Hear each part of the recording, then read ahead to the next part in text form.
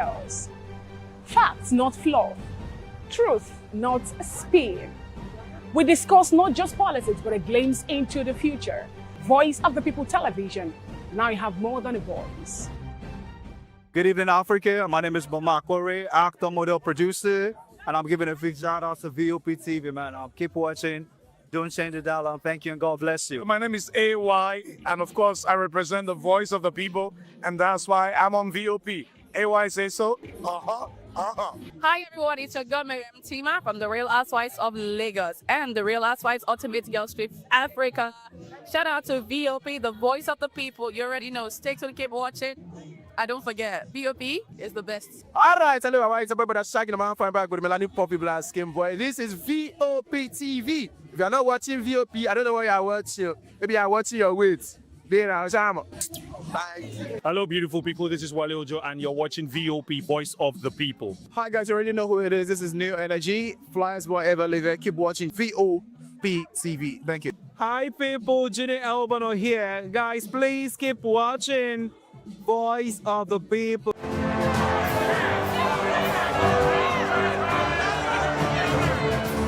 Do you want your voice to be heard? Do you know that you matter in the scheme of things? The People's Voice, the show where ordinary citizens take center stage as we discuss the biggest stories that affect you and I. With you in mind, we facilitate lively discussions, debates, and interviews on the topics that matter most to you and I, from social justice to economic empowerment, education to healthcare, governance, and more, tackling tough topics and amplifying your voice. Join the conversation and make your voice count. The People's Voice. Make your voice count.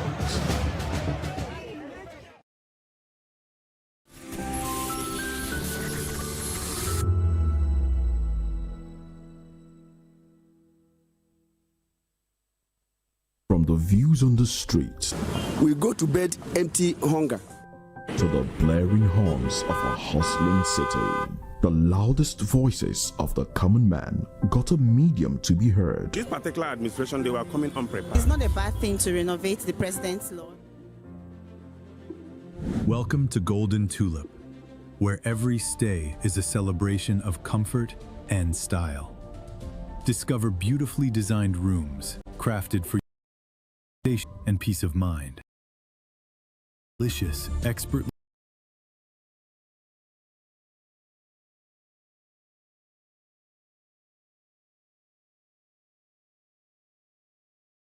meal bar. Enjoy in our sparkling pool. Swim in our sparkling pool. Planning something special? Our spacious and sophisticated hall provides the perfect setting for weddings, conferences, and memorable events. Whether for business or leisure, we deliver excellence with unmatched hospitality.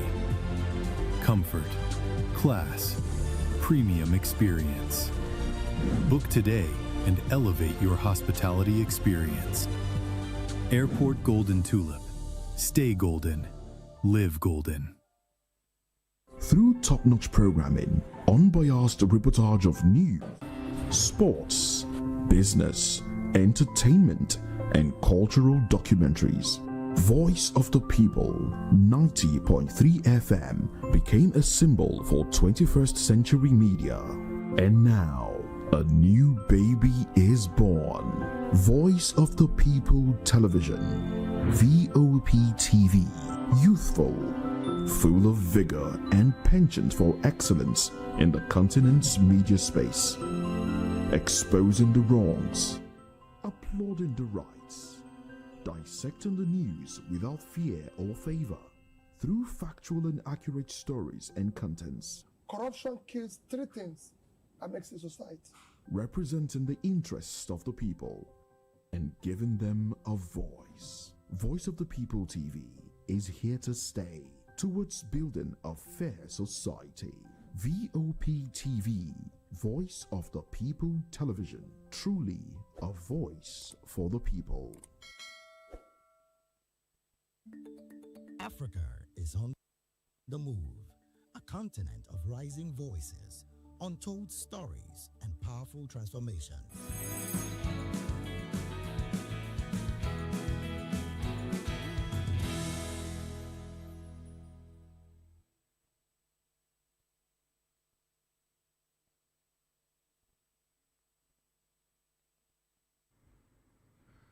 It's a beautiful Friday morning, and we welcome you to VOP this morning. Thank God today is Friday.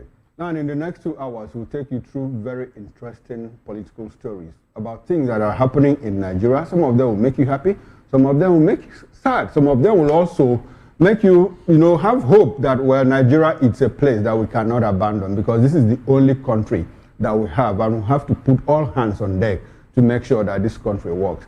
Now we move into the world of insecurity, where over 3.7 internally displaced persons are living in Nigeria, and this is coming from the IOM.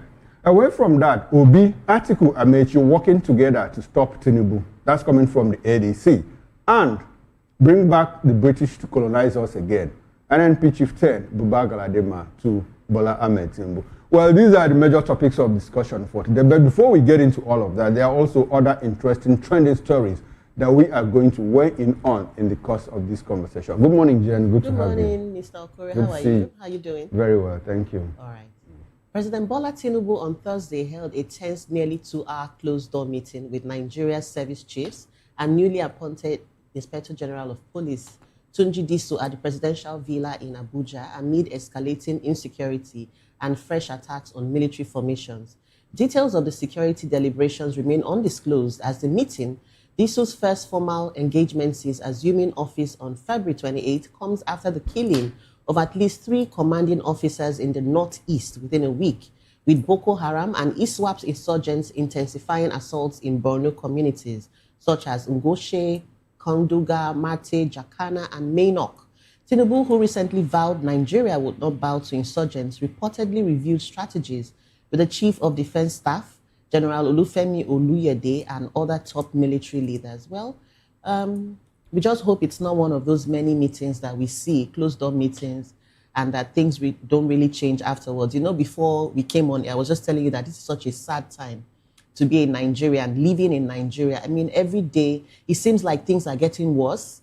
And even as one of the co-hosts here, when you speak with some of the analysts, it almost seems as if it's a hopeless situation. The picture is so grim. Sometimes after the show, like we say, you have to debrief. Debrief yourself. Because it's so bad. Well, we are hoping that things will change. I really feel for Diso, because there's a lot of rots. He has a lot of work to do. He needs to overhaul the system, because for several years, in fact, for forever, the police have become tools in the hands of the powerful people, in the hands of the politicians, the government officials.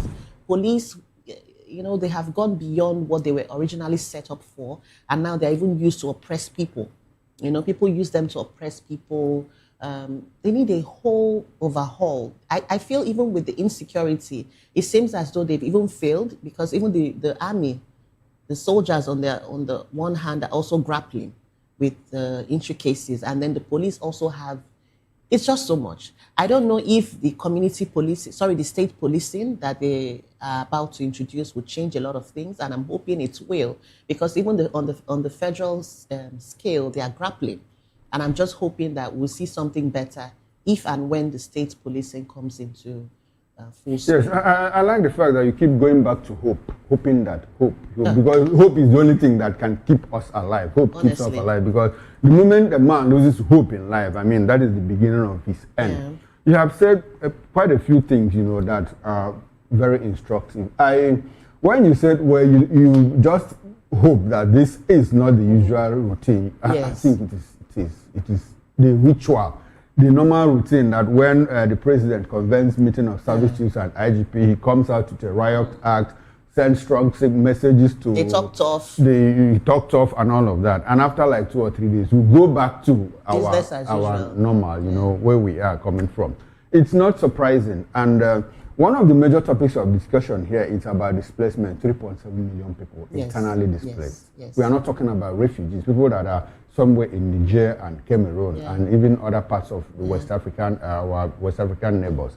And so when the president says, well, we are not going to bow to terrorists, it's on record that it was on the page of Guardian yesterday, that within like 3 weeks or so, 65 of our soldiers, gallant soldiers, were killed by Islamic State of West Africa province, terrorists, jihadists, and all of that. 65 soldiers in a country, and we still have the Chief of Defense Staff, we still have the chief of army staff, we still have the military chief of formations. Everybody, you know, nobody's career is damaged. Everybody is still doing his work, and we move on as usual. I mean, it took the prompting of security reporters, you know, to put out in the public. And the Nigerian military didn't agree to that until there was pressure on them. Yeah. 65 soldiers in one fell swoop, killed. Within our military formation. It's really sad. And so you begin to understand that when people say that, well, I think we are lackluster now, and because this is a ritual. The next thing we hear is, oh, IGP moved to this place, Chief of Army Staff move to the northeast or to the northwest. And I keep asking, the moment you go to move northeast, the terrorists will locate to the northwest. If you go to north central, they will come down to northwest. If you come to northwest, they will go back to the southeast or south-south.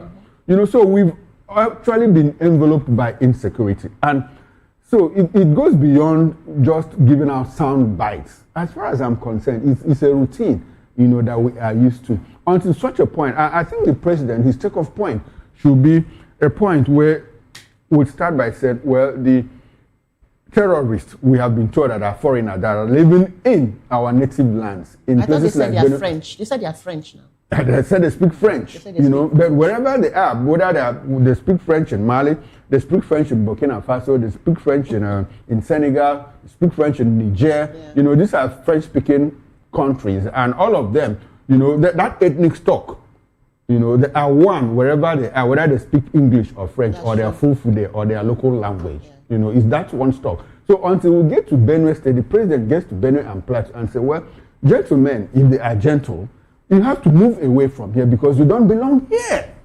You have chased away people that originally owned this place and you are occupying here. And we are told, you see, the thing is that we have our Chief of Defense Staff, Minister of Defense, boldly tell us that these people are foreigners in our own land, in a sovereign land, and all of that. And life goes on. The other day, the president's wife went to Benue State and doled out ₦1 billion to people that are living in IDP camps. For what? IDP camps. For what? For health? For educating their children? Or what?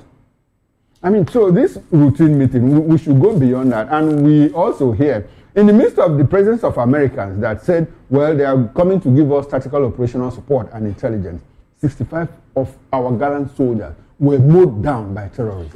And we are still a country. Good morning, Moses. Good morning, Moses. It's horrible to think about. It's horrible to even mention that 65. I mean, if one soldier is dropped by an insurgent, the nation, the military should go to war with them.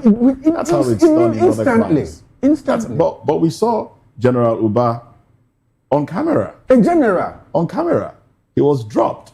And the military, Nigerians acted like nothing happened. And it even took the military like more than 2 weeks to admit. To admit, yes. It's horrible. Like a general. In a saner climb, I mean, you wouldn't be hearing this. In normal climes, really. You wouldn't be hearing Nigeria this. is a very abnormal, And, you know, for me, the very interesting part in all of this is the president is traveling soon. He's going to the UK on the invitation of King Charles. But there is trouble in the country. There is trouble within most times when he's even around, what difference? I'm just asking. The normal question I used to ask, I mean, we are used to his absence. So what does his presence matter? And because he is here and terrible things happen. Are happening. And nothing happens. I think it's high time we just accepted that we're in a full-fledged war with these guys. And also accept that the military has lost steam. And that we need, I don't know what it is we need because there's a lot of complicity. Like what's it called? Mr. Daly usually says that these guys are dispersing. They are no longer concentrated in, you know, one unit. Place. So just like you said, once you attack them at Ngoshi, they move to somewhere else. What does that tell you? That it even appears as though, I don't want to say this on national TV. We need the willpower. That's what we need. Yeah, we need a willpower. We need to motivate our soldiers. The ones on the war front, right? All of them. All of them. I mean, the other day, it was in Oyo. Is it Jobele? Yesterday, where a bandit was arrested, handed over to the police, and the police. And before morning, he was released. So the people are, I mean, the soldiers themselves are not motivated. I'm sure the policemen that released them would not have released them by their own free will. No, they will not. They were under pressure. Yes, they got orders and they had to comply. It's unfortunate. Quite unfortunate. Quite unfortunate. Anyway, let's move on to another very interesting story because your people. Yes, there's a showdown in Abia State because thousands of passionate Nigerian youths under the coalition of lovers of freedom flooded the streets in a powerful 1 million march, chanting and singing and waving massive banners demanding the immediate and unconditional release of indigenous people of Biafra leader Nnamdi Kanu, whom they insist is a freedom fighter framed by the government, not a terrorist. Well, the protest gained even more heat as activists Omoyele Sowore joined the crowd in solidarity, amplifying the outcry that Kanu's 2021 arrest in Kenya, his controversial 2025 conviction on treason and terrorism charges by a federal high court in Abuja, and his current life sentences in Sokoto prison are nothing but politically motivated persecution. Well, supporters worldwide echo that nothing justifies his continuous detention while accusing the Nigerian authorities of complicity in ongoing insecurity, turning this fast-spreading movement into a nationwide call for justice that ordinary citizens say will shape the country's unity debate. We are back to this, Nnamdi Kanu. And I was on radio yesterday, you know, and the anchor asked me, you know, what I make of it. And you see, our people are very emotional. Our people are very sentimental. I must admit, you know, when I say our people, Nigerians generally, but let me zero it down, you know, let me reduce it to the Igbo people, especially when it comes to the issue of Nnamdi Kanu. Nobody wants to, you know, become logical about it or reason the other way or look for an alternative. And the moment you want to take a different route, I mean, you are anti-Nnamdi Kanu, you are anti-Igbo and all of that. My question is, why can't hold a protest in Aba for the release of Nnamdi Kanu? Isn't Nnamdi being detained in Aba? The people that are holding him, the government, is it headquartered in Aba? So what is the impact of all of this? And, you know, history, the thing about history is that history repeats itself because men don't learn from history. For 4 good years, people of the Southeast closed shops on Mondays. And why that happened, the federal government just looked the other way. Because that is how the Nigerian state has been structured since after the Civil War. If you are from the Southeast, well, if you want to continue to kill yourself since after the war, the Nigerian government will simply allow you to continue to do that. They don't bother. Because even if you grant the economy of the Southeast, Nigeria will still move on. So it doesn't bother them. So why hold a protest in Aba? What is the impact? What do you want to achieve? And the next train, military will be unleashed and they will kill 2, 3, 4, 5 people. And we are going to document it. And after documenting it, we'll make all the whole noise about it. Nnamdi is still in detention where he is. If you want to hold a protest that will make meaning, go to Abuja now, or you go to Sokoto where he is being held. At least the government will understand, oh, these people are serious. If you continue to hold the protest in Aba, if it spirals out of control, if it spins out of control, they will unleash the police. And if police is not able to contain it, they will unleash the army. So what is the essence of that protest? To send signal to who? To what? If you want to do sit at home, and you say, okay, because Nnamdi is in detention, ask all the Igbo people nationwide to close shops on Mondays. At least it will make sense. The federal government will begin to feel that, well, looks like it is high time we look to the direction of these people. But if you are enclave, you are not critical. You are not critical to the economic survival of Nigeria. You don't even have the oil wells. How many do you have? You only have Abia and Imo State as NDDC states. Anambra is still struggling to join. And so if you shut down the oil wells there, Nigeria moves on. Because what you produce might not be more than what is stolen, and Nigeria is still moving on.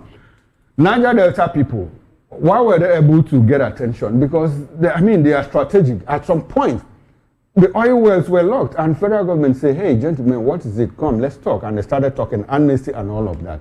If you ground Lagos, the international airport, the ports authority and all of that, federal government will look your way. If you close on Onitsha market for 2 weeks, for 2 months, 3 months, nobody will listen to you. That is just the reality. A lot of people will not like what I've said, but that is my opinion. Strategically. Well, strategically speaking. Oh, well.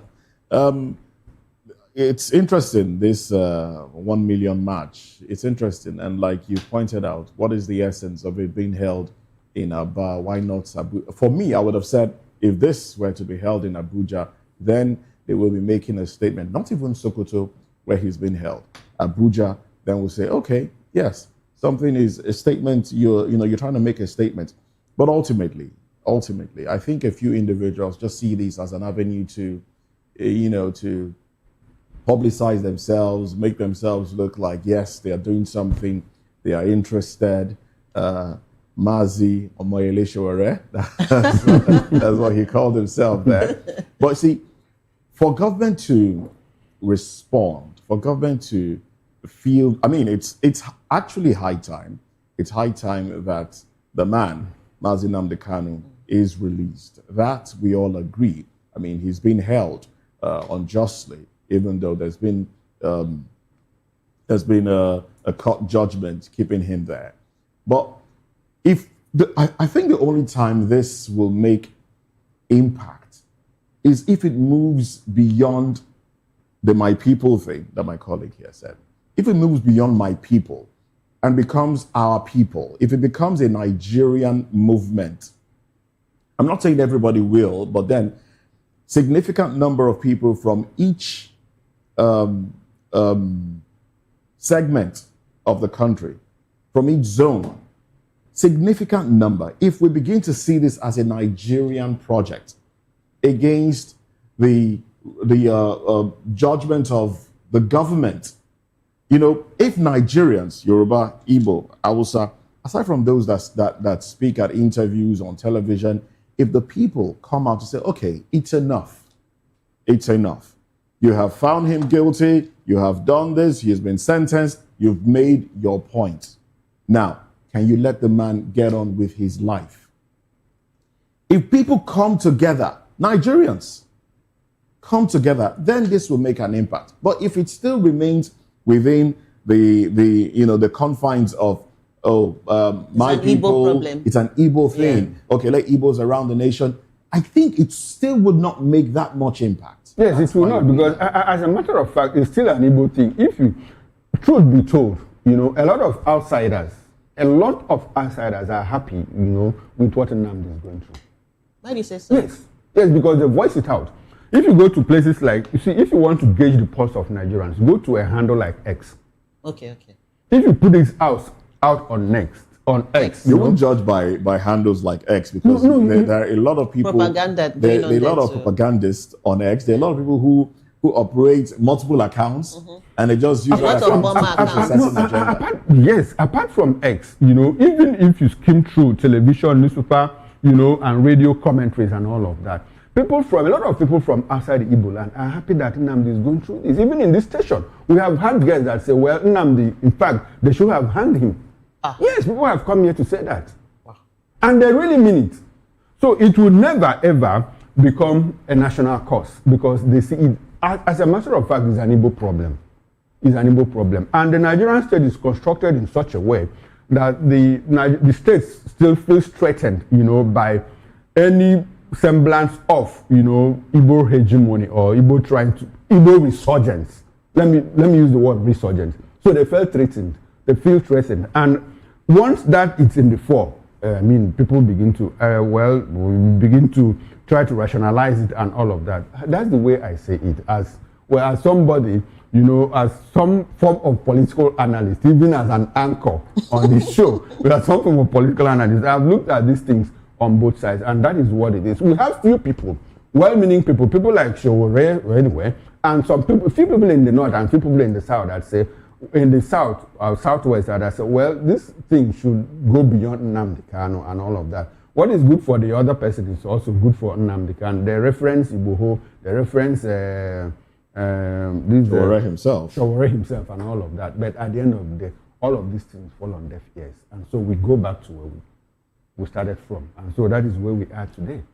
All right. I don't even know if, I know he's a prisoner of conscience, but I don't know if he still does have that goodwill, if the original agenda, what he was actually fighting for, Nnamdi Kanu, I don't know if he still has that goodwill. Away from this million. Well, one thing I know he still has is the following. He still has the following. Oh, yes, right. He still has the following. But I don't think. Did you see the number of people that came out? In fact, it just reminded me of the guy who organized the 1 million man march for Abacha. I remember the guy. His name too was Kanu as well. Well, I'm just hoping that the government will, I don't know, because I know that for as long as he remains in prison, all this uprising, all these protests will keep happening. And before we move on, they picked up, I think the venue was well chosen, because If they picked Umuahia, where Nnamdi comes from, you wouldn't see this crowd. Few people will move from Aba to Umuahia. Why won't we see that crowd? You wouldn't.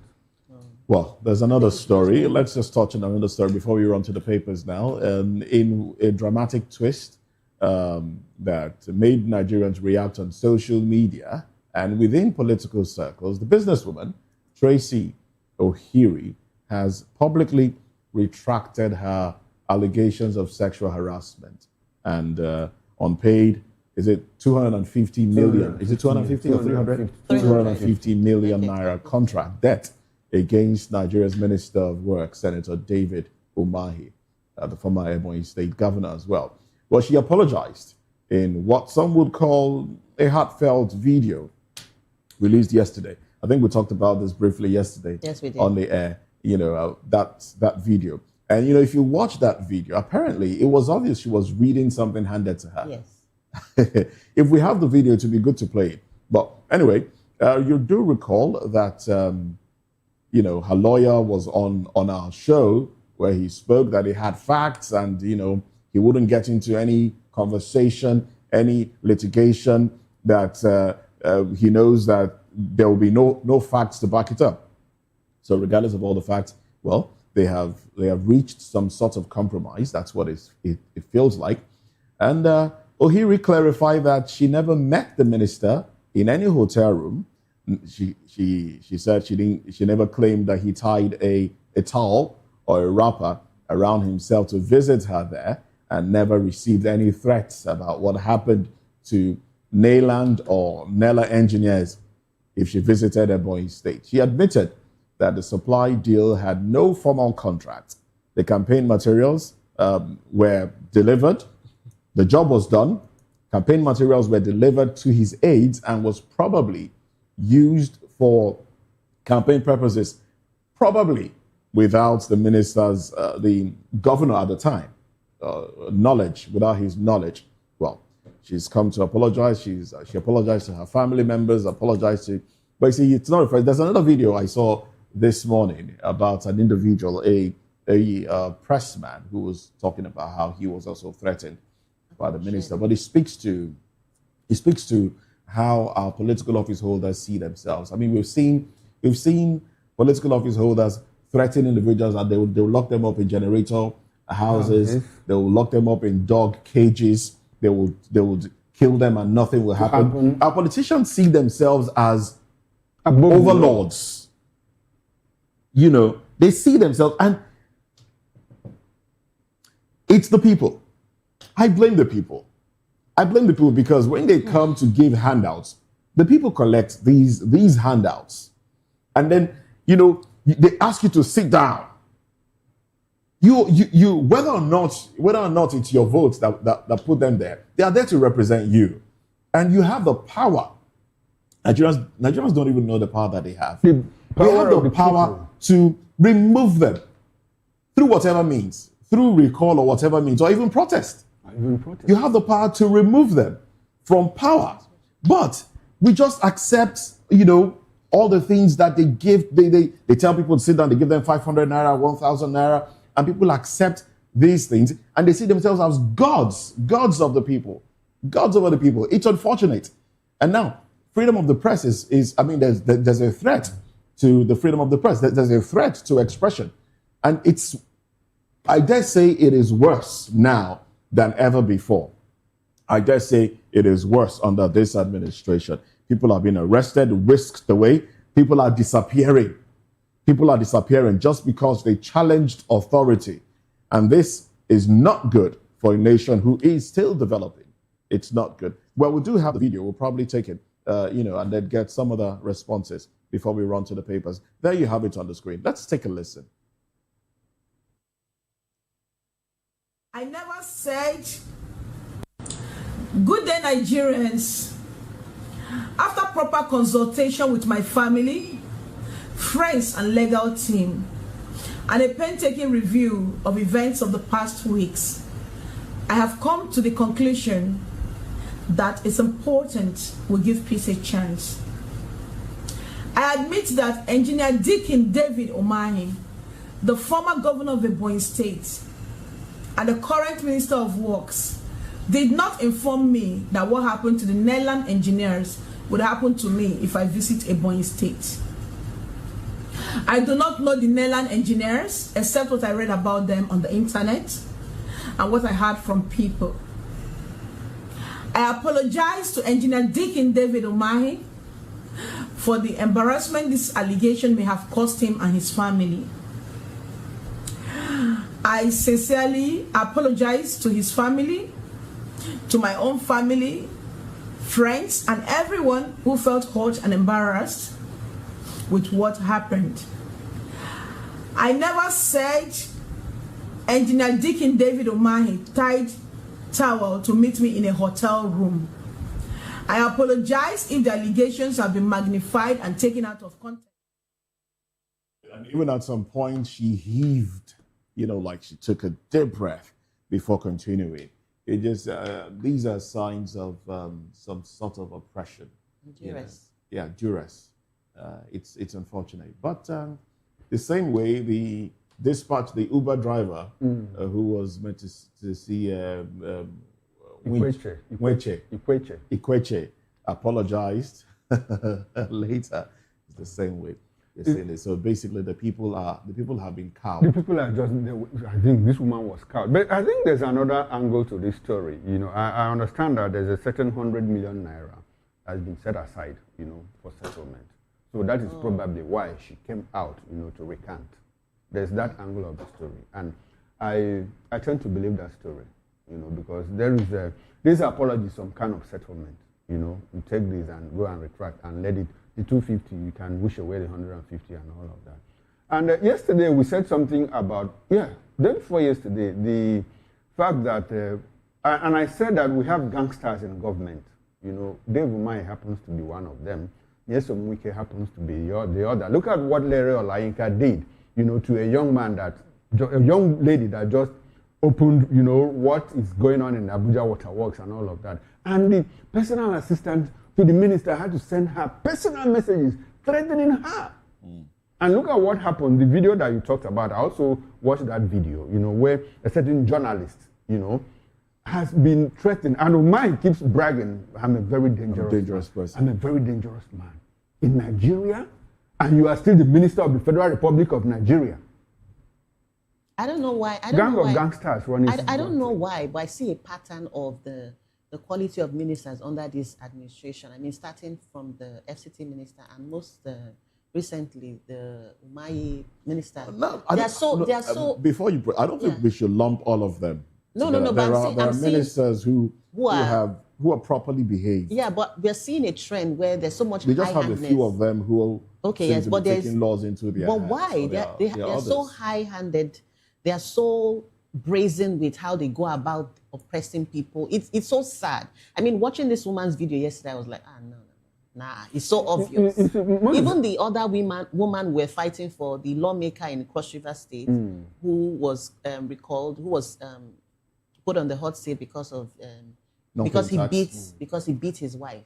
Okay. She came out. I mean, after Nigerians had called for his head, she came out and said it was AI, that the video of her that was beaten and put out, and she was literally crying for help in that video. She said it was AI. So sometimes, just like you said, Moses, it's almost as though they have trained us. They have trained us to be, I don't know if it's to be docile or to be... They didn't train us. Before we run into the papers, Moses said something about the minister. You know, when we talk about representation and stereotypes, you know, it's when you say that a certain group of people are like this, it's not normally that everybody is like that. It's just a few that misrepresent people and all of that. And because their voices are louder, they tend to, you know, typicalize the whole group. And so this minister, in fact, that with the moment we said not all ministers are like that, I've been looking for which of the ministers is decent. And I couldn't find it. A lot of them. Communication minister. Who is the communication minister? What's his name now? No. That's for interior. Interior. Okay, I like the interior minister. You see, we are struggling. His name just. I mean, we are struggling to. Anyway, but let's move on. Bosun Tijani. Yes. That hardly speaks. But I mean, we are not. That talking hardly about, speaks. I don't even know what. I mean, are you talking about Minister of Blue Economy that is causing problems? We are not talking about. Are you talking about the Minister of State for Defense that is causing problems in Zamfara State? We're talking about. Are you talking about Minister of Foreign Affairs Yusuf Chuga? We're talking about who doesn't even know his left from We're talking about the oppressors. Those that speak or those that. We're talking about the oppressors. We're talking about those that. I've just started reeling out the number of oppressors that we have. Anyway, and then we have about 48 of them, right? Yes. Okay, so and there are a few others. I can go on and on. Festus Kiyamo, has not. What is First what? First what? Right, let's go to the papers now. We have the Guardian newspaper right here, and these are the headlines. Starting from the window headlines: ADC criticizes Tinubu over democracy is a game comment. Defections: 9 senators, 12 reps dump parties. Nigeria loses 50% of food to waste as stakeholders urge large-scale farming. And then the big story on the cover page of The Guardian: Hippocratic betrayal, how fatigue, poor accountability make medical mistakes routine. ICPC gets nod to analyze electronic devices seized from El Rufai's residence. Chore leads Free Nnamdi Kanu protest in Abia, faults military presence. Middle East crisis, we are monitoring prices to protect Nigerians, FG declares. Court bars Ayedatiwa from seeking another term in 2028. Oil rebounds above $100. Millions displaced as Middle East crisis bites harder. And then NIMET flags Sokoto, Zamfara, Kebbi, others as high-risk states for meningitis. Tinubu approves new military hardware, reviews anti-terrorism strategy. And these are the headlines on the cover page of The Guardian. Let's move to the Punch newspaper. States demand forensic audit of $8.8 billion crude for loan deals. NNPC faces fresh pressure over heavy crude-backed loan transactions. FAC flags crude-backed borrowing, opaque deductions. States want legislative approval for future crude for loan deals. Nigerians most exploited by telecom and energy firms, FCCPC. Court bars Ayedatiwa from contesting 2028 governor election. Poverty rate jumps to 63% after subsidy removal. And that's pretty much how far we can go on newspaper headlines. We'll get deeper during newspaper review at 10 o'clock. But in the meantime, let's run to the conversation. Bordering on insecurity, over 3.5 million internally displaced persons are living in Nigeria. Well, as APC chair says, bold reforms yielding dividends. Well, let's talk about this when we come back.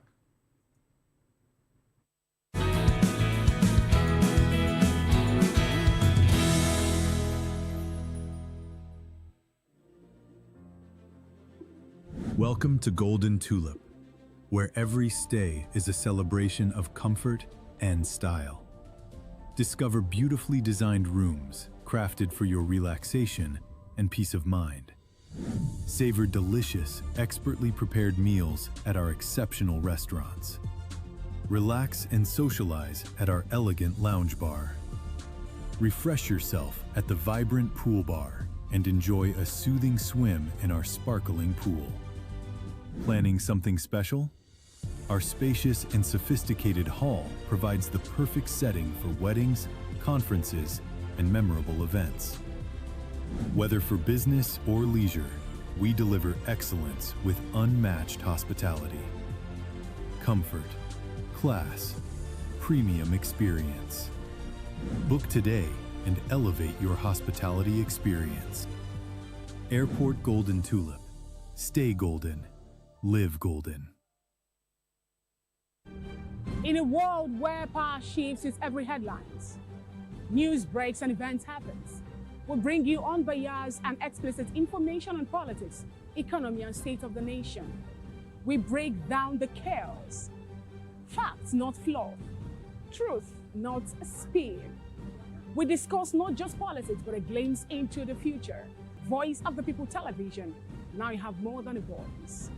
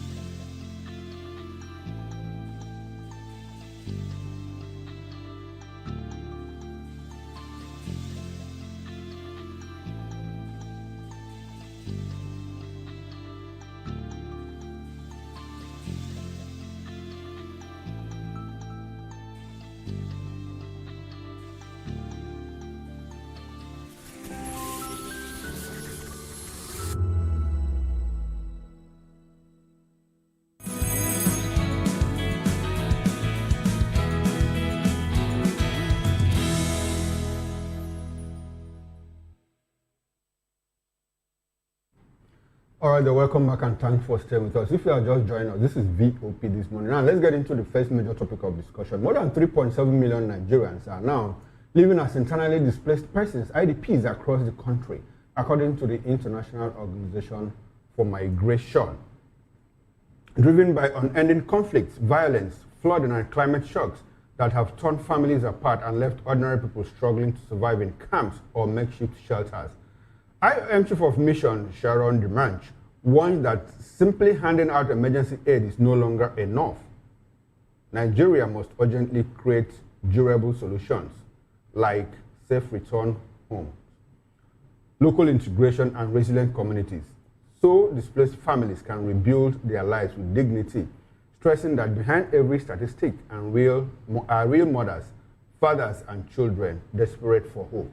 At the same time, the All Progressives Congress National Chairman, Professor Nnamdi Kanu, declared that bold reforms under President Tinubu are already putting Nigeria firmly on the path to prosperity, a claim that has sparked fierce backlash, with many calling it unseen prosperity or outright destruction. Where critics point to harsh realities, the Tinubu administration spent a staggering $5.21 billion just servicing external debt in 2025 alone, swallowing 72% of all international payments, while the nation's food import bill exploded to 7.65 trillion naira last year, more than doubling in 4 years, because local farms can't meet demand amid insecurity and economic hardship. Well, let's bring in our guests. We've been joined in the studio here in Lagos, who are broadcasting from, by Mr. Dele Fanimo. Dele is the reporter as well as political affairs analyst. Good morning to you, Dele, and thanks for joining us. We've also been joined virtually by Barrister Eze Luche. Eze Luche is an attorney at law and public and political affairs analyst. We also have Asim Adams. Asim Adams is a legal practitioner, constitutional lawyer, and he's here in the capacity of a public affairs analyst. Gentlemen, thanks for joining us this morning. Dele, let me start with you here. 3.7 million Nigerians living in IDP camps, internally displaced persons from their homes.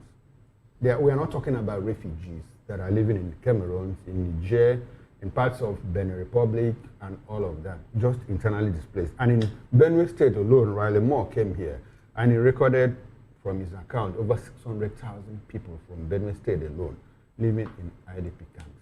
And what we are told is that, well, the people that drove them away are foreigners. I mean, our Minister of Defense, who was there, Chief of Defense Staff, told us, well, the people that drove away, the people that are living in IDP camps, are foreigners, foreign terrorists, and all of that. At some point, we were told they don't even speak our local languages, they speak French, and we are a sovereign nation. How do we situate all of that in a country, a sovereign country? I mean, the most populous black nation in the world. We have 3.7 million of our people living in IDP camps, and we still have a government that is running. We move on as a people.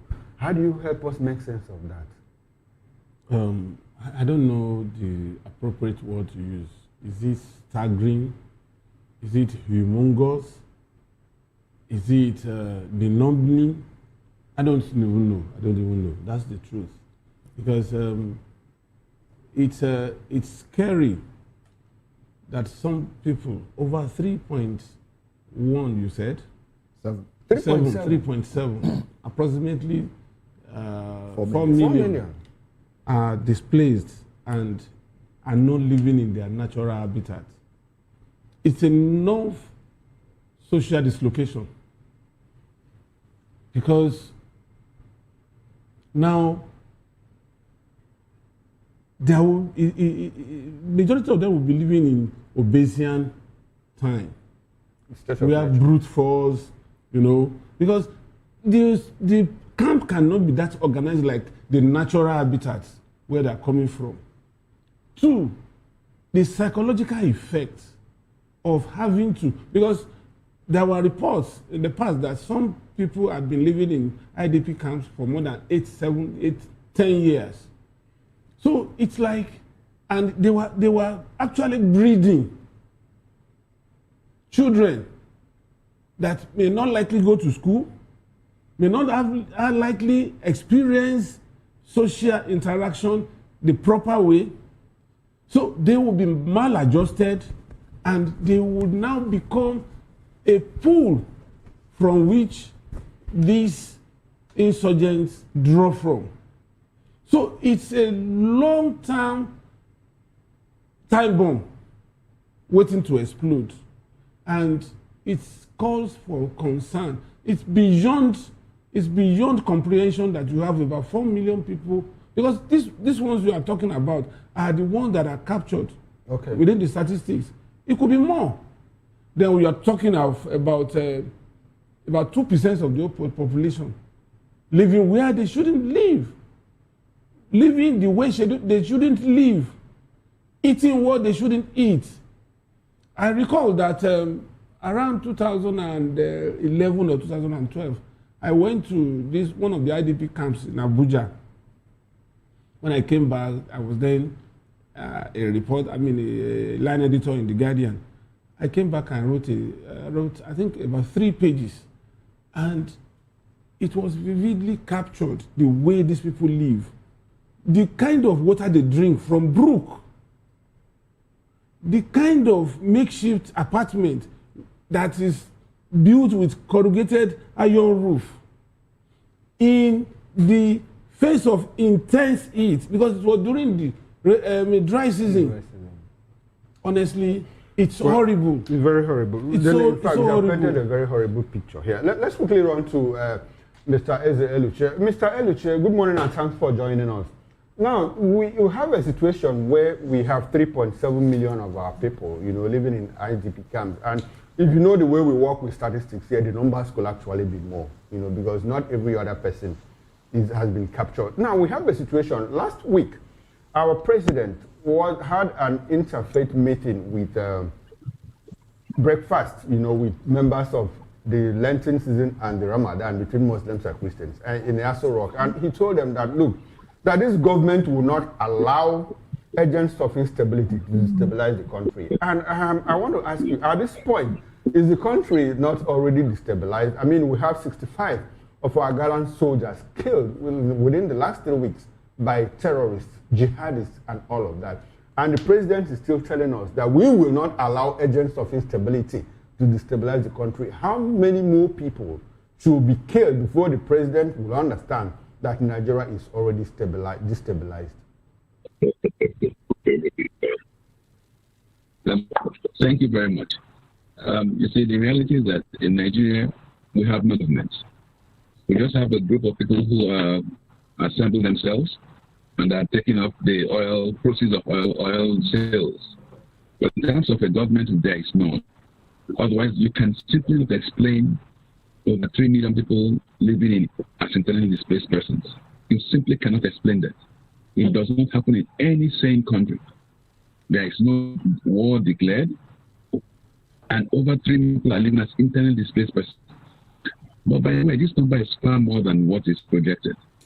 Because in a place like Niger State, over 40% of that state is not under government. Quite Borno, Amfara, Sokoto, they are under the control of jihadist elements of Boko Haram. So there's simply no way this government can keep on pretending that it's government. It's just collecting the proceeds of oil sales and doing what it wants to do with it. So whatever I told the interfaith people, that's in Abuja. Even in Abuja itself, you have internally displaced persons. So how can these characters in government claim they're a real government? They're even internally displaced themselves. So it's sad, and then I think I don't know how much more we can express this, but Nigerians have to rise up and reclaim their country from these characters who are running the country. We can't have a situation whereby Nigerians keep on traveling all over the world, constituting a nuisance to other countries when they have a lovely country. So my advice, the IOM report is very, very factual, but it is underreported. It's underreported. In a state like mine, there are communities in Imo State, where the people have left their communities. Any herdsman attack, and that is reported in the IOM report. Likewise in several other states. So if you really look at it, the number of Nigerians displaced under the Boy regime would have definitely be close to 20 million, if not more. Thank you very much. All right. Thank you very much, Barrister Ezeluche. We'll come back to you in a bit, and I hope we'll still have a good connection with you. Now, we've been joined by Dr. Bright Onovie-Kiku. Dr. Bright is a medical doctor, but he appears here in the capacity of a political affairs analyst. Before we come to you, Dr. Bright, good morning, by the way. Let's get to Barrister Asim Adams, the constitutional lawyer, who joined us so that he will help us make sense of what is going on about the number of Nigerians living in IDP camps. Barrister Adams, good morning to you. Hey. Oh, beautiful, beautiful. Now, good to have you, sir. Now, let's quickly run into it.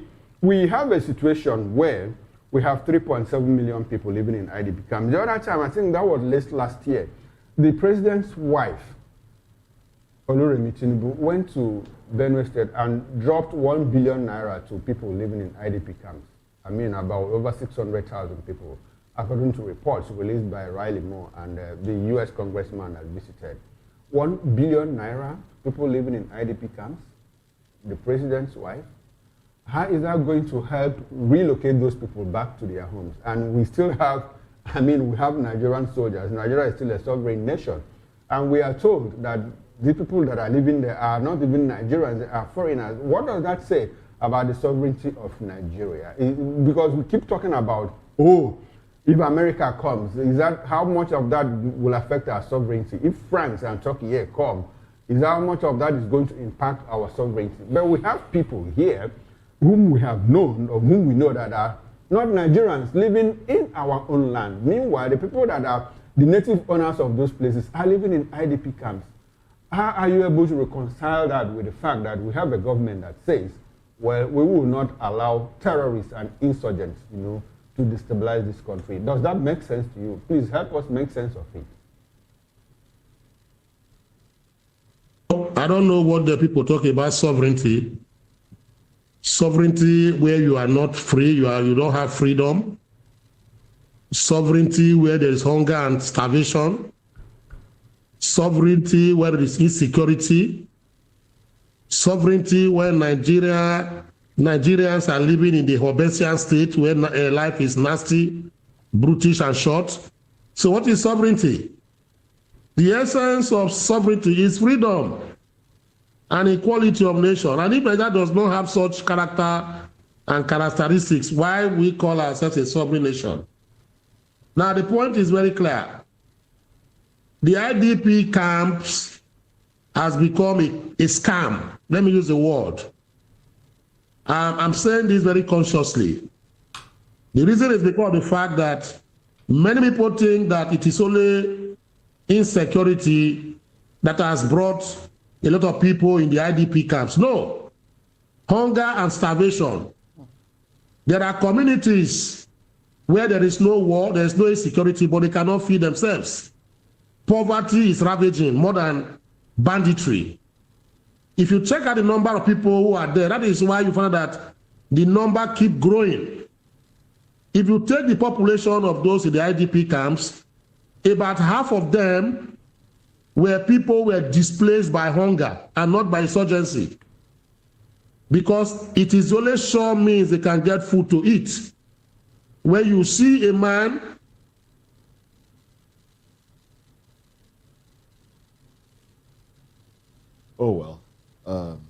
the network problems. Pizza is the only place can get his meal. He can get his food too. So that is why you see that place is overpopulated. Then two, the NEMA, they call that particular agency NEMA, Emergency Management Agency, or they call it. United Nations has budgeted close to 700 million naira for the upkeep of IDPs in Nigeria. But NEMA has not been able to account for it.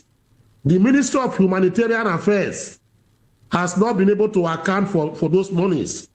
Mind you, it was that Ministry of Humanitarian Affairs that takes care of IDP that humongous amount of money was linked to one Betta Edu, a former minister.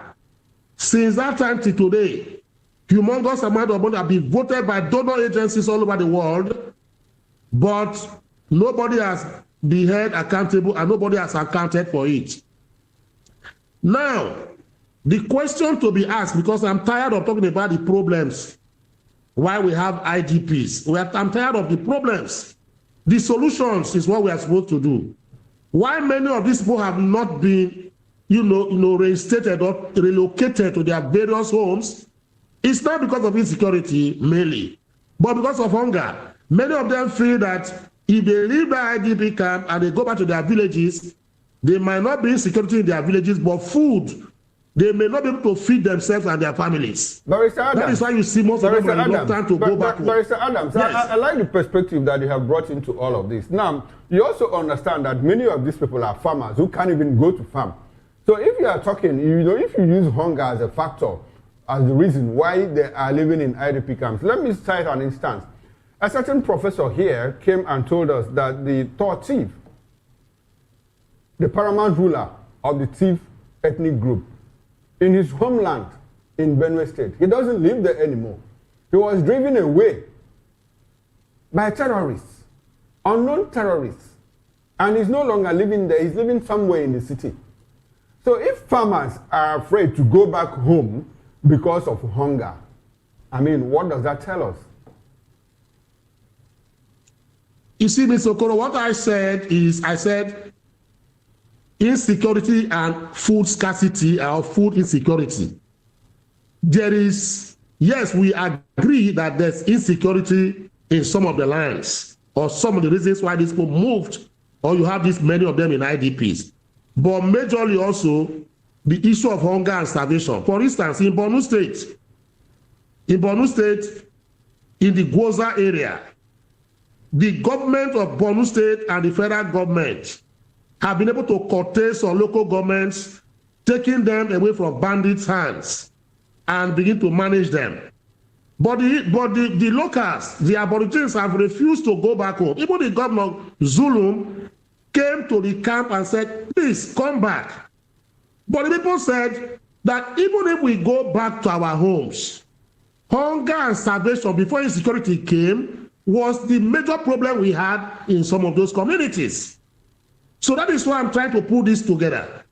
That hunger, food insecurity, and the main insecurity itself is part of the reason why we still have IDP camps. They're mismanaged. All right. So the humongous amount of money voted for IDP camps has made it so prominent that many people do not want that issue of IDPs to go back to their various homes because a lot of people are feasting on them. I am giving you a report from the data of the United Nations High Commission on Refugees. This is one of the problems they stated, that some of the people there need to be resettled. But the more you send money to the Nigerian government, they embezzle the money, they don't do anything about it.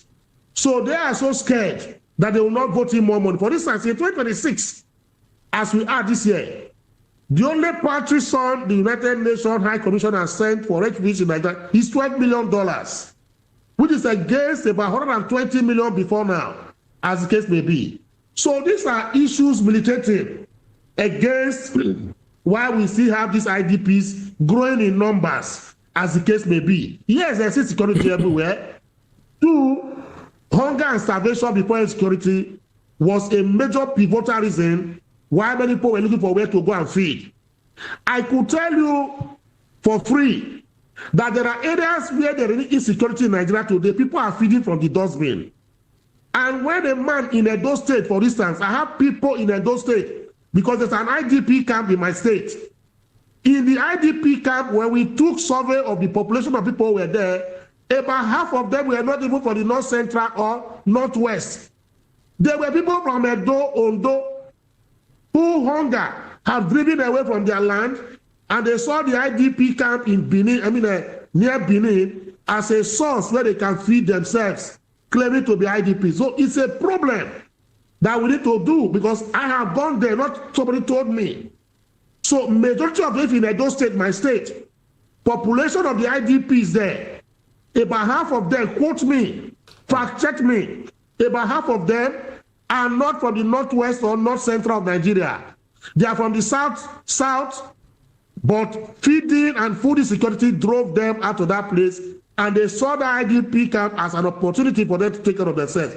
So Nigeria, as a country, tackle insecurity, tackle food insecurity. This is the major things that will drive people out of their houses to go to camps and begin to stay there. The third one is mismanagement of funds by NEMA, Ministry of Humanitarian Affairs. This has created where people are gaining from it. That is just what I'm trying to say. It's been politicized. All right, then. Thank you very much. To an extent. Let me just use that word. Thank you very much, Barrister Sim Adams. You've opened a fresh, a different window to this conversation of internally displaced persons. But let's bring Dr. Bright and Nova Kuka into the conversation. Dr. Bright, good morning to you. Let's establish communication with you and be sure that we can get your audio feed. Good morning, Moses, and good morning, other speakers. Good to have you. Good to have you. Now, the issue of malnutrition and the rest of them has worsened the problem of Nigerians in IDPs. We've seen situations whereby nutritional supplements were provided and they were stolen. I mean, in 2024, there was a report that some nutritional supplements were given to IDPs. They were taken out of the cartons and then replaced with stones, rocks. And some Nigerians say those things were sold in the market. Now, at what point, by the way, for this report, this figure of 3.7 is from IOM, but there's another report that says we have 4.3 million Nigerians.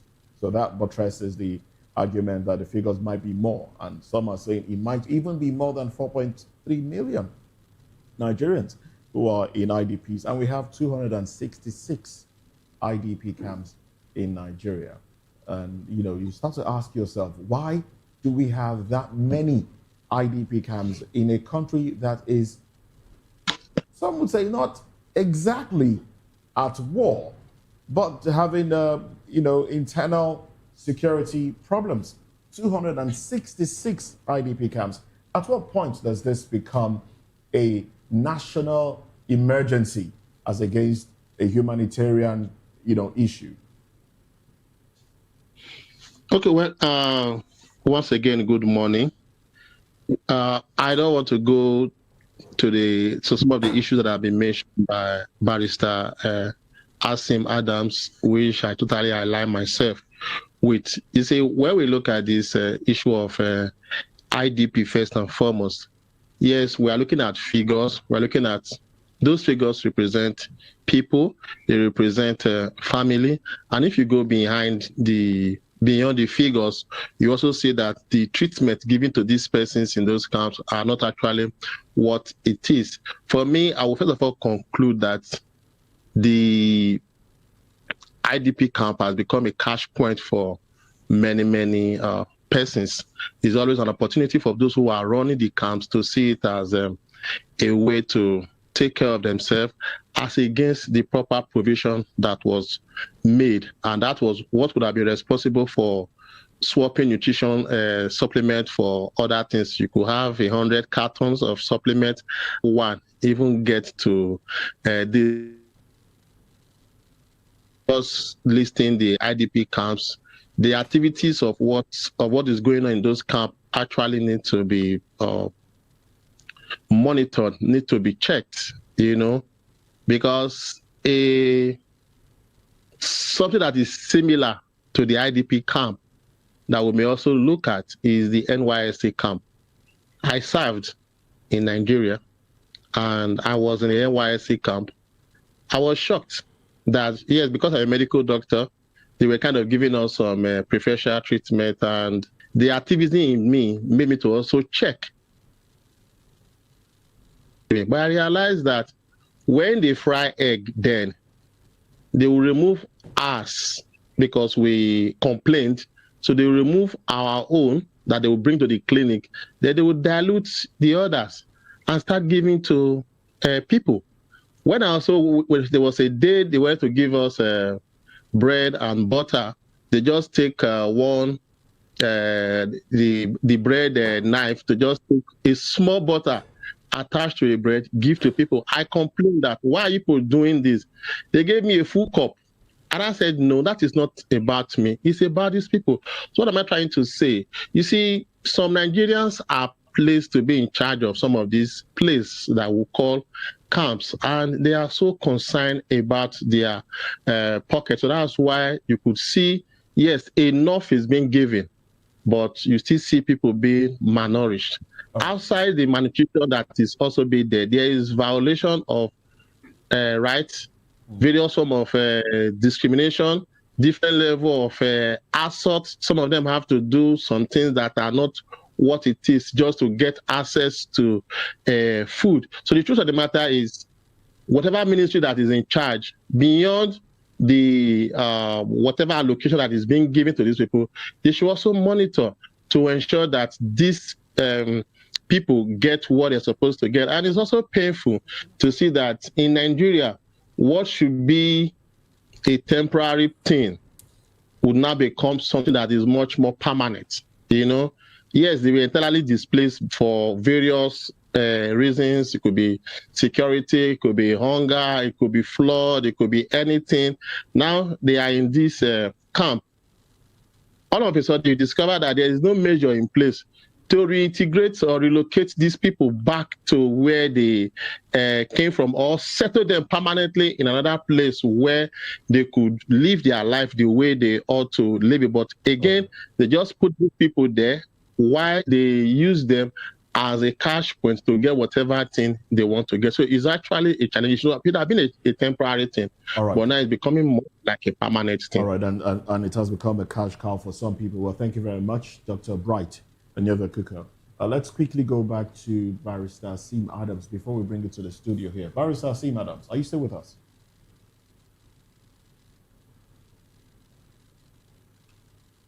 Well, do we still have Barrister? Yes, I'm here.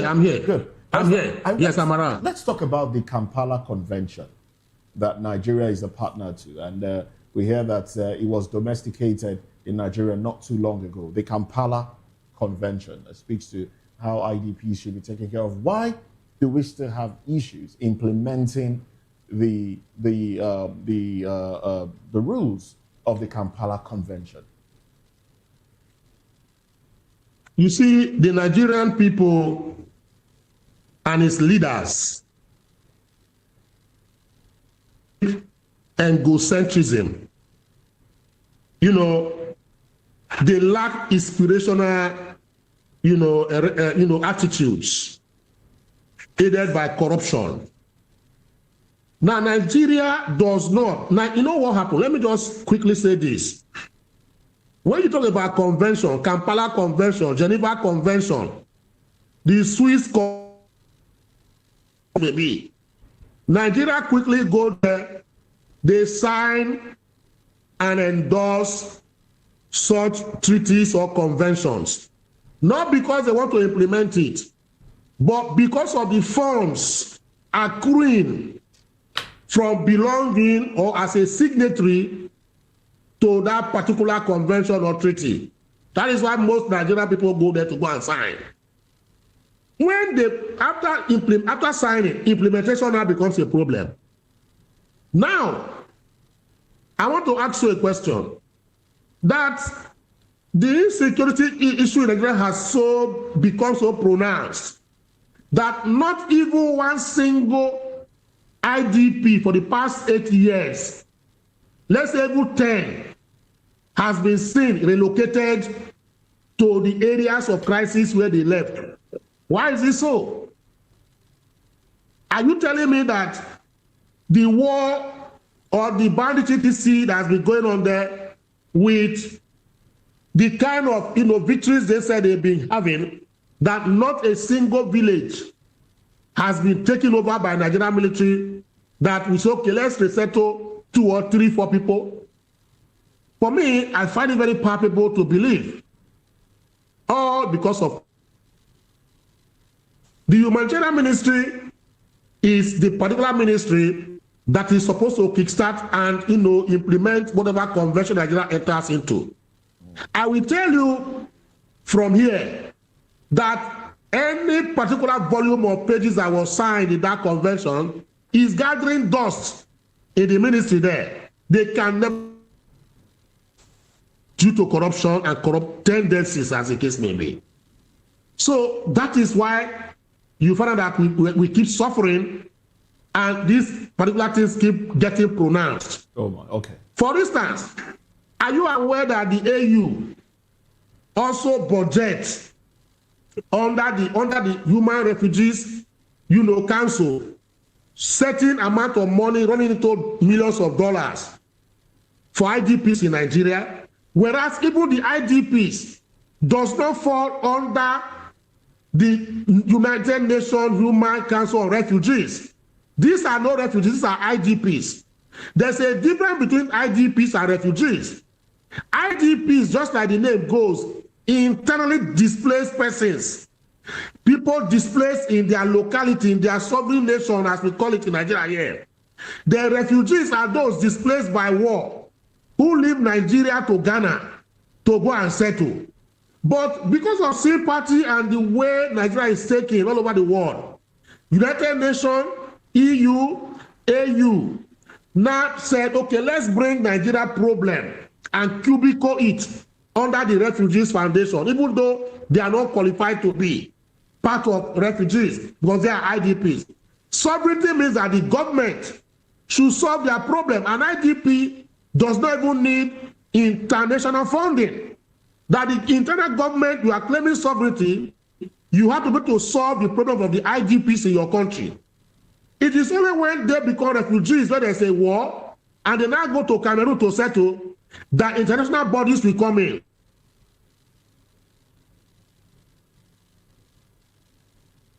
All right, we seem to have lost connection to Barrister Asim Adams. You find out that at the end of the day, we are cubicled under the Refugee Foundation. All right, Barrister Asim Adams, thank you very much for your contribution. Unfortunately, the network took parts of what you said out there, but but we do appreciate you. Let's bring this back to the studio as we wrap up this conversation. Dele Fanimo. Now, the seriousness, the IDP crisis in Nigeria has opened the window for, some are saying it has opened the window for child radicalization and recruitment into these armed groups, because people are jobless, people are looking for daily bread.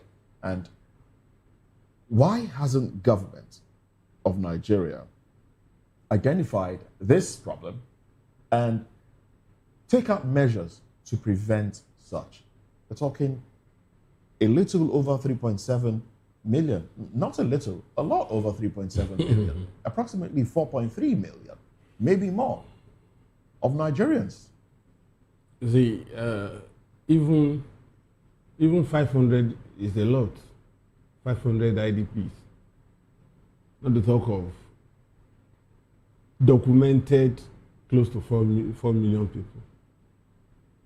You see, and most of the people that you find in these camps are our brothers from the northern part of the country. And we know the fusion and the marriage between religion and culture over there. Also, the near total abhorrence of Western education, which is the nucleus of what is going on now. Because Boko Haram simply means hatred for Western education.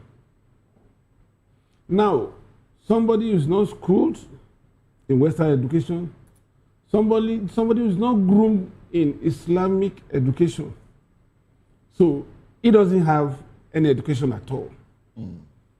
He's not in his natural habitat. He's forever in lack and want. And occasionally, if he strays beyond the camp, he sees children being driven, shovel-driven to school. He sees children clutching. So he could develop some sort of resentment. Resentment, hatred for the society. Now he begins to see himself as one of the rejects in the society. So with that foundation, how much of convincing do you require to lure that kind of person to join you? Because he doesn't have much to hold on to as a way of encouraging him to leave. So now he feels, and you know, they have a penchant of telling them that hereafter is even better than what we experience in Nigeria. And he's not even experiencing the average one. He's lowly in his status or her status. He's lowly in a mental capacity or intellectual capacity. Now, already you have provided a pool. It's just for these radicals to just pick them. You need to see the photograph, I mean the video of these young child soldiers. Yeah. Yes. Those days we were seeing them in Sierra Leone, we were seeing them in Liberia. We didn't know that it would happen on us. And now we see them in here we are with this. Fatigue. So there's no way. And you see, they derive joy because there's no connect with the society. So the government has a lot of work to do. In fact, more than enough, because it's like what we have now is you are trying to cut branches. You are not going into the root of that tree. Of the problem. If once rain comes, those branches will sprout, and it could even bring more branches. So it's a very delicate situation we have found ourselves. A delicate situation indeed, and we can only continue to propel government, probe government, and prod government to do what is right and ensure that the 266 IDP camps in Nigeria are largely, a lot of them are shut down and Nigerians return to their original places of abode. But let's move on to another conversation now. Mass defection. Obi, Atiku, and Mechi working together to stop Tinubu. This is coming from the ADC. Well, let's touch on this when we come back from this break.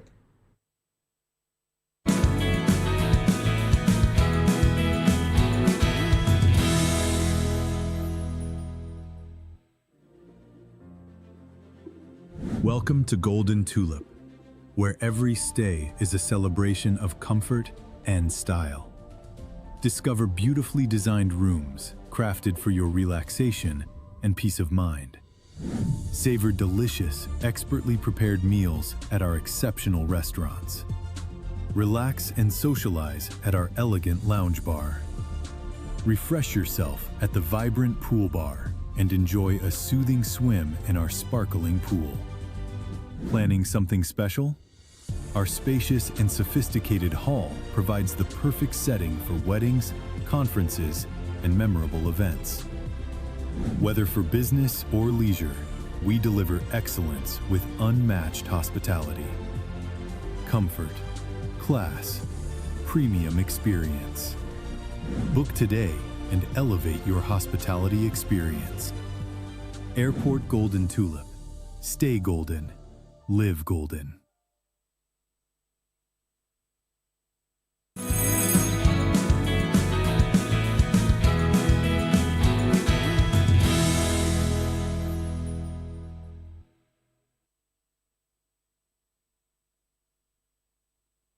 You're still watching VOP this morning.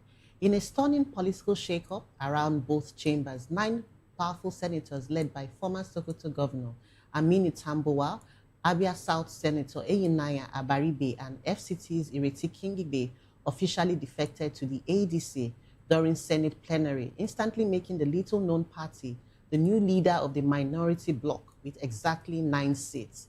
The defectors, who also include Victor Ume, Austin Akobunu, Tony Nwoye, Binos Yare, Lawal Adamu, Usman, and Agoshi Onawa cited endless crises, leadership fights, and litigations in their old party, PDP, LP, and APGA, as the reason for jumping ship, with some declaring they want a stronger multi-party system for real development. The move has left the Senate looking like this. APC still dominates with 85 seats, ADC now second with 9, PDP down to 8, while 3 seats remain vacant. The drama exploded even further as 5 members of the House of Rep, Victor Afam, Peter Anekwe, Lilian Obiageli, Peter Uzokwe, and Omoruyi Osaro also dumped the Labour Party and Young Progressive Party for ADC on the same day, blaming internal party wars, while former VP Atiku Abubakar's first son, Amadu Adamu Abubakar formally quit the PDP and is set to join the ADC wave. More so, on ADC's official social media handle, they boasted, "We are the biggest opposition party in Africa," and promised every new senator an automatic ticket. But the Senate has already threatened to declare Abaribe's seat vacant, raising fears of legal battles. Mr. Fanima, I just saw you chuckle. What's your take on this? Isn't it too early, to boast, to have this boast? Well, no, it's not too early because we're just days into the end of membership registration, and so it's apt and right for people that wants to call, because the window is still open. It's just like in the football circle, there are certain times where you cannot cross, and there are certain times the window is open for you to cross. I congratulate ADC for these new impetus to draw people from sinking ships, But I would want them to consolidate on this by ensuring that, particularly those at the top hierarchy of the party, they manage the success, as it were, to the extent of giving the ruling party a run for its money. Why am I saying this? Some of these people who had probably gone to ADC believe that their butter, their bread will be buttered there, because they may not have too much trouble clinching tickets, senatorial tickets in ADC, as much as they may likely have in APC. So it's a win-win for them. But then, for you to be able to really muster the kind of votes that you require in the course of the next general election, there must be some level of stability at the top. All right. I wanted to ask, is this a real political movement, or do you see this as a movement of politicians who felt a bit stifled? It's about self-preservation. Okay, I just wanted to ask that. It's about self-preservation, because anybody that is holding on to a Labour Party and a PDP ticket is as good as not holding on to anything, not even a whisk straw. All right, then. Well, thank you very much, Dede Fanimo. Let's go to Barrister Sim Adams. I want to ask, Barrister, I hope the network will allow us, have this conversation with you. It's strange how you get to have clearer networks when one is calling from outside the shores of Nigeria, as against the way people are talking from within Nigeria. All right, so I'm being informed that he's not even in. So I guess I'll have to stay with you then. Or do we still have Eze Luce with us? All right. All right then. So let me stay with you on this one. So now let's talk about the Senator Einaya Abaribe's issue. Now, he did say that he's been sacked by ABGA from sometime last year. And so basically, he's without a party. And he tendered his resignation, saying that he's going to ABGA. How do you react to Senator Einaya Abaribe? It's not the first time. We've had a governor without a party for some time. He was without a party, but then eventually he made up his mind on where he was decamping to. And now we have a senator without a party. Should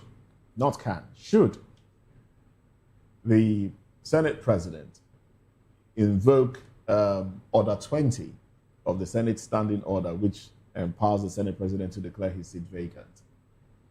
Well, you see... Some have said, we're having a conversation. Some have said, if he were defecting to the APC, he probably would not face the same pushback.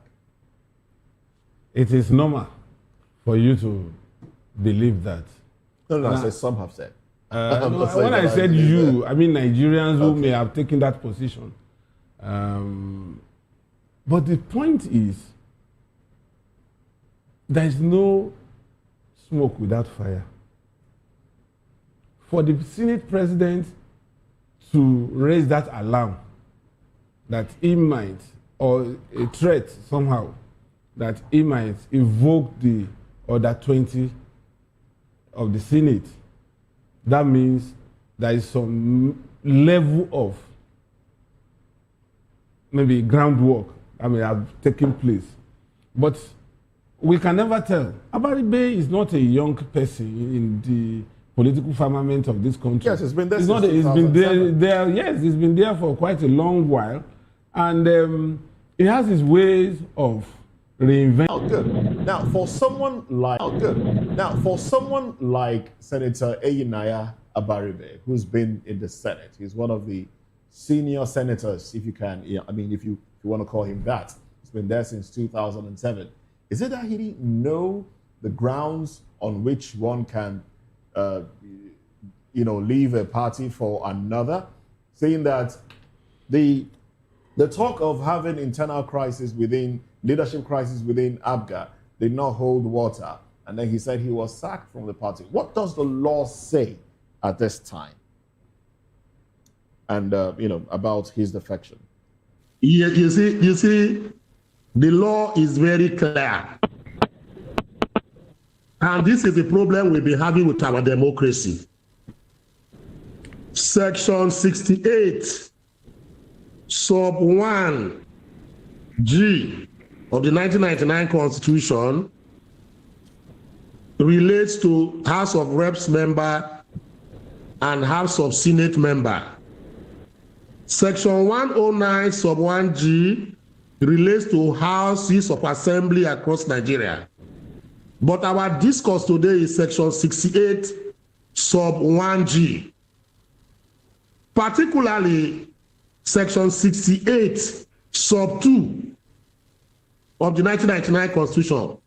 Section 68, sub 2 gives the Senate President or the House of Representative Speaker to declare a seat vacant. And that particular right is very straight, but under a precondition that a man will bring evidence for the Senate President. Once the evidence is confirmed that anybody, any senator has defected, automatically the Speaker makes a pronouncement and declares a seat vacant. But what is the evidence now?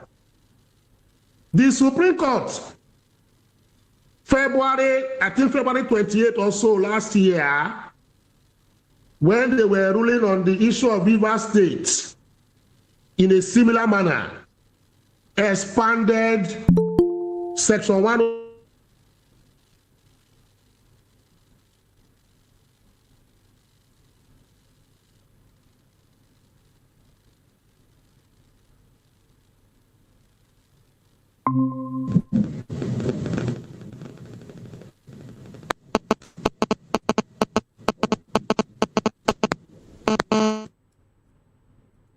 All right, unfortunately, we've lost connection to Barrister Asim Adams there. Let's go to...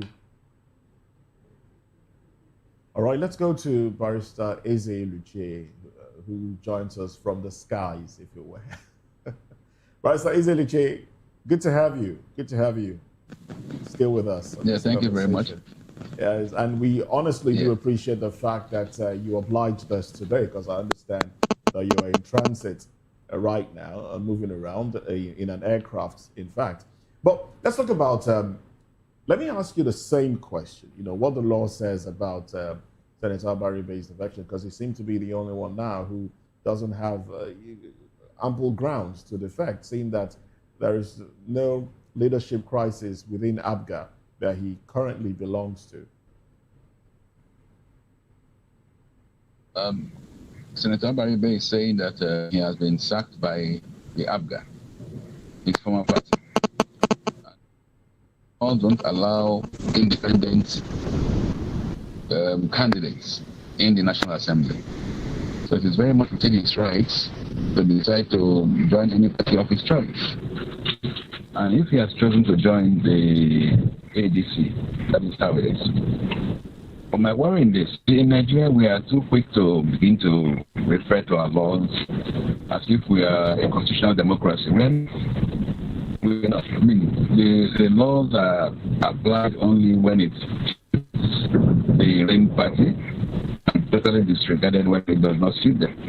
The threat by Senate President Akpabio is very real, and the reality is if the Senate decides to remove a barrier, where will he? So is the court systems, the courts that severally Wike will tell you that you don't bother going to court because he has the court in his pocket. Mr. President also has that court in his pocket. Don't run a constitutional democracy, and we should still be deceiving ourselves, and you bring in lawyers to come and ask them what does the law say about this. The ideal question should be, what does Mr. President Bola Tinubu want about this? I mean, and until we decide to change this system, that will continue to be the question. Do you have a perception that the president is above the law? That the president is above the law? So, the reality is this: you cannot wish away anything that goes on in the National Assembly from what Mr. President wants. I mean, he thinks he's very smart, but when you apply what I would call criminal antics to politics, it's not being smart. It's being criminal-minded. So the people always say that, make them say that it's smarter, but I don't forget that as being smart. We deliberately manipulate the system, manipulate the law for personal advantages.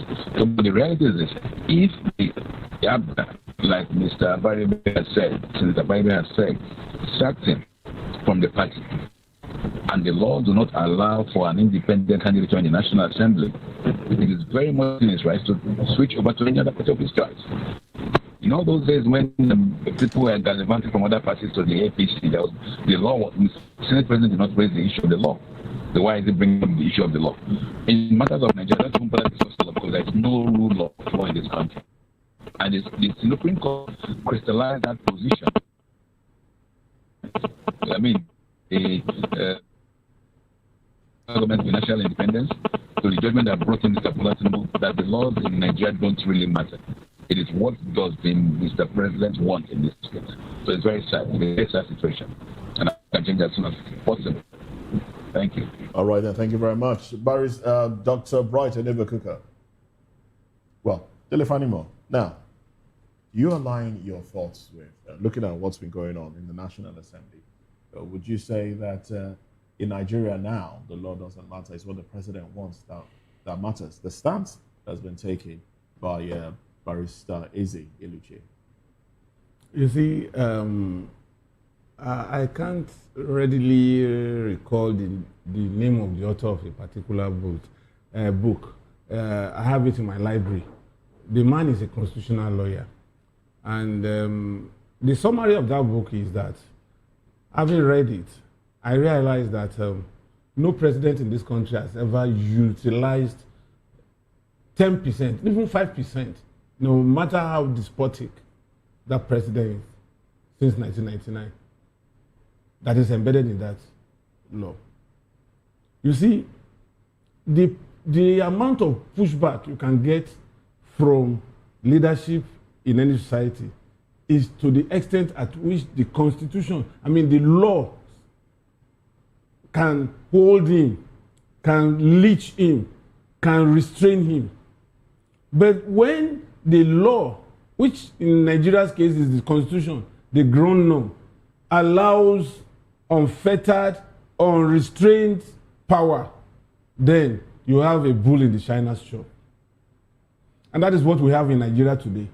And that's why the National Assembly is quick to amend laws that are minor and want to allow the major reversal pending forever. Now, the question coming to you straight, the kind of immunity a president has, would that not be a recipe for him to abuse power.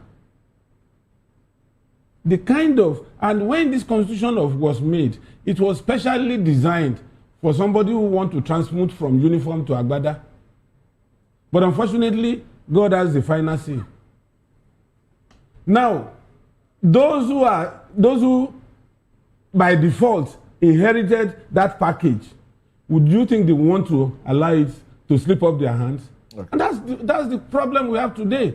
So even if you bring a dove to Aso Rock, by the time he realizes that, okay, one is an emperor, and two, he has constitutional backing in some cases, that dove will turn the hawk. Let's bring it back to the conversation now. For if a senator or a House of Rep member is sacked sometime in September, like Senator Abaribe has claimed that he was sacked from ABGA, shouldn't he have left the Senate immediately? Is it okay to continue staying in the Senate up until March? He was sacked, but he was not recalled by his constituents. So you can be sacked and continue representing. All he needed to do was to find a better haven to hang on to. But between September and now, I don't know what the loss is. I think it's better handled by the lawyers in the House.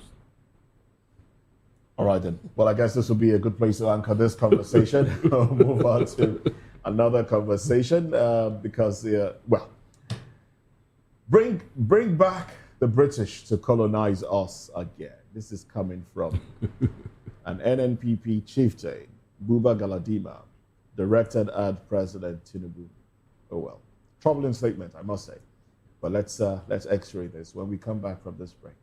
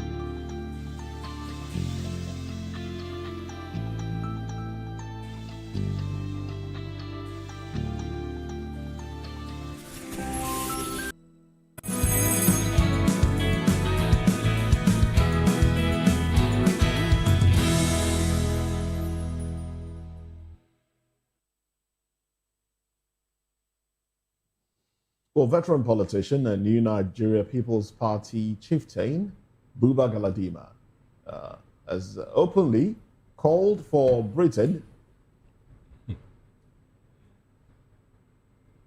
the country's former colonial power, to return to recolonize Nigeria, arguing that the current government has utterly failed to secure lives and foster rule of law, curb rampant corruption. Well, the elder statesman, known for his blunt critique of leadership, blasted politicians for prioritizing selfishness over citizens' welfare and proposed drastic fixes. First, hiring mercenaries to restore order, and if that's not possible, invite the British back to sanitize the country, teach us democracy and good governance, and ultimately stop corruption. Well, his remarks come amid ongoing nationwide frustration with insecurity, economic hardship, and governance breakdown that have left ordinary people feeling abandoned by their leaders. Galadima's provocative statement has sparked immediate outrage and heated debate across social media and public forums, with many Nigerians rejecting the idea of recolonization, seeing it as an insult to the nation's, some would say, hard-won independence in 1960. Well, others will disagree that the independence was basically handed to us. It wasn't hard-won, like you would, in comparison to places like South Africa. Well, this is not the first time the outspoken Northern figure has made headlines for, radical views on fixing Nigeria's deep-rooted problems. Well, we still have with us our guest, Daily Finding Boy is with us, Asim Adams. Barrister Asim Adams is Chief Asim Adams is very much with us as well, and Dr. Bacha Lebekiko joins the conversation as well. Well, let me start off with you, Daily Finding Boy. Let me start off with you on this one. What do you make of the statements, come recolonize Nigeria? Isn't that a shame? It's not a shame to him. I've known Buba Galadima for quite a while now. I've visited his house a number of times in the past in Abuja. He lives an austere, almost reclusive life. And it's one Nigerian that walks the talk. The only problem he has is he pretends to be a politician, but in real sense, in the real sense of it, he is never a politician. He is in the mode of somebody like Pat who told me, who pretends to be a politician, but the politicians use them and dump them as soon as they achieve their aims. So now, how can we now invite Britain to come and recolonize us? Where is it going to happen? How is it going to happen? It's not going to happen. As a matter of fact, today, Britain has its own problem, economic problem, that they are still grappling with. The only thing is for voices like this to be heard. And then we also need to expand this kind of discussion. And that is what we are doing right here in the studio, to let these politicians know that beyond the curtain of sycophants within their fold, Nigerians are complaining. Nigerians are complaining, and we need to interrogate why we are here and how we will move from here to another level. But the option of Britain coming to recolonize us is not an option. Okay, all right, Dele, I wish I had asked you that question, but I'll come back to you. Let me go to Barrister Adams. Barrister Adams, we hear Buba Galadima tell us, well, Tinubu, we need to call in Britain to come and recolonize us. Now, let me ask you, you stay in Lagos at some point and you understand some parts of Lagos. Let us go to Ikoyi. The parts of Ikoyi that are well laid out are the parts that were planned by the colonial masters. If you come to Ikeja here, the GRA was planned out by the colonial masters. Even Ketu, suburb of Ketu, was planned out by the colonial masters. Now, in all of these places, if you go to the new areas that are being planned by Nigerians, I mean, you begin to wonder if we have had one Nigerian that started town planning and all of that. So, isn't that enough reason? I just chose one sector. Dele here said that when Britain colonized us, that even now, that Britain is still having problems. Even when they did colonize us, they had problems. Yet they were able to manage us better. So with the way we have traveled, I mean, does it not make sense for someone out of frustration to say, well, Britain, come back and recolonize us so that you can make our lives better? Haven't we reached that point?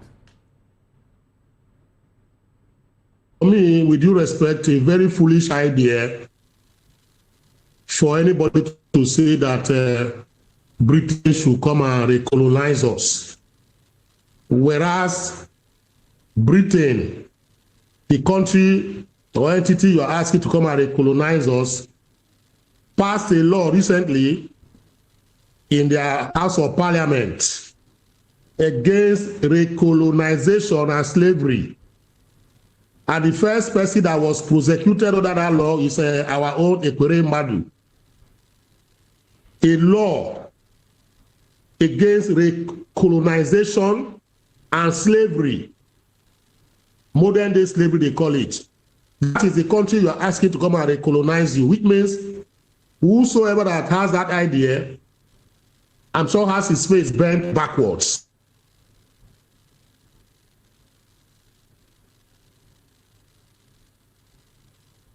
That Buba Galadima is sophist. He comes out with some clever arguments to establish false foundations, especially when it's not gaining from the government.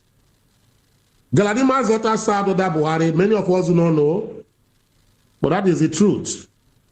And for him to say that Britain should come and recolonize us means that he's not even aware of what has happened to the country called Nigeria. That today the Biafran nation want to pull out.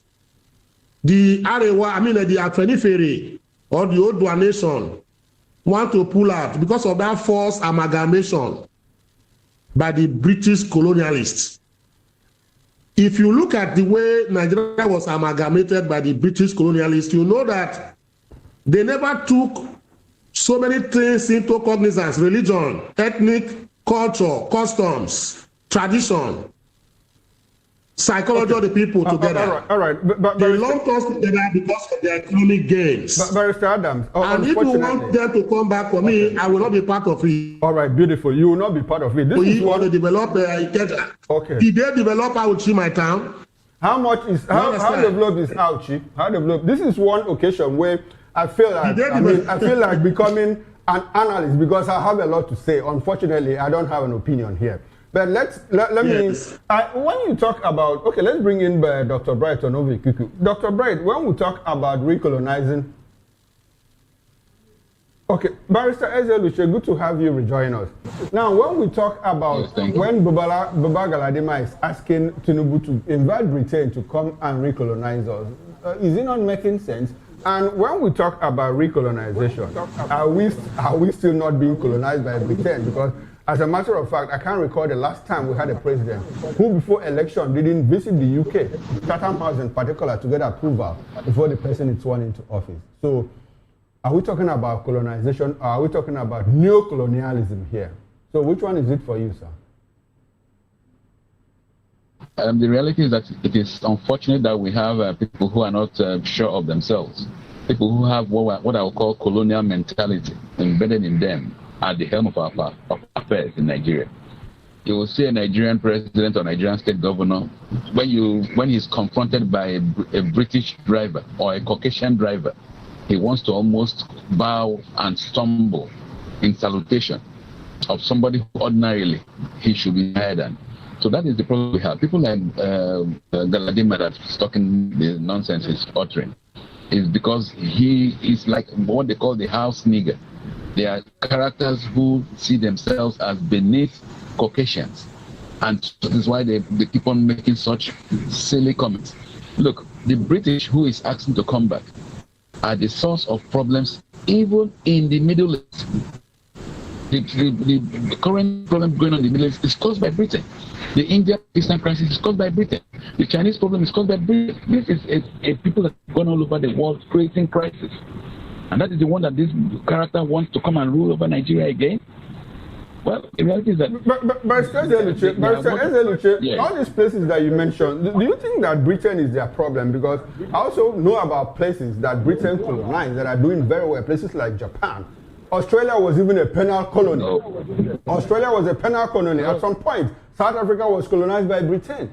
So is it an African problem or is it a problem of the British? Colonized Australia, what happened? There was a genocide of the indigenous peoples. Same thing in South Africa, same thing in the US. So those who are calling for the British to come back, I mean, they need to have a psychological and psychiatric examination. Because in Nigeria, the issue is this: the misfits have been planted. Exactly the point. The misfits have been planted. That's exactly the reason why some people are saying, well, who planted them? You don't mention. We did on our own. I mean, they left here how many years ago? Okay, Barrister Zeluche, I'll take that as a concluding thought because we are out of time, unfortunately. Thanks very much for being part of this show. Let me go to Barrister Asim Adams and get his concluding thoughts. Barrister Adams, Britain to be or not to be? Britain not to be, because they have caused enough problems for the world. All right then. Like my colleague said there, Pakistan and India, the problem the British created is still visible today. In Nigeria, your country, this country called Nigeria, the problem Britain created is still visible today. How can a Biafra man be put together with an Hausa Arewa man far away from Senegal? So you could see that. That is why you see that the Biafrans want to leave, the Oduduwas want to leave, These are three different national entities. Majorly. Barrister Adams. Talk less of the South. Barrister Adams. They did not put this into consideration. Barrister Adams. They amalgamated all of us. Barrister Adams. And now we're having this problem. If you go to Britain, that we are talking about, we have three ethnicities there. The Englishman, the Scot, and the Welsh. And they are living very well peacefully, moderating and modulating their differences. The reason is their monarchical system and subserviency. Today, even the Irishman, the Irish, why do you have the Irish Republican? All right then, thank you very much. Thank you very much. Thank you very much, Chief Adams. Thank you very much. So Britain should not come back. They should they can't even rule themselves. All right, thank you. They can't even rule themselves. They want to colonize again. Thanks for being part of this show. Let me come back to the studio here. Delefanimo, your final word on this. No deal. No deal. No deal. All right then, thank you very much, gentlemen. This is where we have to drop anchor on VOP this morning. We've been speaking with Delefanimo here in the studio, citizen reporter and political affairs analyst. We also had Barrister Eze Eluche, who came in here in the capacity of a political affairs analyst. We had Barrister Asim Adams, constitutional lawyer and political affairs analyst, and Dr. Bright Onovie Kiku, medical doctor, as well as political affairs analyst. Gentlemen, we appreciate your presence here, and we hope that we can do this some other time. Now, on behalf of the backroom staff, technical director, bus manager, sound engineer, and the ingest manager, and my colleagues here, Moses Humphrey and Jane Ogoy, I am Chukuma Okoro. We will return on top of the hour, 10 o'clock for Super Review. Please do join us again, and bye for now.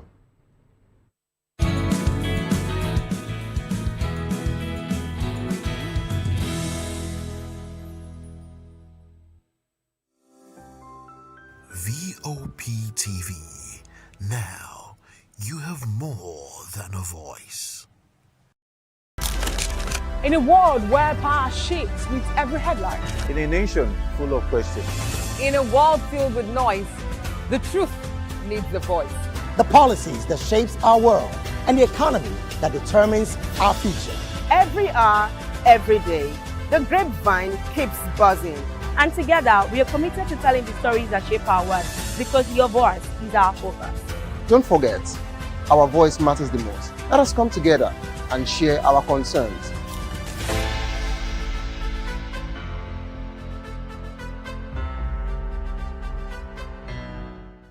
When I first heard VOP, I thought they were talking about me because I'm a voice-over personality. But no, this is Voice of the People TV, and you are riveted forever because this is the place to be. Yo guys, your boy Chela. Shout out to VOP TV. I love you guys. Salut tout le monde, Suspect 95. Là, on est sur VOP TV. On passe un bon temps. J'espère que vous kiffez. On est au Afrima. On est ensemble. VOP TV. Don't see me like a fool because I don't do giddy giddy giddy. VOP, you don't know somewhere from Ghana representing live and living color. Yeah, Beam Nation President. Outside with it. Bless up. Hello, this is Milo from Ivory Coast. Keep watch Voice of the People TV. Regardez la voix du peuple, la télévision de la voix du peuple. Que Dieu vous bénisse. À très bientôt. Love you so much. Hi guys, what's up? This is Gaze Baba. I am watching VOP TV. Usually you be told to not touch the dial, but I tell you to touch the dial and increase the volume. You're like, keep it locked. It's Afro Gospel. Thank you. Hello, my name is Shego Aronzo. You're watching VOP. Don't change the dial. My Joe, fine girl. My Joe, fine babe.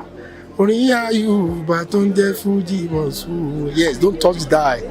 This is me, Dr. Adiwala Iba. Keep watching VOP TV.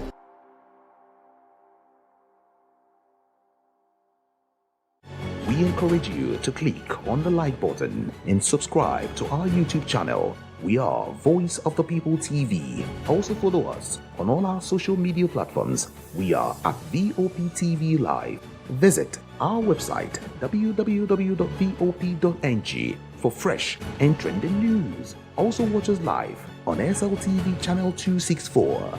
VOP TV, Voice of the People Television. This is Health Check, your weekly guide to better living, smarter choices, and trusted answers. From everyday wellness to urgent health issues, we've got you covered. Health Check, only on Voice of the People Television, where your health has a voice.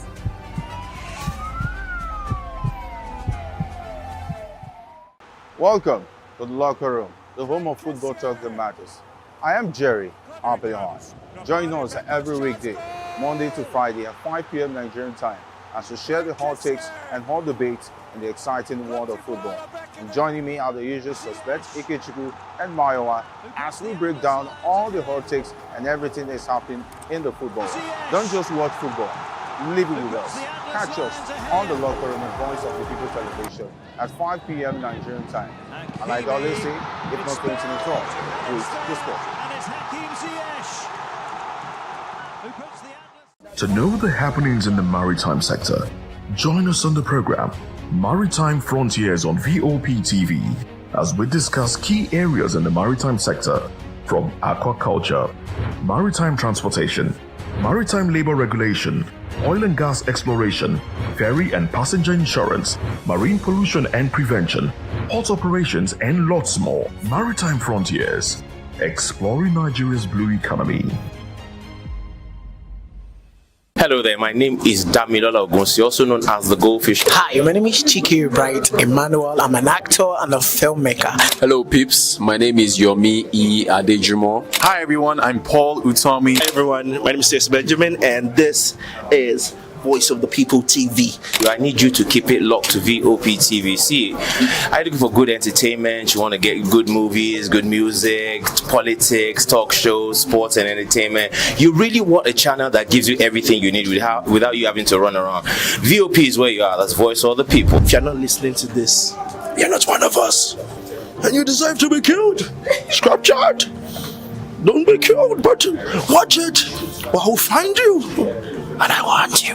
And you are locked on VOP TV. Don't go nowhere. This is where the juice is. This is where all you need for entertainment, politics, movies, and whatnot. And keep watching VOP TV. So keep it locked, because I'm locked already, man, and it's money back guarantee. So you're gonna have a good time, because I do. And please keep watching VOP TV. I won't want you actually. I beg you, subscribe, watch it. If not, whatever you see. You better not touch that dial, because VOP is the plot.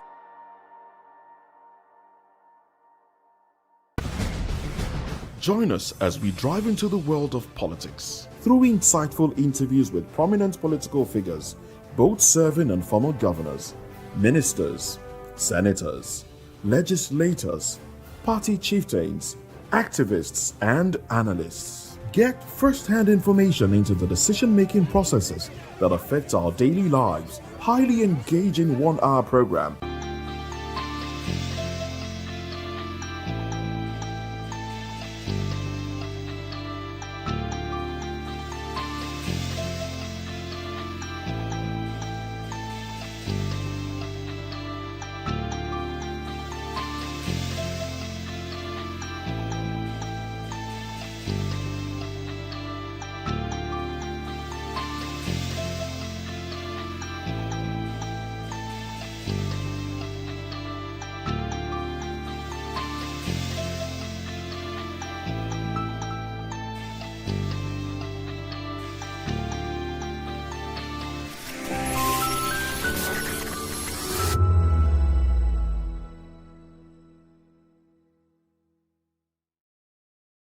In a world where truth is the ultimate power and opinions scream the loudest, it's time to wade through the noise. Hunger no get tribe! Hunger no get religion! And scan the human interest and trending topics that matter. Stay tuned to The Issues, your plug to the stories making the buzz, from politics to science and technology, social justice, and more. Let's tackle the tough questions and expose the truth. The Issues on Voice of the People television, Mondays to Fridays, 8 to 9 p.m. The Issues. Don't just react. Understand. My name is Tao Familoni, and here's to VOP TV. Keep watching, stay tuned, do not touch that dial. My name is Made Kuti, and you're watching VOP TV. Keep watching. Welcome, my name is Zika Davis. Distinguished ladies and gentlemen, boys, viewers, everybody, boys and girls. This is VOP TV. Do you know what that means? Voice of the People TV. You don't have a voice, don't come here. You better make sure your voice is heard.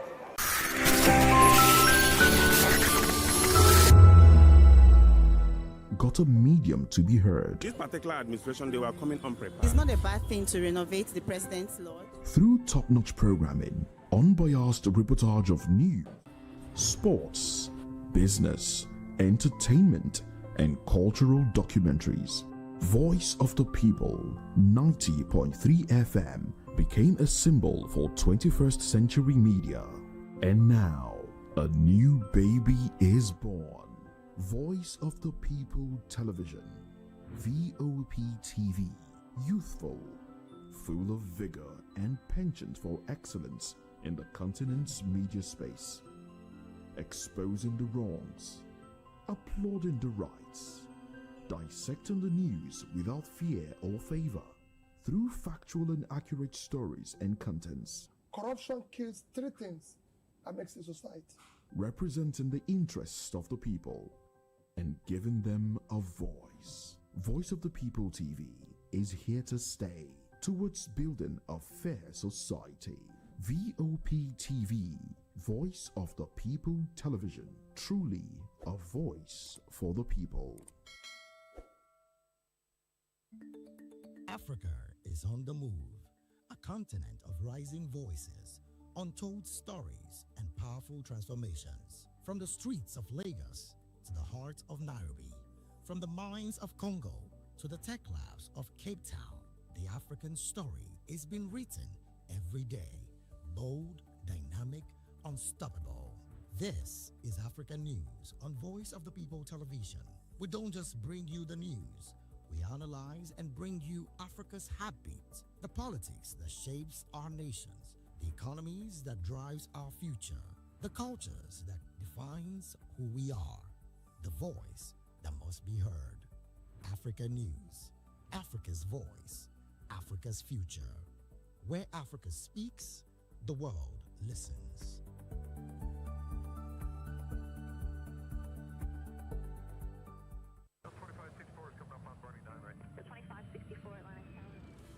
What happens in the hush?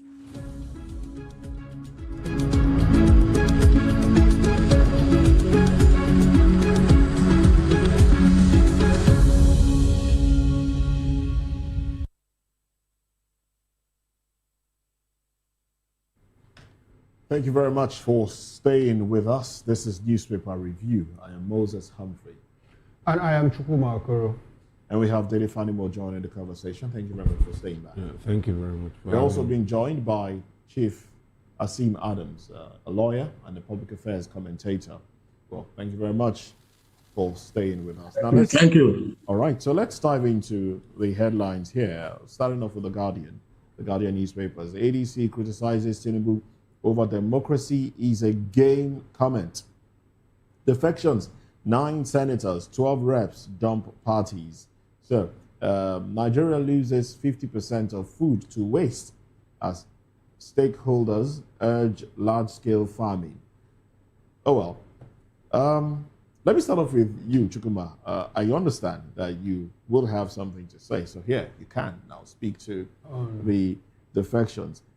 Suddenly, ADC has become a viable opposition with 9 senators defecting, 12 House of Reps members defecting. They seem to be more in number in the opposition now, and this was just all of a sudden. Well, when you use the word viable, I was just looking at the word You don't think it's viable? You don't think there is viable opposition? Viable opposition. Is ADC viable? I'm just thinking, because ADC has a lot of problems. They are trying to conduct their membership registration and revalidation exercise. And across, on my show yesterday, I reeled out about 7 states where they're already having problems, internal crisis, within the ADC. They have parallel committees, parallel leadership, and all of that. And when I asked my analysts, the usual thing is, is the ruling party, is the APC that is fueling all of that. And it's difficult for me to understand why the APC will leave their own problems and continue to fuel crisis in the ADC and in the Labour Party and in the PDP and all other parties. NNPP, any place there's a problem where people are quick to blame the ruling party. I'm not saying that the ruling party is a saint, but why will you allow people to destabilize it? And mind you, some of these parties were already having problems even before 2023. So some of those problems were naturally resurrected. So, but I don't rule out the fact that, well, the ruling party might have hands here or there, but now to say like there's something we call, that is a monocausal explanation. You know, one size fits all. This is, anytime you look at it, oh, it's APC. Anywhere you go to, oh, it's APC. You know, and that is an idea I don't want to buy. I like the fact that we have senators that are defecting to the APC. And governors too, like Aminu Tambuwa, former governor Aminu Tambuwa, when he made open his declaration the other day that he's going to ADC, I was surprised because he's been speaking for ADC all this while, you know, and I didn't even know that he had not moved. But he had to move formally, you know, as a senator. And we have the issue of Nnamdi Kanu, who says, well, I left the ABGA, and when the principal officer in the Senate said, you cannot move because there is no crisis in ABGA. He said, well, ABGA expelled me sometime in September last year. So, like the instance you cited, you know, on the morning show, we had Doyodire, the governor of Bayelsa State. When he left the PDP, he didn't immediately move to the APC. And so he had a gap of like 2-3 weeks before he moved into APC. So that lacuna, who explains it? Who takes care of that? Does our constitution take care of that, or is it silent on that? And no, so these are questions that we're asking. And knowing the kind of populist politics that Nnamdi plays, you don't need to travel far to understand that the Senate president might just use that clause, you know, in the Senate to rein him in. And if Abaribe is not careful, he might not return to Senate in 2027. If he's not careful, because that weapon, you know, that whip that Akpabio has, if he doesn't use it to whip him into line, he might just lose his seat even before 2027 elections. Because what it requires now is for Akpabio to just take the gavel and say, declare your seat vacant, and it ends there. By the time you run to court and come back, run to Supreme Appeal Court and come back, they have conducted elections and all of that. So he's working on a mine. He's working on a mine. So you have to be very, very careful, because that provision is there in the Senate rules and all of that. Is it that he wasn't aware of it before? You know, or he felt... No, sometimes you take some of these things for granted. Yeah. You know, some of the time they take some of these things for granted. And it is when they start opening the pages for you that you begin to wonder, oh, is this... And maybe I just... And do they even consult? Somebody like that should have consulted a lawyer to interpret some of these things. And like what is going on in Ondo State, Ayedetuwa. They said yes, that he can't go back as governor. You know, I said it. Some people are saying no, that he cannot go back as governor. And so that, I think, applies to Jonathan too. Yes. And so coming back to the ADC, I think ADC still has a lot of work to do as a political party. You know, because when you say viable opposition, to an extent, I agree with you, because apart from ADC, in fact, the ADC has problems, but the problems of the PDP and Labour Party are even bigger than that of the APC and even NNPP, ADC. You know, so ADC looks like more like the only viable opposition now. And how far they look in the direction of NDC that Dixon has gone to. Dixon. Yes. In fact, when I heard that he went to NDC, I think that was the first time I'm hearing about NDC. It's a new party. It's a new party. Yes. That was just yes. Okay, so well, that one might be very soon now. When people start having problem in PDP, Labour Party, and even in ADC, they might just go to NDC. And by the time they go to NDC, Seraki might have built up some level of capacity, and people will start struggling. And when they start struggling, they say, oh, it's APC that is funding the crisis there. It's APC that is fueling the crisis. So why don't you put your house in order? Okay, put your house in order. Daily Fanimo, please. Let's have your contribution. You've said all that needs to be said. I think it's just the picture that we can see. Abaribe is like El-Rufai. It will be game for the APC if they roast him, because is always is a thorn in the flesh of the current administration, just like El-Rufai. And so the only difference is that I don't think Abaribe ever crossed the path of APC for him to be seen as somebody who jumps from APC to another party. I think it was always in PDP. Yes, from PDP it was from PDP. That's what I heard. When the PDP didn't give him ticket. Yes. Last time in 2022, now he moved to Abga. But like you said, I'm not sure that does he have capacity to cause problem for the APC, even in Abia State. So they might just let him be. They might just let him be. But if they want to deal with him, I mean, this is an opportunity for them to do that. Well, going into ADC will be fortifying the ranks within the ADC. Well, let's, Barrister Sid, Adams, let me come back to you. I know we touched a bit on this during the morning show, VOP this morning. Yes. Yes, let's expatiate on it. On the defection of all the people that left. Yes. So if you look at the party, yes, whether they are 10 or 12, they are not even people of substance. They are not people that will say, we make the APC begin to even shiver.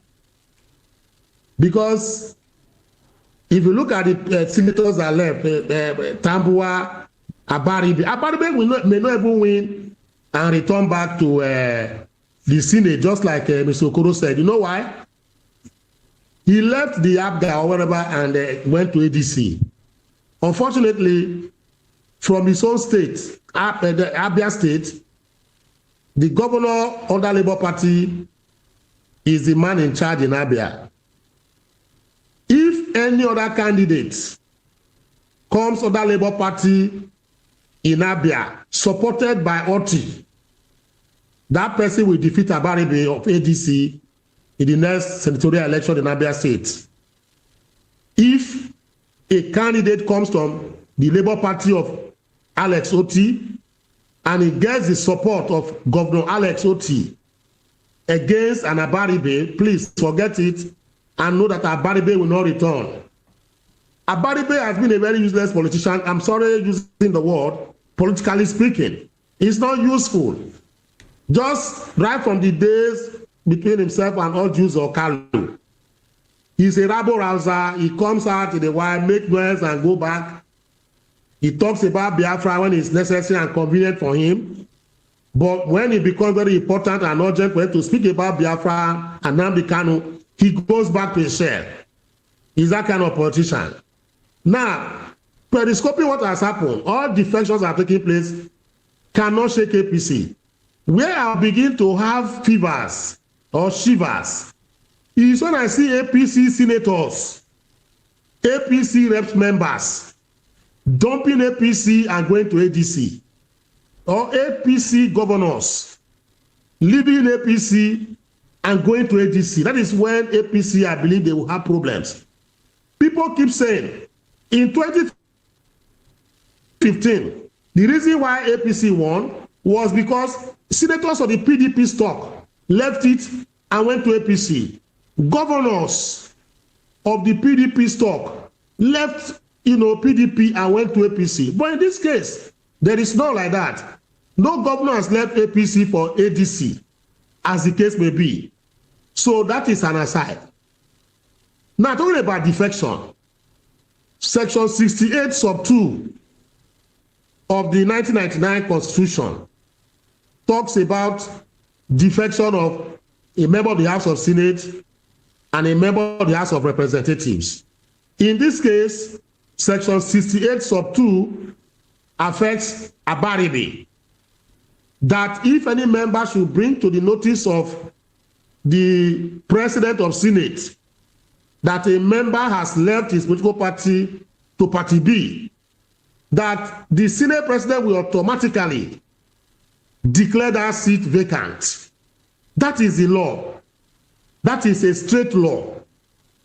But the Supreme Court went further to expand Section 68, sub 2, Section 109, sub 1 GTC, to the extent that for defection to be legally, proper, that the people defecting must have their name on the register of ADC, for instance, and they must have the card of ADC.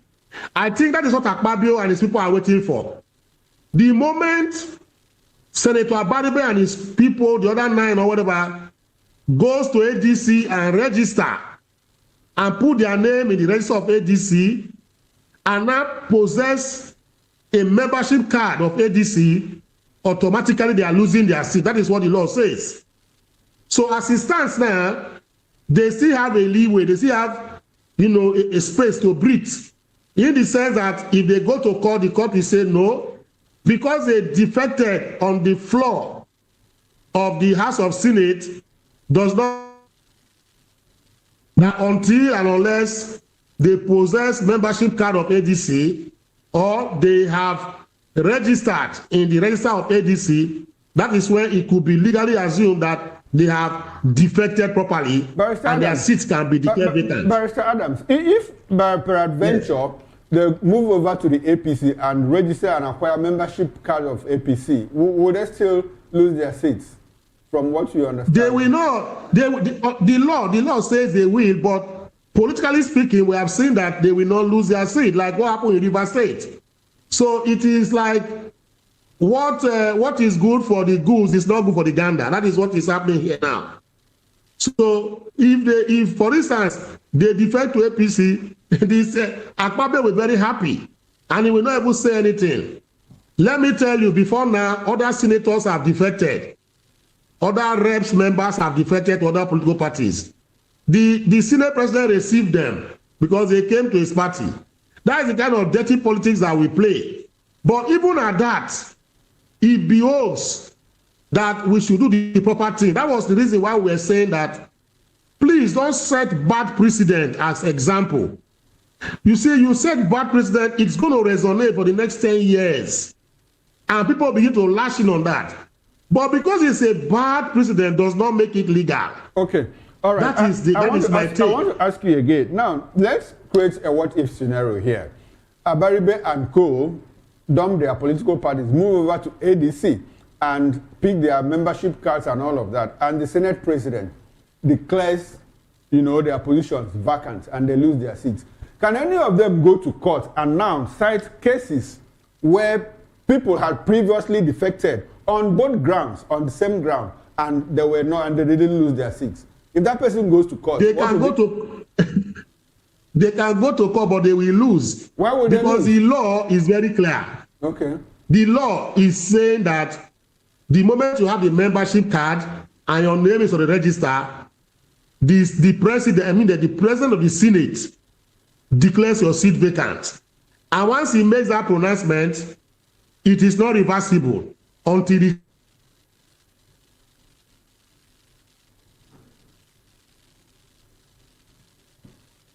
well, unfortunately, yesterday was an example. The court will tell that it was not a legal example, but a political example. So that is why the court will not even listen to them. It will throw their matters out and prejudging them.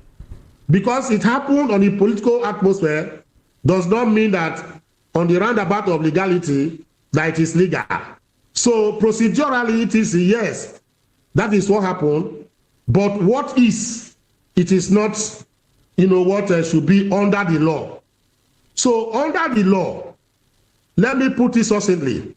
Under the law, if Nigeria will be practicing democracy, for those people who left their seat and have their cards registered with APC from PDP, their seats are vacant under the law. Their seats are vacant under the law. The speaker did not declare vacant. Well, the kind of politics we practice in Nigeria leaves little to be desired. It's that we are playing in Nigeria today. Fractional politics. That is what is killing the nation. Oh my. That is what is killing the nation. Oh my. Okay. Well, let's move away from that headline. Let's go to other headlines here. Nigeria loses 50% of food to waste as stakeholders urge large-scale farming. Let's see the riders, as that might just provide some sort of context moves to reverse 40% post-harvest loss in cassava. All right. So Nigeria may be losing as much as 50% of the food produced in Lagos State before it reaches consumers. The development stakeholders say highlights the urgent need for large-scale commercial farming to address the country's growing food crisis. How much food are we producing? Did they mention? It just crept into your subconscious. No, did they mention Lagos? I'm reading the papers. It's Lagos State. No, but why is that food? We have Ikorodu, Epe, and have you been to some parts of Ikorodu? I once went to a fish farm in Ikorodu, and I saw a large expanse of land. Fish farm, you know, near the. I think that place is close to. It's close to the ocean, or is it ocean or one river and all of that, you know. And well, this statement is credited to the Minister of Budget and National Planning, Abubakar Bagudu. Yes, he made a statement yesterday in Nasarawa State during a two-day capacity building workshop for the implementation of the cassava bioethanol value chain development project. Now, let me just read through. He said that a core technical objective of the workshop was the reduction of post-harvest losses, which accounts for 40% efficiency leak in the value chain through the deployment of strategic aggregation hubs and rapid processing technologies. Now, he said, we aim to minimize the window between harvest and processing, thereby preserving starch integrity and ensuring our output meets ASTM, that's American Society for Testing and Materials specifications for anhydrous ethanol. And the minister, who was represented at the workshop by the Director, Economic Growth Department of the Ministry, Mohammed Awal, revealed that the government was determined to scale up the production and fuel-grade ethanol for blending with premium motor spirits. Okay. Lagos State. What conditions our mind when we talk about Lagos State and farming is that a lot of times we reduce Lagos to Ikeja, Agege, a Victoria land. But even the farming going on in places like Ikorodu and Ekpe is not large scale like that. It's not large scale like that. That's what I'm saying. But I went to Ikorodu and I saw large-scale farming going on there, even fish farm. You're talking about a fish farm? No, not apart from that farm is a very big farm. Apart from the fish farm, you know, they had other crops, you know, that they were farming and all of that, plantain and, you know, in years back in Ikorodu, and I was pretty surprised. How many years back? That should be about 10 years ago. Go back there. If that place is not built up now. They have a lot more, you know, it's more of a concrete jungle, if you want to call it that, because people are building in tiny spaces. They would rather convert that to housing so people can. That's what I'm saying. I said that place would have been built. No, so does it look like the minister doesn't know what he's talking about? You see, my worry, and I still want to hold on to it, is when you want to talk about food and waste. And you're talking Lagos. If almost 40% of whatever is produced across the country lands in Lagos, and is consumed in Lagos, how would Lagos waste 40 or 50% of their farm produce? That is assuming Lagos is even exporting. Out of Lagos to other. You know, so apparently we are saying that it is wrong to use Lagos as a unit of analysis. Yes, I'm worried about it because look, if you are coming from Ilesha down to Ibadan, there are certain settlements close to the main road where you see stack of banana and plantain. Every time you see it there, and they are waiting for transloading to Lagos. And they never return them out of Lagos back to those interlands. Maybe that's the ways they are talking about. Yeah. Could that be the way? That's not the idea. He's talking about from producing to waste. But most of these things are not produced here. Even yam, tomato. What is likely to be of large scale here is probably the cassava you are mentioning. And when you talk about large scale, large scale is relative. Large scale is relative. It's relative.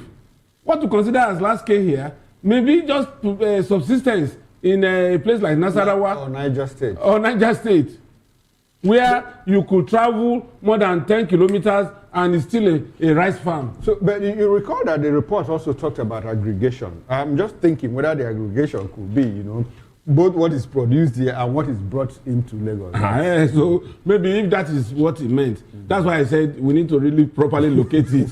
Because as far as I'm concerned, there is nothing like that in Lagos State.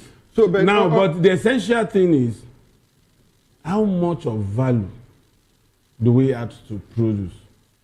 That's our major problem. That's our major problem. Now, Federal Ministry of Agriculture was setting up silos to reserve some of these excesses for push out in case there is need.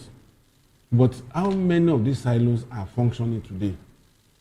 I know of a particular one in Akure that has stopped functioning more than 15 years ago. Okay, so when you talk about silos, what readily comes to mind is the grains. Grains, yes. Grains. Yes. Now, these grains are what? Wheat? Wheat, maize, sorghum, maize, beans, and all of that. Yes. So if we get to the point where we have to store, we can't even feed ourselves. So what are we storing? And you see, in all of this, I think our problems are so compounding and so compounded that because some of these grains, if you talk about the 40% wastage too, some of them we lose them because we cannot preserve them. And how do you preserve? You preserve in cold rooms. Because you don't have when you have a power, you cannot preserve, and all of that. So it's a big problem where we have to import even where we eat here, you know. And for more than 20 years, the only person that wanted to revive it was Agagu before it was chased out through court ruling.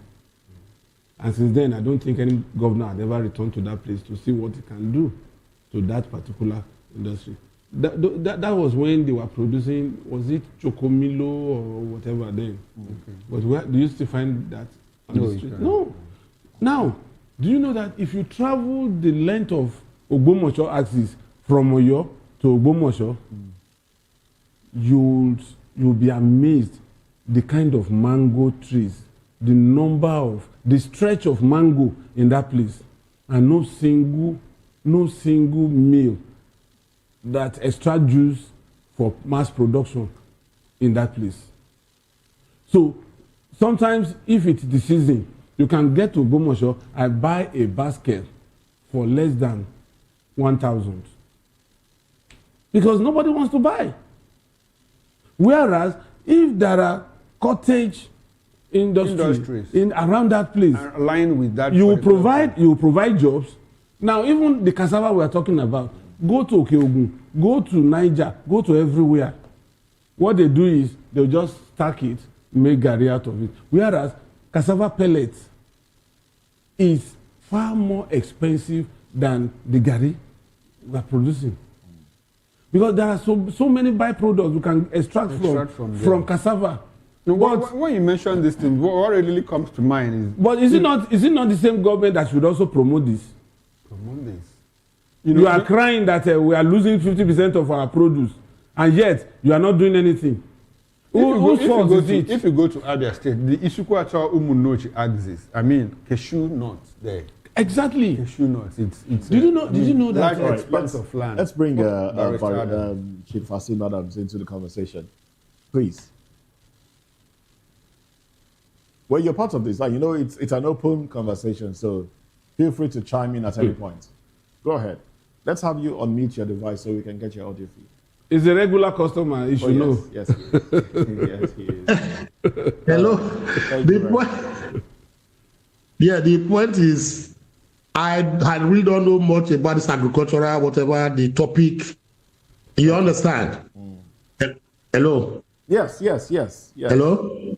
We can hear you clearly. I didn't follow up with the narrative or the thoughts of various speakers on this topic. That's fine. Yes. Okay. Let's move away. Let's move to other conversations now. Now, two conversations. I'll lump both of them, and then we can react and go round. Oil rebounds above $100. Hey. Millions displaced as Middle East crisis bites harder. The writers get even more interested. Pentagon reports U.S. spent $11 billion on Iran war in 6 days. 3 million displaced inside Iran, says UN. Iran's new supreme leader orders Strait of Hormuz shut down. NNPC reduces petrol price to 1,130 naira a litre in Lagos, 1,165 naira in Abuja. Workers urge government to cushion effects of rising fuel costs. That's on one hand. The other conversation is on insecurity. Because of time, I'm lumping both of them. Tinubu approves new military hardware, reviews anti-terrorism strategy. Military repels ISWAP attack in Yobe, kills 20 insurgents. Musa, troops recording gains despite renewed attack in Borno. NPF pulls former IGP Egbetokun out of service. Gentlemen, Barrister, let me start with you. React to both, one after the other, or one, whichever one you choose. Go ahead. You see, the point is the acquisition of the military hardware to fight insurgency. For me, I really don't understand why the ones we have acquired before, insurgency, banditry, and kidnapping, keep increasing. Because we remember that Tucano jets were bought by the Buhari administration for millions of naira, and we were told that the Tucano jets could wipe out all terrorists and kidnapping camps all over Nigeria, particularly the northeast or north central. But today, what we are seeing is that the more they acquire this military hardware, the more the security becomes pronounced. The more the bandits, kidnappers, and terrorists become more visible and more fierce and dangerous. So what exactly is this that they are acquiring again, the military hardware? I really do not understand why we spend money on hardware to curb insurgency, etc., and we are not making any gains. This also put it to the General Musa when he said that they are making gains. I don't understand the gains they are making. For instance, instead of banditry and kidnapping to begin to recede, they are progressing. In Edo State right now, the whole of Edo North is under siege. On a daily basis, we hear reports from Auchi, Ekboma, Agenebode, etc., those border towns bordering Benue, Kogi, etc., of kidnapping. And we could remember visibly where two medical doctors were kidnapped in Auchi the last time. They lost one before the kidnappers were now miraculously apprehended somehow. But today, as we speak, the bandits are becoming more bold and ferocious. That is why you are asking and probing General Musa, what are the gains that have been made in this fight against terrorism and insurgency? So when they boast that they have made gains, I'm asking that question. Can they show us the gains they have made so far that we will warrant them to acquire more military hardware, etc., as the case may be? For me, these are puerile arguments that have been put forward by the government and the armed forces. Nigerians keep suffering. Which gains have you made where the young man whose video went viral 2 days ago that was traveling to Sokoto was now apprehended on the highway on his way to Sokoto, and bandits now asking him to the family to raise 100 million naira. So what successes have they gained? That is my question to him and to the government. They ought to, if they were making gains, I believe that that man would have been kidnapped on the road to Sokoto. Or even if he's kidnapped, within 24 hours, they will go there and release him with the equipment already have at hand. So the government is complicit and the armed forces are also complicit. So they should just leave us and let us begin to battle with ourselves and whatever we have and pray to God that we are not caught in the web of banditry and terrorism. That is just my take for the two issues so far that tickled my fancy here. All right, thank you very much, Chief Asim Adams. Let's bring it back to you now, Billy. Well, I think there was this headline in the evening yesterday that government said there was no way they could mitigate the effect of rising oil prices in the international market. Now you're talking about $100 to a barrel. And I've always said it, it's a double-edged sword. More money for government, more pain for the people. Now, there has been propaganda across the divide. In fact, the latest propaganda is that because Netanyahu has not shown face in the last 48 hours, maybe he had been killed. And the rumor is rife. And then today, these people, it's a ding-dong affair. And my worry about all of this is that it appears it's not going to be a short take, the battle. And the more intense the battle is, the more we pay for energy. We are even lucky it's not happening during winter.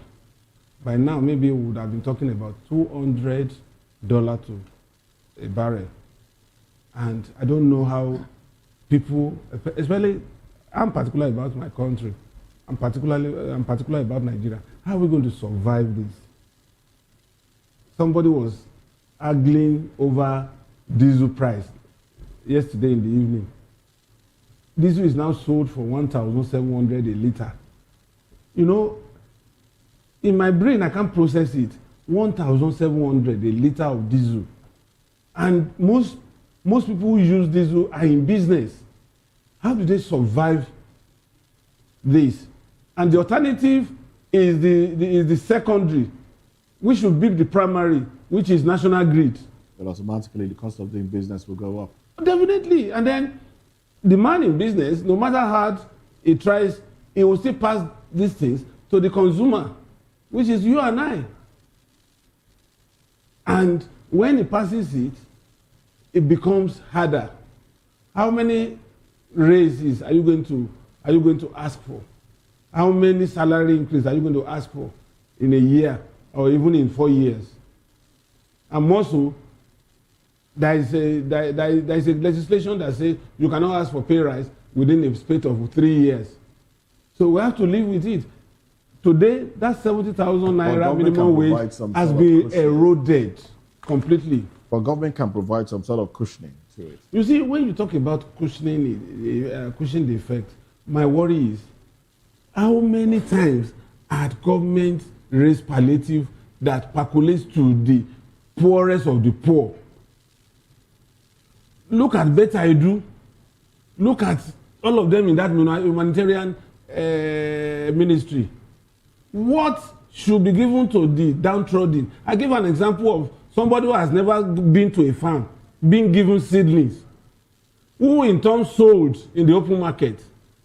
So what palliative are you going to give to Nigerians that it will touch the lives of those, for instance, is an executive of a bank, and you are saying you are giving that person palliative, whereas somebody is sleeping under the bridge that needs that money like lifeline, like oxygen, and he cannot get it because one, somebody who is under the bridge is not likely to have bank accounts, and whoever you want to give this palliative must have bank accounts. He is so far flung from reality, from the society, that he doesn't even know what is called NIN. He doesn't know what is called BVN. So how is this? You are talking about palliative. How will it get to the right people that need it? That's another worry. Big worry, big worry, big worry. Well, first of all, I would like to talk about the at some point, when Donald Trump said that that the war will end in a matter of days, Iran responded and said, no, it's not in the place of America. So decide. We will decide when the war ends, and we see that happen. Because I understand that the Strait of Hormuz, which is largely under the control of Iran, has been closed. I also hear this morning that a certain U.S. refueling jet has been down, was brought down in Iraq, in parts of Iraq and all of that. So the problem is compounding every other day. And so to bring it back home here in Nigeria, yesterday, at some point when Trump made a statement that the war will soon end, the prices of oil dropped. And so when Iran issued that threat and closed the Strait of Hormuz, it got up again. So at now, it's hovering in excess of $100, you know. So, and our own budget benchmark is $65 per barrel, $64.65. And so we are making $35 a piece per barrel. And we'll push out... let's, on a conservative estimate, 1.7. No, that's not what we'll push out. Okay, what do we do? Uncle Buhari has taken some. No, we use some to service debt. That's what I said. So at the end of the day, so are we witnessing a windfall? You know, we always have problems with windfall. Anytime we have windfall, we start crying, oh, money is not our problem, but what to do with money? That was what Gowon said. At some time, IBB, up until this moment, we are looking for a certain $12 billion. Yes. You know? Under Obasanjo, for the power project, we are looking for a certain $12 billion and all of that. So, and it keeps going on and on and on and on. And we stay here on television, you know, lament. And some people will say, well, we have gone beyond the era of lamentation. So what do we do now? We seem to be making... Now, the APC has always said, how much did oil sell for when Jonathan was in government? You know, and what did they do with all the... APC, now the ball is in your court. You have seen dollar now. You have seen dollar. So use that to build back, you know, build up our economy. That is what we deserve. That's what we need. We don't need excuses, you know, from the Minister of Finance, from the central bank governor, and all of that. Recently, the president, you know, took money that went into NNPC, said, no, you don't pay that money into NNPCL again. Now pay it into the FAC so that governors can get more money. The governors, what are they doing with the money? As governors are getting more money, the federation account, the federal government itself is getting more money. What are they doing with all of that? Infrastructure. Are they funding or are they refunding NEL fund? People in NEL fund, are they getting more money? The health sector, what is going on in the health sector? The education sector. The other day, University of Lagos lecturers were threatening to go on strike, you know, and all of that. So it looks like that problem is not completely settled. And we see some schools, like the School of Nursing in Nnamdi Kanu University, which happens to be a federal university, raise their fees from 98 to 500 and something thousand, you know. So all this money that we are raking in, what do we do with that? What we hear the Minister of Finance and Central Bank Governor tell us is, well, our foreign reserve is increasing. So what do we do? What do you say why your family is hungry? Is hungry. What is the sense in that? What is the sense in all of that? So we need, and you know that the moment there is construction, you know, picks up, it signals that, well, the economy might just be improving because it trickles down. Of course. You know, it trickles down. The artisans, they still go to the market and all of that. Now we're talking about this. Let me just add this headline to it. So I think Chief, before you react, let me just add this headline to it, since you're talking about the oil sector. So this is from the Punch newspaper, and it reads, States demand forensic audits of $8.8 billion crude for loan deals. NNPC faces fresh pressure over heavy crude-backed loan transactions. FAC flags crude-backed borrowing, opaque deductions. States want legislative approval for future crude for loan deals. Now, let's continue. Well, you may go ahead now. Okay, I think what the government of the day is doing, all governments are affected. Many countries of the world are affected by this war in Iran, between America, Israel, and Iran. But governments are taking proactive measures to cushion the effect of this of the war. For instance, in South Korea, we get about, let me say, about 60 to 70% of their oil or their gas need, etc., from that part of the world. They have come out with a policy that pegged price. that those who dispense gas and PMS etc. cannot go beyond. And nobody will dare do that to go beyond that price. Nigeria couldn't do that because we do not have price control boards. The price control boards in Nigeria, I think in the 70s was the last time we heard about the PCB. Now, the Nigerian government has not even come out to cushion the effect. For instance, in India, Pakistan, etc., government has reduced the working days and working hours. That all government workers will only come to work 2-3 days of the week, so that to mitigate the harsh effect of transportation, etc., as the case may be, and so many other things. But Nigeria has not done anything. We've not heard anything from the president, nothing from the presidency. Rather, the strangulation has been so much that they leave the pricing at the whims and caprices of the marketers, patron, as they call them. Today, you go to the police station, they say it's 1,250. The next time you go, it's 1,300. So they determine the market forces and what it should be. I think Tinubu's economic and fiscal policies, they have been a disaster.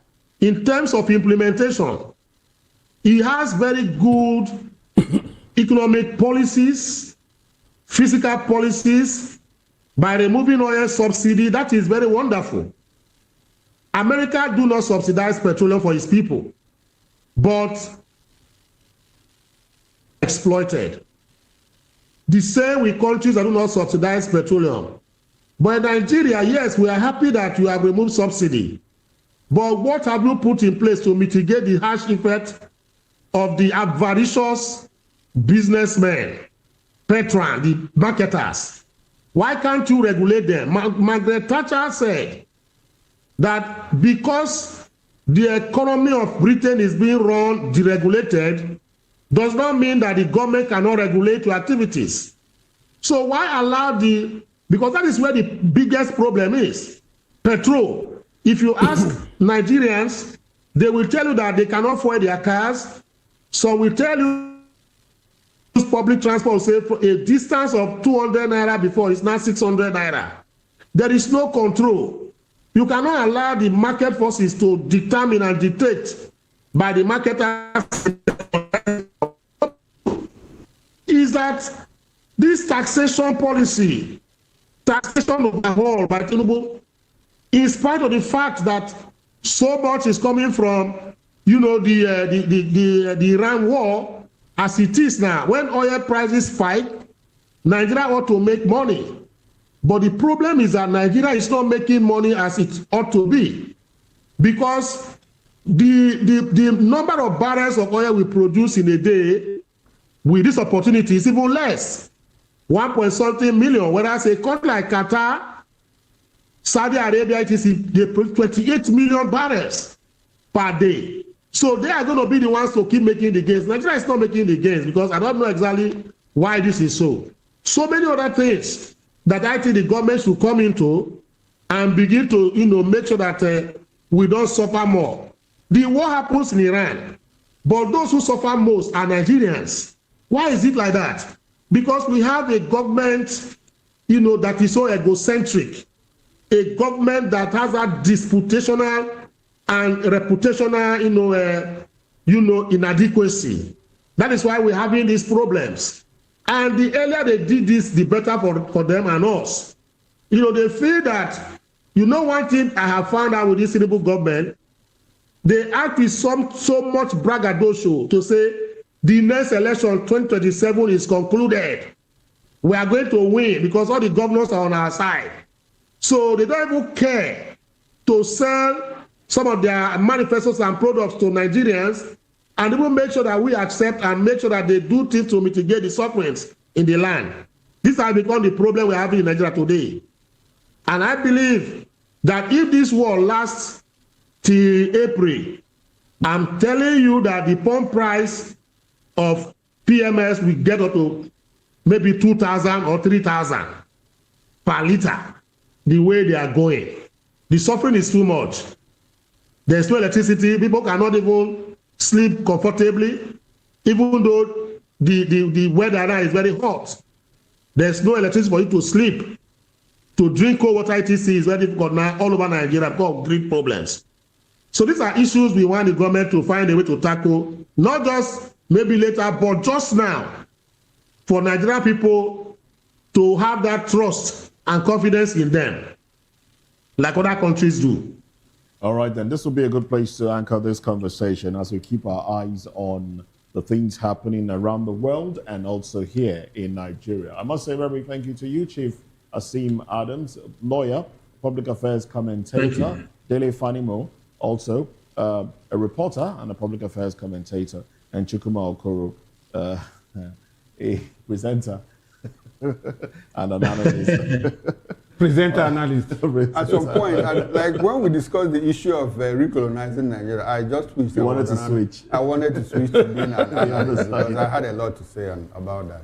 Yes. But Chukuma makes a comeback later tonight at 6 p.m. Political Lens. Yes, and I'll be joined by Dr. Peter Arnosike. We'll travel around the country to bring you interesting, trending political stories. Join us then. It promises to be quite interesting. Well, there you have it. And that's it on the show today. Do have yourselves a beautiful weekend. I am Moses Humphrey. Bye for now.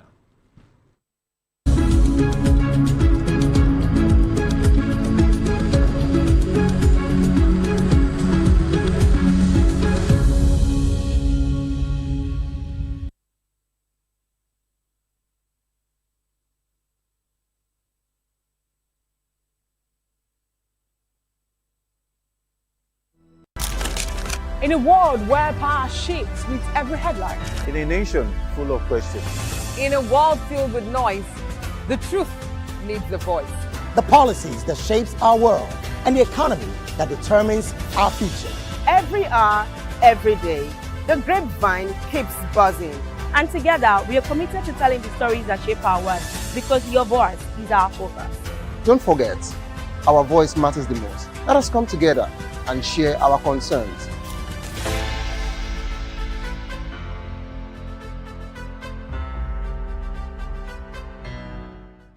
To know the happenings in the maritime sector, join us on the program Maritime Frontiers on VOP TV as we discuss key areas in the maritime sector from aquaculture, maritime transportation, maritime labor regulation, oil and gas exploration, ferry and passenger insurance, marine pollution and prevention, port operations and lots more. Maritime Frontiers, exploring Nigeria's blue economy.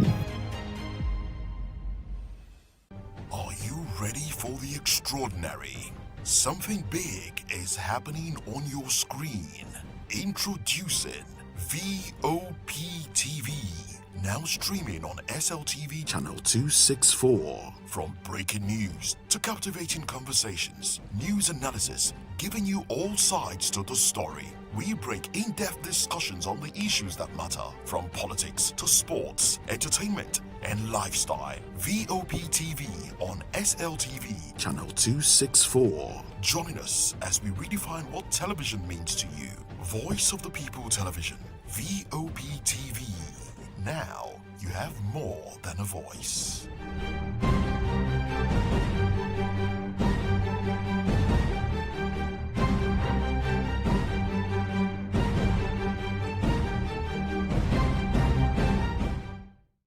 We encourage you to click on the like button and subscribe to our YouTube channel. We are Voice of the People TV. Also follow us on all our social media platforms. We are at VOP TV Live. Visit our website www.vop.ng for fresh and trending news. Also watch us live on SLTV channel 264.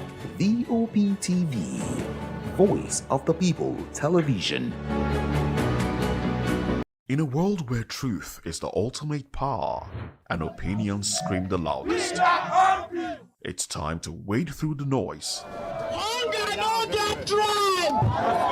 Hunger no get religion. And scan the human interest and trending topics that matter. Stay tuned to The Issues, your plug to the stories making the buzz, from politics to science and technology, social justice, and more. Let's tackle the tough questions and expose the truth. The Issues on Voice of the People Television. Mondays to Fridays, 8 to 9 p.m. The issues. Don't just react. Understand.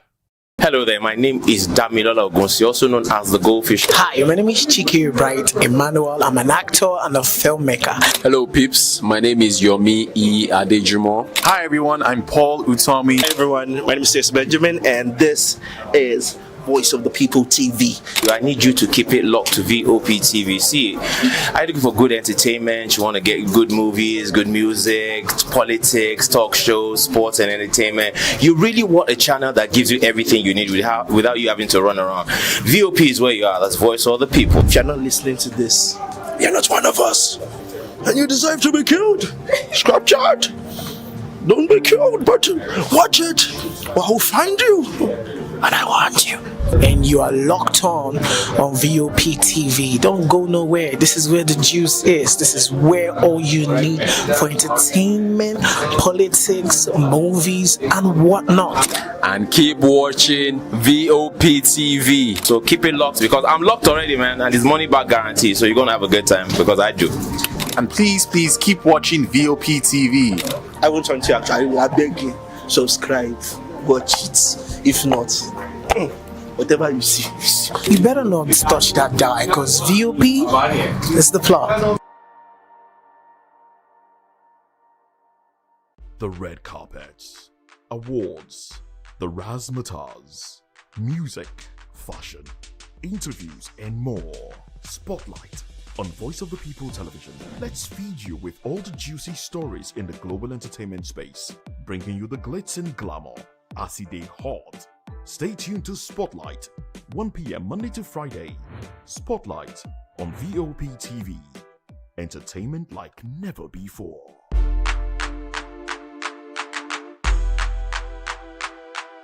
My name is Tao Familoni, and here is to VOP TV. Keep watching, stay tuned, do not touch that dial. My name is Nnamdi Kanu and you're watching VOP TV. Keep watching. Welcome, my name is Zika Davis. Distinguished ladies and gentlemen, boys, viewers, everybody, boys and girls.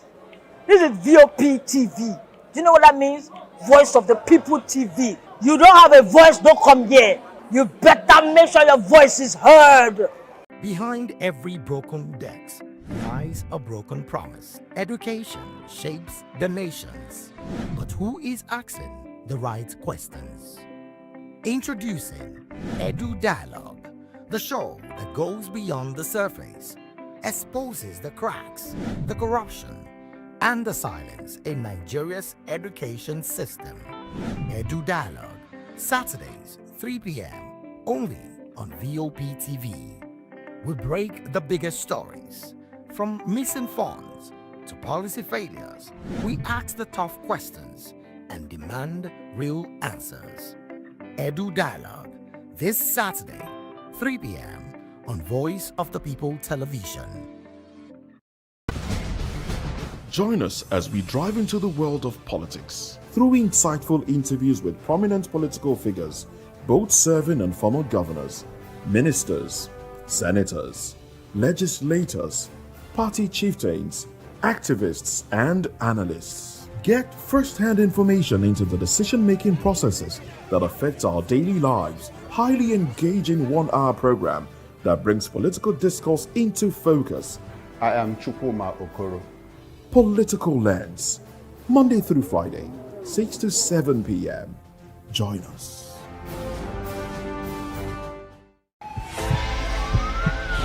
This is Health Check, your weekly guide to better living, smarter choices, and trusted answers. From everyday wellness to urgent health issues, we've got you covered. Health Check, only on Voice of the People television, where your health has a voice.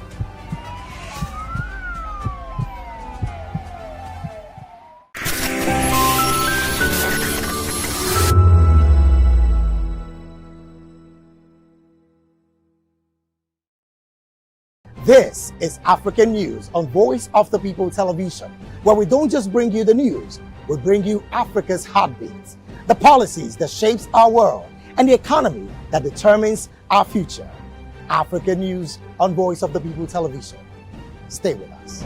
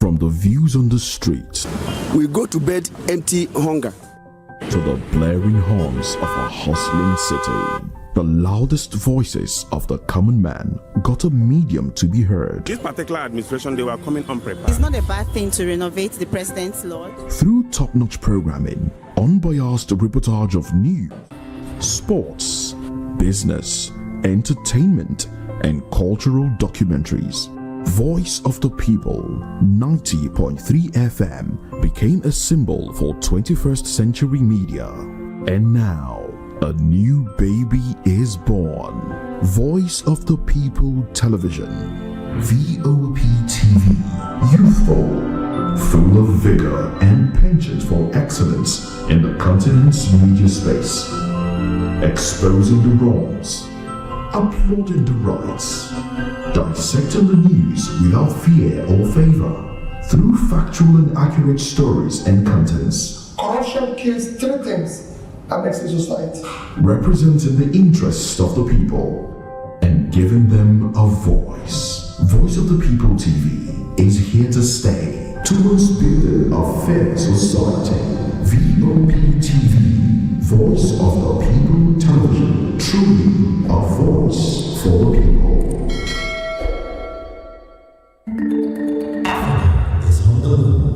A continent of rising voices, untold stories, and powerful transformations. From the streets of Lagos to the heart of Nairobi, from the mines of Congo to the tech labs of Cape Town, the African story is being written every day. Bold, dynamic, unstoppable. This is African News on Voice of the People Television. We don't just bring you the news. We analyze and bring you Africa's heartbeat, the politics that shapes our nations, the economies that drives our future, the cultures that defines who we are, the voice that must be heard. Africa News, Africa's voice, Africa's future. Where Africa speaks, the world listens.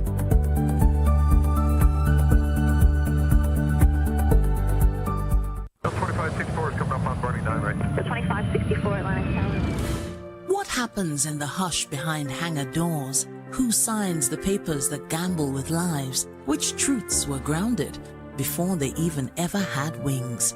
If you've ever buckled a seatbelt at 30,000 feet, if you've ever stared out of that tiny window and wondered who's really in control of the skies, it isn't just flight, it's power, it's politics, it's pressure sealed in steel. We're peeling back the clouds from runway risks to sky-high secrets. We're diving deep where most dare not to look. Aviation Scope, every Sunday at 7 p.m. only on Voice of the People TV. We don't just report, we reveal. We don't just ask, we uncover. Because when it comes to the skies, ignorance is turbulence. aviation scope, the sky.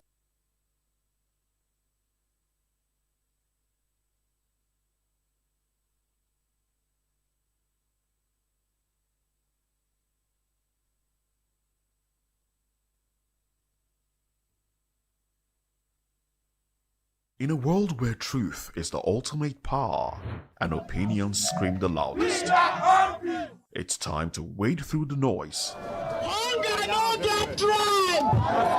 Hunger no get religion. And scan the human interest and trending topics that matter. Stay tuned to The Issues, your plug to the stories making the buzz, from politics to science. Show don't start. I didn't not talk. If only this man could explain to me what I play. For the lecture, if you could tell me the real truth, we make Walid Regragui resign. I don't know because me never see the bomb. I never see Coach Ebise go resign for just 3 months to walk up. Me never see. We don't ask many questions. People the one that they say why Coach could say walk up. It be 1 to 10 for world. Morocco did there. Semi-final matter. We know the story. The AFCON finalists for this year. We know.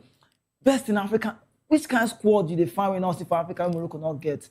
Players they get flexibility, eligibility, they get diversity, they get everything we they call prowess. Which one you can have resilient they find? They get all the connection. They're too good.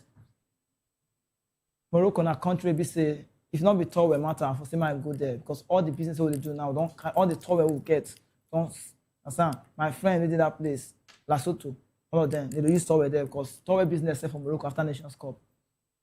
Since where the bomb, I never see coach. Like Raymond, I never see coach. He say, for World Cup year, go resign. Walid Regragui, did they ask some question? I say, Morocco football need a new face. Morocco football does not, because we don't want to continue. They need someone else. The go bring on Abi, under 20 World Cup, you don't win now. You know if you say na World Cup, that one. Semi-final, see, you get to maybe say, sport analysts, well, they explore the strategy, they will think calm. I've been out for the lecture, not one time. You come and say message, say this one is a good one for me and for Morocco football. They need a new face. You know all those kind of things. But if you look this news, I can't sleep for night too. I heard they think and they check and they ask questions. Say, what you gonna make Walid Regragui, Morocco coach?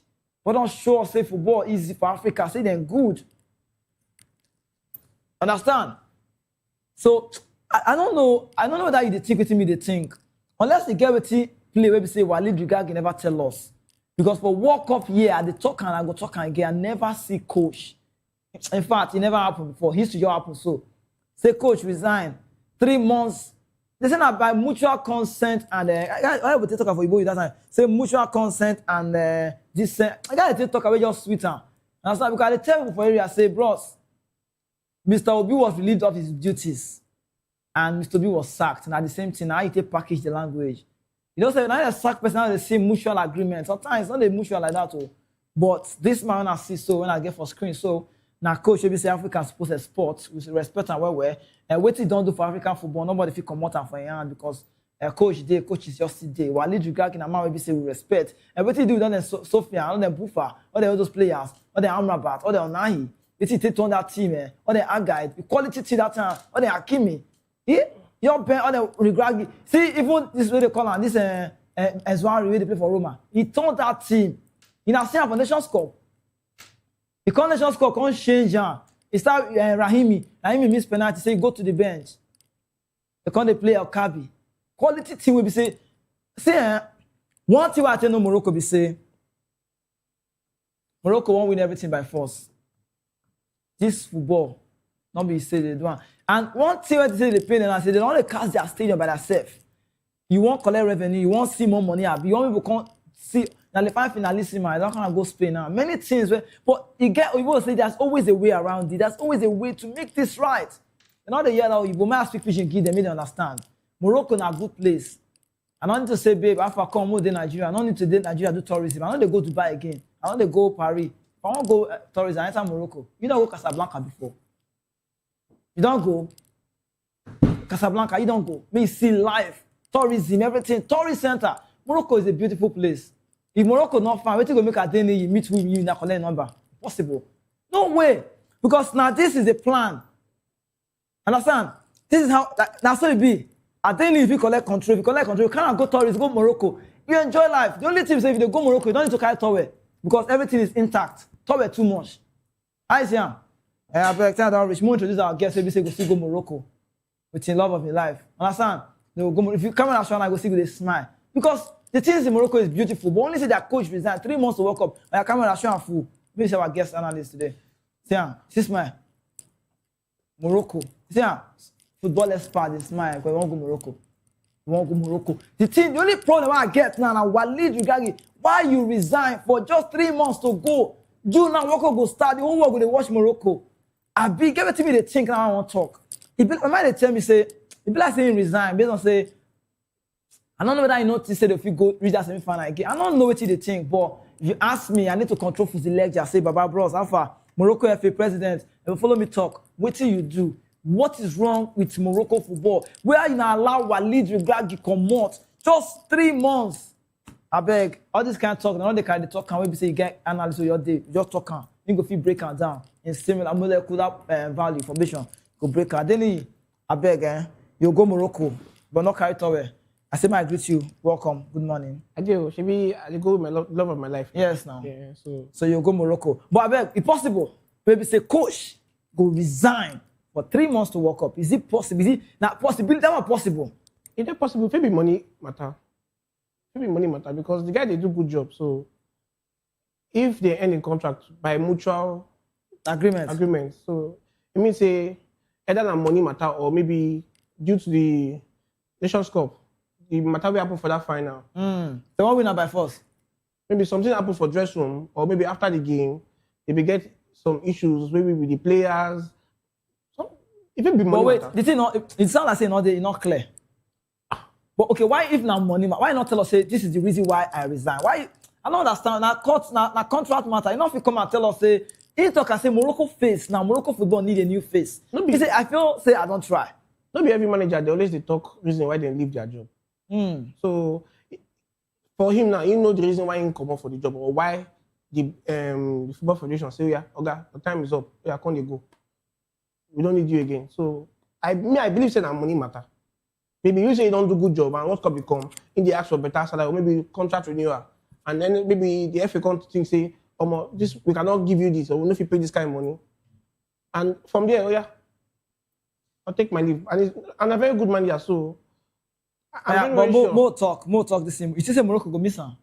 They will miss him because this current Morocco side where would they see? I go talk to Naim build them. Aside from say, okay, they get the players, they get the talents. Naim bring the structure for their football. So say they let them go, they feel regret them. But the man will say they replace him now be that coach now. He good based on junior category, but you say that pressure go down that man to replace Regragui because normally everybody sitting Regragui they do. We see in structure, we see in football, we see in lineup. They play all those Morocco boys. They play like they see now Igbo guys. You see that football, be? They play. Akimi come change game. They're too good. If not, we say Brahim Dia. See, Paneka is not for everybody. Dan Gotara know the matter. Understand? Mendy know. And people talk say Senegal snatch and not be snatch now hard work. So Germany they know. All the entries are gay. By all of them they know what they do. But more look Morocco first. This World Cup now, you feel say they feel reach that level they reached the last time. Of course, they feel reach them because with this new coach. I'm not sure saying Gogo can't do anything spectacular. Now, waiting the former manager don't do. Continue. He could just rely on, just continue from there because the talent is there, the players are there. So, really, they just can't do much. Just say they get manager. For me, he just be like figure it. I'm sorry to say, he just be like figure it. So, the team don't get structure already.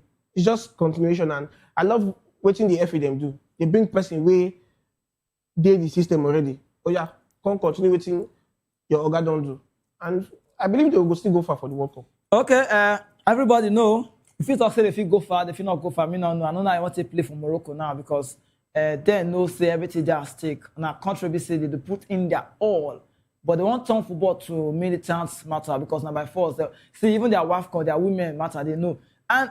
See, Morocco, I don't know, they try, but men not go spoil the good way they don't do because, see, Morocco not be place where we say want to go play good football again. They don't spoil so many things we say we don't like. But sharply, more come up for that one, the matter concern us, that's how we say talking because we, Nigeria not the World Cup road now, no World Cup. Now, Morocco, if you talk about some country, they give them all the respect because they won't go World Cup, it's not easy. And most don't enter the man they call Joe Bonfrey, and Nigerians like to call him Bonfrey Joe.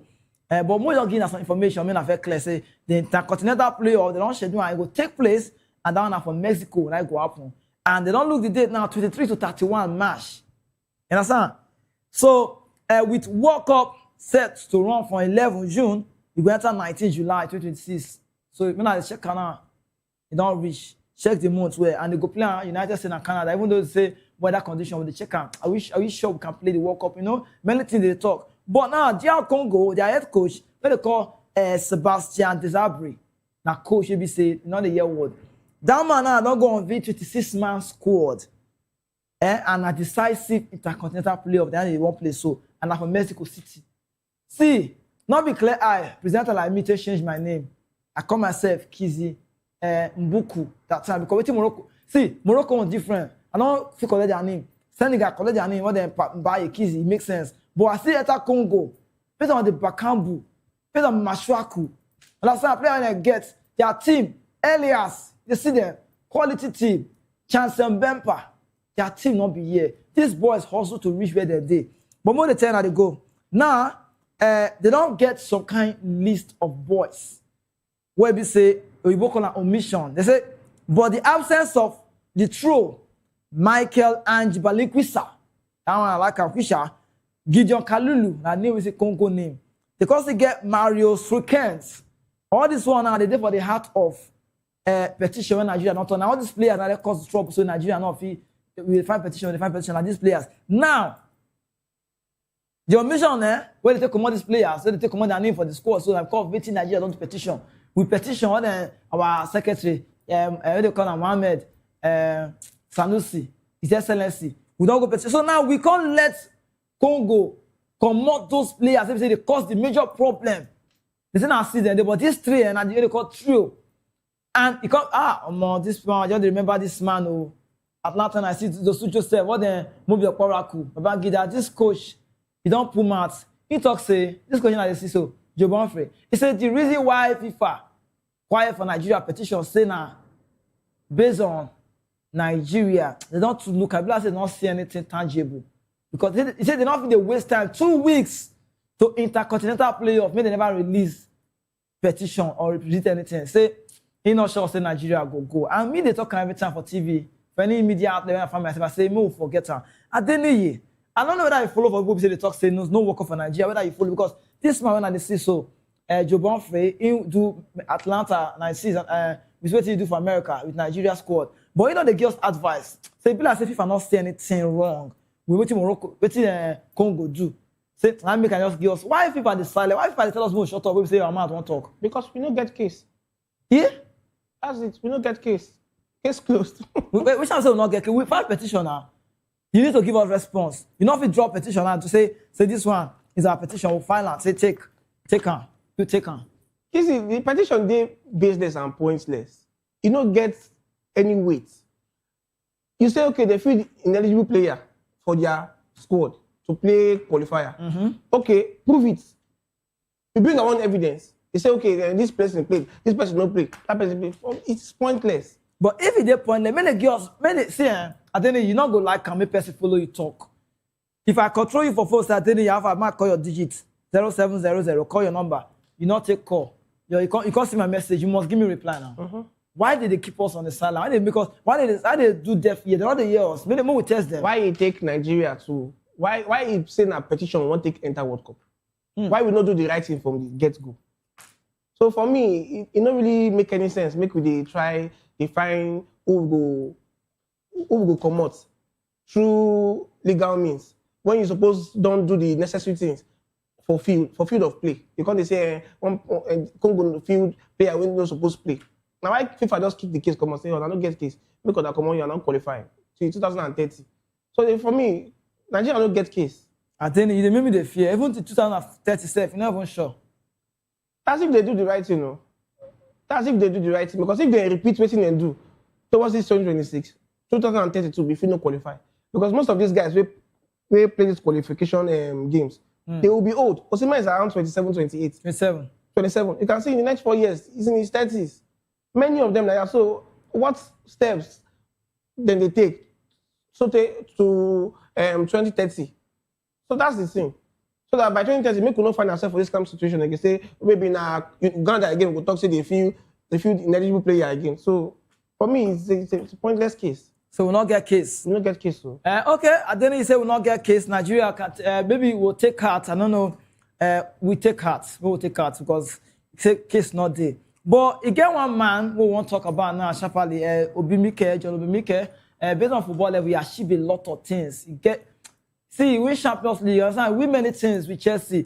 Now, player will be saying dream, it be like predestination from Oslo. We know how to play. He played for Plateau United not too long. Mikel Obisi goes to South Africa. See, his story in a milestone. They do documentary because Ferguson know. He say, I go training, they kick my leg. Bosco say want to be strong, right? They kick him. Understand? It matter you start long like Lagos 10 Milan Bridge. But aside Mikel football methodology, on the methodology, what we just play. More reason the way we can carry for it. The girl will be one podcast, make the verse, the change for Nigerian NFF, say all of you now, say this is now the second time in a row where we say we not go walk up.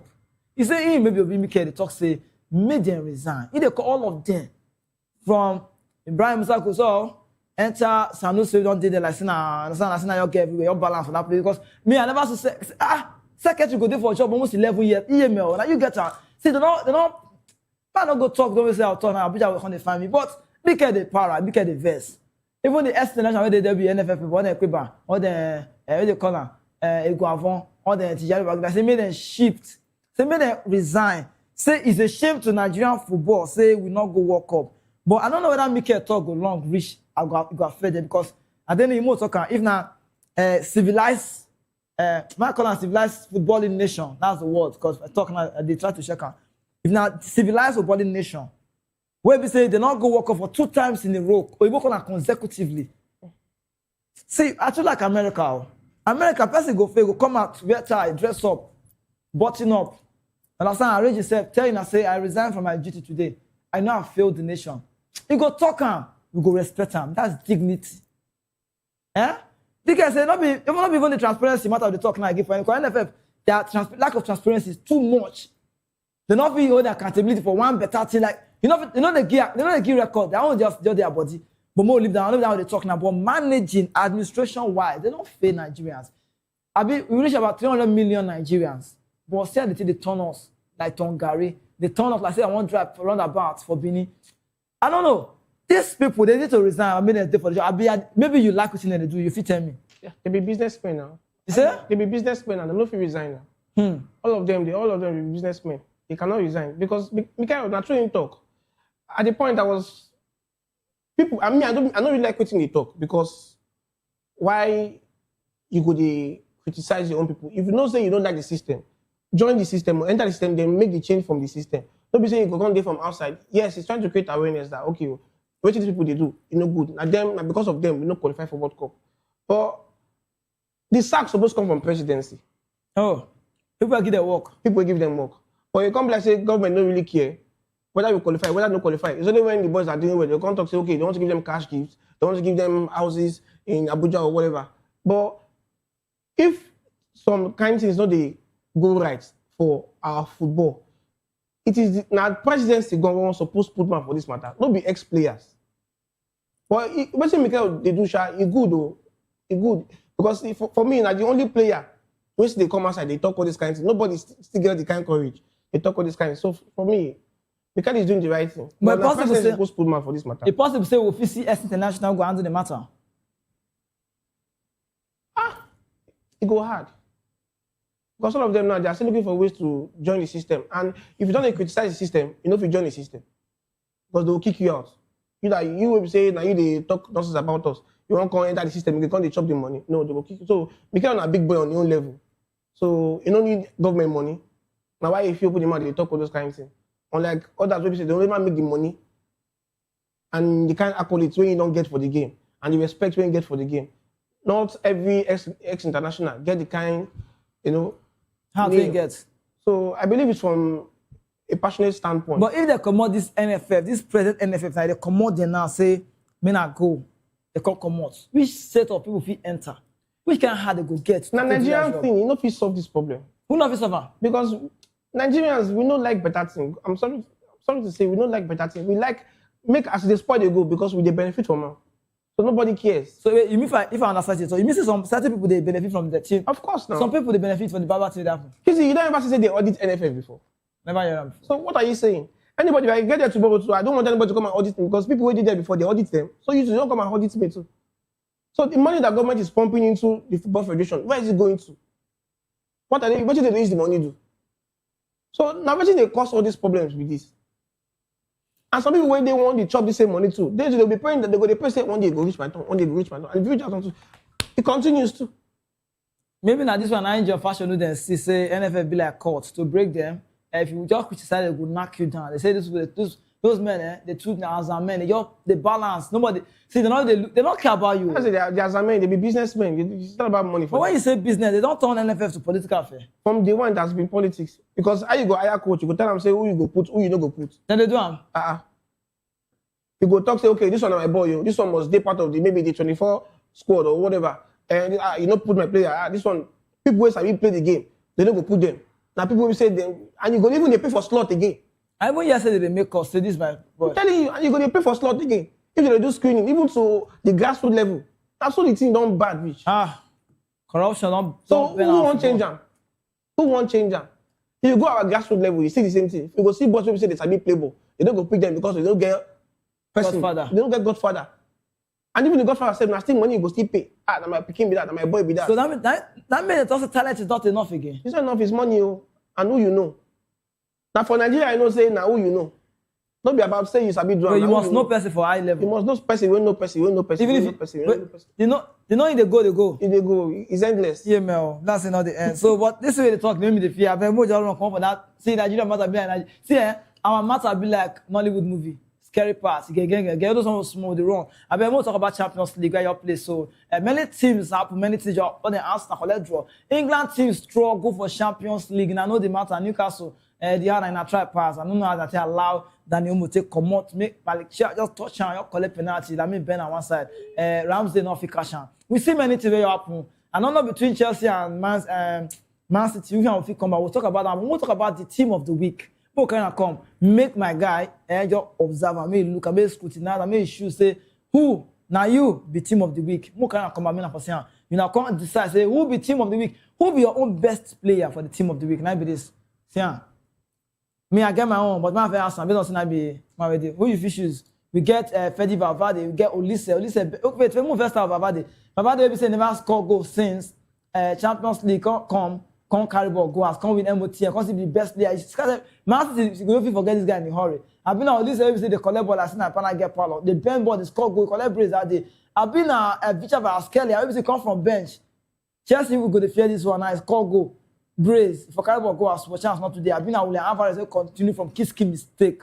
Well, look my day there. See, if you look all these ones, me I get my own, but maybe me ask you first. Who be your player of the week for this one? For me it is Crab.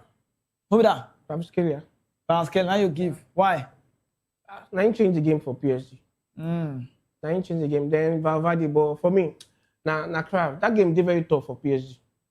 But now when you enter the game, change. So for me, now my player of the week be that. Okay, my own opinion. I will give her because me and the talker saying maybe the only sport man maybe say they shoot from outside like say I be Fedi Valverde. I too like him. I will give Federico Valverde because reason say that guy if you give a chance, he go be like James Milner. He go do all the work. Even this Dominic Soboslai like so this for Liverpool. Now so them be utility anywhere can go. I know they for midfield carry ball go once. It's the last game score. You barely open man the shot. Say I go be this one. He best keep on outside. So when they say Donnarumma is a big keeper is good. He comes alive in big moments. Catch that one almost here. See, he carry ball go as. Just keep at the catch. Keep at the catch go. You say what? Now shots keep at the catch. Keep on the catch. Keep on the catch go, bros. Now short keep at the catch. Keep on. So Fedi Valverde now me go give. But he say go give Victor Vasquez the Georgia International. We say they bend post anyhow and he don't try for that side. But maybe just the run to the goal. People they ask questions say which English club go make her enter the last 8? They don't play, they don't struggle. We'll show you that the team. I see the way English club, the way the player, even the picture we will see, the players frustrate. When I see them frustration. However, there's hope for you. Don't worry. You go 10 years.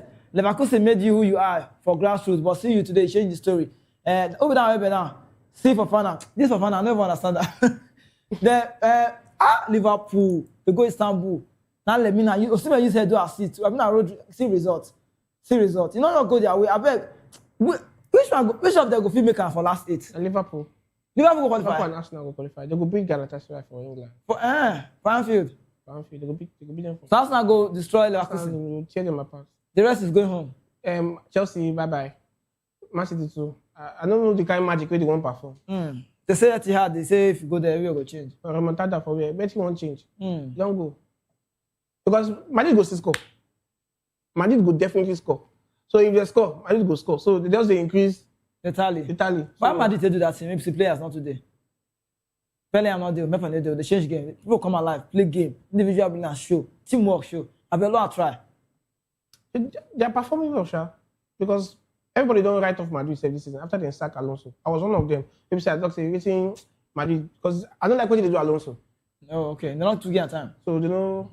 So as I can't say Abeloa now, and the boys too, they sit themselves down, they follow their self-talk. So for me, if you enter semi-final, sure. Okay, get what we will say talk. Before we go talk about the team we say club between Chelsea and Man City, before we talk about the team if we come back, we'll talk about team I respect. The kind of friend I define, I don't know about you, I don't try to see, I know this is Adele, I will be my last friend for Nigeria. I'm not tired to I want to go where I'm going to talk deal like this. That's not my camera they pick up. It's on European scene. So I don't want. And kind of friend maybe they find and a friend will come from Bodo Glimt, Hauga. See boys, those boys on the year one. If you see record, see goals, they give you what you deserve. Man City come collect them. And let you go say yeah we get Simeone. They collect them. Inter Milan say San Siro without they collect them. When I see result, Bodo Glimt, small club for Norway. If I see their result, if I see. When I see them now, say I'm Sporting CP. When I see this one, I say, I don't know, I don't want to see them. See, don't beg. See, I mean, I see results. 5 wins in a row. It's not so that your stadium is small. It's small, but bro, see, wait. I don't need wait. See this result. See, 3-1, 2-1, 3-1, 2-1, 3-0. If you're person they do paper things, if you're person they do double chance, but I don't build house. Nobody, wait till they give them. The guys could go tell you the odd. Because these boys now, nobody believe them. They be like underdog, but they go small. And in Kevin like they get transitioning power. They don't they fear anybody. They're good. They get you see that stadium smart be when they go San Siro, what happens?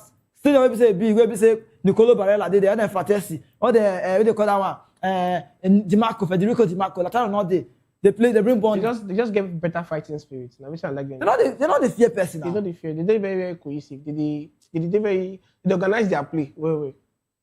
And a very strong team. But when they go beat, they will win for Portugal. They go win. Maybe draw. Okay, they'll go draw. They go. But this one they don't qualify already. That's 3-0. I'm not sure say Sporting in favor at all now. Max na draw for Portugal. But very good team. You respect them. 5 wins in a row. And the club when they win, but no it's not club. Not mistake. I mean not luck. Don't be luck. There's no I don't believe I don't know say luck not dey football. If you play well, you go see the results. Luck on the football. Though I'm not sure they luck the football. These boys they know Haaland. The way they take catch Haaland not see ball play. And come like Haaland on the coast small for Champions. I don't know Rudiger hold on that day. No road. But we'll just jump talk about that one. We connect Rudiger connect and they call Erling Haaland. More look into Chelsea or Man City. What you call it? Remontada be? They say they are for football. Me not know whether they are for. But we don't see one of the greatest comeback. And you know how to take. We almost see the greatest comeback with the year. We say Barcelona, Atletico Madrid, Copa del Rey, same big, but based on Simeone go still do it, it can be Simeone. I don't know between Chelsea and Man City, who you think, who you feel say go get comeback for the Champions League to qualify for last 8. Now Chelsea, we say they don't knock 3-2, 4-2, 5-2, because they check out, say they leave them for 4-2 or 3-2, hope they bring that Georgian boy, the guy is changed everywhere. Now only one English side now. Don't ever overturn 3 goal deficit from the first leg of Champions League knockout. Who won't change him? Who won't do him? I've been a Man City will be say the Etihad is hot. They bring my Gay. See, Gay good though. I like him. Semenyo good. They play that. If you not believe in life, Tracy Ohiri the talk. See, Tracy Ohiri the talk. He said they scored 3 against us. So why can't we? Now me they ask. I'm a primary school teacher. So he say at Etihad we will need our fans to put pressure on them. Everything is possible, so we still believe it's possible. Even if they score, that one don't mean say Man U is not go score now. So their major problem now be say make Madrid no score. Make now and that one go hard though. And that one go hard. So is it possible? Person tell me say first half, Barca will collect Guinea 2-0. They don't. No, how they play match. It's possible like that too. It's possible. First half of the film, but can they stop Madrid from scoring? Madrid will still score for that match. No possible they go score. Because Madrid don't go England or Etihad. Contact say they won't go to defend. Madrid don't be that kind of thing. They go still score. So the Man So City, if you look at now, Man City and Chelsea, 2 don't go. No magic. I know you know they don't even beat that PSG. Say. It's not possible. But this is the way they talk. You know they give fans when they say the day outside hope. You know they. No Chelsea fans if you say okay, you want to stick, you want to put money on top, you want to stick. Nobody will say you want to put money. Even if they say they won't even beat PSG, maybe 1-0. But say they go qualify, it's not possible. If they say that 4-2, hope they. 4-2 in favor of Chelsea. That's called like hard though, Kizzy. Yeah, that be. It's very, very hard though. 4-2. It's very, very hard. Because it's very, very hard. I don't see Chelsea they don't feel qualify. Now only Liverpool and Arsenal they go quarterfinal. Okay, we go see them. Liverpool, Arsenal go quarterfinal. I'm more wrong. We just the way Champions League too sweet. If your club know they play not first, we not talk about your club now. Our club say they qualify. That way they give accolade. They talk about them. They remember them for which they don't do. Understand? When I watch Arsenal match, when I was having a Newcastle match, I say my best player generally now Lewis Hall. I don't see reason why we say Thomas Tuchel not carry that small boy go World Cup now just 21 years. He stopped Lamine will be seen at 18. So I watch Newcastle. I say all this one are physicality. Shebi they say Hansi Flick they do Hansi with the flick. It's a draw lines. Not when Langa carry them run with a Langa power. I've been a happy pounds. Let me say the score they do like this. All those celebrations be like so. It didn't look Newcastle fit change and for camp. No, because physicality show. All the saluting, all the donating. They play ball. They show say yeah we good, but I don't know. You know the inexperience still play out for when game one end. Say Daniel Mo come from bench, coach touch 1 or 2 buttons. Say they just come up person. Malik for Liverpool, go touch and last leg. I mean bend the ball. I'm say go here, put ball enter here. So Newcastle hope not there. Because it will be tough. But they don't prove say they don't say they play PSG 2 for house and they give PSG tough time. So if you play the same way, people say they play PSG, they feel knock out Barcelona. They feel knock out Barcelona because that Newcastle is a very strong team. They get very, very strong players. People say they sabi run. And even though Camilo save wide, they get players who cover the length and breadth of that field. So if Barcelona don't be careful, they feel knock them out. Oh, okay. If Barcelona not careful, some people microwave that stick. Most of tell when I say, get many people say don't put many things. Some people say now near success syndrome. Say near success syndrome, the only way to come out and to go crusade. But I tell them say you don't need to go crusade. All you need to do now just to pray to God, find out for your heart, make you create and make for clear. Why would they talk this one? They say not only one team, maybe like say they reach, like say one touch them, but not they reach. Near is too far. They call it Arsenal. But we know if we come on what that cover they don't do. See, you know if we talk about Arsenal, I mean not they think and well because coach don't too try. You don't press the kind of button now. Nobody believes now. 7 points clear. Even if City play their match now, I hope City day. Understand? So people say not be Etihad be the final say. Arsenal go win Premier League. People they talk. The only club we say yesterday now for quadruple 4 tournaments. It be like they know they get the accolade. They know they accolade. See, they need a lot of accolade. Nobody talk about it. They're all quiet. Arsenal still get 100% record in the Champions League. You should say that ball, maybe say Andrich, and that Andrich slide, they use head score. Andrich score by Leverkusen. They can't go bring, when they break a Havertz, they respect him.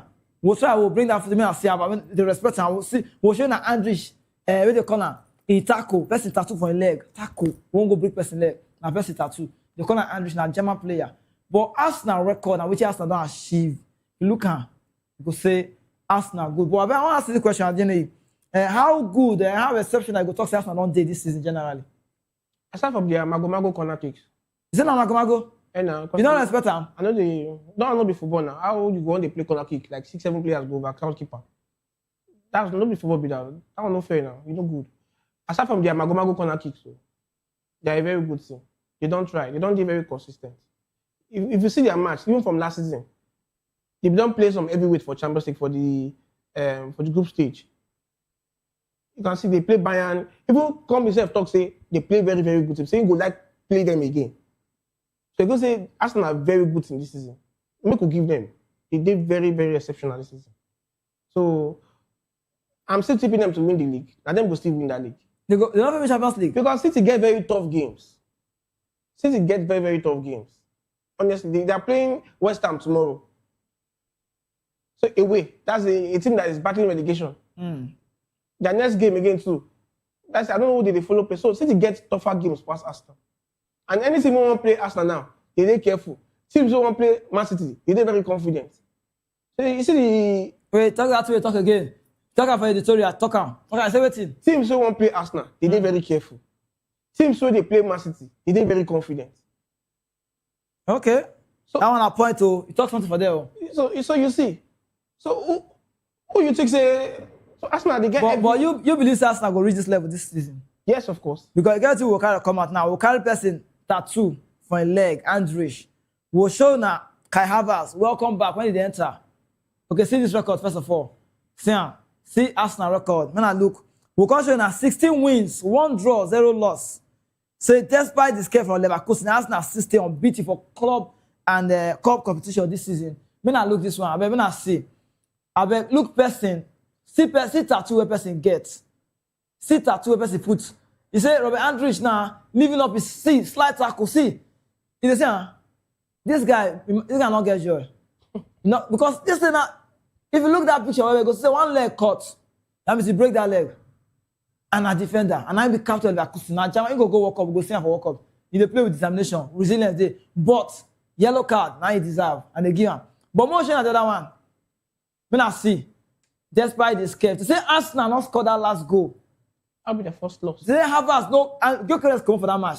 They can Saka penalty don't come out, but they composed. I mean, I see 16 wins, 1 draw, 0 loss. But before I enter, I see where they carry placards.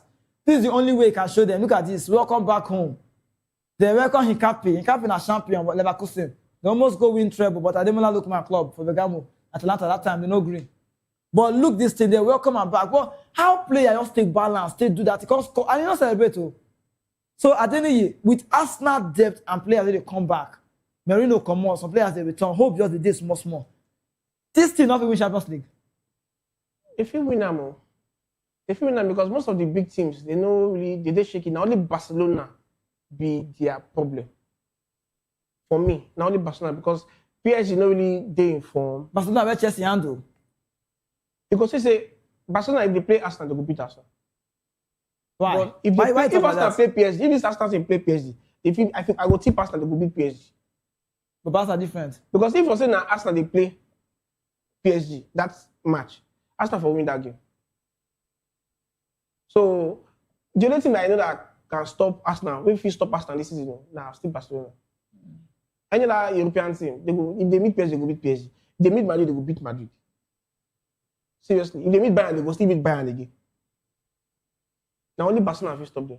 Okay, I get what you talk all the time. I say if you who don't find. I always talk about people they like to discuss that word. Who don't find, who don't war. They cop now advert. And they talk and say nobody could talk in mass not sweet. Why would they talk? Normally it's okay for you to talk. See, bro, my clear you really matter for area. So if they not talk about you, you're not body you. It's okay for you to talk. Like assignments now, they call work no pay. To talk. So we will give assignment to talk about IB. So it makes sense. But if you do well, they must talk about you. We can come on talk about Federico Valverde one more time before we come out. Now you go international. Now my representative replace Toni Kroos, the captain of the team. Then Cavara enter. They give him 6 Champions League. Cavara don't win. And out of 6, they say 5. He play for the final as a starter. But we will talk about MOTM, Skipalala, Federico, Fedi, Valverde, the man of the people. If not election, I go vote for you. Forget. Understand? I say, so this man, and then this kind of thing, they easy to see. You carry ball, go out. You carry this fine Champions League team, go out. Now, because now he live in dream. Now one day magic, just change him. This kind of player, Madrid go see this kind of player again. Because this one, he say, I rather die. This guy talk him. I rather die. If you know me, but say, now Madrid, you go say only last. I want to say Madrid. You know, they say you go, even Piqué don't talk and two for Barca. I say no go Madrid. So these two, now rival we don't hear. This one say nothing. You rather die for Madrid and say go in that club. And if they watch and if they give you all. Yes. So player like this, what if you talk about him? Fedi Valverde. Valverde is a very, very special player for Madrid. Because if it comes to say player step up, when you need them, he only step up. Valverde don't play right back for Madrid. He don't play center back. Anyone. Any wing. He don't even play left back. Everywhere. What do you mean to keep? That's just keep. The guy is very fantastic. So now also no one they do somehow. Once they punish him small that time. But thank God saying reviving career, sha. Because I think say if Alonso say that thing, make money just go carry him. Make you go carry him. Make money just go carry him. Man, you make money just carry him. Why would you go sign Man U? Man U not play Champions League now. Why you stop Man U? No, because I think say if we won't come out from Madrid. Oh, okay. Say as Casemiro they come out, make money just go pick him. So you a Man U fan? I'm a Man U fan now. And you like better team? No. If I say Valverde, they are our team. I know the Baleba, I know the other player again. Now only Valverde. Valverde and maybe it could be mine if you just manage man. I don't be fan of mine. You plan. This way to talk. You did plan. We plan. You really need that boy. No. If I stay in one come out for Madrid, make money just even 100 million. May they give Madrid. May they buy. Oh, okay. May they sell now. I'm a very good player. But go meet your brother. You go. May they call all the. Or what you have to go come out. I bet time that the ritual say we don't match big. We won't come out. If you didn't watch us, so now they call Voice of television, Lagos, Nigeria. First they follow me the talk so with the Yana and Denny Ojo. We follow the talk, they analyze and they enter. They check maybe say they wear clothes. I read they not wear clothes. Now I want to just talk as your be and the show you're the sweet. When I show the sweet like that, so with time we they go, they fly, they go. But last one we want talk. I don't know. Somebody talk say away go rules. We want it back. Some say we the miss and now aggregate. If you like play 4-3. Before 4-3 you be big boy.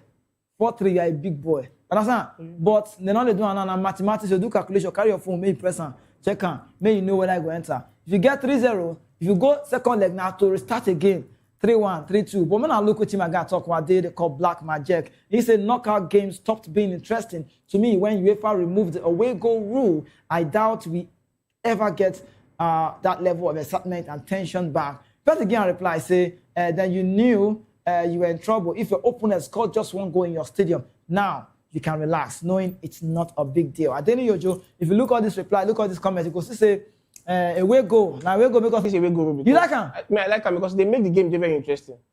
Excitement day. If you remember when PSG played Barcelona, people say now that away goal. They needed just one goal. That's not Sergio Roberto scored that ball when they play second leg. If not, Barcelona for no qualify. So it makes the game very, very interesting. Barcelona doesn't get one goal and they threw everything at PSG. So for me, they're not supposed to consider a goal.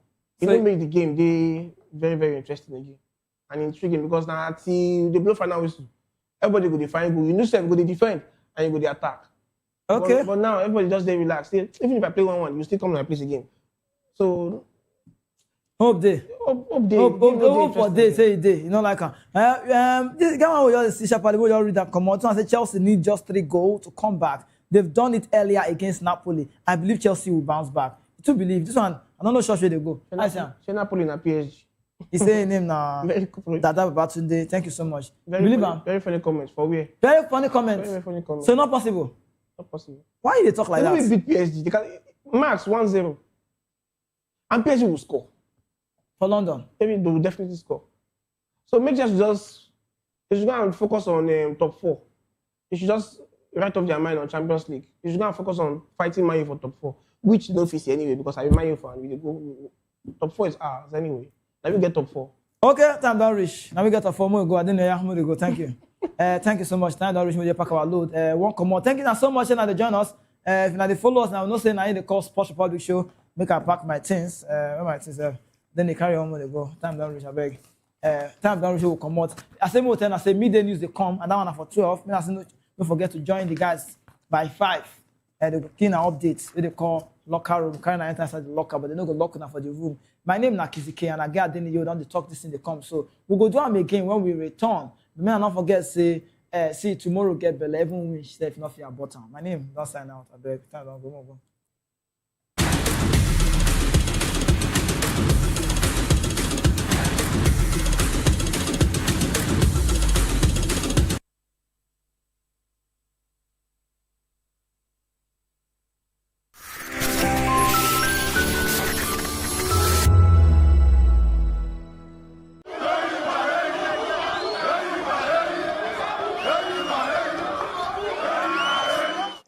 Nambo ezigbo nwa afọ Nigeria ka ihe m ga-eme pụrụ iche nwanne m nwoke Adanne m ga-akwụ chi n'eziokwu kwanyere ndị ọzọ ugo ma lekọta obodo anyị anya gbam ụmụnne m na ụmụnna m obodo anyị bụ Nigeria ga-aga n'iru ma ọ bụrụ na anyị jikọta aka kwado ndị na-achị anyị ka ha mee nke ha anyị ga-emekwa nke anyị n'ezie ọganihu ga-adị ma ọ bụrụ na anyị na ndị na-achị anyị jikọta aka rụọ ọrụ asaa bụ onye ndị na-achị anyị kwekọtara ha ga-eme ka obodo wee dị mma.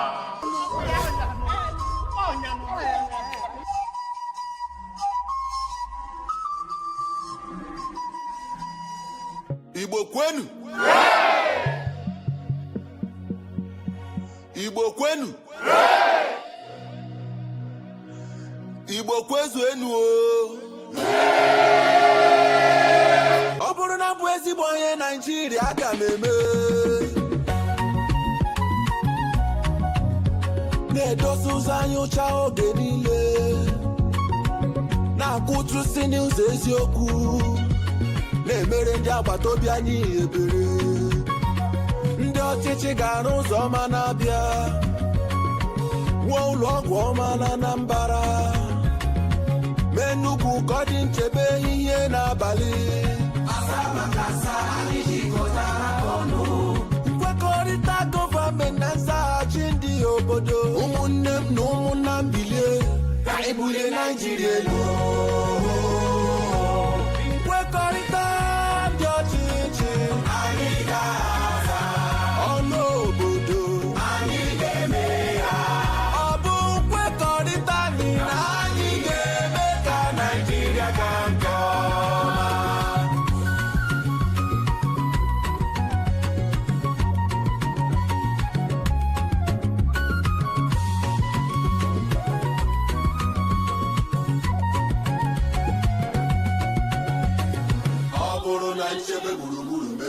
Ndị ọchịchị ga-eweta ahụike ọ bụrụ na nrọ ọrụ ike mụta aka ọrụ ndị ọchịchị ga-emepe ụzọ ọrụ n'Ebonyi Imo ọ bụrụ na nkwanye ugwu nye agbụrụ niile n'otu ndọrọndọrọ ọchịchị ndị ọchịchị ga-ekpe ikpe ziri ezi nye onye ọbụla nkwekọrịta gọọmenti na nzaghachi ndị obodo ụmụnne m na ụmụnna m bilie ka anyị bulie Naịjirịa elu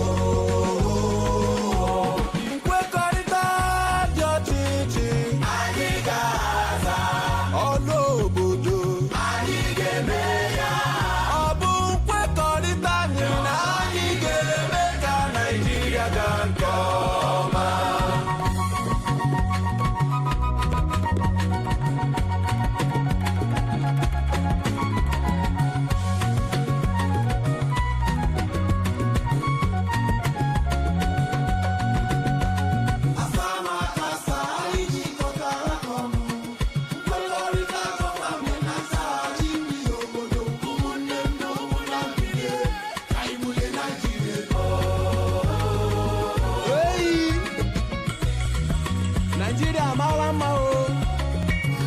Naijiria obodo mmanụ aṅụ na mmiri ara ehi na-asọ ụzọ ọma o ụlọ ọgwụ ọma o ebe obibi ọma o Igbo ndị ọma pụtanụ ka anyị ọlịba onye agbakwara nke nwanne ya gbara let's go Abia, Anambra, Ebonyi, Enugu na Imo anyị ga-ekwe nkwa na anyị ga-eso ụzọ asaa na asaa ndị na-achị anyị wepụtara.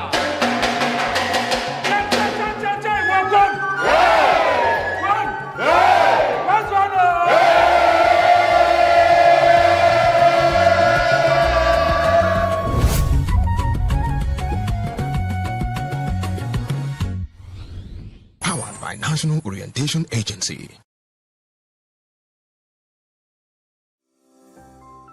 VOP TV. Now, you have more than a voice.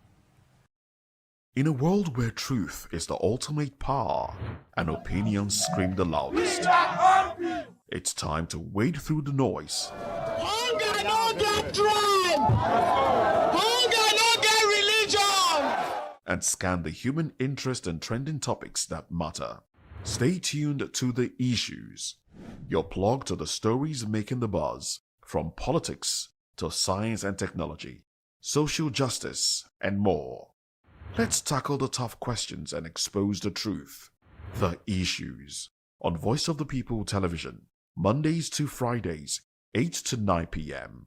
The Issues. Don't just react. Understand.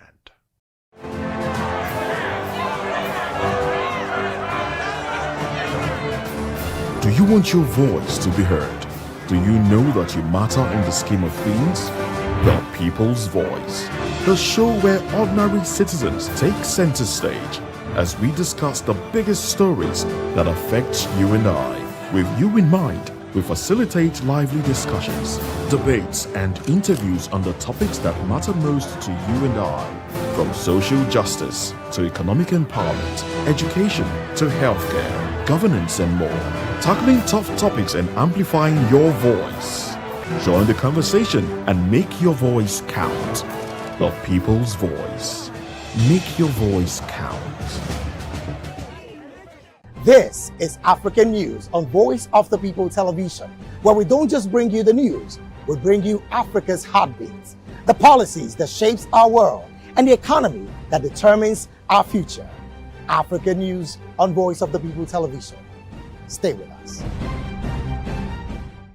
Are you ready for the extraordinary? Something big is happening on your screen.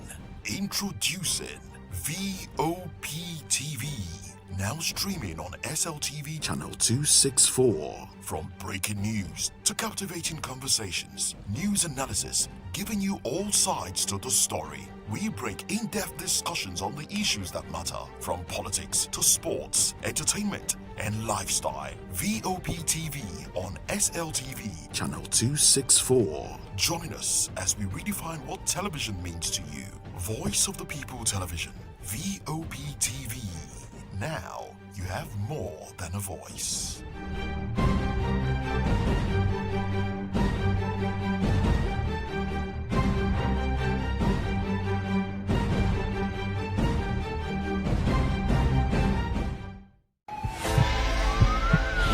This is Health Check, your weekly guide to better living, smarter choices, and trusted answers.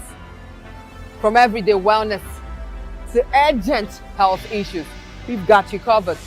Health Check, only on Voice of the People Television, where your health has a voice.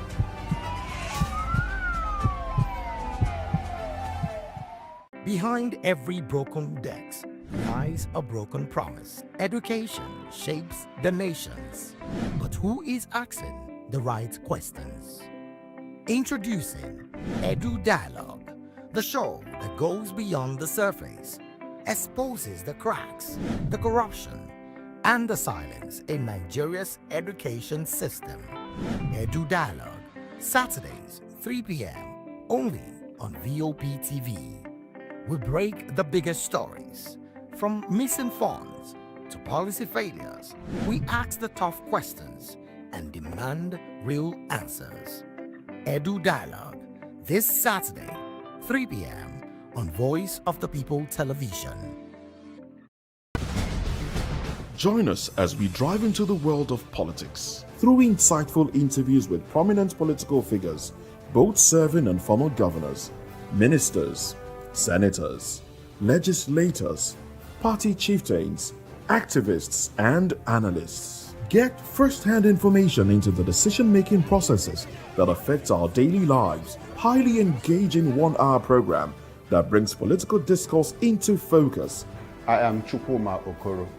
Political Lens, Monday through Friday, 6 to 7 p.m. Join us.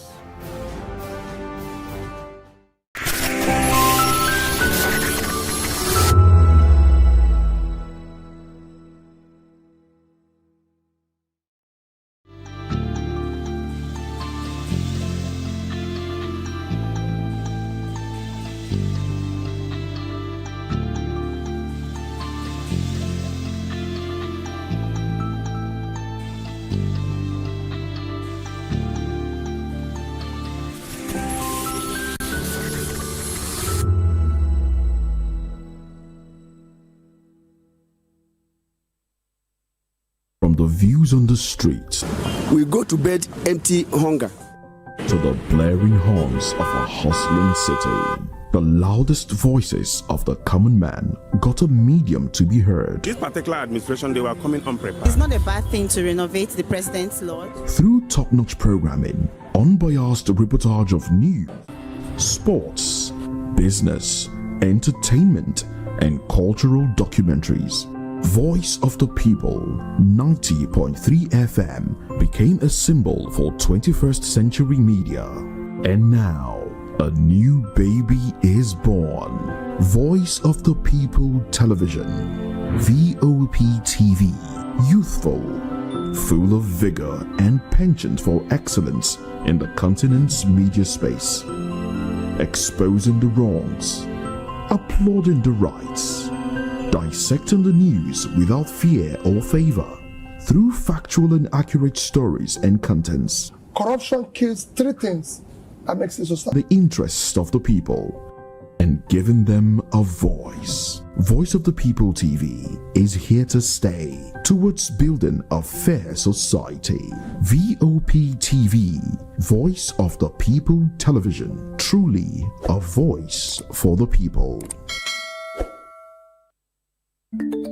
Africa is on the move, a continent of rising voices, untold stories, and powerful transformations. From the streets of Lagos to the heart of Nairobi, from the mines of Congo to the tech labs of Cape Town, the African story is being written every day. Bold, dynamic, unstoppable. This is African News on Voice of the People Television. We don't just bring you the news. We analyze and bring you Africa's heartbeat, the politics that shapes our nations, the economies that drives our future, the cultures that defines who we are, the voice that must be heard. Africa News, Africa's voice, Africa's future. Where Africa speaks, the world listens.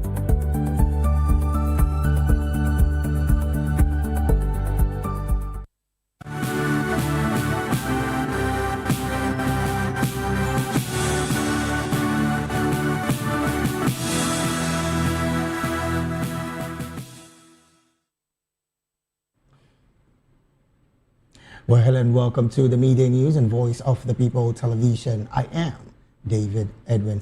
First, the headlines. President Tinubu approves new military equipment to tackle terrorism. Senate to pass 2026 budget on March the 31st. 9 senators, including Abaribe and Ume, joins the ADC. 12 House of Representative members defect to APC and ADC. ADC says Atiku and Amechi working together for 2027. Court allows ICPC to analyze devices seized from El Rufai. And in business, FCCPC recovers 20 billion naira. In sports, Bellamy targets World Cup sport with Wales. In the world of entertainment, Brother Shaggy shot during skit filming. And now the news in full. President Bola Tinubu has approved the procurement of new equipment for the armed forces and other security agencies. The move is aimed at strengthening operations against terrorism and banditry across the country. The Minister of Defense, Christopher Musa, disclosed this after a security meeting with the President at the Presidential Villa in Abuja. He said the President remains committed to supporting security forces in their fight against insurgents. Musa explained that the meeting reviewed the current security situation following recent attacks on military formations.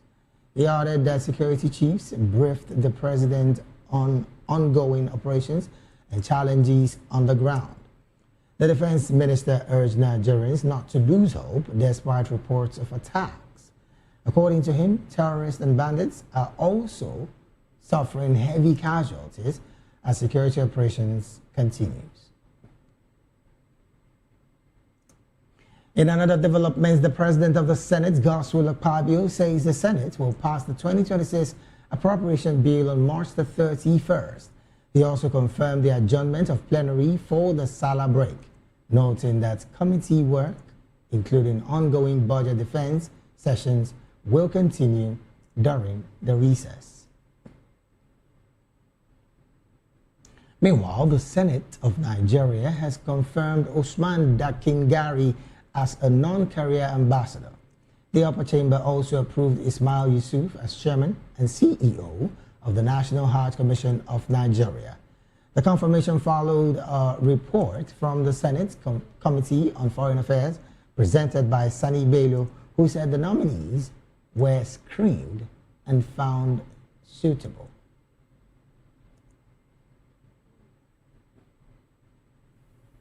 The nominees and have found them suitable for the positions of which they were nominated for. Having screened them successfully, Mr. President, on behalf of the committee, I would like to thank the Senate, Mr. President, for all support and cooperation. Yes, like I said, Usman Nasam Dakingari as non-career ambassador, and Ambassador Ismail Abba Yusuf as chairman, CEO of National Hajj Commission of Nigeria. I so move.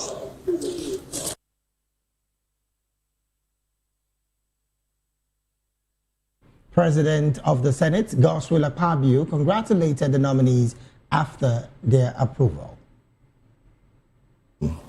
Senator Aminu Waziri Tambuwa, letter of defection from the People's Democratic Party. Oh, PDP is gone.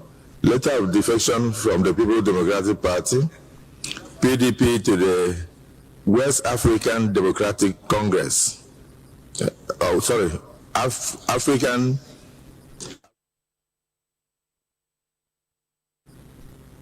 SP, check very well. I think it's APC. It's not AP. Check very well.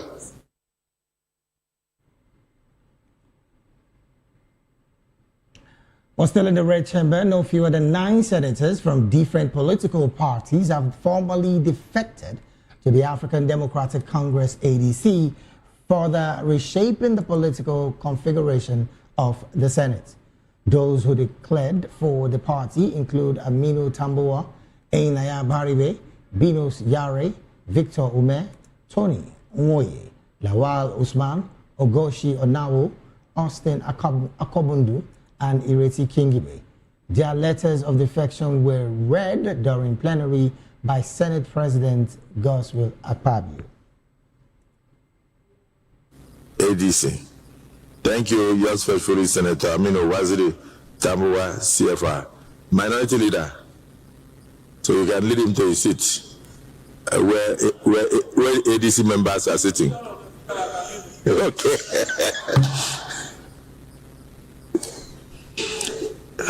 This one is from distinguished Senator Einaya Hakot Abaribe. I have to. He may change his mind, but let me see where he's going. My dear Senate President, defection. I'm just reading the letter as it is. I wish to inform you of my decision to leave the All Progressive Grand Alliance, APGA. APGA? I wish to inform you of my decision to leave the All Progressive Grand Alliance and join the African Democratic Congress. This is in line with our collective resolve to rescue and deepen the democratic system in our dear country, Nigeria. Very truly yours, Senator Einaya Abaribe. I didn't add anything. I didn't subtract.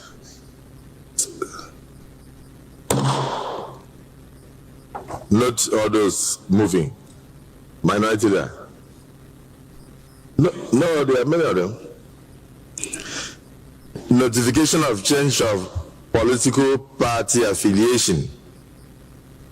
This one is dated 10th of March, but submitted on the 12th of March by 5 minutes to 12.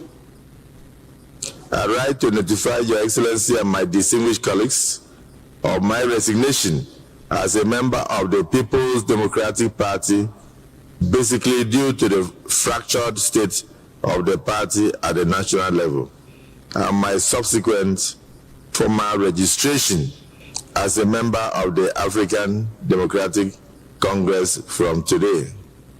The decision to align with the African Democratic Congress was informed by my resolve to join hands with other patriotic Nigerians to assure the nation and the international community that Nigeria is still a multi-party democracy. I agree with this.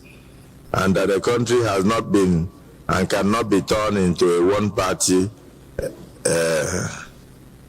system. As President, the assurances of my highest regards. This is signed by distinguished Senator Dinos Dauda Yaro.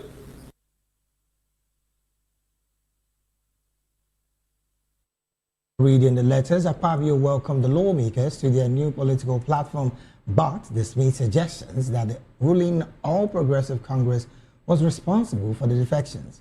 Despite the changes, the APC retains a dominant majority with 87 senators, while the People's Democratic Party now has 7 lawmakers. The ADC, boasted by the latest defection, also has 7 senators. In a related development, 12 members of the House of Representatives have announced their defection from their political parties. 6 lawmakers left the People's Democratic Party for the All Progressive Congress (APC). 5 others dumped the Labour Party and the PDP for the African Democratic Congress, while 1 member moved from the Young Progressive Party to the ADC. This development has raised concerns about growing instability within political parties ahead of the 2027 general elections. Those who moved from the PDP to the APC are James Barker, Kwamote Bitrus Lowry, Zakaria Nyampa, Kobis Thimu, Midadla Balami, and Mohammed Bagaja. Lawmakers who defected to the ADC, I beg your pardon, includes Afam Victor Ogene, Peter Anekwe, Lillian Orubu, Jesse Onakalusi, and Murphy Osaro Omorui. Deputy Speaker Benjamin Kalu, who presided over plenary, also revealed that some lawmakers have risen to the House leadership, indicating plans to leave their parties. Right Honorable James Shaibu Baka.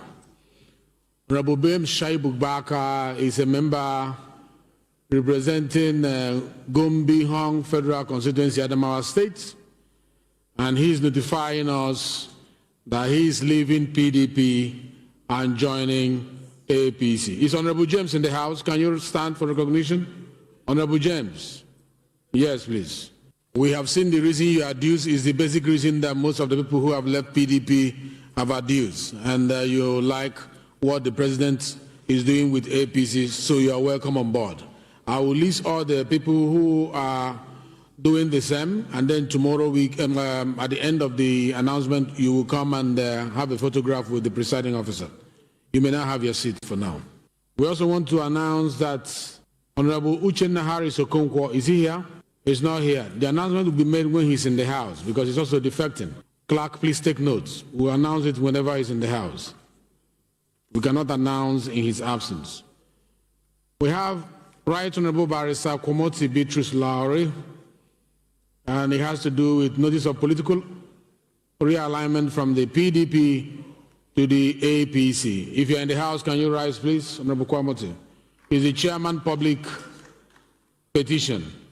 You are welcome to APC. Please sit down, and later on we'll invite you to the presiding officer. Yes, he deserves that hand clap. APC, you can clap for him. We have another defection letter that is coming from Honorable Peter Ifeanyi Uzokwe. Honorable Peter Ifeanyi Uzokwe, if you're in the house, can you rise? Good. Mr. Ifeanyi is defecting from YPP to ADC. He is notifying the House. The House is hereby notified.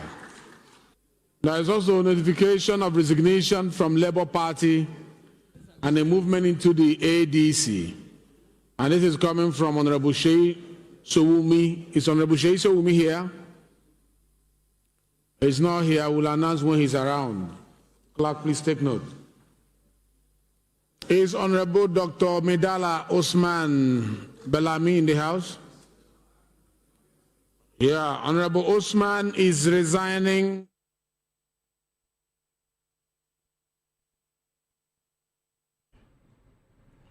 Well, moving on, in the Green Chamber, the House of Representatives has called for an investigation into unconfirmed reports that locally made grinding machines pose serious health risks like cardiovascular diseases and organ failure.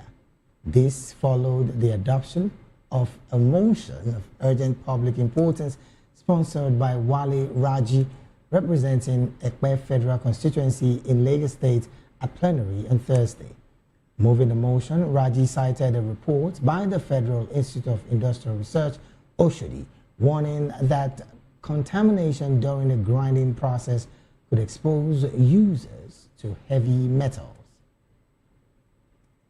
Adopting the motion, the Deputy Speaker, Benjamin Kalu, who presided over the plenary, referred to its Committee on Healthcare Services, Industry and Science and Technology, as well as Commerce. My name is Idem Unyime, member representing Ukanafun, Urowonam Federal Constituency of Akwa Ibom State. Mr. Speaker, I rise to second the motion as moved by my colleague. I so second. Thank you. Those in support of this motion, because it's a straightforward motion, those in support of this motion say aye.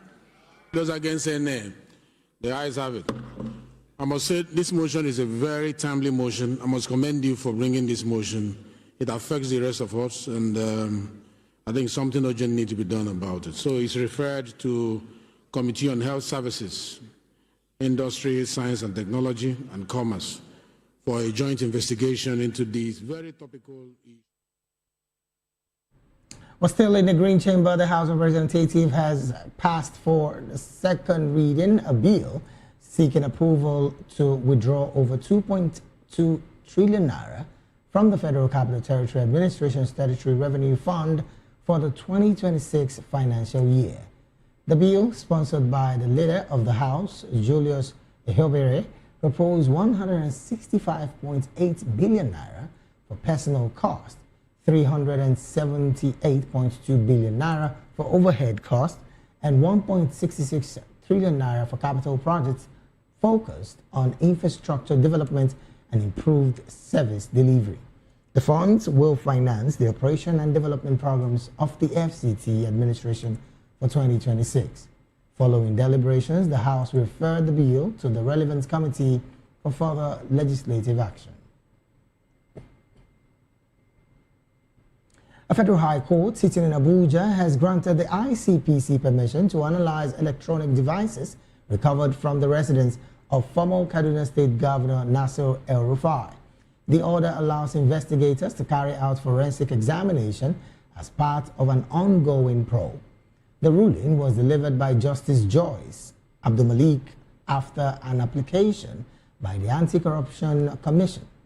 ICPC says the devices were seized during a search of the former governor's Abuja's residence. Reports say the items recovered include mobile phones, external storage drives, a laptop, and several flash drives. Investigators say the material could provide useful evidence for the case. Meanwhile, El-Rufai is challenging the search in a separate suit, demanding 1 billion naira in damages. The police and ICPC insist the operation was carried out with a valid court warrant. Moving on, the African Democratic Congress ADC says Peter Obi, Atiku Abubakar, and Rotimi Amechi are working together ahead of the 2027 presidential election. The party says the goal is to challenge President Bola Tinubu and the ruling APC. The announcement was made during the unveiling of a new political movement known as One ADC. The initiative is designed to unite supporters of the party across the country. Leaders of the movement say the platform will help members work together despite political differences. They also said disagreements are expected, but the party's common goal must come first. ADC officials say the movement will mobilize Nigerians at the grassroots level ahead of the next general election. They also claim millions of Nigerians have already shown interest through the party's digital membership drive. Moving on, the political support group linked to Oyo State Governor Seyi Makinde has called on allies of FCT Minister Nyesom Wike to return to the mainstream leadership of the People's Democratic Party. The group says reconciliation is necessary to resolve the party's lingering internal crisis. Convener of the group, Laja Adeoye, made the appeal during an interview in Lagos. He said the PDP remains a big family and is open to welcoming back members willing to work for unity. Adeoye also said the caretaker committee backed by Wike is not recognized by the party's constitution. According to him, members of the faction now have the opportunity to reintegrate into the party. The group expressed optimism that dialogue among party leaders would help build the PDP ahead of future elections. It also urged members to focus on strengthening the position and mobilizing support for 2027. You're still watching the Midday News right here at Voice of the People Television. We'll go straight to the analysis segment of the news. And joining us now to make sense of this story and more is Mr. Dele Fanimo. Mr. Fanimo is a seasoned reporter and also a public and political affairs analyst and commentator. Well, a very good afternoon to you, sir. Good afternoon. Also, to join us virtually is Professor Emmanuel Nsue from our HOD Religion and Cultural Studies, Benue State University, Makurdi, Nigeria. Well, I'm being told by my producer right now that Professor Emmanuel hasn't joined the conversation, so we just have to start off the conversation from the studios. Well, Mr. Fanimo, interestingly, this call from the Oyo State Governor's faction, I'm talking about the Seyi Makinde's faction of the PDP, calling on allies of Minister of the FCT, Nyesom Wike, to come together and, of course, rebuild the party, more like a reconciliation call on the part of the Seyi Makinde's team. What do you make of that particular call? Do you think that with this level of call, maybe the PDP might find its rhythm again by coming together afterwards? Because this is one that has been quite concerning for some levels of multi-party system in Nigeria. You see, I don't want to believe that it can work, except if miracle happens. Why do you think it's and I'll tell you why. And I'll tell you why. You see, this move would have been better advanced when the case was pending. Because at that level, the Wike faction and the Makinde faction cannot accurately guess where the pendulum will swing. So at that point, the two sides are equal. Compromise can be reached. Well, some part of the party leadership might tell themselves that we have the upper hand. And I give, for example, the Wike faction. That's what I'm saying. Yes. You see, let me give you an instance. It happened in my community. There were some traditional rulers that were considered inconsequential. And the traditional ruler of my hometown is the paramount ruler. And then I called him one day and we were discussing. I said, sir, Kabisi, don't you think it's better for you to take the initiative now before government wades into this? Because if government decides to use it as a political tool and wade into this thing, and then make this your so-called inconsequential traditional rulers, make them first-class sober. He said it's not never going to happen. and in less than 1 year it happened. Today, they now rank pari passu with my traditional ruler. Now, if the traditional ruler calls this other traditional ruler that have been elevated to first class over, do you think they will listen to him? But at that time, when they were not sure of what will befall them, if he had called them and said, look, guys, even if when he knew that governor was going to do what he did, and say, guys, we are the same, and we are all traditional rulers. The same way Ooni of Ife crowned Baale of Modákẹ́kẹ́ as Oba, elevated the status. Today, you will never see a Modákẹ́kẹ́ person fighting with Ife person because of that singular act. But my own traditional ruler lost it. What Ooni of Ife gained? Today, in Ife and around Ife, there are about 13 traditional rulers. But none of them is of equal paramountcy like that of Oni.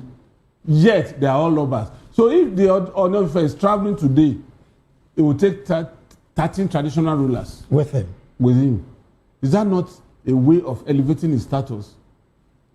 You see, anything that breeds ego will never breed compromise.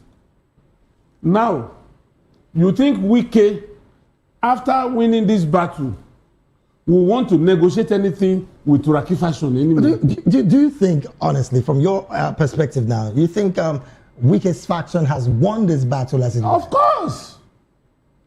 Of course. The appeal judgment until there is a reversal of this judgment by the Supreme Court. Right. And if you have read that judgment, you will know that it's difficult for the Supreme Court to overturn the judgment of the three-man appeal court. Now, let's dig into the situation of the PDP even deeper, because right now, the PDP... Are you bringing the political side to it and not the judiciary side? Well, both ends is what I want to talk about. Okay. Now, on the part of the political angle now, PDP just has two governors who, again, does not listen to the Wike faction. So, of what strength does the PDP Wike's faction have to still call the shots of the PDP as a party? You see, let me tell you. Except we want to play the ostrich. Even the two elements in PDP today, Makinde and Bala Mohammed, and Bala Mohammed of Bauchi, yes, are they totally for PDP? No. What they are feeling is, it is almost getting too late in the day for them to recant and retrace their steps. That's why they are holding on. Up till now, Makinde, as we speak, cannot show your people that this is my successor. You think it's also as a result of this situation? Because who is that person that wants to occupy Agodi government house in Oyo State, that want to fly on the ticket of a PDP that is factionalized from the top to the bottom? Let's also not forget the fact that Makinde still have the financial muscle to pull the strings for anybody that he brings in. Can Makinde have financial muscle than Aso Rock? Anybody that is contesting under APC in Oyo State is a baby of Aso Rock. And that person is Adelabu, the current power minister. You think he would not have built his war chest to confront the Makinde machine? If governors of APC decides to queue behind him, how much does it cost to prosecute the governorship of Oyo State that almost 32 governors cannot muster, and FCT? So what is Makinde, even if it's worth 500 billion, it cannot match the machine of APC in Oyo State. So, in other words, you're saying that there cannot be any reconciliation anymore, because the time for that has elapsed as a result of that judgment. Now, that reconciliation should have been better initiated before this judgment. Now let's take a good look about the situation surrounding the PDP as a party.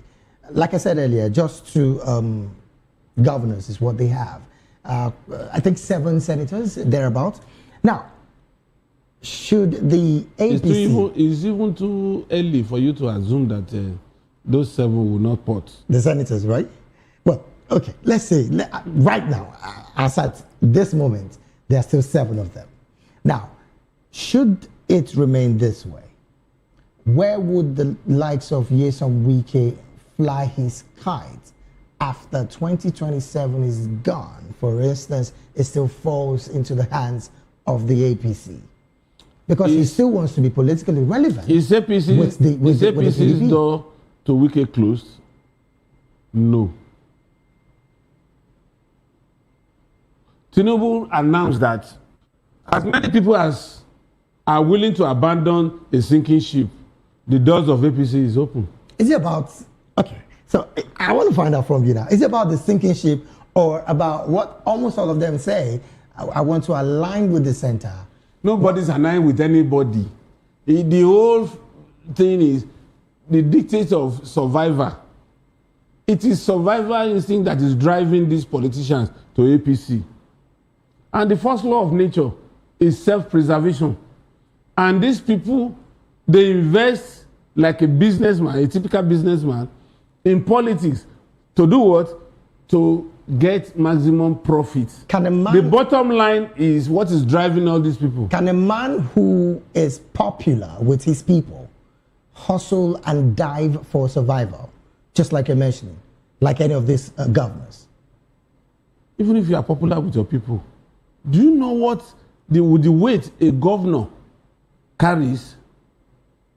The moment you become a governor, you would have acquired area boys. You would have acquired marabouts. You would have acquired pastors.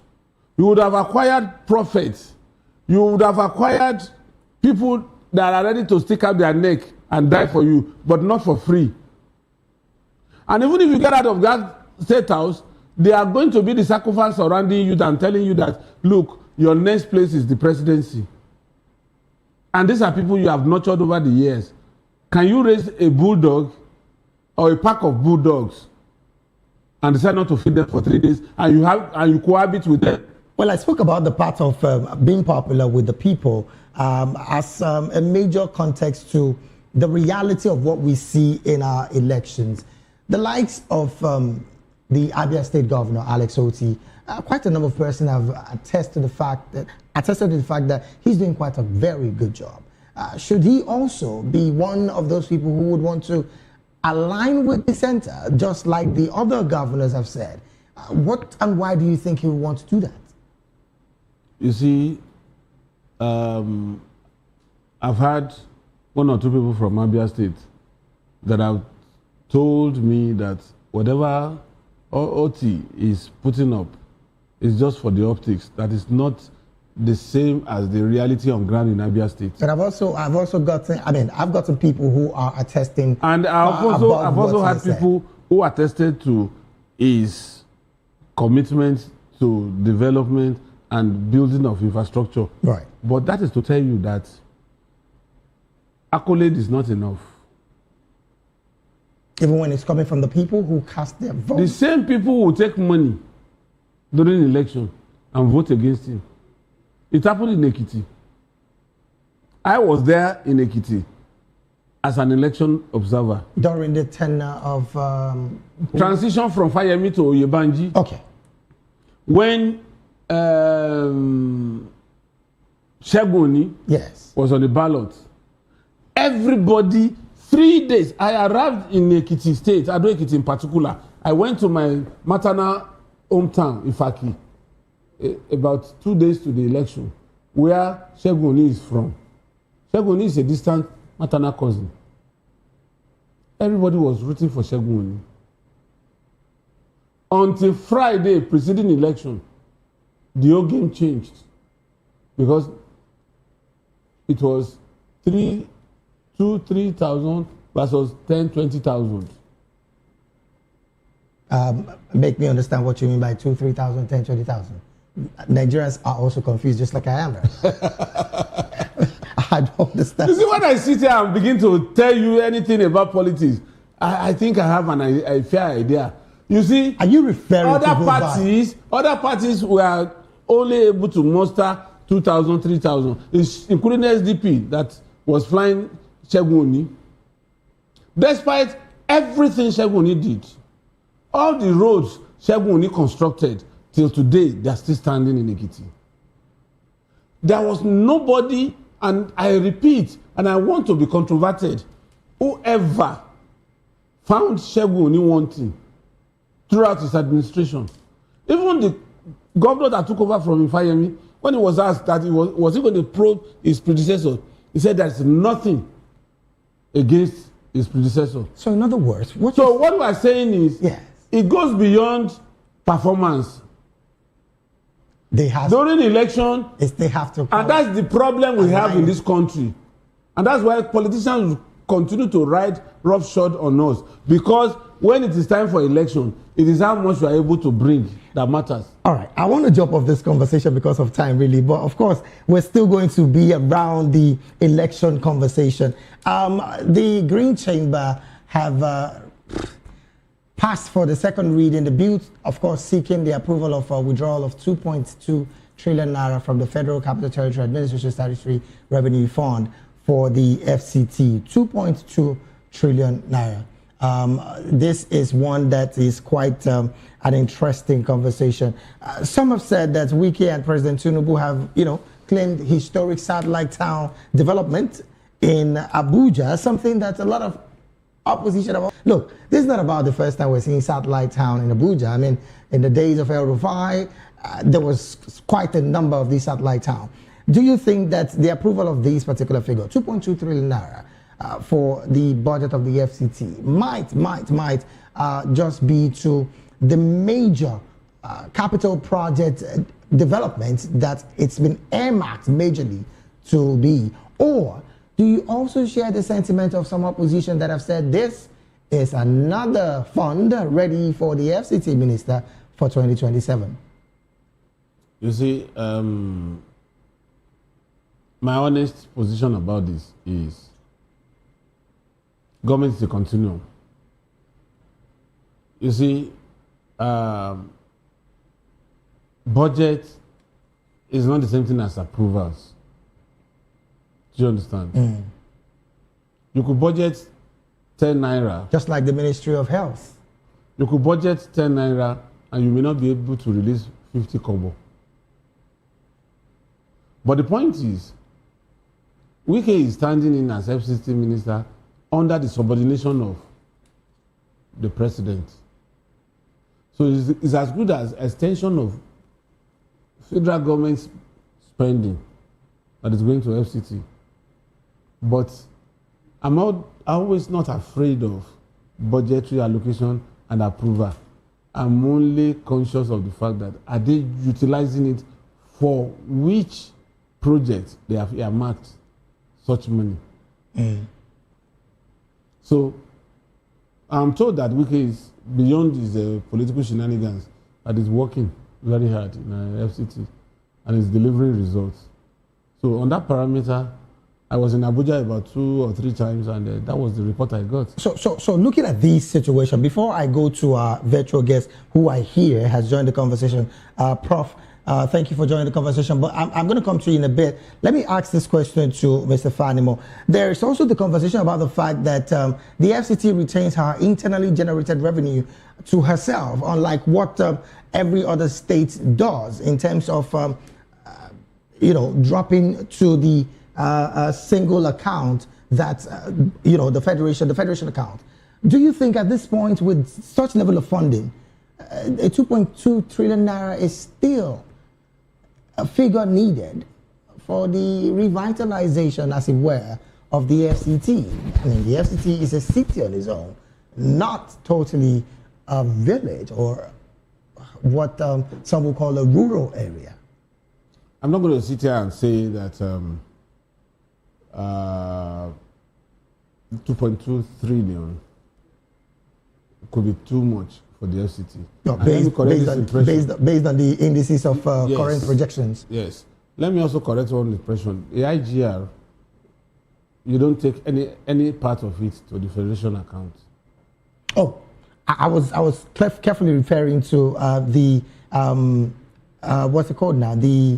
It's VAT. VAT, yes.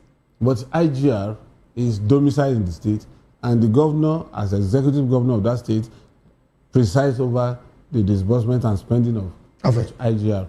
And so, FCT's case cannot be different, except that it might be required to take approval for certain spending limits, because he is also holding forth for the president of the FCT. It's just on the rank of a minister. You understand? And so a minister is subjected to the details of the president. It's a minister of the minister state. Cannot be a governor. Okay. I asked that because of the statement of the FCT minister that said, I'm the governor of this state. We can decide, you can decide to give yourself any nomenclature as suits you. All right then. Well, a very good afternoon to you. Thank you so very much, Prof, for joining the conversation. We apologize for the delay. We totally apologize for the delay. Thank you. Let's establish communication. Welcome to the conversation, sir. Thank you. All right, a quick one because of our time, really. I'm going to take you on the path of defection. The African Democratic Congress clearly has become so to say, one major minority group in the Senate. Some have said this is a move clearly orchestrated by the persons of Nyesom Wike, Rotimi Amechi, and of course, former Vice President Atiku Abubakar. Does this strike like a positive impact on the part of opposition, clearly, for Nigerian political landscape? Let me get your point clearly. You are talking about ADC, is that correct? Yes, and the defection by some senators into the ADC. Well, I don't want to comment on what I do not fully know. All right then.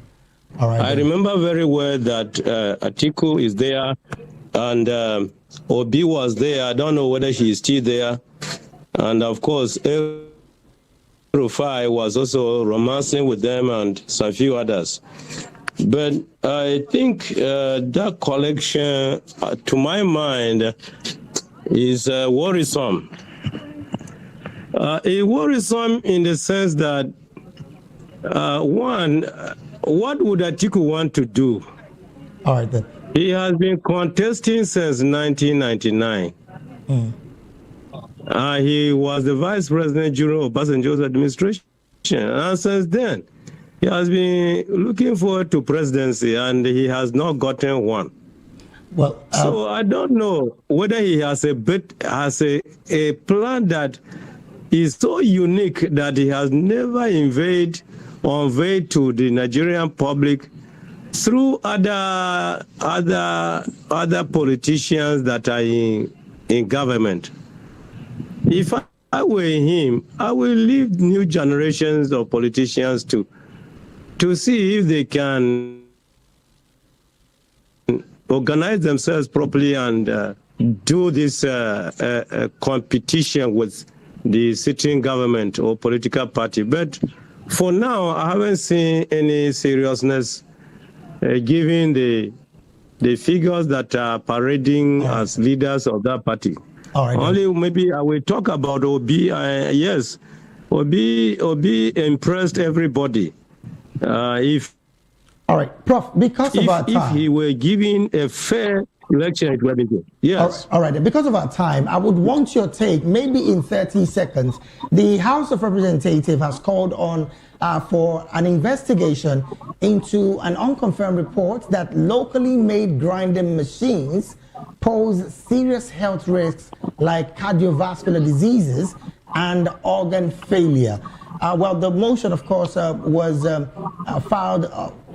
adopted on the motion on the House on the importance of these kind of situations, sponsored by Senator Wale Raji. I beg your pardon, House of Representatives Wale Raji. Do you think that should these motion gain traction, as it were, It is one motion that is good and, of course, to be looked into carefully. And I'm talking about the motion of the fact that our locally made grinding machine is a major poses health security, health risk for Nigerians. Scientific information to say it is or it is not. But given Nigerian terrain in terms of agricultural pesticides and so many other preservatives that we use, such can also compound the problem in terms of determining whether these poisons that we preserve our products are not part of the same problem.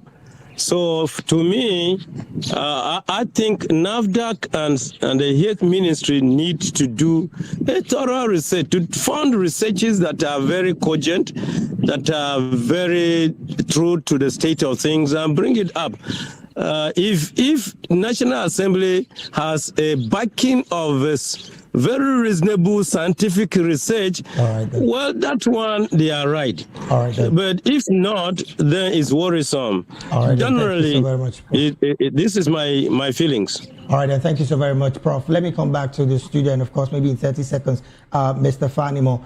This particular conversation about the research from the Federal Institute of Industrial Research clearly stated that there is a major contamination during the grinding process, of course, which could expose users to heavy metals. What do you make of this? Should it see the light of the day? You think this is a good call and a very, very quick and urgent one? Should the Nigerian House of Representatives adopt this? You see, it's not enough for you to ban a particular line of business, because you are sending a lot of women out of business that undertake this. What are the alternatives? If you want to say you don't want to use these grinding machines, then that means you have to buy a blender at home. Even if you have money to buy a blender, how constant is electricity to power it? Are you going to buy condiments and wait for days for NEPA to just flash the light that may not even last you for the period of grinding? Huge question there. What are the alternatives? I mean, that for me is a good place to anchor this conversation, because truly, if the alternatives are there, maybe there's people who uses this for business would definitely look at the alternative. And of course, he did mention power, which have been totally epileptic with the national grid collapsing thrice in 2026. Quite unfortunate. Thank you so very much, Mr. Dele Fanimo, for being here. All right, then. Also, thank you so very much, Professor Emmanuel Nsue, for joining the conversation this afternoon. We'll take a very short break right now. When we return, more stories in business, sports, and entertainment will be up next. Please stay with us.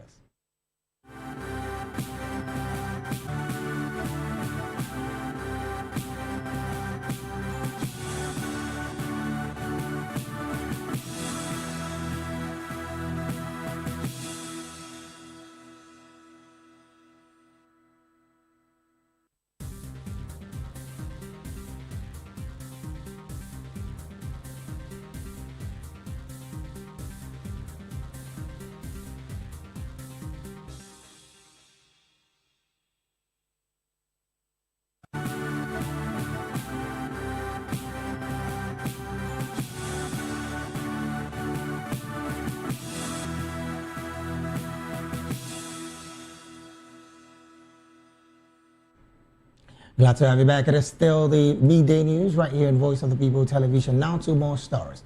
The Central Bank of Nigeria reports that 20 banks have already met their new capital requirements ahead of the March 31st deadline. This ambitious recapitalization exercise is a key part of the federal government's plan to build a $1 trillion economy. Governor Laimi Cardoso confirmed that the Apex Bank has already verified over 4 trillion naira in new capital for these institutions. The move is designed to create a more resilient financial system that can better support large-scale infrastructure and industrial projects. Beyond just raising funds, the CBN is intensifying its surveillance to ensure banks maintain high standards of professionalism and transparency. Authorities are focusing on strengthening risk management to protect the sector from cyber threats and operational vulnerabilities. And from business, we move straight to sports. Wales manager Craig Bellamy says he feels a strong responsibility to lead the national team to this year's World Cup. The team is preparing for a crucial playoff against a playoff match against Bosnia and Herzegovina.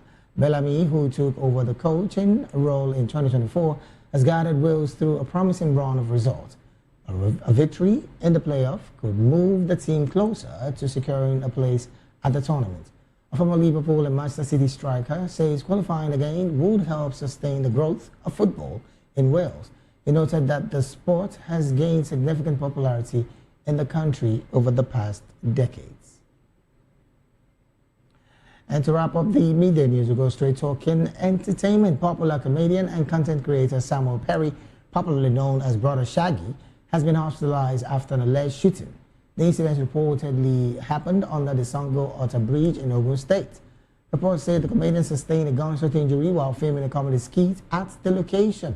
Members of his crew quickly rushed him to Blooming Care Hospital in the Alakoko area of Lagos for treatment. He was later referred to Duchess Hospital in Ikeja, where he is currently receiving further care. And of course, sources say he sustained an injury to the thigh and is now recuperating. And with that particular entertainment story, we've come to the end of the media news right here on Voice of the People Television. Do well to subscribe to our YouTube channel.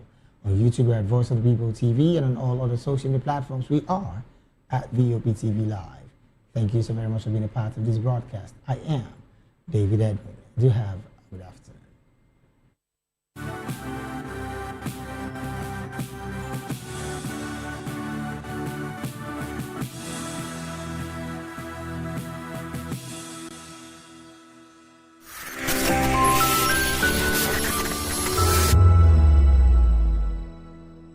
In a world where truth is the ultimate power and opinions scream the loudest, it's time to wade through the noise. Hunger no get tribe! Hunger no get religion! And scan the human interest and trending topics that matter. Stay tuned to The Issues, your plug to the stories making the buzz, from politics to science and technology, social justice, and more. Let's tackle the tough questions and expose the truth. The Issues, on Voice of the People Television, Mondays to Fridays, 8 to 9 p.m. The Issues. Don't just react, understand.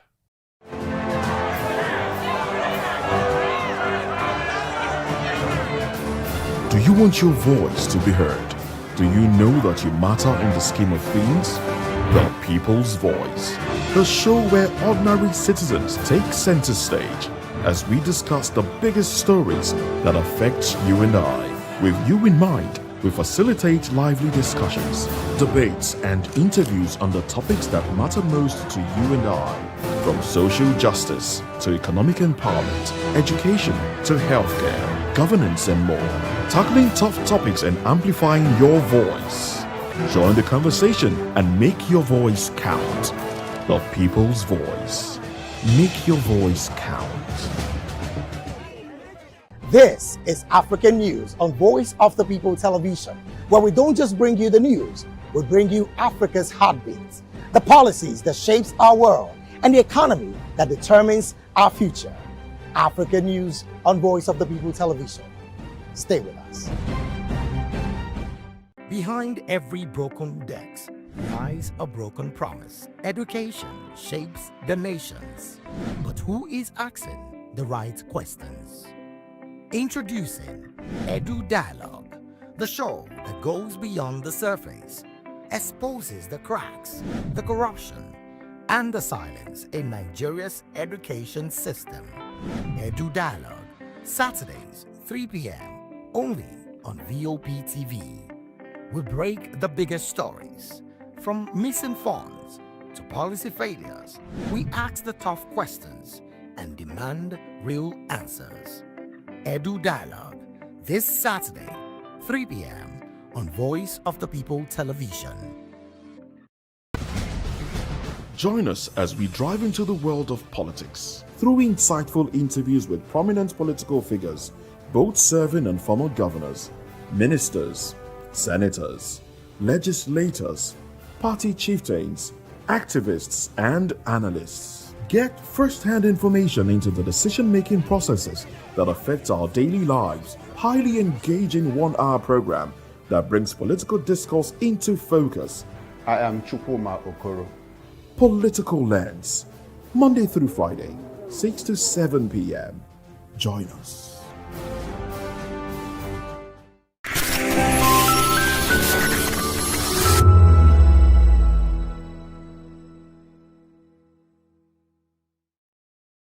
It was a long road to justice for victims of Ogundeji Happiness Ayodele and Prince Ogundeji Abiodun on Thursday, February 26, 2026. The Federal High Court in Akure brought the 11-year trial to a definite close.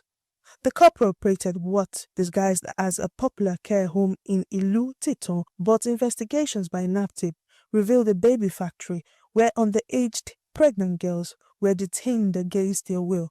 Their babies were then harvested and sold to highest bidders as priceless commodities. Justice F.A. Olubanjo sentenced the pair to 14 years in prison with no option of a fine. But the punishment didn't stop there. In a double-barrel judgment designed to strip the convicts of their ill-gotten wealth, the court ordered the following: property forfeited of 8 cars and 2 bungalows to the federal government. Cash forfeited of 4 million found in a car trunk during investigations. Restitution of 1 million naira each to be paid to 3 victims who testified, funded by their auction of victims' remaining assets. NAPTIP Lagos Zonal Commander Mrs. Comfort Agboko, speaking on behalf of Director General Binta Adamu Bello, called the verdict as a landmark conviction. She emphasized that the 11-year wait for justice serves as a warning to human traffickers that they cannot escape the law, regardless of their social status or how long it takes to prosecute. The case was referred to NAPTIP by the Nigerian Immigration Service in January 2014. In accordance with existing interagency collaboration between the 2 agencies of government. Preliminary investigation revealed that the 2 convicts operated the baby factory at their country home, number 10, Sarajo Street, Ilututun in Okutipupa local government area, where underage pregnant girls were brought in, detained against their will, purposely awaiting delivery of their babies to be sold to customers. In the course of the investigation, a search was conducted in the house and numerous items were uncovered, which included hospital cars, 8 cars with their keys, 2 bungalows, 4 million naira cash in the trunk of one of the cars, a poultry farm, various domestic animals, amongst others. A court order was obtained on the 12th day of May 2014 from the Federal High Court, Akure, to seal and attach,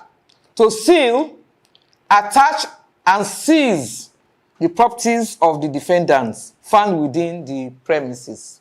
The case was originally referred to NAPTIP by the Nigerian Immigration Service in 2024. Officials say the verdict marks a major victory in the ongoing fight to smoke out traffickers regardless of their social status. From NAPTIP office in GRA, I am Monica Ogolo reporting for VOP TV. VOP TV. Now, you have more than a voice. In a world where power shifts with every headline. In a nation full of questions. In a world filled with noise, the truth needs a voice. The policies that shapes our world and the economy that determines our future. Every hour, every day, the grapevine keeps buzzing. And together, we are committed to telling the stories that shape our world, because your voice is our focus. Don't forget, our voice matters the most. Let us come together and share our concerns.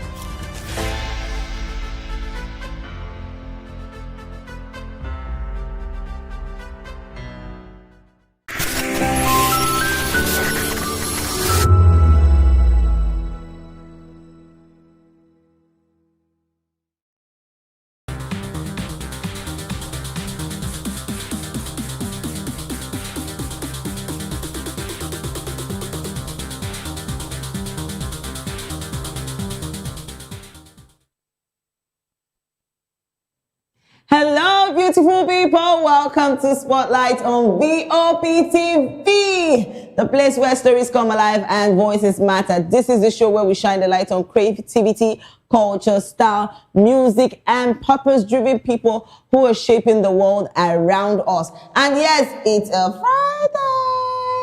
Friday, because why not? See, what do they always say about Friday? Tell God it's Friday. It's a time to die. It's a time to time to play, time to enjoy yourself, because why? It's a weekend. Yes, then on Monday will not start again. And I'm sure you've not forgotten that I'm your special baby girl, Precious Akumanu, aka Call Me Prezi, as E-D-B. So yes, we're going to talk about a lot of things. Please don't go anywhere. Stay with us while we ride together. Yes.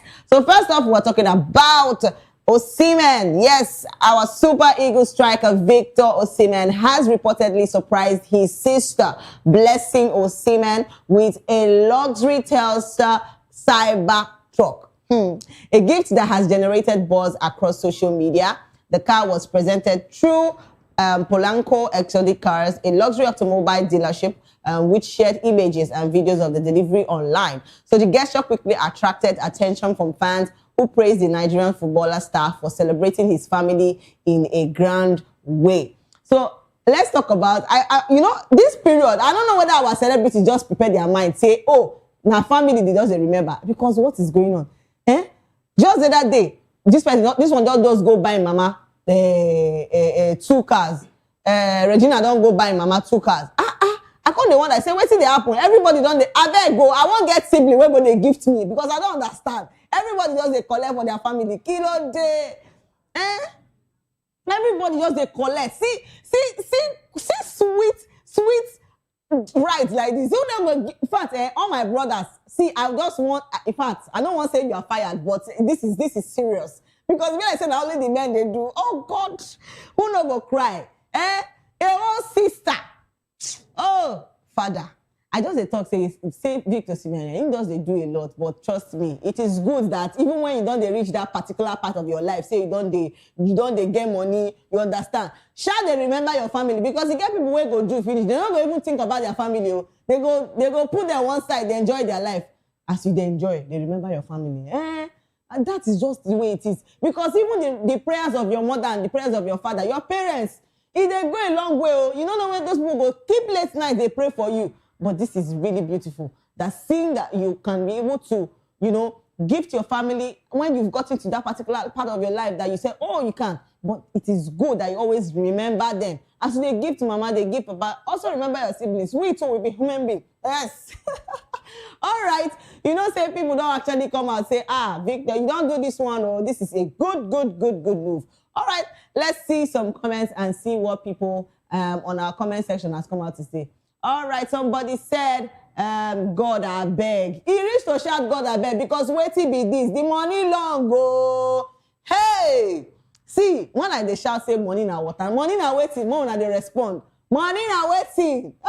So Demo said, God bless you, Victor Osimhen, in Almighty Jesus Christ's holy name. Amen. Almighty Jesus Christ. Who don't go pray this kind of prayer when you don't see good things, they come out. Oh, no, forget. See now.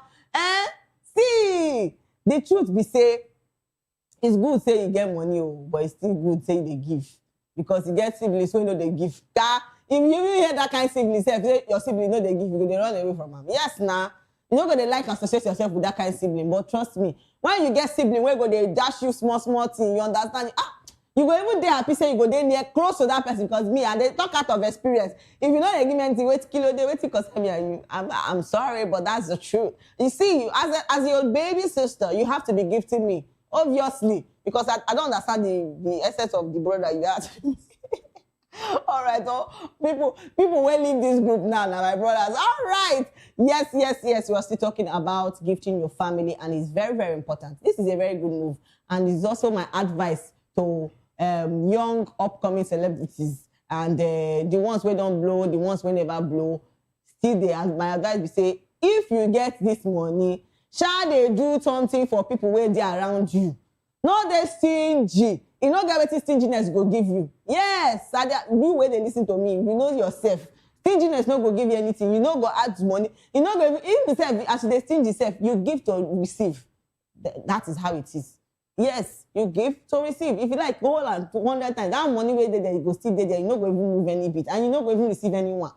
So it's good that you give, lend, give. When you know they stingy, every time you go get money, but you no go feel give. I just talk to you, but I advise. But it is good that even when you get that money, you go feel they give out, they feel they lend, they feel they bless your siblings, they feel they do many things. All of them, they remember you. Yes. Because you know, if they one place, they say, oh, I don't want to give, I don't get the money. You get them, but you don't want to give. Because of waiting, because of stinginess. Change today. I preach to you now.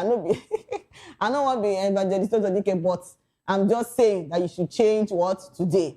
All right, and yes, and that's enough about that. And this takes us to our next gist, and that happens to be about, we're talking about Just Too Funny. Yes, Nigerian comedian and entertainer Just Too Funny has stepped further into the music scene with the release of his new single, Baby Tomato. So the song, which dropped earlier in March 2026, showcased a softer Afro-pop style and highlights the entertainer's versatility beyond comedy skits and online content that made him popular across social media. See, be like say, this time around now, the people where they comedy now can't they leave the comedy or the movie scene now, they face music. Money the music. When the money the music and they shout and say that is a joke. No be joke. Oh. You see canaries where they do movie. Be like say that one say don't even leave that side. They face music. This guy don't leave. He don't even come and say, oh, I don't want to do again. MLG don't come and say, you know they Nollywood again. No one day movie again. Say where you want face now, na music. Say na rapper him be. Say make we support her. See, you get something where I know they tell me, because I need to understand this whole thing. Everybody all the people where they know and say, you understand where they do Nollywood, the way they do this one, they leave their base where we know them as when they face music. Be like say me precious too, Prezi, go follow do music. Forget I be spec and they do my if I sing for you for here, things go change. But may we not just try and first. May we just talk about this. I bet more don't come for me. Because they say, Prezi, this one they sing, they can play first. Me, upcoming, not be upcoming. I said, what are you trying to say? Me, where they sing like this. See, be like say this phase where everybody they go music is a good one. All right. And yes, we're still talking about Just Too Funny. Well, you don't talk saying in choice, but this song it's gonna be a lot of, because I don't see the video. I say waiting be this. But we know that Just Too Funny is a comedian, and the way he does his comedy is so different. You get, he does this comedy that has this same music scene, and talking about him doing music and with his wife. Hey, behind every before. How did they talk? Every successful man, there's a woman standing beside her or behind her. Which one I want to say? But trust me, woman they behind her, man, before her. Everywhere where in there, a woman. Everybody know about that one. But it's also good that he's actually doing music. And come to think of it, the song Baby Tomato. Don't say that now your wife you use this song, because obviously who's not gonna see this pretty lady and say, oh, she is, because let us say the truth. You know, a lot of fans of Just Too Funny have actually come out online to say things concerning Just Too Funny's music, Baby Tomato. So let's go over to the comment section and see what they have for us. Let's go. And King Tosh Baba said, please, anyone that has a car and need a driver for Uber. Okay, I don't understand you. And Call Me Sammy said, if it's not just too funny, I never see that person man get his own style. I'm telling you, you get it? When you come to comedy, he day. If you come to music, he day. Baba just there everywhere, but come on, he's good. And yes, Ojas William said, waiting sweet for this song, even makes sense to now. See, some people for this comment section, I don't know whether they get one thing where they do now. If una see something way good now, pepper body go they do kilo they add pepper for the food when they eat, they extra pepper for the food when they eat. Because I don't understand why you people are so pain and hot that when you see somebody doing something good, even when you know in your heart, in the heart of your heart, you know that say that's good, it go the pain you say, oh, this person can't do it because they know be you. Bro, go hang transformer. Go and hang transformer. Allow this man to rest. He don't come and do something. Instead of you to say, oh, wait till he do they good, but everybody they do you. Let's take more comments. A lot of fans are saying things concerning Josh Too Funny and his music. And yes, we have a lot of people talking about this. Let's take more and more comments of Josh Too Funny's music. And Zombie said for 2026, Sweet Fanta Diallo. And Lotta Chuku 20 said, we are out of 2019, bro. This is 2026. Watch out. Do you get the vibe? And Monabes said, enough is enough. Election. We talk about music, or they talk about. See, don't be stressing yourself. Life not too hard. Yes. And Sir Godwin 01 said, I just hear MR Easy Voice. Oh, Mr. Easy Voice. Hey, when we're talking about music, but see, come to think of it, George has a very lovely voice. Let me just tell ourselves the truth. You see, he get lovely voice. And even if you talk, say, oh, sing a music you won't do, you know bad. Now you call him be that, obviously. Because when we talk truth, see music, see comedy. And this in comedy, except God go help.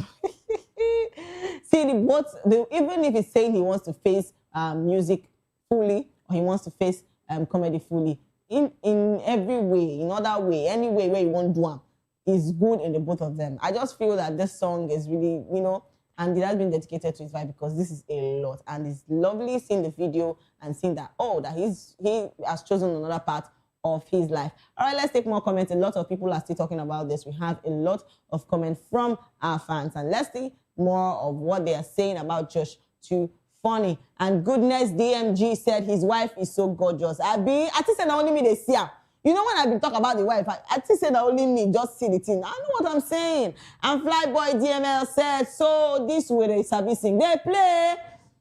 Wait till I talk. I said they play. Because you don't know. You see, just they're doing things slow, steady, slow. You know, that's one drop, they're not a drop like that. That's small. I see not drop this one now. Maybe the next banger will be like, it go shock you. All right, let's take more comments. A lot of people are so happy for Josh and they say, congratulations on the new music. And we can't wait to download, but we wait on the download. All right, let's take more and more comments and see what people are still saying concerning Josh Too Funny and his music, baby. Tomato. All right, we have more and more comments. Let's take more and more comments from our fans, and a lot of people are saying things. And yes, somebody said, to those that may be wondering, Lusaka is the capital of... Now, wow. And where Josh's wife is from. Okay. So the people where they support Josh's wife. All right. No wala, we don't hear. And Strictly Weight Loss with Flo said, check out. And somebody else said, happy wife, happy home. Yeah, so see, let me tell you, in case when they marry, see, to all my singles, we never marry. You won't go choose wife, you won't go choose husband, or you won't go say yes to the husband. Man, I shall tell you. Make the person where they marry, you no go depreciate. The glory where you get, you will come to depreciate. Seriously, that one there is a problem, because if you marry, even God says, we that findeth a wife, findeth guinea, a good thing, and obtains favor from the world than the Lord. So problem go there if you go there, follow woman or follow man and all that. You come there, instead of your glory to the increase, you go there depreciate. Come be say as if say it get something will happen. See, man, tell you truth. when you marry a good wife, you see this one where just too funny they see now, so it is sweet. You're gonna get joy for your heart, peace. Yes, you're gonna see joy, you're gonna see peace, you're gonna see you're gonna even they happy say they come back home. But that doesn't mean that there's no quarrel in that you cannot have issues with your wife or your husband. Normally now they get issues, but the fact that both of you will, have the same issues and still reconcile, that is the most important thing. Because now I tell you, not be so they start they play. You know, go get it that they leave movies. They go, they do a song. See Nas Boy, even Nas Boy song said, it be like say Prezi, you go find your lane. It be like say that music you come they do. Maybe David now go come be my producer. Next topic, we have a lot of people talking about Josh Too Funny and his music. And it's that me and no said, I beg, wanna leave it here.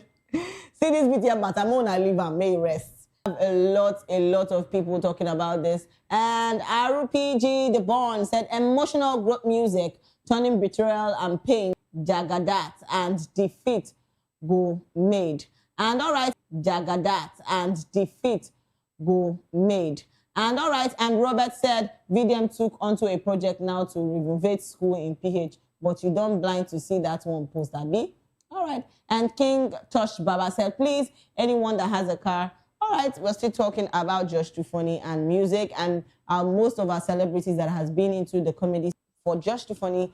Our next guest, and we are talking about veteran Nollywood actress Omotola Jalade Ekenge has explained why divorce is not an option in her marriage. So revealing that trust and mutual respect have kept her relationship strong for decades. So the actress, who has been married to her husband, Matthew, for over 30 years, said their union thrives on understanding and unwavering support for each other. She noted that her husband's selfless nature and trust they share have helped them maintain a stable and peaceful home.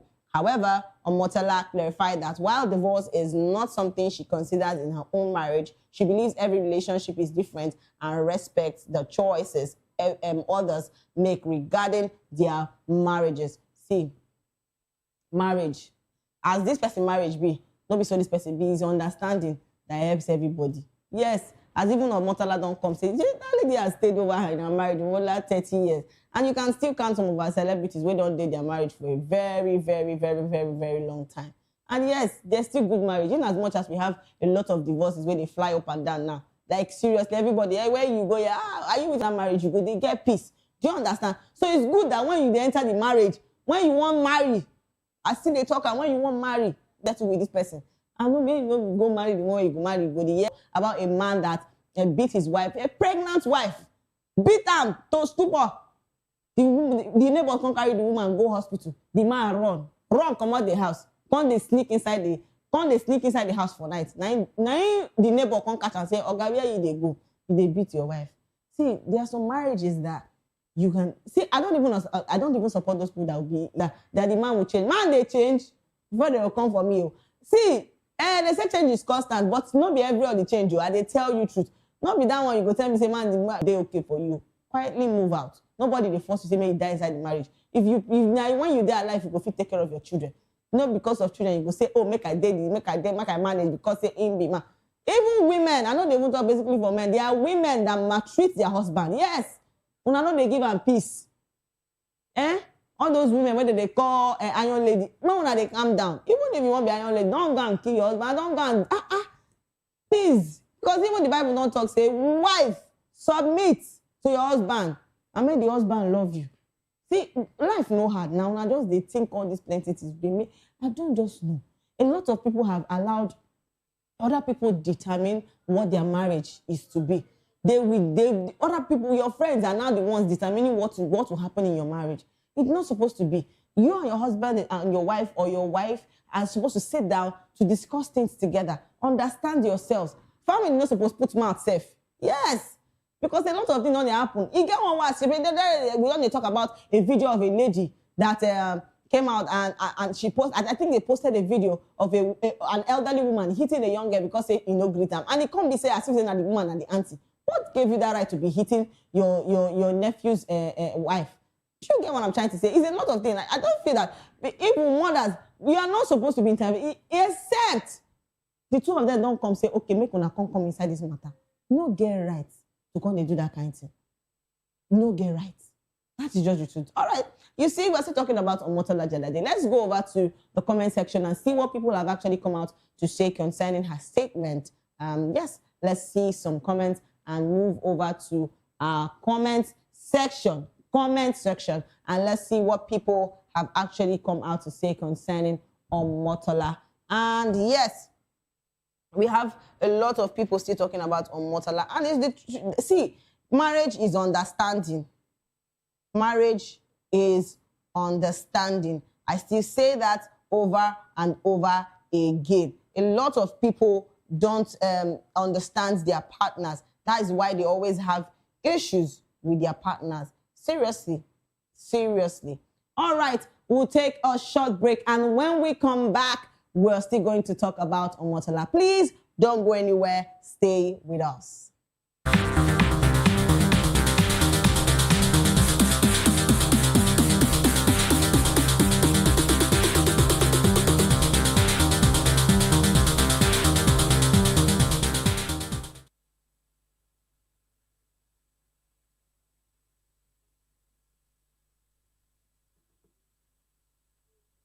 Welcome to Romeo Pizza.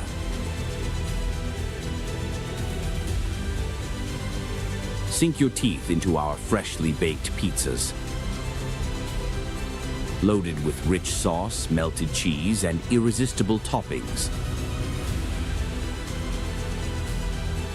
Where every bite is a love story. Treat yourself to our creamy, dreamy ice cream. Smooth, sweet, and made to brighten your day. Or maybe you want it hot and satisfying. Our juicy shawarma is wrapped to perfection, packed with flavor in every mouthful. Pizza, ice cream, shawarma. Why choose one when you can have it all? Romeo Pizza has exactly what your taste buds desire.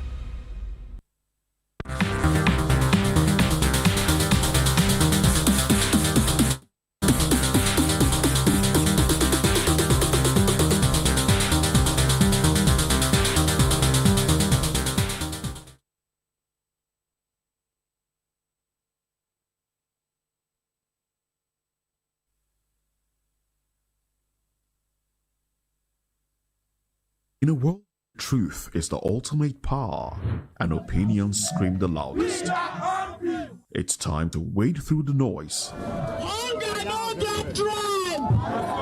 Hunger no get religion. And scan the human interest and trending topics that matter. Stay tuned to The Issues, your plug to the stories making the buzz, from politics to science and technology, social justice, and more. Let's tackle the tough questions and expose the truth. The Issues on Voice of the People Television. Don't just react, understand. Do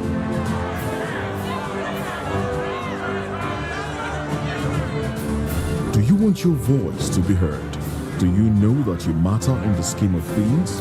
The People's Voice, the show where ordinary citizens take center stage as we discuss the biggest stories that affect you and I. With you in mind, we facilitate lively discussions, debates, and interviews on the topics that matter most to you and I, from social justice to economic empowerment, education to healthcare, governance, and more, tackling tough topics and amplifying your voice. Join the conversation and make your voice count. The People's Voice. Make your voice count. Good evening, Africa. My name is Bamakore, actor, model, producer, and I'm giving a big shout out to VOP TV, man. Keep watching. Don't change the dial. Thank you and God bless you. My name is AY, and of course, I represent the voice of the people, and that's why I'm on VOP. AY say so. Hi everyone, it's your girl Miriam Tima from the Real Housewives of Lagos and the Real Housewives Ultimate Girls Trip Africa. Shout out to VOP, the voice of the people. You already know. Stay tuned, keep watching. And don't forget, VOP is the best. All right, hello, how are you? It's about shagging the man fine back with Melanie Poppy Black Skin Boy. This is VOP TV. If you're not watching VOP, I don't know what you're watching. Maybe you're watching your weight. Hello, beautiful people. This is Wale Ojo, and you're watching VOP, Voice of the People. Hi, guys. You already know who it is. This is New Energy. Flyers, whatever, live it. Keep watching VOP TV.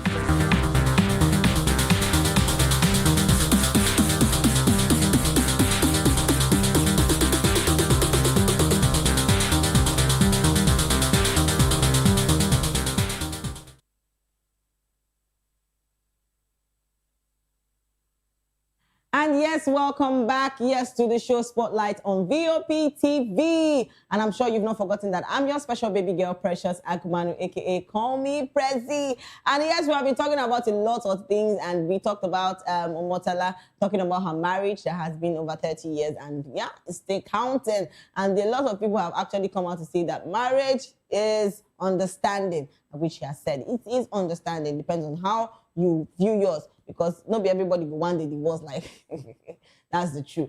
And yes, and that takes us to our next gist, and we are talking about a veteran Nollywood actress. We're still talking about a young Nigerian socialite, Elena Jessica, has reportedly died following complications from a Brazilian butt lift, that's BBL, procedure in Lagos. So sparking widespread reactions and concerns about the safety of cosmetic surgeries, according to reports circulating online and in medias. The influencer underwent a second BBL surgery at a private clinic in Lagos in February 2026. So shortly after the procedure, she began experiencing severe health complications, including intense pain, swelling, and signs of infection. So her condition reportedly worsened as her white blood cells count rose significantly, indicating a serious infection. She was later admitted for urgent medical care as doctors attempted to stabilize her condition. So despite efforts to save her, Elena Jessica's health continued to deteriorate, and she eventually passed away, leaving friends, families, and followers shocked. This is a really sad story. And I always say this all the time, that people shouldn't body shame you, because I don't know why babes they do BBL. What? Like I still know, like, to the detriment of your health. This thing is a 50-50 thing. Sometimes a lot of people have even come out from this because they can be able to, but a lot of people still can't even survive this whole thing. So why do it? After the first one, you go do the second one. Oh God, this is really sad. Really, really sad. And that's my advice to everyone, every young lady. Make nobody pressure you, because they say you don't get the banging body or the banging leg or the banging waist when you go there do BBL. Not try them, oh. Maintain your day as you day as God take create you. Because seriously, it can't be as if say we don't even get respect for this as God again. Say we tell and anyway. I just don't know how to explain this, but this is really, really sad. This I've always said this thing, that people should stop body shaming, because I feel maybe now because of they don't body shame them now. She don't go say, oh, I don't feel okay. You will now be feeling less of yourself. When they go do BBL, kilo day, you do the first one. My issue is not about you have done the first one and now you've gone to do the second one. And now where does it land? Where has it landed you? Yeah, 6 feet. So what is the essence? So all those people when they do BBL, they wanna go come out and wanna get on ourselves. Seriously, it's a lot. Now, my fans have actually come out to say things concerning this young lady that has just passed away because of the Brazilian butt lift, which is the BBL. So yes, let's take some comments from our comment section, because a lot of people have brought out their own explanations of what they see and say about BBL. And Cherry said, waiting do this body where she go touch. God, I beg, help me answer, because I don't understand again. I'm just so confused. And Lord Derek said, I sabi that girl went to the same school. Wow, that's really a sad one. And official Shirley Covey said, person way don't do us 2 times. Waiting she they find for the 3rd one now. Is this the I think this is the 2nd one, not even the 3rd one. And Anita official said, baby girl, what else were you looking for? Because this is a question they will ask. I don't understand how you would do the first one and you said you want to do the second butt lift. Because why? If the one where you do never do you, why you go to do another one? I don't understand. Hey, God, I beg you. All right, let's take more comments. A lot of people are talking about this. And somebody said, but this girl done already hot now. I better help me ask some because if like saying, I mean, only me they see this thing. And yes, another person said, godliness with contentment is a great gain. May her soul find rest, actually. Amen to that. And another person said, no one is too beautiful to cry. Everyone must cry. We are only praying for long life. All right. And Delilah said, as a girl, please have contentment. Please. It will save you from a whole lot of things. And it's not a lie. And Omoski, Mr. Slim, said, waiting she they find again for this life where God no give her. Funny enough, I'm not even sure guys even need this whole butt thing and again. Because a man will go love you, will still love you for who you be. Because definitely, tell me the reason why you are even doing this butt lift. All the people where they do this butt lift, why would they do them? For self-confidence. So people, they talk to you, tell you, say your body no good, you know when they get confidence again. Well, I don't blame you people, maybe because of the fact that people talk to you, body shame you. And the people where they body shame now, they blame. Because why? Why? Let's take more comments. We have a lot of people talking about this. People are really, really sad concerning this. And I'm also saying, please, for the people that are doing butt lifts, please, wanna stop. And Victor Ino said, no be say her BBL they like Nurse Mirage own.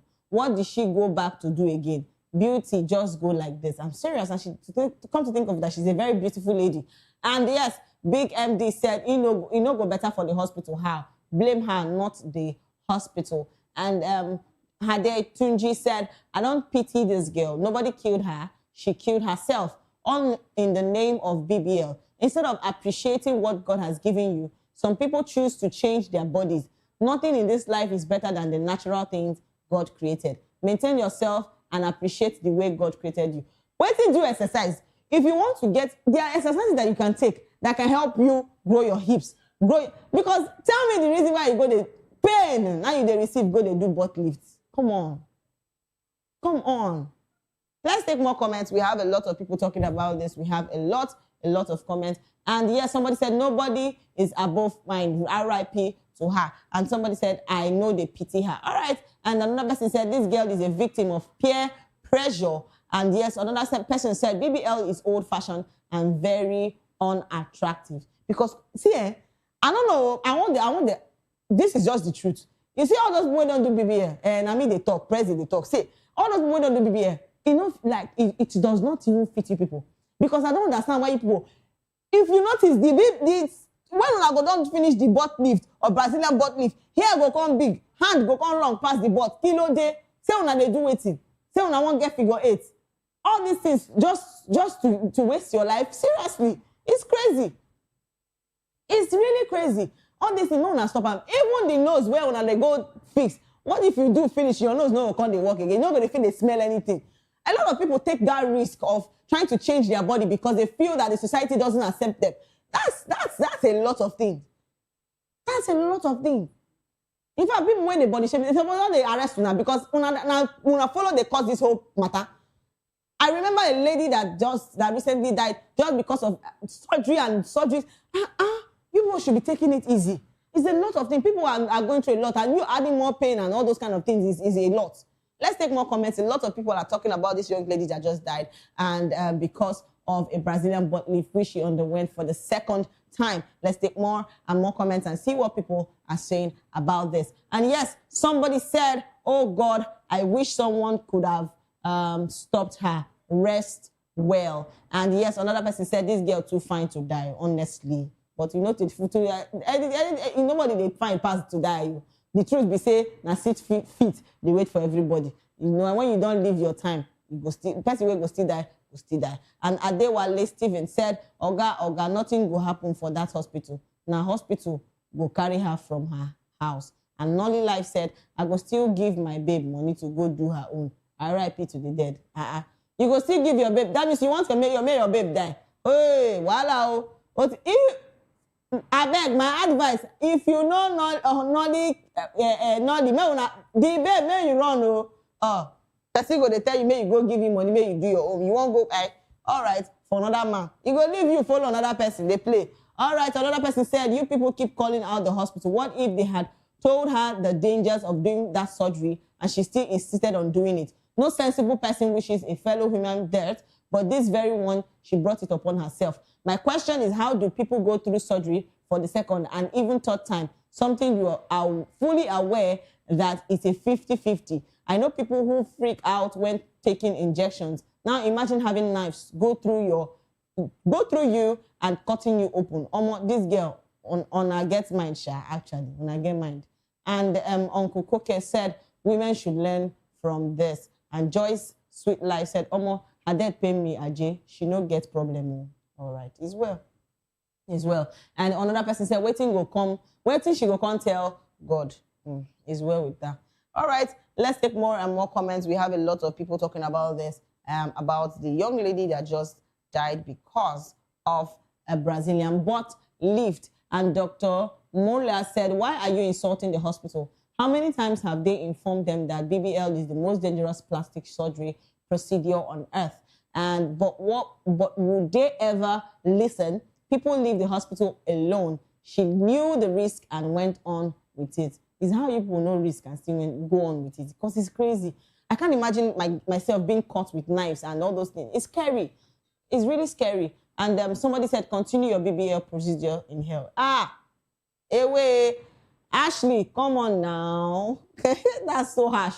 And Queenie Mimi says she's so beautiful. And Tamunos Kiki Bo Fourier said, now when person buy them, they remember say nothing they this life. But as them they are alive, sense will not tell them say nothing. They life as I did here, they live my normal life. She be in no good, Abby. All right. And Wheezy Pound said, I blame her, not the hospital. It's a lot. See, I just keep saying this. Nobody should body shame you. Even when people body shame you, nobody should pressure you to go do things that you don't feel okay about doing. Because see now, this young lady is dead because of a butt lift she has actually gone for the second time. Because why won't tell me the reason why you will not love the body that you have already done the first time? Your own personal body, not even talking about the BBL we have done the first time. Talking about your own personal body, why won't you love yourself? And come to think of it, if you look your old picture, you go down fine, where normally, because you'll be fine, babe. Now see what this whole thing has put you into. It is well. I also pray that the family get the strength to bear this loss, because and the friends and all her friends and all her family, God will strengthen you people to bear this loss, because trust me, it's not something to be happy about. All right, and yes, that takes us to our next gist, which happens to be Simi Sanya ties the knot. A Nigerian lifestyle and beauty influencer Simi Sanya has officially tied the knot with music video producer Femi Dapson, marking a new chapter in their relationship. The couple first made their union legal with a court wedding held in Lagos in February 2026. Their marriage attracted significant attention online after Femi Dapson publicly celebrated Simi Sanya, and with a romantic Valentine's gesture before their legal ceremony, further fueling excitement among fans and followers on social media. See, I've been saying this over and over again. This year is a good year already, and a lot of beautiful things have been happening since January to right now this month. And it's a beautiful thing to see. Yes, Simi Sanya and Femi Dapson. It's a beautiful thing. I actually love to see this, because trust me, who no go love? I will love. Oh, I will love, because why not? When I see people, young couples being in love, it's beautiful to see that they are in love. Please, make nobody pressure you. Make nobody tell you, make nobody deceive you, say love no dey exist. Please, there is real love that really, really exists. And when you see that one, grab am. Now me, they tell you, president, they tell you, say make you wait, grab am. Very, very important. Love is beautiful. Yes, your Simi Sanya getting married to Femi, it's a lovely thing to see. Trust me, a lot of people have been in relationships and have not gotten that particular person they need. But seeing Simi Sanya and Femi Dapson is a lovely thing. I don't know how, a lot of people go into relationship and they don't even get better of it. But trust me, make I still tell you, say love is beautiful. Make nobody lie give you. I tell you truth. Make nobody tell you, say love no day. Love day, oh. Yes, there is good people. There are good people that you will see that will love you for who you are. And they tell you truth. Because a lot of people don't, maybe that because of the several divorce where people don't they hear up and down. Now they make other people, we singles, we never marry, they fear to go into marriage. Yes, because this relationship whole saga and divorce whole saga don't they turn into something else. A lot of people are now divorcing in their relationship, and it's a lot. See, make nobody pressure you. And yes, to our parents, make nobody pressure your pikin. Make sure that person, make your son, make your daughter take out time to decide person where they want settle with. No, they go, they grab your pikin. Oh, you must get married. Oh, you must. They will get married in their own time. In their own time. It's beautiful to fall in love. Love is really, really beautiful when you are doing it with the right person. Yes. When you are doing it with the right person, love is beautiful. A lot of people have been into relationships where they've abused them, and they go still say, oh, because I love that. That one no be love. Oh. That one, I don't even know what I will call those ones. But when you hurt you, love that gives you peace. Because what is love without peace? Yes. What is love without peace? I don't see a lot of people that say money not even in the relationship. Yes, but they go still they in love with themselves. It's actually beautiful to understand that, oh, that you're falling in love or falling with that person that you believe that, okay, that this is really going to work out between the both of us. Yes. You will see people where they have already decided, I want to fall in love. Yes, it's good to fall in love and fall in love with the right person. May no go jam the one way past you. You will cry, scatter, and nobody will come and save you. That's the truth. So you have to open your eyes. As they don't give you sense, as you don't get sense for 2025.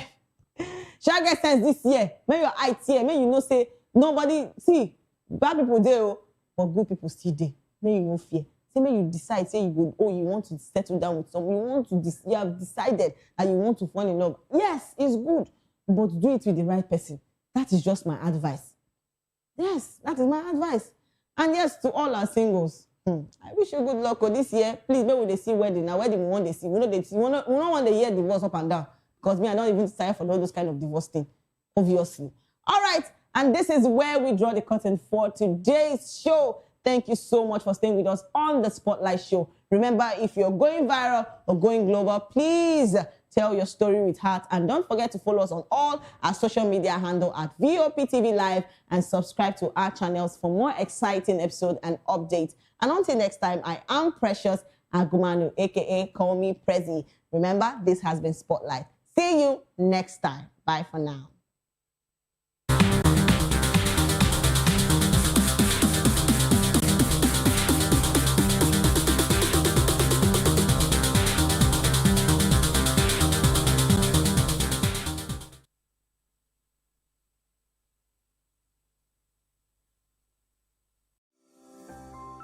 VOP TV. Now, you have more than a voice. This is Health Check, your weekly guide to better living, smarter choices, and trusted answers. From everyday wellness to urgent health issues, we've got you covered. Health Check, only on Voice of the People Television, where your health has a voice.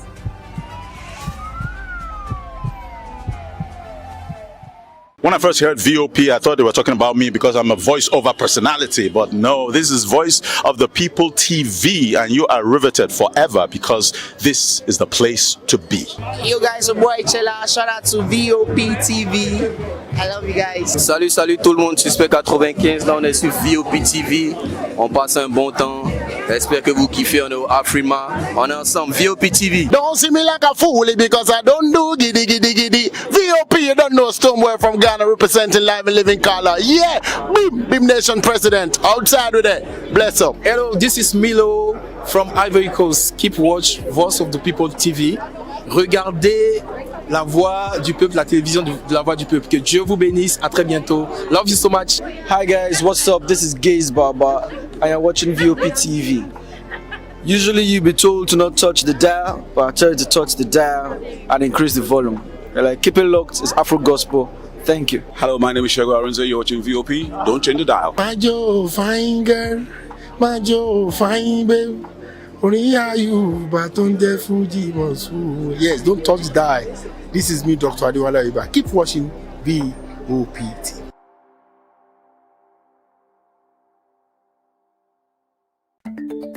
Africa is on the move, a continent of rising voices, untold stories, and powerful transformations. From the streets of Lagos to the heart of Nairobi, from the mines of Congo to the tech labs of Cape Town, the African story is being written every day.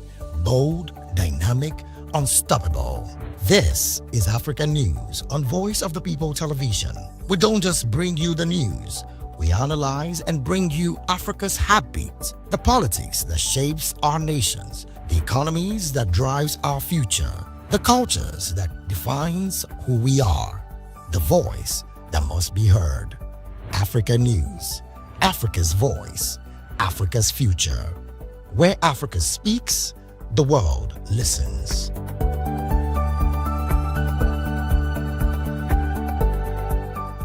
The red carpets, awards, the razzmatazz, music, fashion, interviews, and more. Spotlight on Voice of the People Television. Let's feed you with all the juicy stories in the global entertainment space, bringing you the glitz and glamour as they hot. Stay tuned to Spotlight, 1 p.m. Monday to Friday. Spotlight on VOP TV. Entertainment like never before.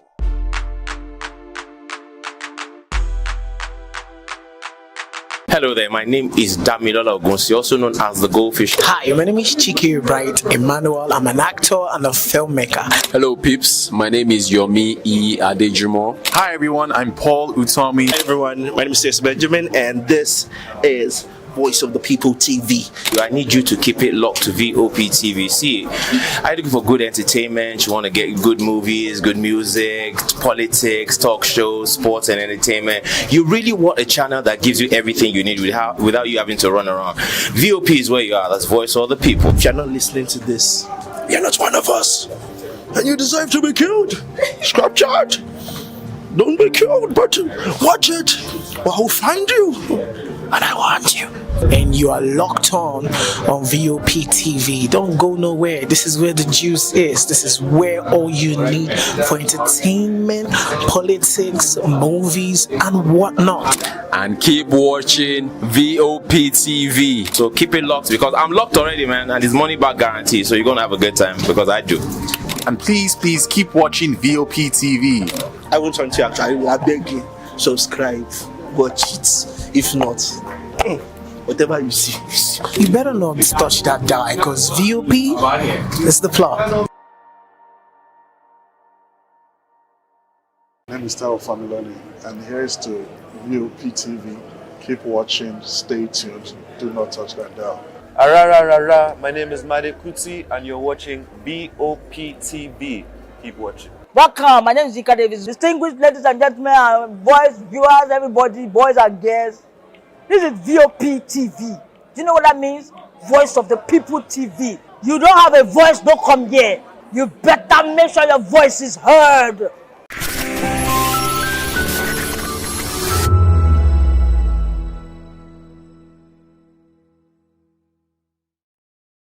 Aliko Dangote is a Nigerian businessman and industrialist. He is best known as the founder, chairman, and CEO of the Dangote Group, the largest industrial conglomerate in West Africa. The Bloomberg Billionaires Index estimated his net worth at $16.1 billion as at November 2023, making him the richest person in Africa, the world's richest black person, and the world's 107th richest person overall.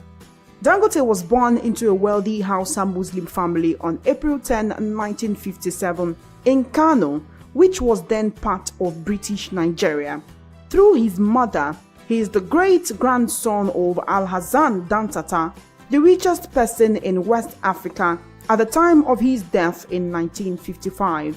Dangote received a bachelor's degree in business studies and administration from Al-Azhar University in Cairo. The Dangote Group was established as a small trading firm in 1977, the same year Dangote relocated to Lagos to expand the company. Today, the Dangote Group is one of the largest conglomerates in Africa, with international operations in Benin, Ghana, Zambia, and Togo.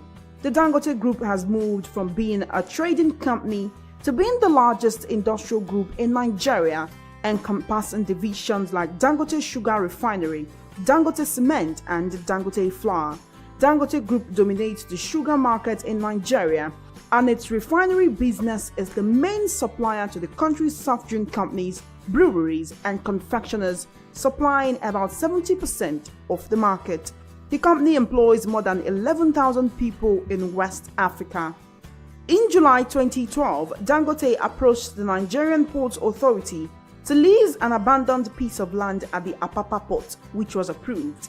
It is now the largest refinery in Africa and the third largest in the world, producing 800,000 metric tons of sugar annually. The Dangote Group owns salt factories and flour mills and is a major importer of rice, fish, pasta, cement, and fertilizer. The company exports cotton, cashew nut, cocoa, sesame seeds, and ginger to several countries. Additionally, it has major investments in real estate, banking, transport, textiles, oil, and gas. On May 22, 2023, Dangote commissioned the Dangote Refinery, Lekki, Nigeria. The plant plans to export surplus petrol, turning Africa's biggest oil producer into an export hub for petroleum products. It also plans to export diesel, according to Dangote, who funded the refinery's construction. The refinery is situated on a 2,500-hectare site at the Lekki Free Trade Zone, Lekki, Lagos.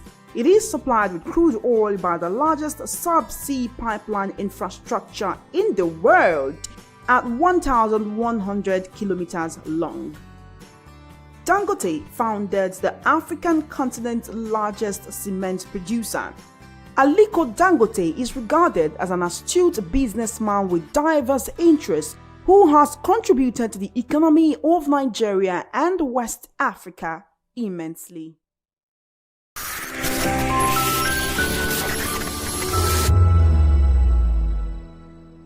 Welcome to the locker room, the home of football talk that matters. I am Jerry Apelon. Join us every weekday, Monday to Friday at 5 p.m. Nigerian time, as we share the hot takes and hot debates in the exciting world of football. And joining me are the usual suspects, Ikechukwu and Mayowa, as we break down all the hot takes and everything that's happening in the football. Don't just watch football, live it with us. Catch us on the locker room and Voice of the People television at 5 p.m. Nigerian time. And like I always say, if not 20 minutes off, please discuss.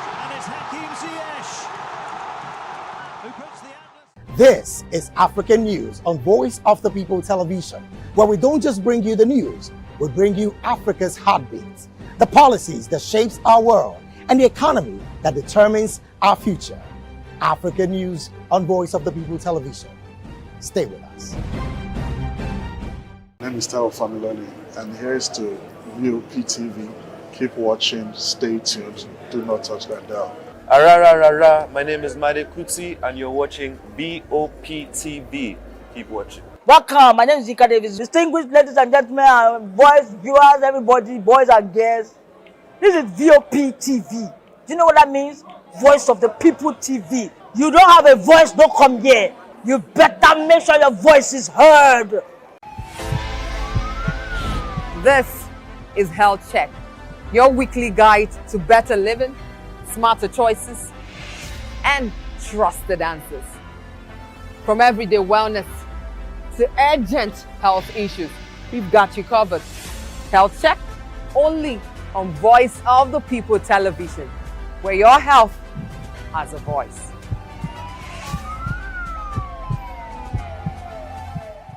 Behind every broken desk lies a broken promise. Education shapes the nations. But who is asking the right questions?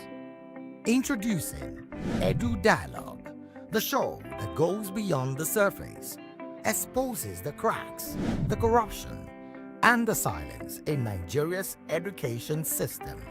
Edu Dialogue, Saturdays, 3 p.m., only on VOP TV. We break the biggest stories, from missing funds to policy failures. We ask the tough questions and demand real answers. Edu Dialogue this Saturday, 3 p.m. on Voice of the People Television. Join us as we drive into the world of politics through insightful interviews with prominent political figures, both serving and former governors, ministers, senators, legislators, party chieftains, activists, and analysts. Get first-hand information into the decision-making processes that affect our daily lives. Highly engaging one-hour program that brings political discourse into focus. I am Chukwuma Okoro. Political Lens, Monday through Friday, 6 to 7 p.m. Join us. In a world where truth is the ultimate power and opinions scream the loudest, it's time to wade through the noise. Hunger no get tribe! Hunger no get religion! And scan the human interest and trending topics that matter. Stay tuned to The Issues, your plug to the stories making the buzz, from politics to science and technology, social justice, and more. Let's tackle the tough questions and expose the truth. The Issues, on Voice of the People Television, Mondays to Fridays, 8 to 9 p.m. The Issues. Don't just react, understand.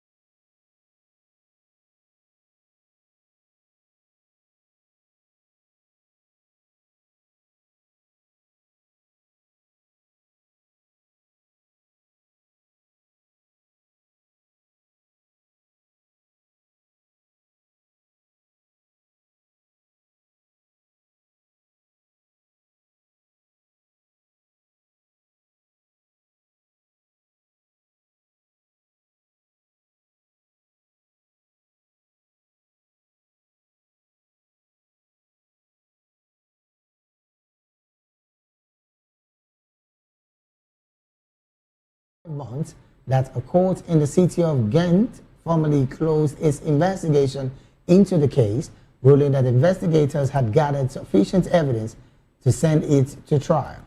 Johnson, now 55 years of age, has been under investigation for over 15 years for her alleged role during the war, particularly the infamous Operation Octopus, which was a 4-month operation in 1992, during which rebels, including child soldiers, besieged Monrovia.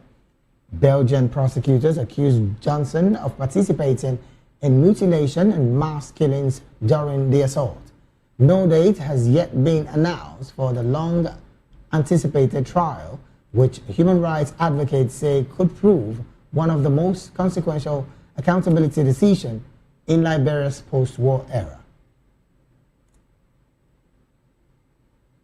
From Liberia, move straight to Seychelles, where the President Patrick Hemeni has reaffirmed full support for Mauritius in its efforts to restore sovereignty over the Chagos archipelago. Also, citing his talks with Mauritanian Prime Minister Navinchandra Rangolam, Hemeni welcomed Mauritius' assurances that Seychelles Chagosians would be treated equally in compensation benefits due to Chagosians under the term of the transfer agreement. Premier Rangolam invited Hemeni as chief guest at the March the 12th celebration, marking Mauritius' 58th independent day from British colonial rule. Seychelles' solidarity with Mauritius over Chagos came a fortnight after the Indian Ocean island nation suspended diplomatic tie with Maldives following the Maldivian government's non-recognition of Mauritanian sovereignty over the islands. Hemeni also announced his country's decision to establish a resident diplomatic mission in Mauritius, which Rangolam indicates in his country's intention to pursue similar arrangements in Seychelles. The statement added that both leaders signed a declaration reaffirming their country's shared commitment to the sustainable development of the joint management area of the continental shelf in the Masarene Plateau region. You're still watching the African News right here on Voice of the People Television. We'll go straight to the analysis segment of the news. And joining us now to make sense of these stories and more, in the studio with us is Dr. Peter Anosike. Dr. Peter is an author and also a public and political affairs analyst and commentator. Doctor, a very good afternoon to you, and thank you for joining me. Also, joined us virtually all the way from Uganda is Barrister Edward Okwaro Matakeye. Barrister Edward is a human rights activist and also a legal practitioner in Uganda. Barrister, a very good afternoon to you, and thank you for joining the conversation this afternoon. Good afternoon to you and the members in the station. Thank you. All right then. Also joined us virtually all the way from Kenya is Mr. Martins Njue. Mr. Martins is a financial advisor and also the founder of WealthGate Insurance Agency. Mr. Martins, a very good afternoon to you, and thank you for joining the conversation this afternoon. A very good afternoon to you, Mr. David, and my team as well. All right then. Well, also joined us virtually is from Liberia, is a communication professional, Hanson Blayan. Well, a very good afternoon to you, Mr. Hanson, and thank you for joining the conversation as well. Thank you so much, David. Good afternoon to everyone. Good afternoon to our fellow colleagues as well. It's a pleasure having you once again, Mr. Hanson Blayan. Well, let me start off this conversation from you as someone who is resident in Liberia. The situation coming from the High Court in Belgium that has ruled that Martina Johnson, one of the most powerful women in the Charles Taylor's National Patriotic Front for Liberia, should stand trial for crimes she was accused of during the Liberia's first civil war between 1989 and 1996. Now, the decision by the Chamber of Belgium's Appellate Court came after an over 5 months that a court in the city of Ghent formally closed its investigation into the case. What do you make of these particular decisions from the Belgian court?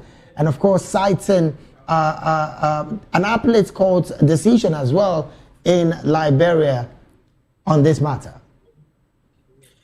Thank you so much. Thank you so much for the conversation. Martina Johnson, if we can recall, she was arrested in London on the airport, and she participated in the 14 years of civil arrest. She was one of the child soldier, or the soldier relating to the former president, who was prosecuted by the Hague and is currently at the Hague at the moment. The decision by the court to try her of the crime that was committed is a wise decision, because even as we stand, the country is in the mood of implementing the World Economic Crime Court, which of course sooner or later by 2027, the court will be established. But to prosecute her is part of the wide range of citizens' opinions that people should be accountable for the crime they have committed. So it's part of the legal framework that if she has been prosecuted, it's another way for the system itself for people to be accountable for what they did in the past, because it's very important as a matter of fact. All right then. Well, let me take this conversation to a lawyer, and of course I'm going to Uganda. Barrister Edward, again, the trial is Belgium's trial of Martina Johnson, a proof that Liberia's government has failed its people by refusing to prosecute war crimes at home, because this particular call for her to stand trial is clearly coming from Belgium, I mean, at a time like this. Thank you, David, and the panel at the studio. For sure, David, you know, when it comes like trial matters, it's a process. Right. This is a process which must have gone through steps to the level of making a decision. You get that these are issues which have arisen from the crimes at the time Liberia was actually in war. So you get that we have to be accountable. It is in administration, in leadership, in every corner. So when you see a court of law makes such a decision, arrives to such a decision, means all the other hands of the law must be agreeable with the court, because this is a matter which has gone through stages to this level. So I think, to me, it's not a surprise because it is the law which has taken its course. Accountability is key. Accountability as a key, yes, that is true. All right then. Well, let me bring this conversation to the studio before I go to Kenya. Doctor, could reopening these particular Liberia war crime cases destabilize the relative peace that is being found in that country as we speak, from your perspective? One thing we have in mind, we should have in mind is that crime does not grow old. Crime does not grow old. Even if it's committed 100 years ago, crime does not grow old. It can be called up anytime for accountability. So I don't know where she belongs to. Understand? Whether, you know, in Africa, people always use others as scapegoats, or maybe when you are not politically correct, aligning with the main party, they will remind you of the crime that you committed 100 years ago. So if it's a court, if the conduct is transparent, understand? So, as I said, crime does not grow old. She should go and answer for her deeds. Okay. Mind you, she is not the only one, because I followed this. You know, most of them came to Nigeria as refugees. Yes. And the Nigerian embassy is just across the road here. Right. So I followed it very well. I don't know if she's been singled out. A lot of people must have done what she did. Now, some have said that Western courts prosecuting African war crimes clearly indicates a judicial imperialism. Do you share that same sentiment, Doctor? You know, for me, ICC is basically for the third world. Understand me? ICC is basically for the third world, because if it's not, George Bush should have gone to ICC for his crime in Iraq. Because we were told that there were weapons of mass destruction. At the end of the day, none was found. So American president committed a crime against humanity. Understand me? Okay. But nobody mentioned it because he is an American. But I assume it's somebody from Africa, they will have taken him to ICC. So from your perspective, you're seeing some level of imperialism in all of these kind of court cases and these kind of decisions that comes from this level of jurisdictive court. ICC had never been fair. Understand me? Okay. Where Samuel Doe is now, right? George Bush is supposed to be there. Understand me? George Bush is supposed to be there. All right, then. Let me take this conversation to Kenya. Mr. Martins, economic contradiction in all of this. Some have said that these trials cost quite a lot of money, and Liberia, as it stands, is still trying to also steady our economy to the point where the president is also looking at ways to align with the AGOA deal to making sure that the economy gets what it deserves. Looking at this perspective, do you think that the economic contradiction is one reason why the Liberian government clearly is not considering pursuing these kind of cases, but rather it's seeing the Western world bring these cases to fore? Thank you, Mr. David. There is a phrase that says, "Justice denied, and justice delayed is justice denied." And from the perspective of analyzing this scenario, it shows that the victim of the war crime, it has been a long walk to the corridor of justice. Secondly, you will find that the government of Liberia, they don't want to expose this person who is culpable because of the political interest, political influence. And you find in another thing, this war crime, you find they happen during, they have what we call political interest in it. Hence you find now the government who are incumbent or the regime, they are safeguarding the interest of this Miss Johnson. Right. So in this case, you find that even the scenario or the time it has taken for this matter to be brought to closure, it means that there is interest which has been ongoing. And yet you find that this matter will not affect the lady who is prosecuted because of the interest of the government. You find even the witness have been arrested.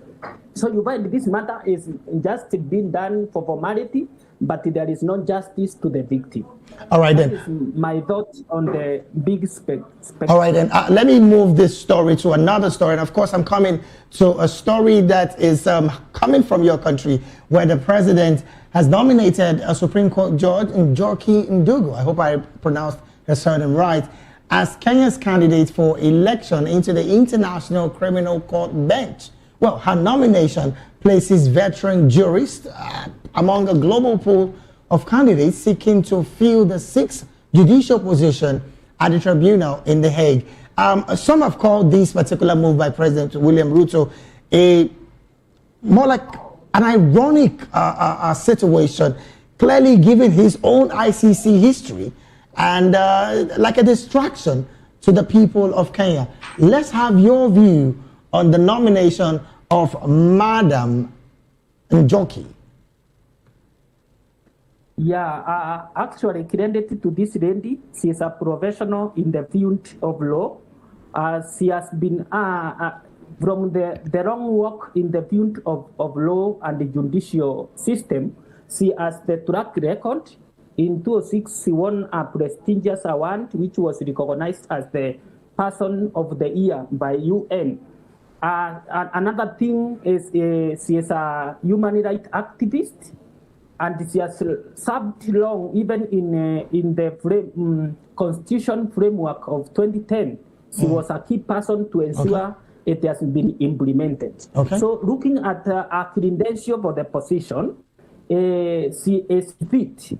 There is a word in Greek that says "siwa generis." It shows that it is a person who has stand out. She is peculiar for the position. However, to go beyond that is that you find the president as historical cases of ICC, and last year the opposition have accused her to be prosecuted because of the war crime, killing, abduction of the agencies. So you find that having interest on this lady is still gonna safeguard is historical crime that has been accused of over the time he has been in the governance. All right then. Another thing to sum it up is that Africa to play a key role in the ICC is one of the monumental season or time, because now you find that when Africa is not represented, we are exposed in matters of international jurisdiction. Okay. All right then. Well, let me take this conversation to Liberia. Interestingly, Mr. Hansen, several African skepticism on this conversation of representation of individuals at the ICC. Many African leaders still view the ICC as a disproportionate place targeting Africa. And this is about raising questions about whether Kenya's nomination legitimizes this imbalance. Now, my question to you is, with these conversation of some African leaders feeling, look, this ICC is clearly targeting Africans and not Europeans, do you think that the support on the part of Kenyan government nominating one individual from her country is going to change the narrative from what is being seen around the continent? Thank you. So the Rome Statute is a legal instrument that countries around the world are signatory to.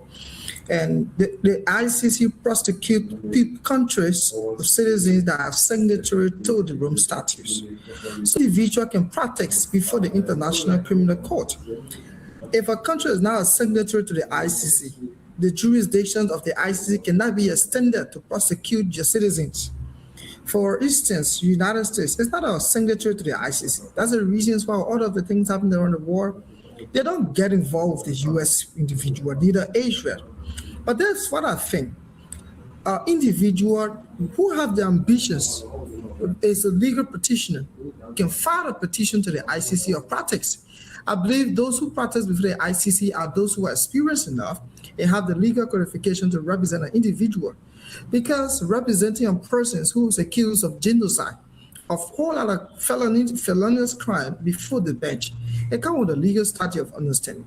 But I think Kenya is right, and an individual should be representing a country, whether in the interest of the country's citizens or another country of its neighbors. So I think it's about time that Africa is naturalized the court as a matter of having representation each of the African country as a legal representation on the International Criminal Court.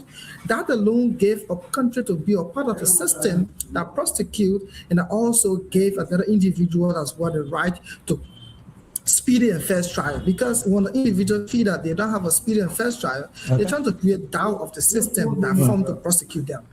All right, then. Let me bring back this conversation to the studio before I go to Uganda. Doctor, comparison of administration. The person of Uhuru Kenyatta, like William Ruto, also faced ICC charges. I mean, his government was often criticized the ICC as biased against Africa. But looking at the economy positive that is being touted here by the government, because there's also the fact that some in government are saying the diplomatic standing of Kenya and of course the ICC would change, so to say. Should the Kenyan government anticipate something different with this level of nomination? Well, for me, Ruto just want to have an insurance at the ICC. Understand? Go there and under my image. Okay. Go there and under my image. Go there and under Kenyan image. You know, you are representing our country. You shouldn't allow any bad thing that come to us. Understand? Because this is just like a thief sending a policeman to the court. I may be coming there soon, understand? Okay. Make it easy for me. Because this is not really, the woman deserves the best. That's on merit. Yes. She has done well for herself and deserve that to go higher.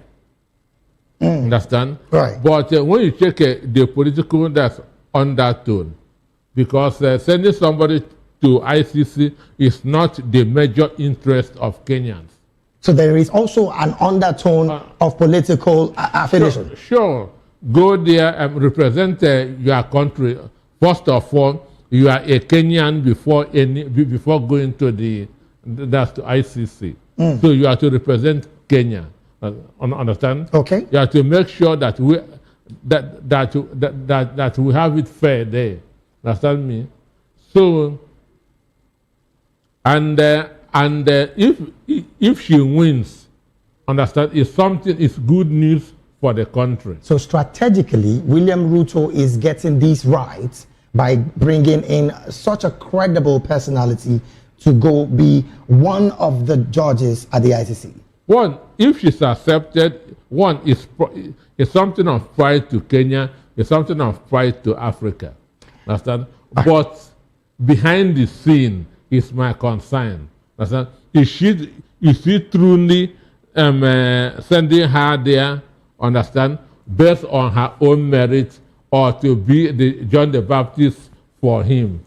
Huge question there. Let me go to Uganda. Barrister Edward, you did hear one of the panelists as well from Kenya saying the person in question has credibility. We cannot question that. But Doctor here in the studio did say what happens behind the scene is more like a laundering the image of President William Ruto. What's your sentiment about the fact that, yes, William Ruto once was indicted by the ICC.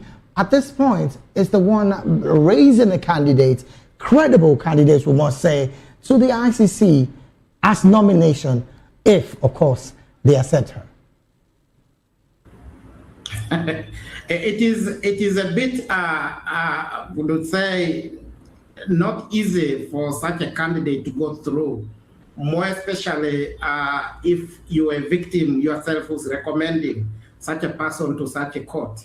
So this one I would say is a nomination is just to show it's actually a reward of loyalties who actually helped him to clinch actually go through the 2022 case which was filed against Ruto by the late Prime Minister, who was actually a competitor to him. You get to know that Dongo is also, I would say, 2019 March was accused, and the petition was actually filed to GSC for issues of bribery, which actually, these are issues which will come up even as you give a recommendation. In 2025, there was also another petition which was filed, involved herself in so many issues concerning justice in Kenya. The same person sat in a court where a petition was actually dismissed during Maraga's tenure, where the election was actually dismissed. You get that she was a dissenting voice. So I think there are a lot of questions to be raised up against the judge who's actually being recommended. So to me, it is good for Africa, but on the other hand, how's the file of this person? Is it a file which should be taken as actually a corrupt-free person? Is it a person who's going to stand for Africa, or is a person who's going to stand for an individual who's fearing that after his tenure, there must be cases filed against this person because of the leadership he has given to Kenya? Well, again, I would have loved to continue with you on that particular story, but I'm going to jump to another conversation that emanated today in your country, and I'm talking to you, Barrister Edward, where the government has announced visa-free entry for nationals of 40 countries, excluding the United States, European Union nations, and Nigeria from that list. Well, according to the government, travelers from the targeted countries in the new measure will no longer need to obtain a visa to travel to Uganda, and of course, can stay up to 3 months for tourism or business purposes. What do you make of the exclusion of the United States and the European Union nations, plus Nigeria, another country in Africa? One, you should know Uganda is just a country which has concluded the elections, and the elections which are actually disputed. And up to today, the second opposition, who actually, probably I would say, who claimed it would have actually won the elections of Uganda, has not accepted the results. By giving this kind of goodies to probably African countries and African countries, meaning UN countries, meaning the Western countries, it's not a surprise. Maybe you are trying to clean your name, you are trying to legitimize whatever happened in that election. So we still ask the question, but even though we have seen most countries in Africa at this particular point have issued this kind of statement. So we would say these are political statements. They are not statements which are meant to support Africans. Why don't you start at home? Support the economy from home before you even invite outsider. You really doing a great thing at home. Those are things. So in Uganda, as we talk, the economy needed to start stabilizing the security, the social wealth of the people. A lot of things Museveni needed to do before even inviting other nations to come in. All right, then. A free visa, I have no problem with it. All right, then. Well, because of our time, really, let me just go round the entire circle again. And I'm going to go to Liberia now. Mr. Hansen, in less than 30 seconds, questions have been asked. Are Western tourists being punished for political disagreements like we're seeing as a result of this exclusion of these states from getting visa-free permission in Uganda? Less than 30 seconds, if you can.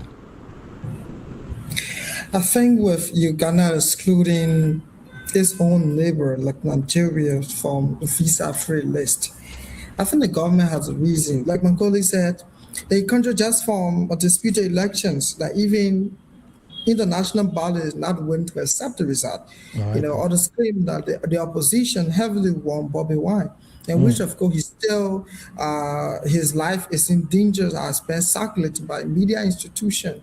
Right. But I think that should be, if the visa free, it should be for every African. All right then. European, yes, because if you have a Schengen visa, if you go to Europe, you can access up to 35 countries just with that same visa. So that will be applicable to Africa. I think that is why you exclude Nigerians. I think that's why I have huge question. All right, then. Thank you so very much, Hansen Blaine, for that submission. Well, let me go to Kenya before I come back to the studio here in Nigeria. Mr. Martin, same question. Is Uganda visa-free policy a strategic pivot towards China and Russia? Because you would recall these guys are totally not in that mix. They are accepting these people. What's your position with this decision from Ugandan government? as well. In 30 seconds, please, because of our time. I think that Museveni is punishing those countries that are bending towards the rule of wine. Secondly, we have seen the antagonism between Uganda and the United States. The same thing, the country that are addressing issues to do with the dialogue are the country that Museveni is punishing with the visa restrictions, which I don't think from the migration and the diplomatic role is something should be addressed in such kind of punitive issue. So in this case, let's see, United States will not suffer anything. Nigeria the same, but now putting the boundary, it shows that you have issue with these countries. But dialogue is the key. All right then. Well, let me bring this. Thank you so very much. Let me bring this close to the studio. Dr. Peter, Nigeria is excluded, and you know for a fact what that means on the economic angle. But the question I want to find out is, in that statement, it says to enhance cooperation. That's the reason why the visa-free is being extended to these other countries. If the goal is Africa unity, why then exclude one of the biggest economy in Africa in that particular deal? For me, if Museveni really do research, he should know that the Nigerian president should be his friend, because both of them came to power through the back door. Understand? Both of them came to power through the back door. Understand? So they say, show me your friend and I'll tell you who you are. Yeah. So if you show me Museveni, I will tell him that Nigeria president should be his best friend. But the issue, because both of them came to power through the back door. But the issue is this: we are not supposed to, that Africa is one. Right. There's not supposed to be restriction that's in visa. Understand me? Okay. As it is in Europe. Right. Understand? Right. So when we are talking about unity, and because visa is creating boundaries. Visa means creating boundaries. So there shouldn't be Africa should be visa free for all African countries. All right. Just like Europe is visa free for all the countries. European countries. All right, then, because of our time, really, I want to say big thank you to you, Dr. Peter Anosike, author and also public and political affairs analyst and commentator. Thank you for being here as well. Thank you for having me. Also, a big thank you to you, Barrister Edward Okwaro Matakinye, human rights activist and, of course, legal practitioner in Uganda. Thank you so very much for being here. And big thank you to you as well, Mr. Martin Siririnjue, CEO, founder, WealthGate Insurance Agency, and, of course, public and political affairs analyst and commentator. Thank you so very much for being here. Also, media communication expert, Hanson Blayan. Thank you as well for being here as well. We'll take a very short break right now. When we return, African business stories and sports will be up next. Please stay with us.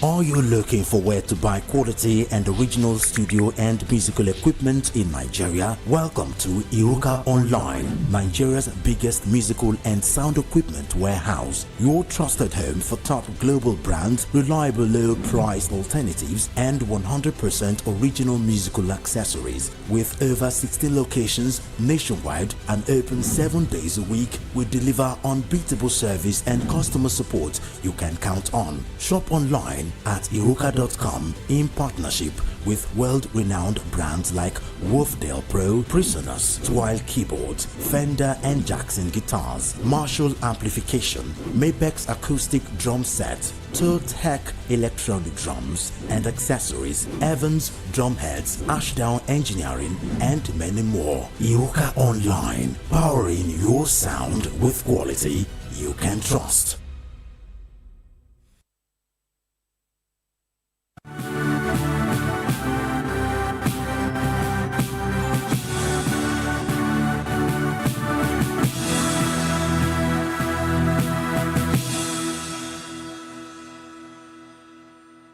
We're glad to have you back. It's still the African news right here in Voice of the People television. Now to other stories. The African Union has condemned the drone strike that killed civilians in Goma in Eastern Democratic Republic of Congo. It urged restraint among parties involved in the ongoing conflicts while calling for an impartial investigation into the incident. In a statement, Chairperson of the AU Commission, Mahmoud Youssef, expressed deep concerns over reports that a drone strike in North Kivu province resulted in civilian deaths, including a humanitarian worker, and caused damages to residential areas in Goma. The Commission said it strongly condemned any attacks that endangers civilian lives and humanitarian personnel in violation of international human law. A drone strike on Wednesday hit a residential building used by humanitarian staff in Goma, killing no fewer than 3 persons, including French national UNICEF aid worker.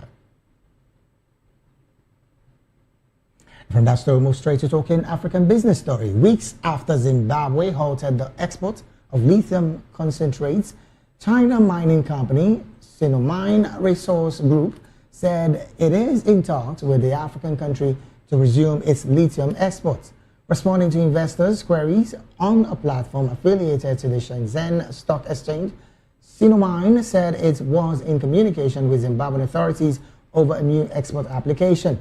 Zimbabwe banned exports of all raw materials and lithium concentrates in late February, citing malpractice and voicing its intention to promote in-country value addition. However, Sinomine added that the ban was limited impact on its Bikita mine.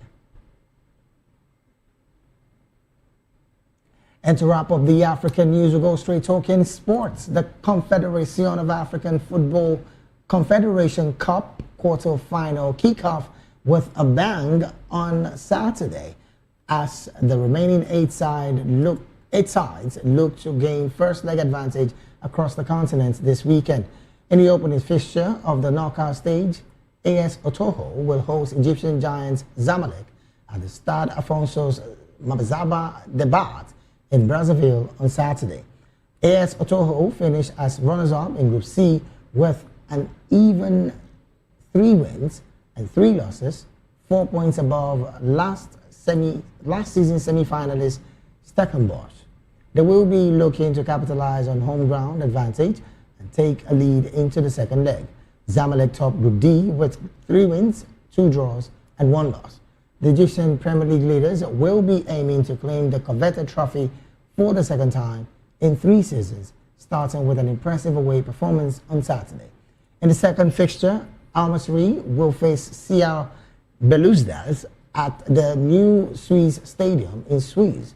The hosts snuck into the knockout stage, urging Kaizer Chiefs by 1 goal on goal difference, as both teams managed 3 wins, 1 draw, and 2 losses.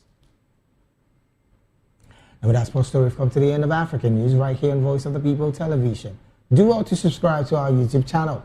On YouTube, we are at Voice of the People TV, and on all other social media platforms, we are at VOP TV Live. Thank you so very much for being a part of this broadcast. I am David Edwin. Do have a good afternoon.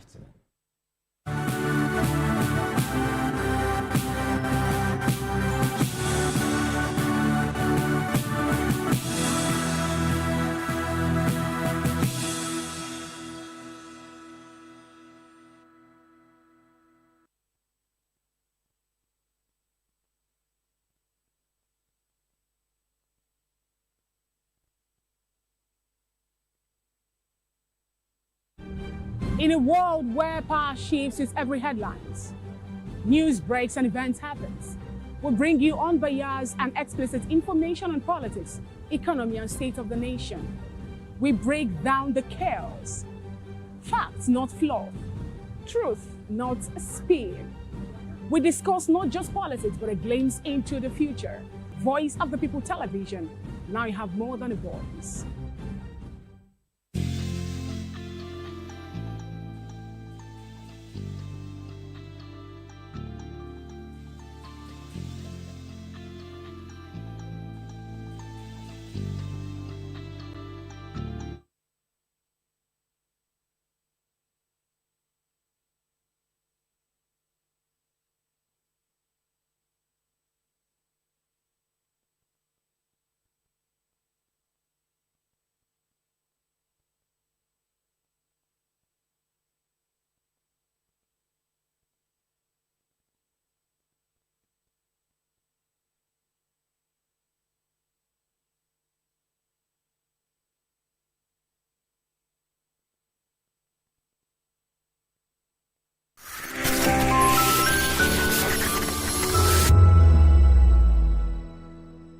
Welcome to the locker room, the home of football talk that matters.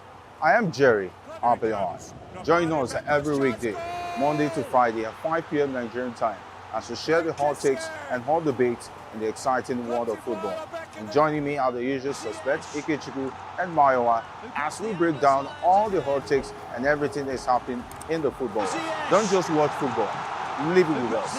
Catch us on the locker room and Voice of the People television at 5 p.m. Nigerian time. And like I always say, if not 20 minutes off, please discuss. My name is Tao Familoni, and here is to VOP TV. Keep watching, stay tuned, do not touch that dial. My name is Nnamdi Kanu, and you're watching VOP TV. Keep watching. Welcome, my name is Galadima. Distinguished ladies and gentlemen, boys, viewers, everybody, boys and girls. This is VOP TV. Do you know what that means? Voice of the People TV. You don't have a voice, don't come here. You better make sure your voice is heard. This is Health Check, your weekly guide to better living, smarter choices, and trusted answers. From everyday wellness to urgent health issues, we've got you covered. Health Check, only on Voice of the People television, where your health has a voice.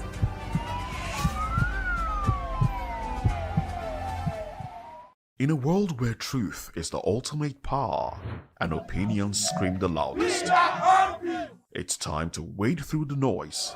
Hunger no get tribe. Hunger no get religion. And scan the human interest and trending topics that matter. Stay tuned to The Issues, your plug to the stories making the buzz, from politics to science and technology, social justice, and more. Let's tackle the tough questions and expose the truth. The Issues, on Voice of the People television, Mondays to Fridays, 8 to 9 p.m. The Issues. Don't just react, understand. Africa is on the move, a continent of rising voices, untold stories, and powerful transformations. From the streets of Lagos to the heart of Nairobi, from the mines of Congo to the tech labs of Cape Town, the African story is being written every day. Bold, dynamic, unstoppable. This is African News on Voice of the People television. We don't just bring you the news. We analyze and bring you Africa's heartbeat, the politics that shapes our nations, the economies that drives our future, the cultures that defines who we are, the voice that must be heard. Africa News, Africa's voice, Africa's future. Where Africa speaks, the world listens.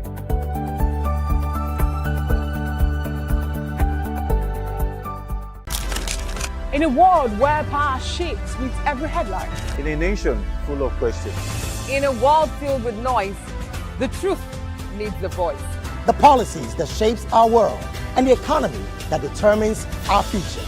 Every hour, every day, the grapevine keeps buzzing. And together, we are committed to telling the stories that shape our world, because your voice is our focus. Don't forget, our voice matters the most. Let us come together and share our concerns.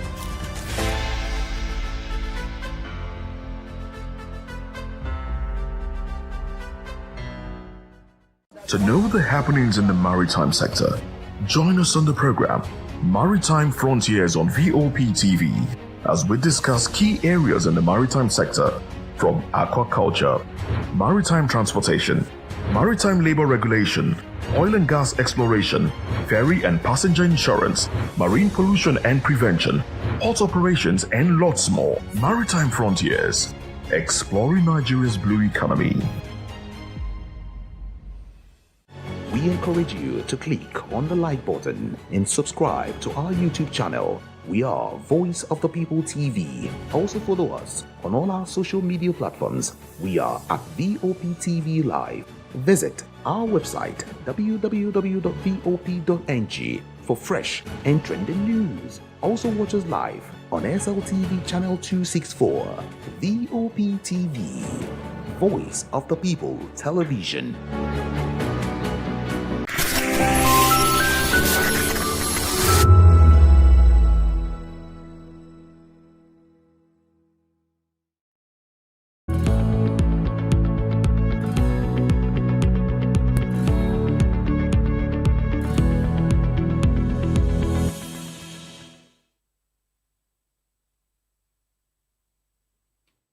right, hello and good day. Welcome to Health Check on Voice of the People Television, the program where we have meaningful conversations about your health, your well-being, and how to live better every day. I am Tracy Peters, and it is always a pleasure to have you join us on the show. Well, before we dive into today's conversation, remember that you can stay connected with us on all our social media platforms at VOP TV Live. And you can also watch us at VOP TV on SLTV channel 264. So wherever you're watching from today, whether at home or at work, or maybe when even catching us during a break, thank you for making Health Check a part of your day. Now, to the conversation for today, the global health community marked World Obesity Day, a campaign designed to draw attention to the growing challenge of obesity around the world. And while the day itself may have passed, the issues it raises are still very, very relevant, because obesity is no longer just something we hear about in distant countries. It is increasingly becoming a reality in many communities, including here in Nigeria. Health experts has warned that obesity is rising globally, and projections suggest that by 2035, nearly half of the world's population could be living with overweight or obesity. But beyond the statistics, there are real people and there are real lifestyles. You know, many of us know someone struggling with weight, someone, trying different diets, exercise routines, detox drinks, and sometimes the results can still feel frustrating. You know what I'm talking about. And there are also many misconceptions about obesity, really. Some people believe that it is simply a matter of eating too much. Others believe it is purely about willpower. But the truth is far more complex. Our food environment, our work routines, our stress levels, sleep patterns, and even the way our cities are designed can influence our weight and overall health. And obesity is not just about appearance. It is closely related and linked to serious health conditions such as type 2 diabetes, hypertension, heart disease, and stroke. So today, we are having a very important and honest conversation about this. What it really is, what it is becoming, why it is more common, and what we can do to live healthier lives. And of course, I'm not doing this conversation alone. Joining me in the studio today are two respected health experts. First, we have Dr. Adedayo Adegite, an endocrinologist who specializes in hormone-related conditions, including obesity and metabolic disorders. Also joining me today is Dr. Charles Adeogun, a wellness physician and public health advocate with a strong focus on preventive health and lifestyle medicine. Thank you so very much, doctors, for joining this conversation today. Thank you. You're welcome, Dr. Charles. Thank you. How's your week been? How's the profession been? How's everything been? It's been great. Thank you. How's yours been? Fantastic. Fantastic. How have you been, Dr. Dayo? It's good to see you. Awesome. Thank you. Amazing. All right. So let's just delve into the conversation for today. So I'll start with Dr. Adedayo. Let me begin with you.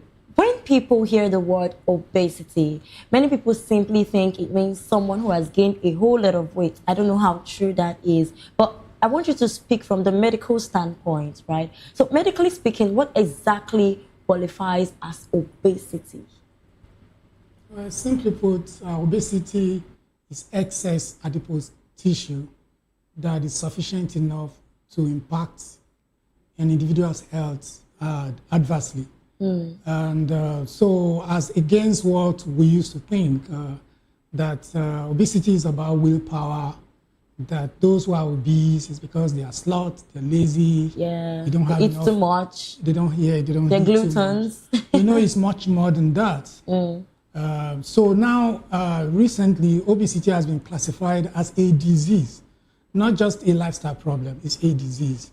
And with focus now on how to treat the patients better, because if you think it's just a lifestyle problem or a cosmetic problem, then all of the things or changes that we are seeing now wouldn't have come to the fore.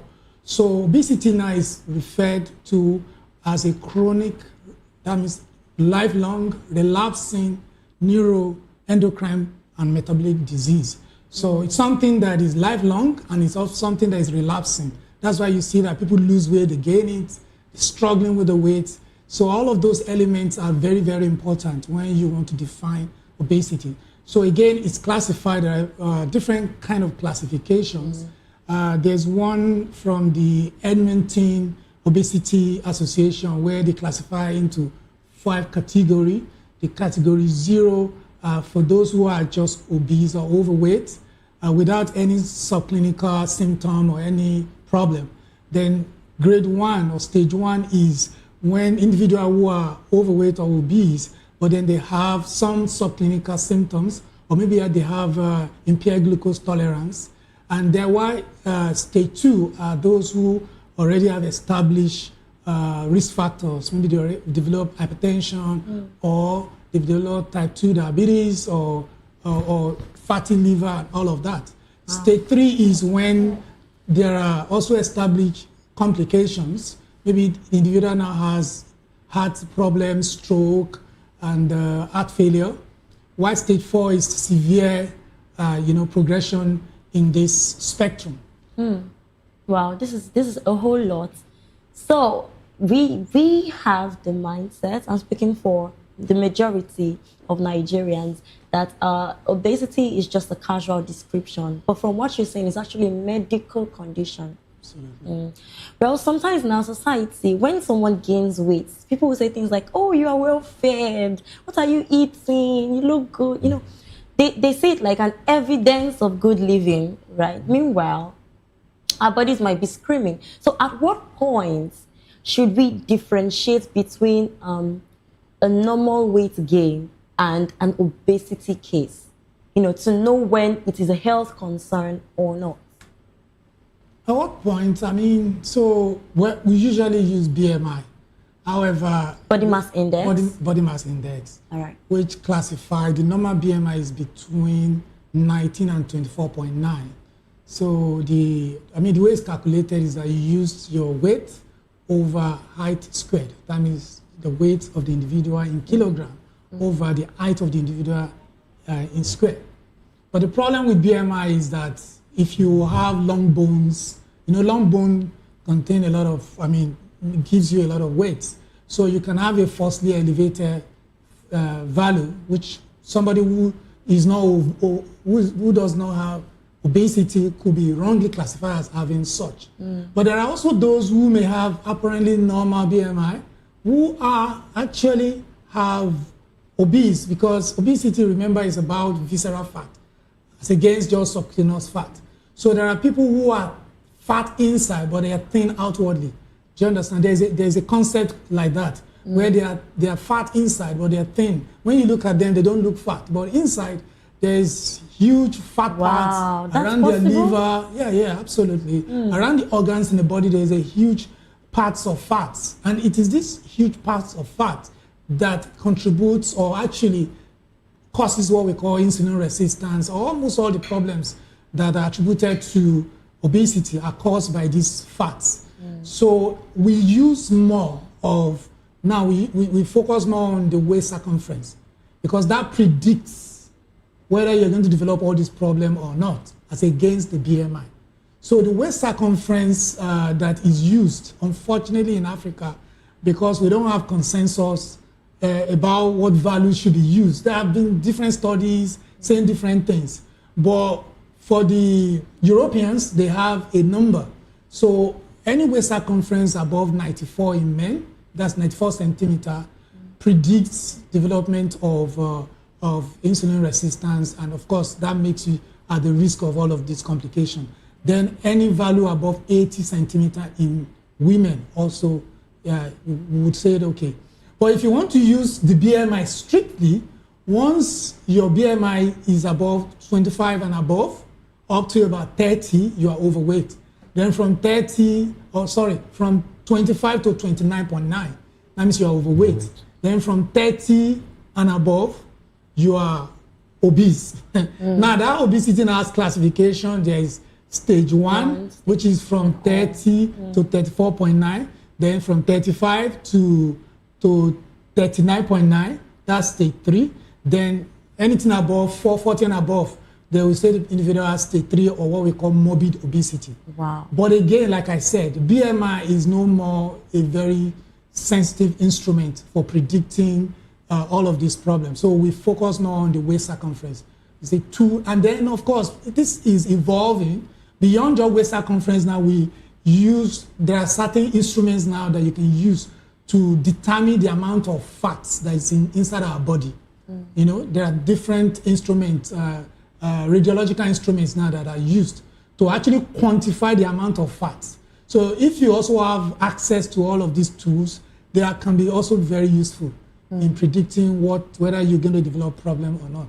Because remember, it's not just about the fact that the individual is overweight or obese. It is, remember the definition. Definition of obesity is excess adipose tissue that is sufficient enough to adversely affect your health. So if it's not affecting your health adversely, maybe it's not a problem enough. Wow. Okay, I can see how much you are specialized in this. Okay, let me go over to Dr. Charles. So, Dr. Charles, when someone develops obesity, what actually happens inside the body, and why is it that, when someone has obesity, they tend to, have other related conditions like hypertension, all of that. So, why does obesity as a whole affect the entirety of the body? What really happens? Just like the doctor has explained, obesity is a disease condition and it affects the organs, and in fact it has a systemic consequence overall.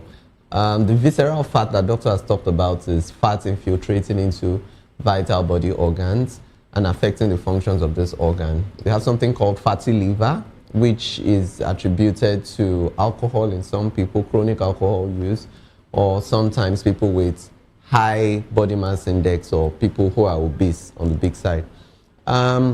Typically, obesity has been linked or has been associated with a lot of medical conditions that are very important that we highlight.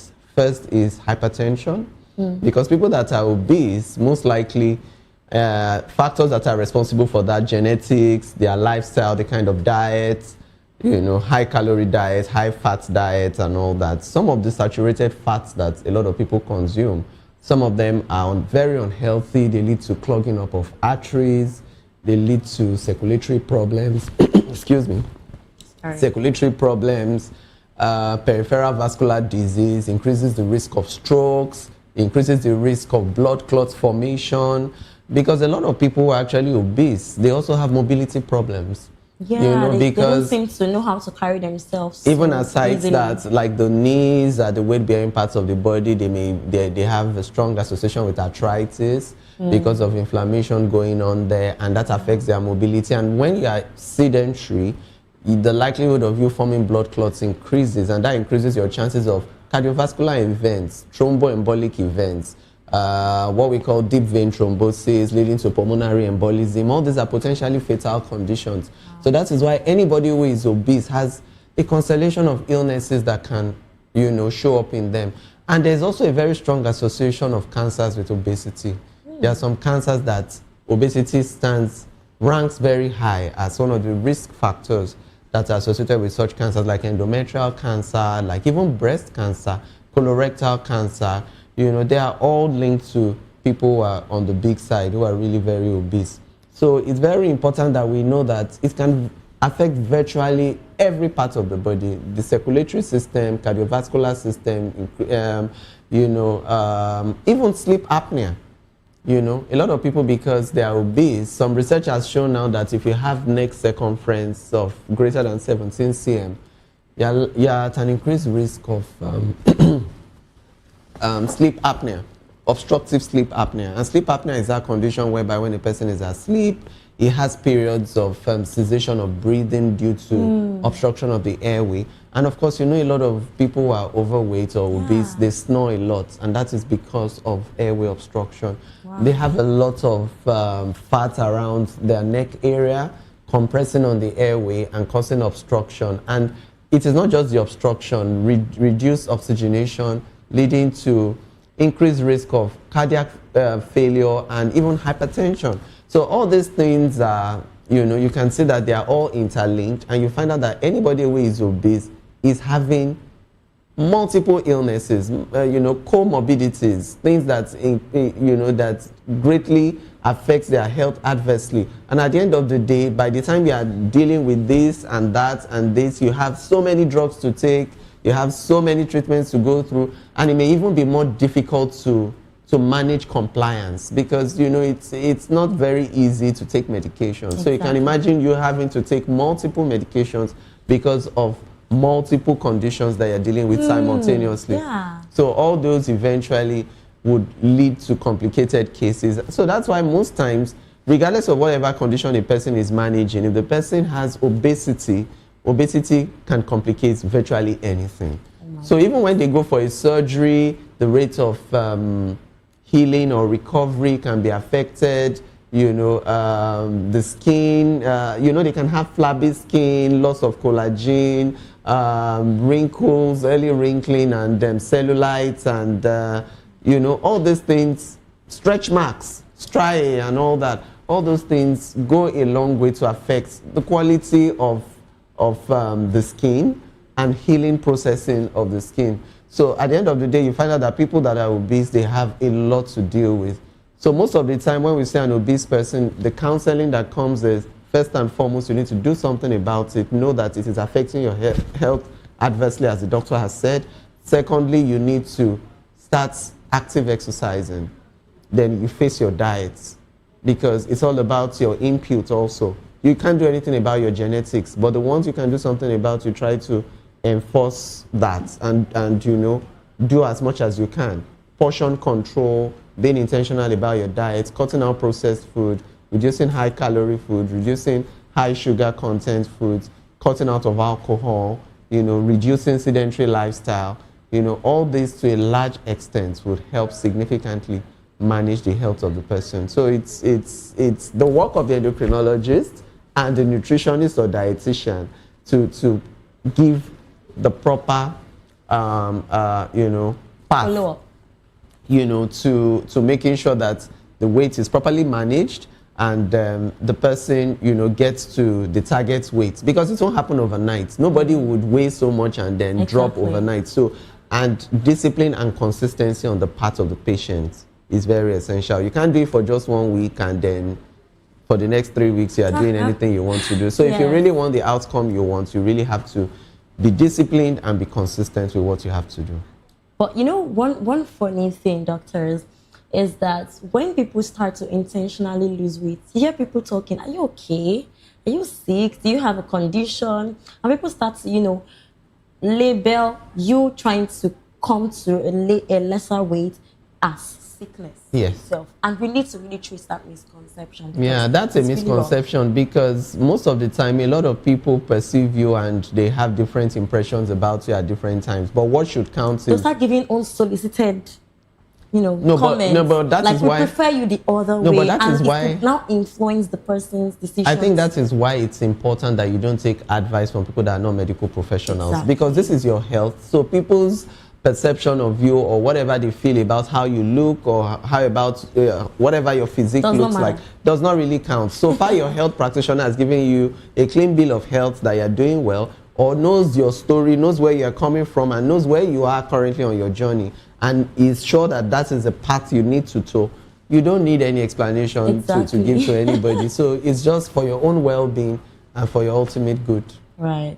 All right, Dr. Zayo, let's talk about modern lifestyle. You talked about that earlier. Many people today live extremely busy lives. We wake up early, rush to work, sit behind the desk for hours, sedentary lifestyle, like you said, deal with traffic, get home tired. The earliest option is fast food.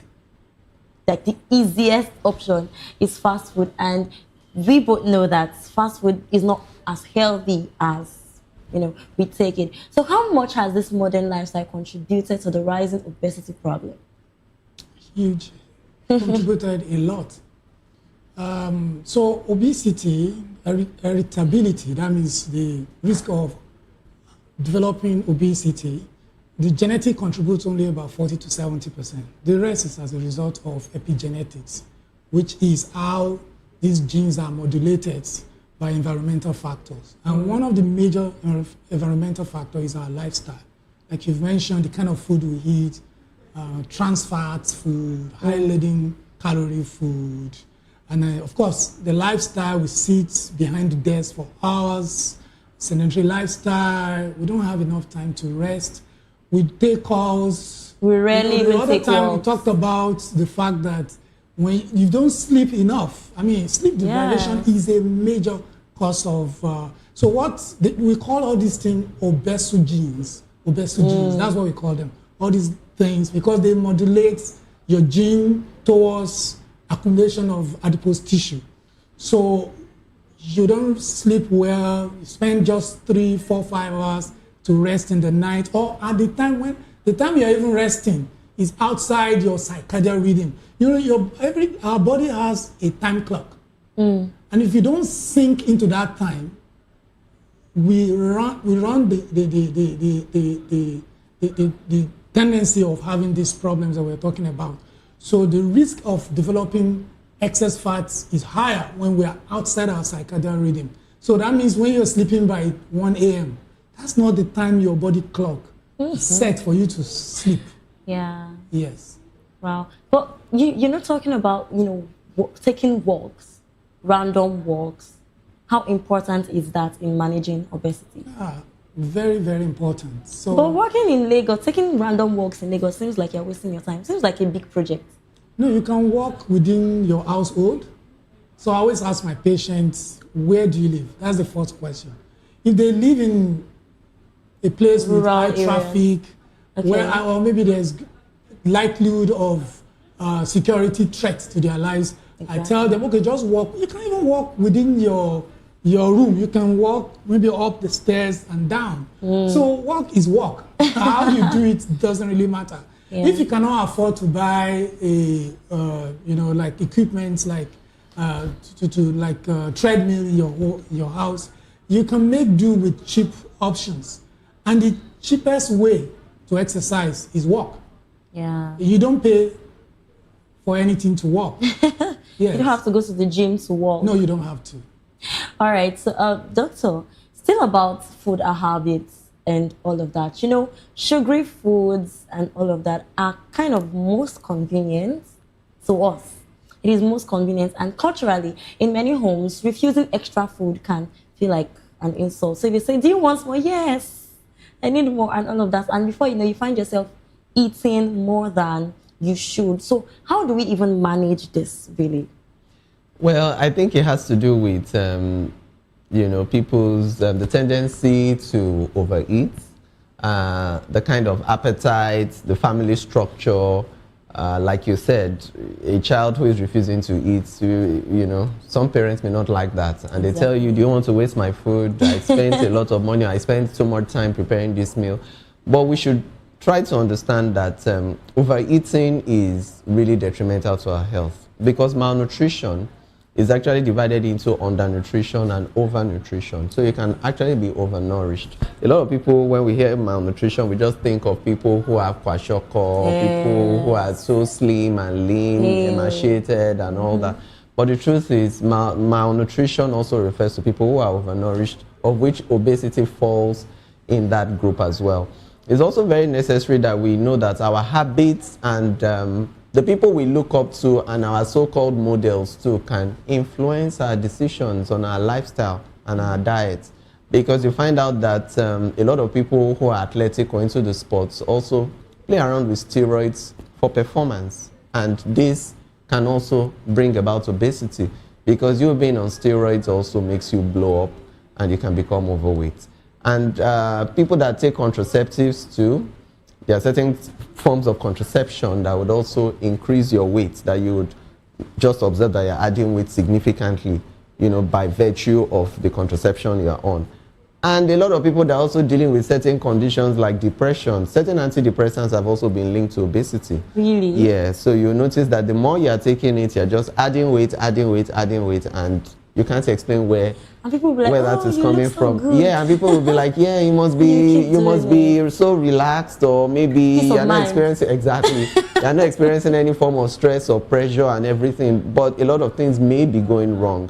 So we need to really know the kind of things that we introduce into our body, and then we really need to be aware of the choices that we make and the people that young people make their role models. Because a lot of people, when they see somebody that they like, maybe a star or a well-known person, you just want to try to look like them. You want to have their kind of muscles. You want to just, just toe that path. And at the end of the day, you know that before you can achieve that, you probably need to do some metabolic alteration. There's something that you have to put into your body that would give you that effect, and some of these things may be actually adverse, as a consequence. So it's very important that young people are properly guided, and a lot of older people too. They make sure that you don't need to force your kids to eat huge chunks of food when they tell you that they are okay.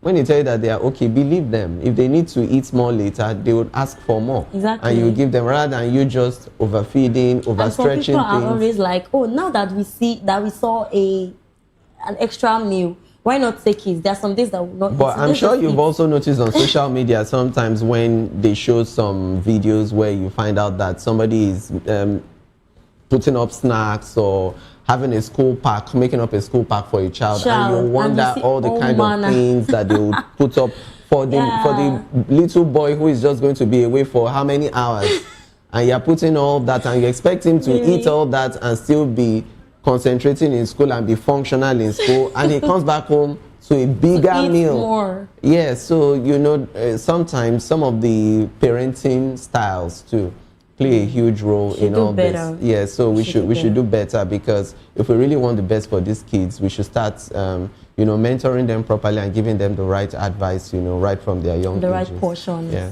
Yeah.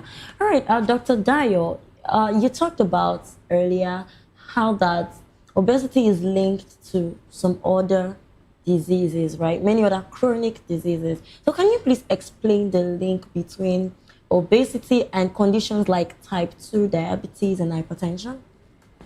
Oh, thank you. Obesity is by far the greatest association with diabetes, or the greatest risk factor for type 2 diabetes. Wow. And those who are obese, of course, remember that the problem is with the visceral fat. So this visceral fat produces some toxic chemicals. And these toxic chemicals are poisonous to receptors, to insulin receptors. So they make it difficult for insulin to act at its receptor. Basically, that's what we call insulin resistance. So because there's a resistance at the molecular level, so insulin is not acting. So what the body does now is to compensate by producing more insulin from the pancreas. So you find more and more insulin being produced in order to overcome the resistance. So people who are obese have what we call insulin resistance, and when you check the insulin level in their body, they have supra-physiological level of insulin. That means the level of insulin in their body is higher than a normal person. Do you understand? Yeah. So as a matter of fact, that's one way to know whether somebody has insulin resistance. You can check actually the insulin level and see whether the level is higher than normal. So, and what happens is that because the insulin is not acting, it's as good as if insulin is not available. Do you understand? It's like you have money, but you can't use it. So it's as good as it's not available.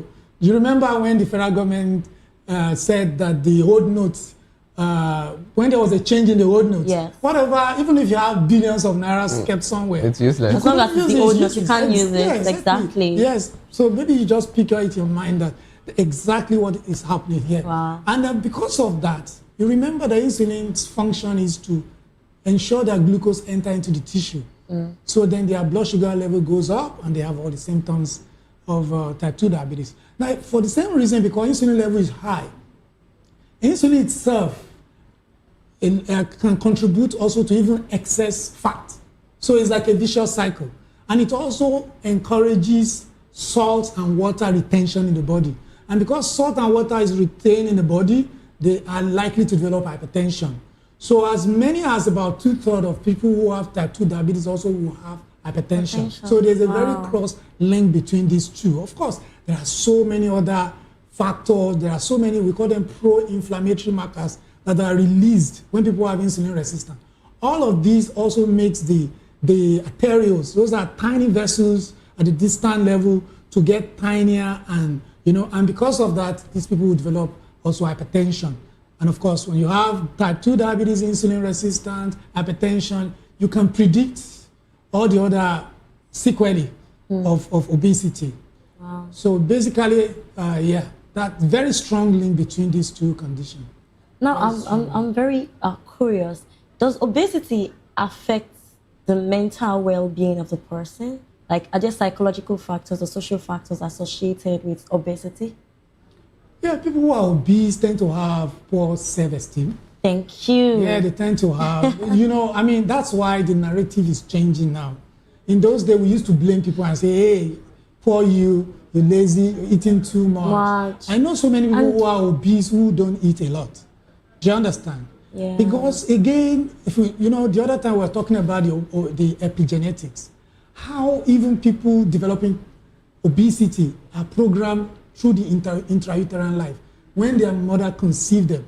Mothers who are obese, mothers who have gestational diabetes, or a child who has stressful condition during pregnancy.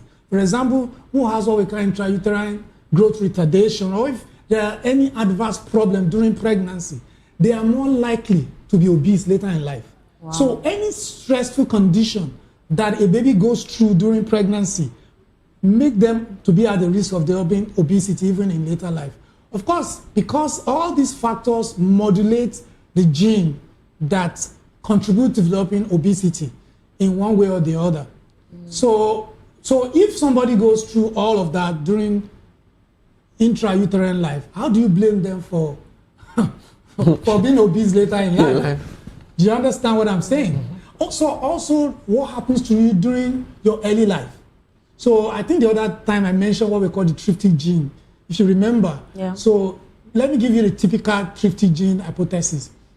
Somebody was brought up in, with due respect to people in Ajegunle or somewhere, or maybe one area. Okay. So maybe, or somebody was brought up in a very poor resource environment. Let me put it that way. Okay. So with due respect to people who were brought up in poor, no. most of us were brought up in poor resource areas. Yeah. And then with very little calorie intake. Maybe the child eats only 100. And then the child now grew out of life. So the body has learned to depend on little to survive. Yes. So this child now, had a great break, got a very good job, and now began to eat more than, or even eat what is now normal. What the body does is because the body is used to conserving energy. So the body retains, let's say the child is eating, let's say 10 calories, and let's say that 10 calories ordinarily should have been enough for the body. But the body will store maybe like 8 out of that 10 in form of fat for this individual. Because this body over the years has learned to depend on little. 2.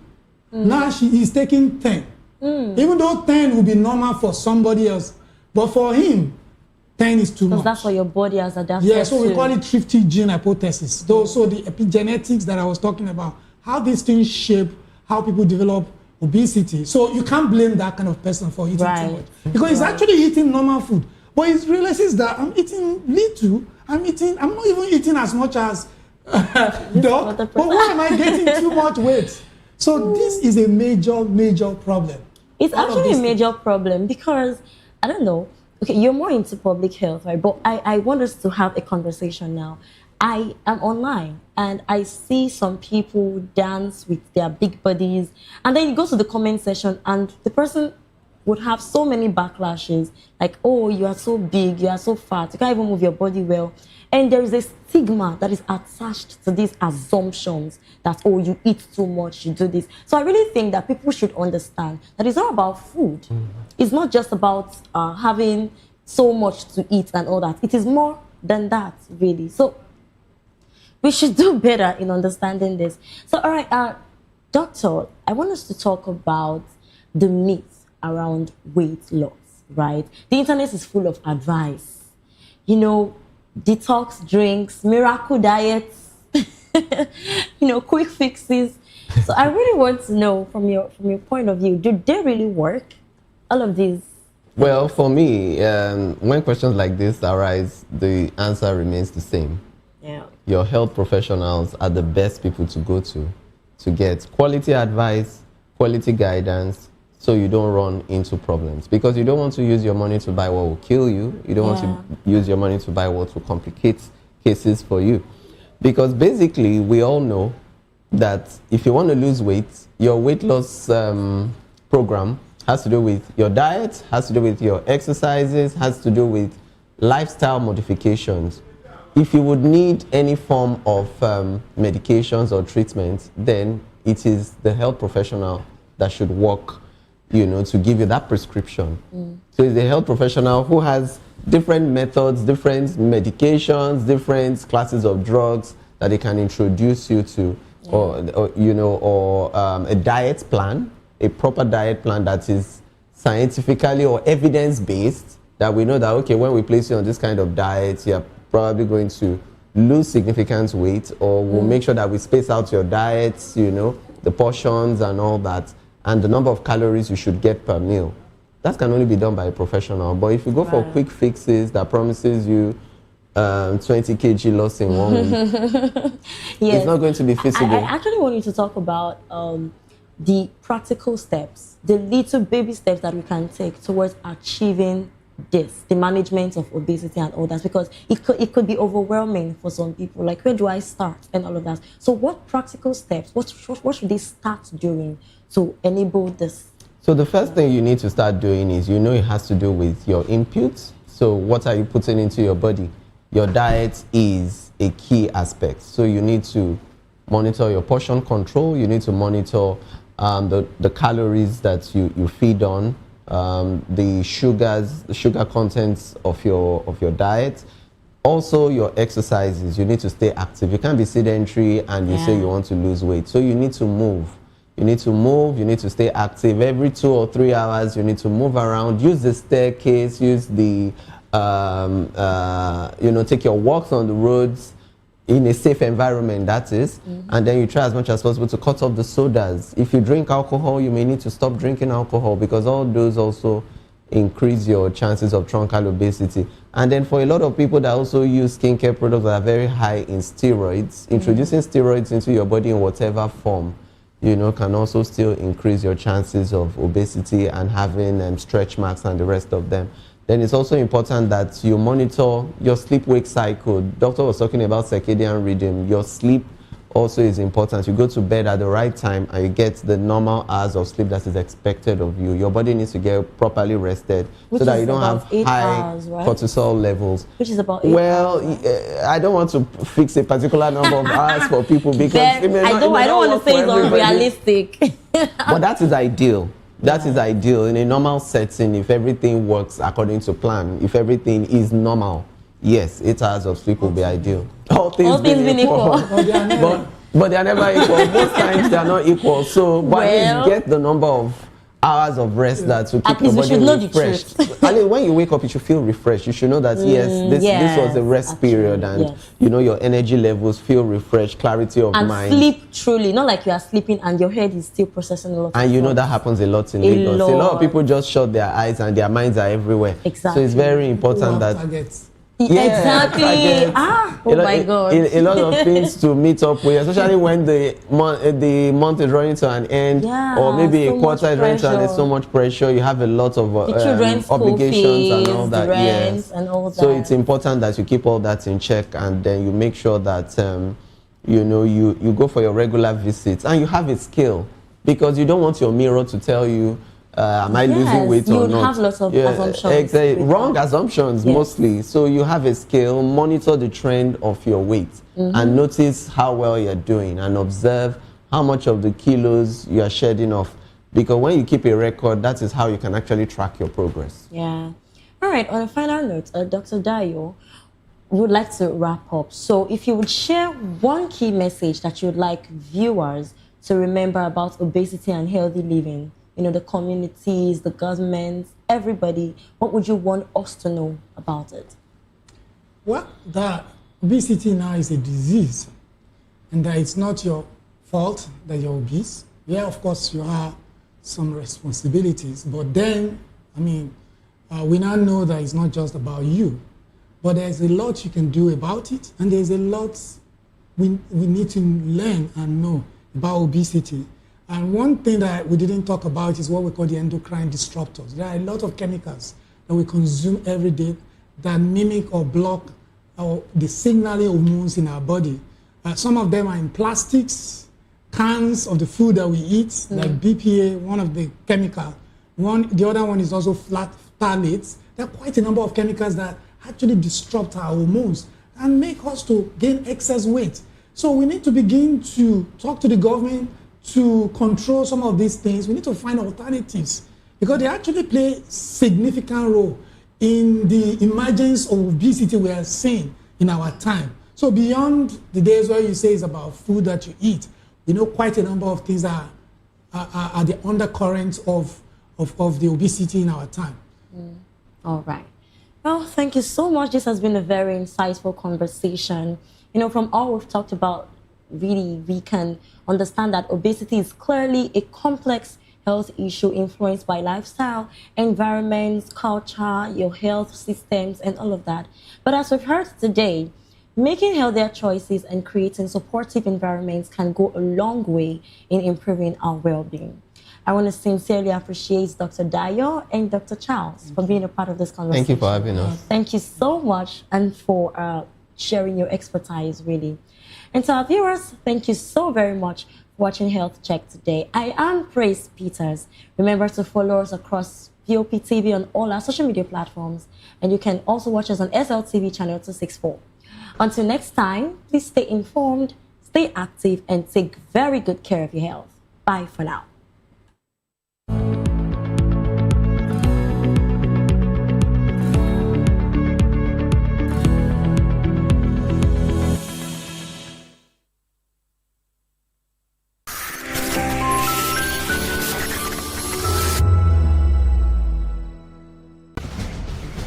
Join us as we drive into the world of politics through insightful interviews with prominent political figures, both serving and former governors, ministers, senators, legislators, party chieftains, activists, and analysts. Get first-hand information into the decision-making processes that affect our daily lives. Highly engaging one-hour program that brings political discourse into focus.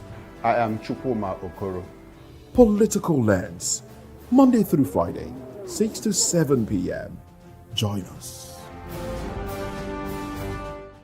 I'm Sarah Nystrom from Sweden, aka Chief Omobawale, Communication Queen. Keep watching VOP TV. I am Samantha Jacobs, representing the states. Miami's in the house, and I want to make a shout out to VOP TV. I'm a humanitarian, and I'm also a rep in the film industry and the art industry. I help dreams come true, and I help you keep on that path. Shout out to VOP TV because you're helping people stay on their path too. Cheers. All right, my name is John Odibo. Keep watching Voice of the People because it's a fantastic station to be with all the time. Thank you very much. My name is Pastor Elvis Siru, the convener of the Voice Achievers Award, and keep watching VOP. Yes, that is the channel for all the people. No color, no race. Thank you so much. Yo, ladies and gentlemen, this is Abbas Sunkan from the Netherlands. I am a designer and I'm here in Eco Hotel and Suits. Keep watching VOP, the Voice of the People. Don't touch that dial.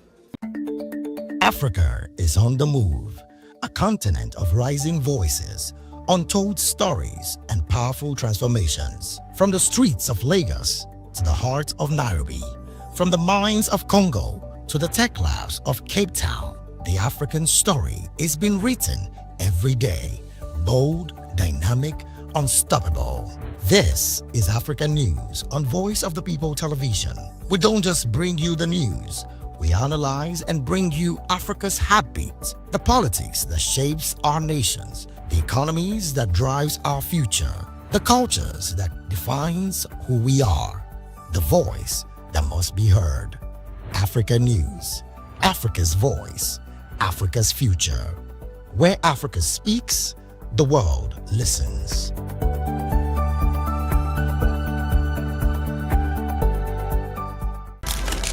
In a world where power shifts with every headline. In a nation full of questions.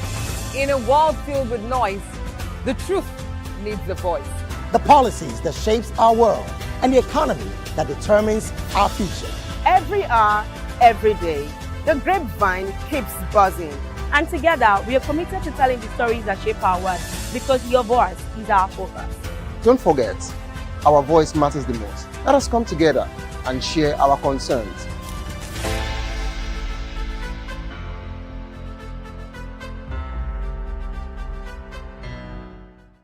To know the happenings in the maritime sector, join us on the program Maritime Frontiers on VOP TV as we discuss key areas in the maritime sector from aquaculture, maritime transportation, maritime labor regulation, oil and gas exploration, ferry and passenger insurance, marine pollution and prevention, port operations and lots more. Maritime Frontiers, exploring Nigeria's blue economy. Behind every broken deck lies a broken promise. Education shapes the nations. But who is asking the right questions? Introducing Edu Dialogue, the show that goes beyond the surface, exposes the cracks, the corruption, and the silence in Nigeria's education system. Edu Dialogue, Saturdays, 3 p.m., only on VOP TV. We break the biggest stories, from missing funds to policy failures. We ask the tough questions and demand real answers. Edu Dialogue, this Saturday, 3 p.m. on Voice of the People Television. We encourage you to click on the like button and subscribe to our YouTube channel. We are Voice of the People TV. Also follow us on all our social media platforms. We are at VOP TV Live. Visit our website www.vop.ng for fresh and trending news. Also watch us live on SLTV channel 264. VOP TV, Voice of the People Television. VOP TV. Now, you have more than a voice. Shaka, who was born in 1787, died September 22nd, 1828. Zulu chief, founder of Southern Africa's Zulu Empire. He is credited with creating a fighting force that devastated the entire region. His life is the subject of numerous colorful and exaggerated stories, many of which are debated by historians. Shaka was the son of Senzangakona, chieftain of the Zulu, and Nnamdi, an orphaned princess of the neighboring Langeni clan. Because of his parents belonged to the same clan, their marriage violated Zulu custom, and the stigma of this extended to the child. The couple separated when Shaka was 6, and Nnamdi took her son back to the Lengani, where he passed a fatherless boyhood among a people who despised his mother. In 1802, Langeni drove Nnamdi out, and she finally found shelter with the Desheni, a subclan of the powerful Mtetwa. When Shaka was 23, Dingiswayo, the Mtetwa paramount chieftain, called up Shaka's Letsani age group for military service. For the next 6 years, he served with brilliance as a warrior of the Mtetwa Empire. Senzangakona died in 1816, and Dingiswayo released Shaka from service and sent him to take over the Zulu, which at this time probably numbered fewer than 1,500, occupying an area on the wide Mfolozi River. They were among the smallest of the more than 800 Eastern Nguni Bantu clans, But from the day of Shaka's arrival, they commenced their march to greatness. Shaka ruled with an iron hand from the outset, melting out instant death for the slightest opposition. His first act was to reorganize the army. Like all the clans, the Zulu were armed with oxide shields and spindly throwing spears. Battles were little more than brief and relatively bloodless clashes in which the outnumbered side prudently gave way before extensive casualties occurred. Shaka first armed his men with long-bladed, short-hafted stabbing assegais, which forced them to fight at close quarters. He then instituted the regimental system based on age groups, quartered at separate kraals, and distinguished by uniform markings on shields and by various combinations of headdress and ornaments. He developed standard tactics which the Zulu used in every battle. The available regiments, known collectively as the Impi, were divided into 4 groups. The strongest, termed the chests, closed with the enemy to pin him down, while 2 horns raced out to encircle and attack the foe from behind. A reserve, known as the loins, were seated nearby with its back to the battle, so as not to become unduly excited, and could be sent to reinforce any part of the ring if the enemy threatened to break out. The battle was supervised by indunas, or officers, who used hand signals to direct the regiment. An MP consistently covered 50 miles a day, living off grain and cattle requisitioned from the kraals it passed, and accompanied by boys who carried the warriors' sleeping mats and cooking pots. In 1827, Nnamdi died, and with his mother's death, Shaka became openly psychotic. About 7,000 Zulus were killed in the initial paroxysm of his grief, and for a year no crops were planted, nor could milk, the basis of the Zulu diet staple, be used. All women found pregnant were slain with their husbands, as were thousands of milch cows, so that even the calves might know what it was to lose a mother. Early in 1828, Shaka sent the Impi south in a raid that carried the warriors clear to the borders of the Cape Colony. They had no sooner returned, expecting the usual season's rest, than he sent them off to raid far in the north. It was too much for his associates, and 2 of his half-brothers, Dingane and Mlangana, together with an Induna named Mbopa, murdered him in September of that year.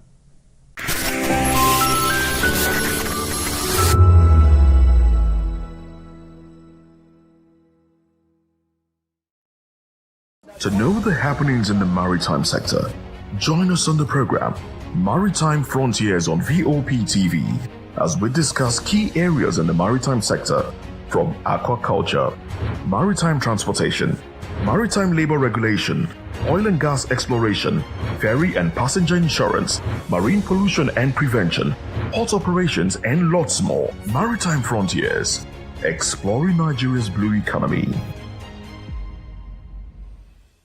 Are you ready for the extraordinary? Something big is happening on your screen. Introducing VOP TV, now streaming on SLTV channel 264. From breaking news to captivating conversations, news analysis, giving you all sides to the story. We bring in-depth discussions on the issues that matter, from politics to sports, entertainment, and lifestyle. VOP TV on SLTV channel 264. Join us as we redefine what television means to you. Voice of the People Television, VOP TV. Now you have more than a voice.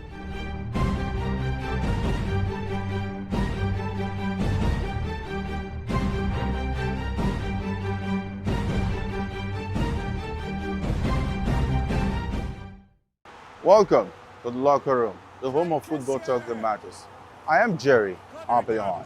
Join us every weekday, Monday to Friday at 5 p.m. Nigerian time, as we share the hot takes and hot debates in the exciting world of football. And joining me are the usual suspects, Ikechukwu and Mayowa, as we break down all the hot takes and everything that's happening in the football. Don't just watch football, live it with us. Catch us on the locker room and Voice of the People television at 5 p.m. Nigerian time. And like I always say, if not 20 minutes off, please sport. My name is Tao Familoni, and here's to VOP TV. Keep watching, stay tuned, do not touch that dial. My name is Made Kuti, and you're watching VOP TV. Keep watching. Welcome, my name is Ika Davis. Distinguished ladies and gentlemen, boys, viewers, everybody, boys and girls. This is VOP TV. Do you know what that means? Voice of the People TV. You don't have a voice, don't come here. You better make sure your voice is heard. We encourage you to click on the like button and subscribe to our YouTube channel. We are Voice of the People TV. Also follow us on all our social media platforms. We are at VOP TV Live. Visit our website www.vop.ng for fresh and trending news. Also watch us live on SLTV channel 264. VOP TV, Voice of the People Television. In a world where truth is the ultimate power and opinions scream the loudest, it's time to wade through the noise. Hunger no get tribe. Hunger no get religion. And scan the human interest and trending topics that matter. Stay tuned to The Issues, your plug to the stories making the buzz, from politics to science and technology, social justice, and more. Let's tackle the tough questions and expose the truth. The Issues on Voice of the People Television, Mondays to Fridays, 8 to 9 p.m. The Issues. Don't just react, understand. In a world where power shifts with every headline. In a nation full of questions. In a world filled with noise, the truth needs a voice. The policies that shapes our world and the economy that determines our future. Every hour, every day, the grapevine keeps buzzing. And together, we are committed to telling the stories that shape our world, because your voice is our focus. Don't forget, our voice matters the most. Let us come together and share our concerns.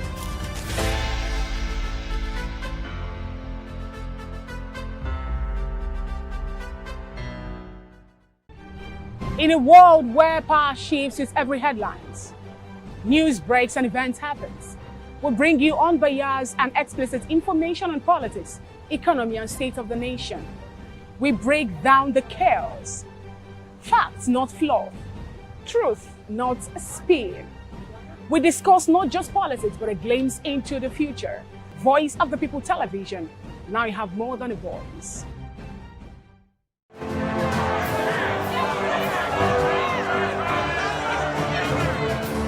Do you want your voice to be heard? Do you know that you matter in the scheme of things? The People's Voice, the show where ordinary citizens take center stage as we discuss the biggest stories that affect you and I. With you in mind, we facilitate lively discussions, debates, and interviews on the topics that matter most to you and I. From social justice to economic empowerment, education to healthcare, governance, and more. Tackling tough topics and amplifying your voice. Join the conversation and make your voice count. The People's Voice. Make your voice count. The red carpets, awards, the razzmatazz, music, fashion, interviews, and more. Spotlight on Voice of the People Television. Let's feed you with all the juicy stories in the global entertainment space, bringing you the glitz and glamour as they hot. Stay tuned to Spotlight, 1 p.m. Monday to Friday. Spotlight on VOP TV. Entertainment like never before. Voice of People Television, where seeing stories shape the narrative, and today we'll be dissecting a major story that is dominating the airline conversation across the nation. ADC emerges as the new opposition power arm. Join the conversation with experts and expect to share your thoughts with us. I am Savior. Let's look into other news stories with detail. Obedient movement slams Dino Lai over Peter Obi's presidential bid. Of course, the movement has actually criticized former Senator Dino Lai's comment on Peter Obi's presidential ambition, calling it a misinterpretation of Nigerians' political reality. The group disagreed with Milai's claim that Obi lacked the capacity to unite the country, citing its broad appeal across ethnic, regional, and religious lines in the 2023 presidential election. The movement also urged and argued, of course, with Milai's views and reflect the thinking of an entrenched political establishment that has contributed to Nigerians' division. They emphasize that the real question is whether Nigerians are ready to break away from ineffective leadership, economic stagnation, and national disunity. All right, away from that particular one, we have Rep's situation here. Rep threatening arrest of MDA's head over concession probe. House of Representatives ad hoc committee investigation concession agreement at Nigerians' seaport and airport terminals has warned federal agencies and companies to comply with the invitation or face arrest. Chairman Rep Kolawole Akinlayo expressed frustration over lack of cooperation from some ministries, departments, and agencies, citing the Nigerian Customs Service as an example. All right, away from that particular, let's come to the Ondo situation here. Ondo Governor rejects court ruling, says no plan for re-election. Ondo State Governor Lucky Ayedatiwa has dismissed a Federal High Court ruling barring him from seeking another term, stating that he never declared interest in re-election. Ayedatiwa emphasized that there is no current timetable for the next governorship election in Ondo State. And of course, he is focused on delivering his mandate. The governor clarified that the court case was initiated by other individuals seeking judicial clarification, and he is awaiting his lawyers' advice, of course, to tell him the next step to follow. Ayedatiwa also denied allegation of pushing opponents out of All Progressive Congress in Ondo State, to be precise, saying he is encouraging more people to join the party. Right, I would just say there's no smoke without fire, but if he's actually saying he is not actually putting for that particular one, we can't say he has done that. So let's just wait to see what will happen in the coming days. I think everybody loves, or politicians rather, love power, and they just want to stay there. Away from that particular one, let's talk about the situation and the effect of subsidy removal now. Poverty rate jumps to 68% after subsidy removal, says a report. Of course, the Nigerian poverty rate has risen to 63% following the removal of petrol subsidy. A new study reveals, and of course, the research showed that national poverty headcount increased from 49.8% to 63% after subsidy removal, before moderating to 56.2% with social protection measures. The study found that low-income households were hardest hit, with poverty rising from 50% to 63%. The government has introduced social protection measures, but experts say more needs to be done to support vulnerable population. To join the conversation, kindly call the number 09044732605. Follow us on social media at VOPTV Live. You can use the hashtag People's Voice on VOPTV, and of course on YouTube with Voice of the People TV. Kindly hit the subscribe button, and together we can make our voices heard. It is time for us to go on a quick break. As soon as we return, we would have more time to dissect all of the news stories, and of course we'll be taking the major conversation here. There was another blow from other opposition parties, yesterday at the National Assembly, and ADC, emerged as the new powerhouse. What more can we say? Just stay tuned, please. I'll be right back after this commercial break.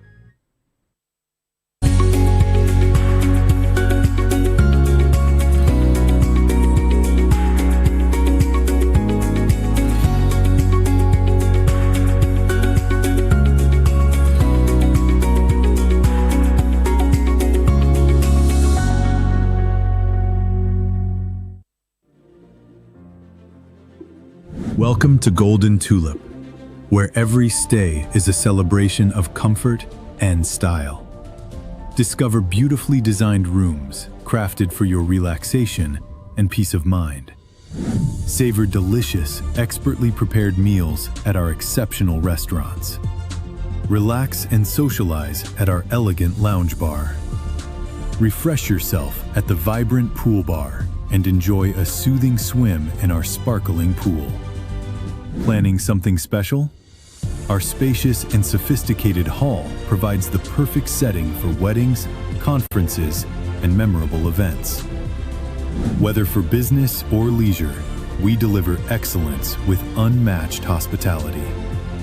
Comfort, class, premium experience. Book today and elevate your hospitality experience. Airport Golden Tulip. Stay golden. Live golden.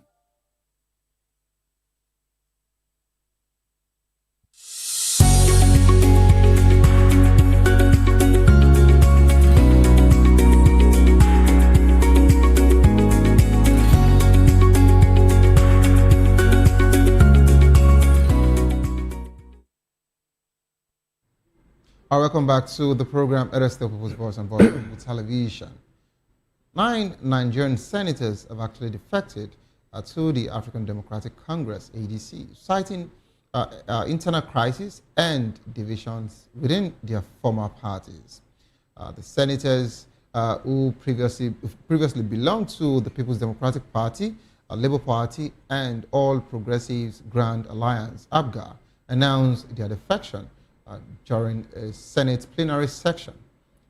Senator Aminu Tambuwa attributed his defection to a persistent internal conflict and leadership disagreement within the PDP, while Senator Oyinaya Beribe stated that his decision to join the ADC was driven by a desire to deepen democracy in Nigeria. And of course, our Senator Binos Yaroe said he joined the ADC to ensure Nigeria remains a multi-party democracy. The Senate President Godswill Akpabio welcomed the defections, but noted that some lawmakers questioned the legitimacy of their move, particularly Abaribe's claim that there was a crisis in APGA. Abaribe has been given until next Senate sitting to reconsider his decision. We're now being joined by Mr. Kundayo Lawa, a social and political analyst. You're welcome on board, sir. Thank you. How's it been? Thank God it's Friday. Yes, as in those days. So, sir, I want you to respond to the news stories first before we come back here to the main conversation. Of course, starting with that of obedient movement, talking to Dino Milai, stating that Dino does not have, of course, the right to talk about Obi in that particular light. Of course, Senator Dino Milai, as you would know, is a diehard fan and a follower of the former Vice President Atiku Abubakar. So, for that of Obi, and Amechi, any other person rather who would want to, compete with Atiku, I think it's not getting down well with Dino. But what would you have to say as regards to that particular one? Okay, thank you for having me. Dino Milai doesn't have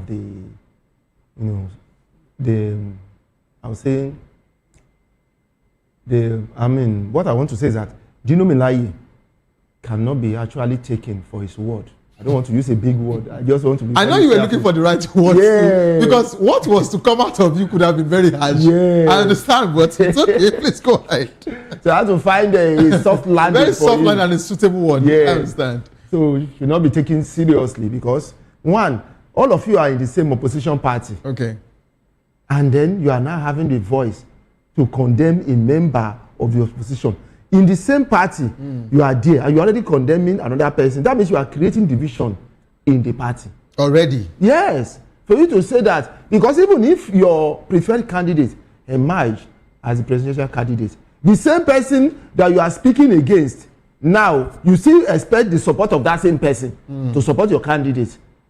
You can see how some of these politicians are not actually, brilliant enough to be regarded as leaders. They're not brilliant enough. Because in the same party, all of you will still eventually galvanize support for whosoever emerge as a candidate. and you are now speaking against one of the strong members of the party. As if not the strongest. I'm sorry, I beg your pardon, but if not the strongest, you know. So, which can take a large chunk away from that party. From that party, yes. So even if your candidate emerge as your preferred person emerge as a candidate, the presidential candidate, that means it's going to face a lot of opposition from the camp of the person you speak to. Again, how do you now go to that person and now, sell your candidate to the person when you have already spoken against this one? Will they not do the same thing to your candidate?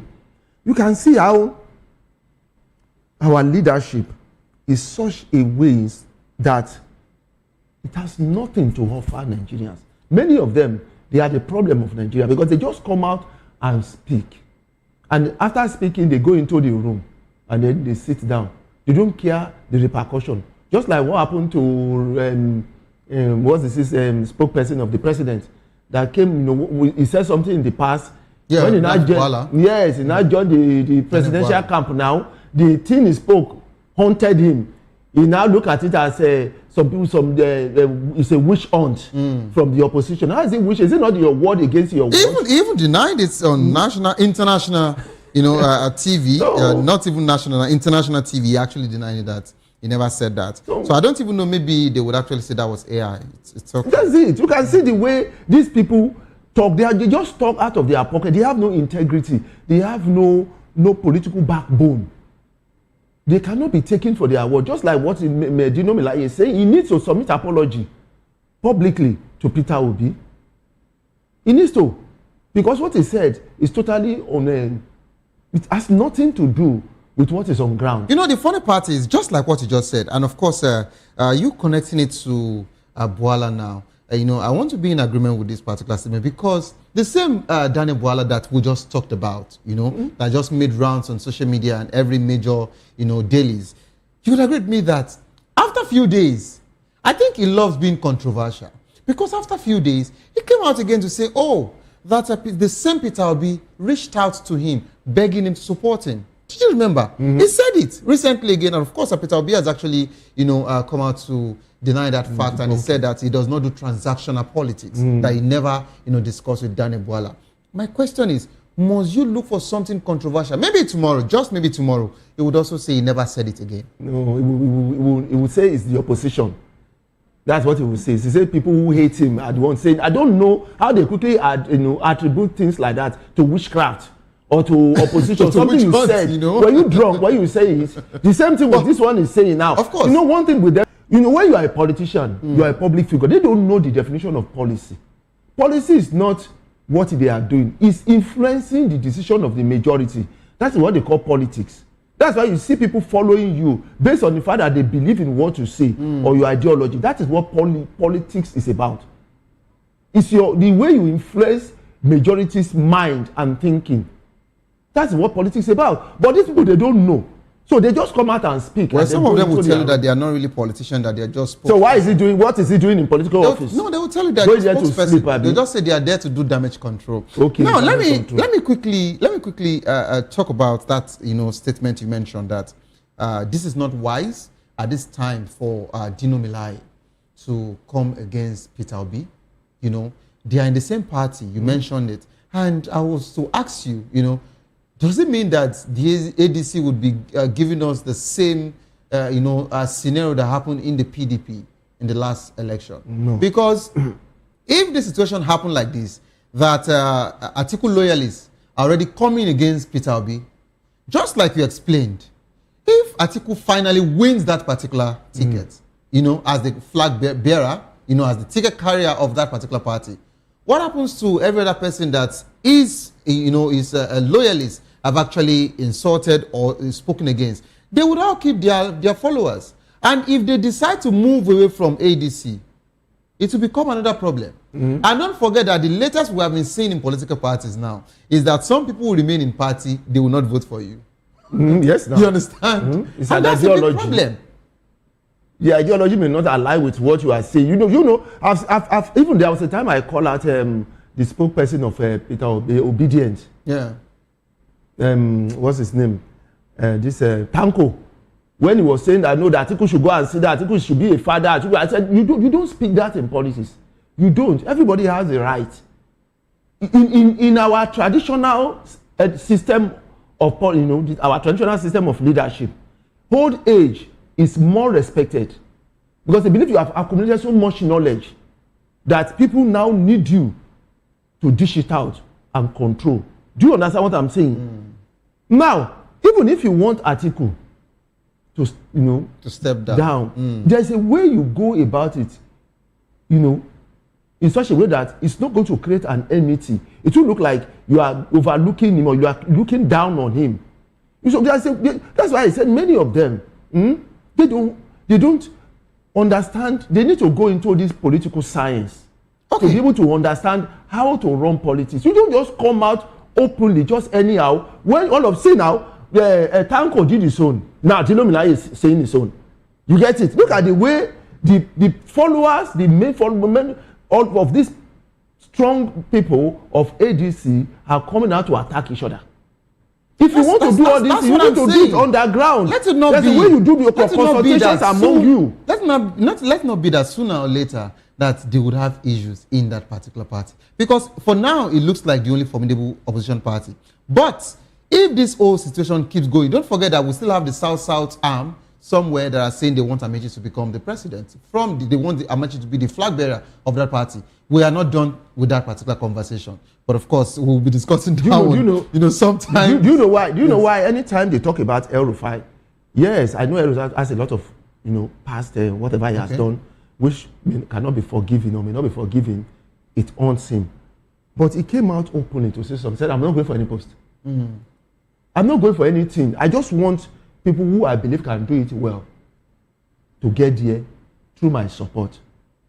Because he used to be part of this same APC. I would like to answer that question. But others now, like Amaechi, coming out, it's like a dent to that ADC. But people say, are you not the same person?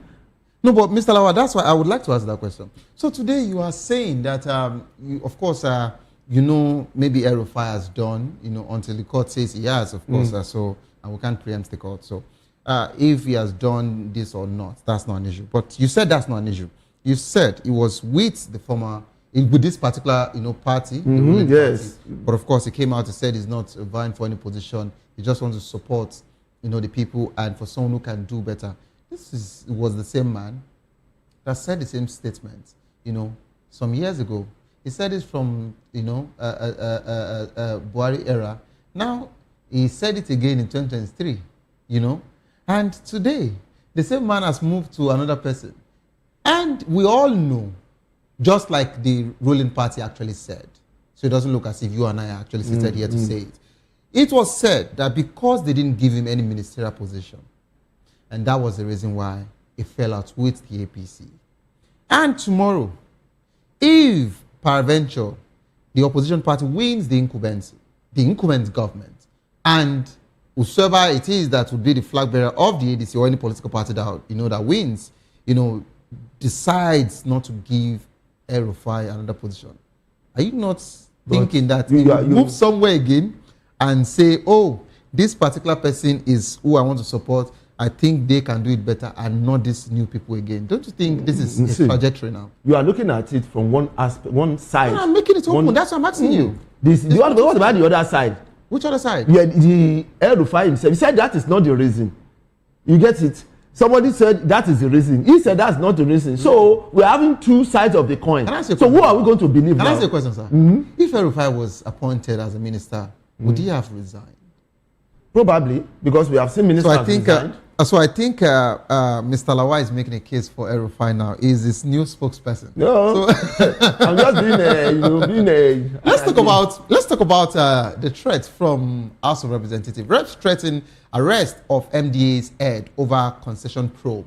So it is said that the new modus operandi of all of these MDAs now is that when you invite them, to come for questioning, perhaps when they are actually going through some of the activities, they decide not to show up. They decide not to show up regardless of the case, And of course, they made an example with the Customs Service they've actually called on the customs service for quite a while now. And perhaps they've decided, so, and not only customs. So for so many MDAs, they've actually decided, not to show up whenever they call them, especially when they're actually, carrying out investigation or they want to ask them questions. Don't forget that of the NNPC, they asked, what did you do with this 5 billion? And, they said they used 5 billion to change the name from NNPC to NNPC. That's a very golden L. L is very expensive in this country. The letter L worth 5 billion naira. That's what we have never heard before, For all of the money my parents ever paid that saw me through school in my life, I don't think it is even up to how much. Talk less of one letter costing 5 billion naira in this country. So, what would you have to say as regards to... Do you know that even the sole administrator... They're threatening now to arrest them. Once they invite them and they don't show up, they arrest their heads. See, it won't happen. Now, the sole administrator... You say this won't happen? Yes. Sole administrator okay. Of Rivers State that left. Do you know they invited him and he didn't come? He said he's only accountable to the president. Simple. These people too are accountable to the president. You can see the way this House of Assembly have actually, shook themselves. House of Reps. House of Reps. They've shook themselves.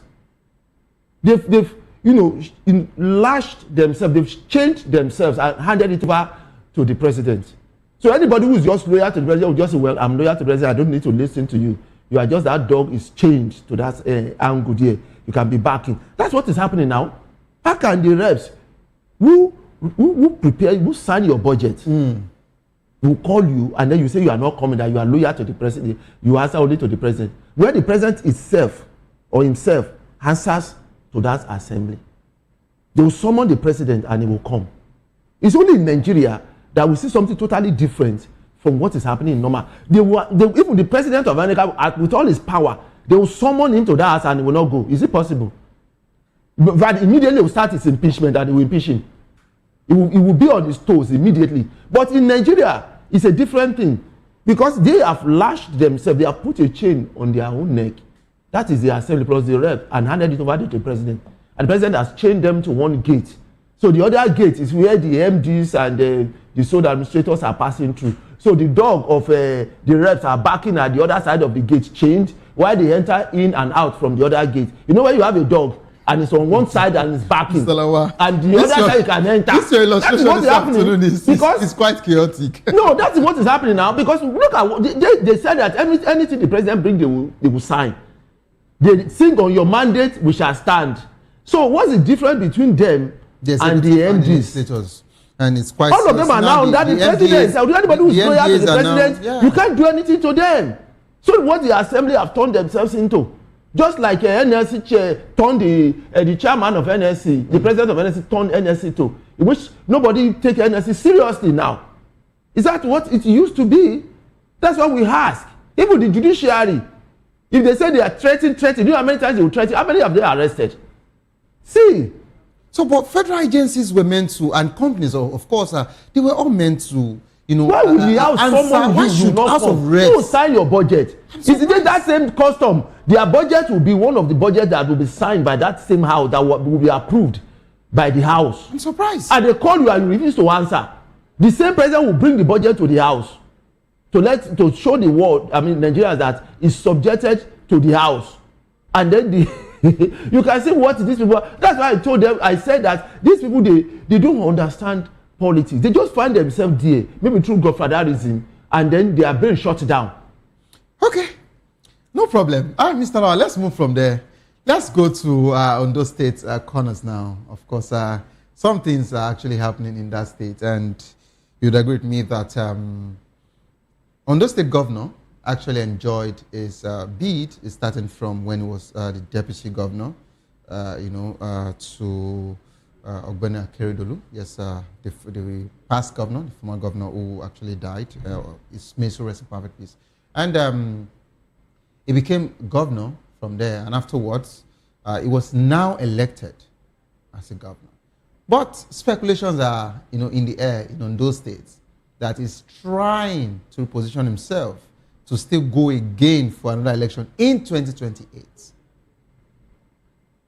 But he has actually come out today, through his spokesperson, to actually say that no, there is nothing like that. But his lawyers would actually, get back to him to make some clarifications as regards to that. But it was some other individuals that decided, to confirm, to have clarifications if he can still, contest again. But of course, that didn't come from him. That was what he said. That was why, while I was taking the news story, I said, is there a smoke without fire? But I would like you, since you are the analyst, I'm just the presenter, so maybe you should, tell me what you think about this situation. You see why? That's why I get pissed off with the system we are running in this country. As an educationist, and it paid me. You know why? Because we teach students, and then we know the mind of the young ones as they come up. We have a lot of confusion so much in this country that is really, really turning this country from developing to underdeveloping. Do you know why I said it? This is one of the controversies that has been on ground for many, many years in this country. That if a vice spent part of the time of the incumbent, maybe something happened to the incumbent, he couldn't continue, and then he finished the tenure, does he have the right to continue or not? Do you know that controversy has been on ground for many years, and the House have not made up, come up with it to say, let us sit down and look at this so that we will not have this conflict again. The judiciary have not, one day, the Supreme Court have not sat down to say, let us do clarification on this, so that we will not be having this ambiguity again. And up to now, we keep having it. To let you know the type of leadership we have. This same thing affects Jonathan. Jonathan finished 2 years of Buhari's tenure. He contested one. He wants to, Buhari take over from him. Now, he wants to go another term. That is speculating, and there are people who are saying no, he can go, he cannot go. He has spent 2 years, he has not spent 2 years.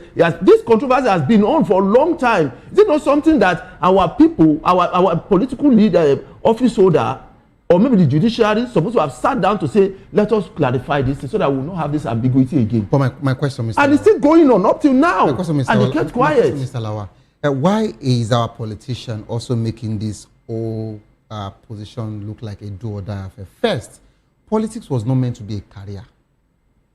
It is a call to serve office. It's just an office where the people vote you, call on you to come and actually represent them, to either speak for them, to govern them. You understand? To protect them, their interests. So, but I'm surprised that if you look at almost all our politicians now, when you check their data, reading about them, next thing you see, career you hear, occupation you hear, politics. He has spent most of his career, because as a politician. One of the nominated commissioners from from River State, you saw the woman. They were looking at her form and everything, and they said, "Oh, where's your tax clearance?" The last we saw here that you paid tax last in 2018. Meaning between 2018 till date, you've never paid tax. We're not seeing it. I said, oh, because I've been out of job since 2018. What job? I'm a politician. So are you not being paid yet? So meaning that until she gets an appointment, or she's voted in, maybe at the local level, that's where she can see money. That's what she's telling us. So are you not doing any business? Are you telling us that you have not been taking little contract from that state between 2018 till date? No, that's not possible. How would the governor know you directly? And you're telling me you've not been taking. So you can look at that. Now, as part of our major conversation we'll be talking about, shortly, that has to do with Senator Berebe. 9 senators defected, to ADC yesterday in the Senate, and of course, Berebe from Abga, which is Abia State, and they're having issues with him because they feel Abga does not have any problem. So if he's going to say that he wants to leave Abga, then they would declare his seat vacant. Of course, remember section 64, I think, yes, of the Senate law says that in the circumstances that there is no issue and you decide to leave, section 64, I think, of 64 1A, yes, to be precise. In a situation where there is no issue, you understand, from your party, and you want to leave, under no circumstances, then your seat will be declared vacant. That is what the Senate knows. That is the law. But, very funny law. But the issue now, Mr. Lawa, if you look at the same Senator Abiribi, do you know how long this man has been speaking, or he has been representing people of Abia State? He has been there since 2007. Try and think about 2007, and he came in at some point as a deputy governor with Oju Zokalu, right? Mm-hmm. And I think at some point he was impeached. Like 20-something, 25 years. You know, so this man has been in and out of corridors of power. And guess what? These men don't want to leave office. And that's why I'm not surprised about the Speaker of House of Assembly of Lagos State as well. That he said he wanted to become the next governor also. So I'm just trying to bring you up to speed as regards to what the governor of Ondo State is saying. You know, even if he's saying now that, oh, he didn't actually say it was other individuals that wanted clarification, but he mentioned in that statement that his lawyers will look into it and they would advise appropriately, and of course they would get to the root of the matter. But he is here to say something about if he would want to go or not. He only says for now is to serve his people. One thing is this: the major headache is the fact that our system is kind of full of illegalities, irregularities. One thing is this: the people might decide they want to vote for him. They want him to. They might decide we don't want you to. Even they may even want you. They may not even want you to spend more than 1 year there. They impeach you. But now it is easy for anybody to manipulate his way and remain there or get to office. That is one of the main problems that we in this country are facing. And that's why people are clamoring for electoral system that we can actually boast of. But we are not having that. Now, you may want to go, you may not want to go. Let the people decide. As long as it's the decision of the people, then it's fine. It may be the best that can do the job. Fine. As long as it is within the Constitution and it is the decision of the will of the people, then he has the right to go. So that is what I see about that aspect. Okay, let's move to the ADC's conversation now. Of course, ADC emerged as the new opposition powerhouse. You know, I would have, because of our time, I would have wanted us to just talk. And sorry, before you go to that, there's something I want to say. Okay. Do you know that Peter Obi was saying that he will spend only 1 term? So he said. Do you know how many people kick against that? It's not true. In this country, how can you spend 1 term? You know, people, we need to wonder that, is it a crime to say you want to spend 1 term? No, because it is not what we practice in Africa. Yeah, they look at it like, are you not hungry? You want to tell me you don't need money?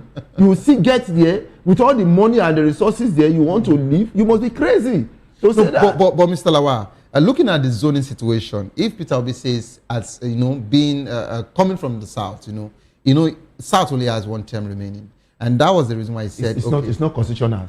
Don't. So because it's not constitutional, if that's the only option Obi has or agreement he would have to sign on that table, do you think Obi will not sign it? See, let me tell you something. Okay. 2 things are ruining this country. 1, the fact that the electoral system is porous. It's very, very bad. 2nd, that our politicians don't have integrity. If somebody says he wants to go 1 term, or this issue of zoning, because this zoning gives some people opportunity to embezzle, to sit down there and embezzle and do corruption. So you are not in support of zoning? No. You are not in support of it? Let me give you a good example. If you want to repair your car, okay, do you look for people who come from your zone? Why do I have to waste such time? Then you look for the best man for the job. I look for the best man for the job to fix your car. If you want to build a house, you look for somebody from your zone. Do I even know them here? You will not give the job to the company that will do you can't even speak their language. Can you do it?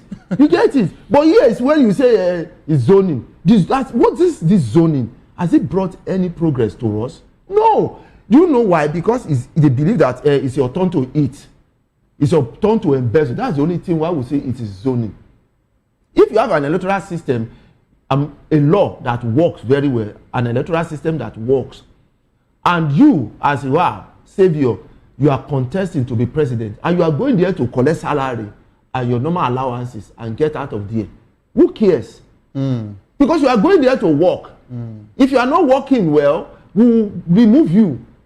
And you'll be there, you can remain there 8 years. As long as you are doing a good job, everybody is benefiting. Who cares? The only thing you get is your salary. Your other small benefit, or maybe your allowances. Yeah, which is part of the remuneration. Simple. Yes, and then when you are through, you leave. But not in Nigeria. When someone is voted in, I think most family members even resign from their job. They are the brother and the sister of yes, the president or the governor. Let's leave that's the problem that we have. Now let's talk about the ADC's emergence as the new opposition powerhouse. I don't know if this has actually signaled a shift in Nigerian politics, and of course, if it does, what implication does this have on PDP, and of course APC? We know that APC for now, looks like the only political party in Nigeria that does not have any issues within them. But every other opposition party is going through one or the other. But this particular situation of ADC now, investing this strong set of people, in Senate. What's your take as regards to it? You mean the strong members of both PDP, Labour parties, different senators have actually defected, to the ADC. And this happened, of course, it made round yesterday on social media at their plenary, where heavyweight actually, decided to move to Senate. About 9 of them did. Yes. To ADC? Yes, to ADC now. See, there's something we were saying then, when everybody, everybody, different people, whether good or bad, were flushing themselves to APC.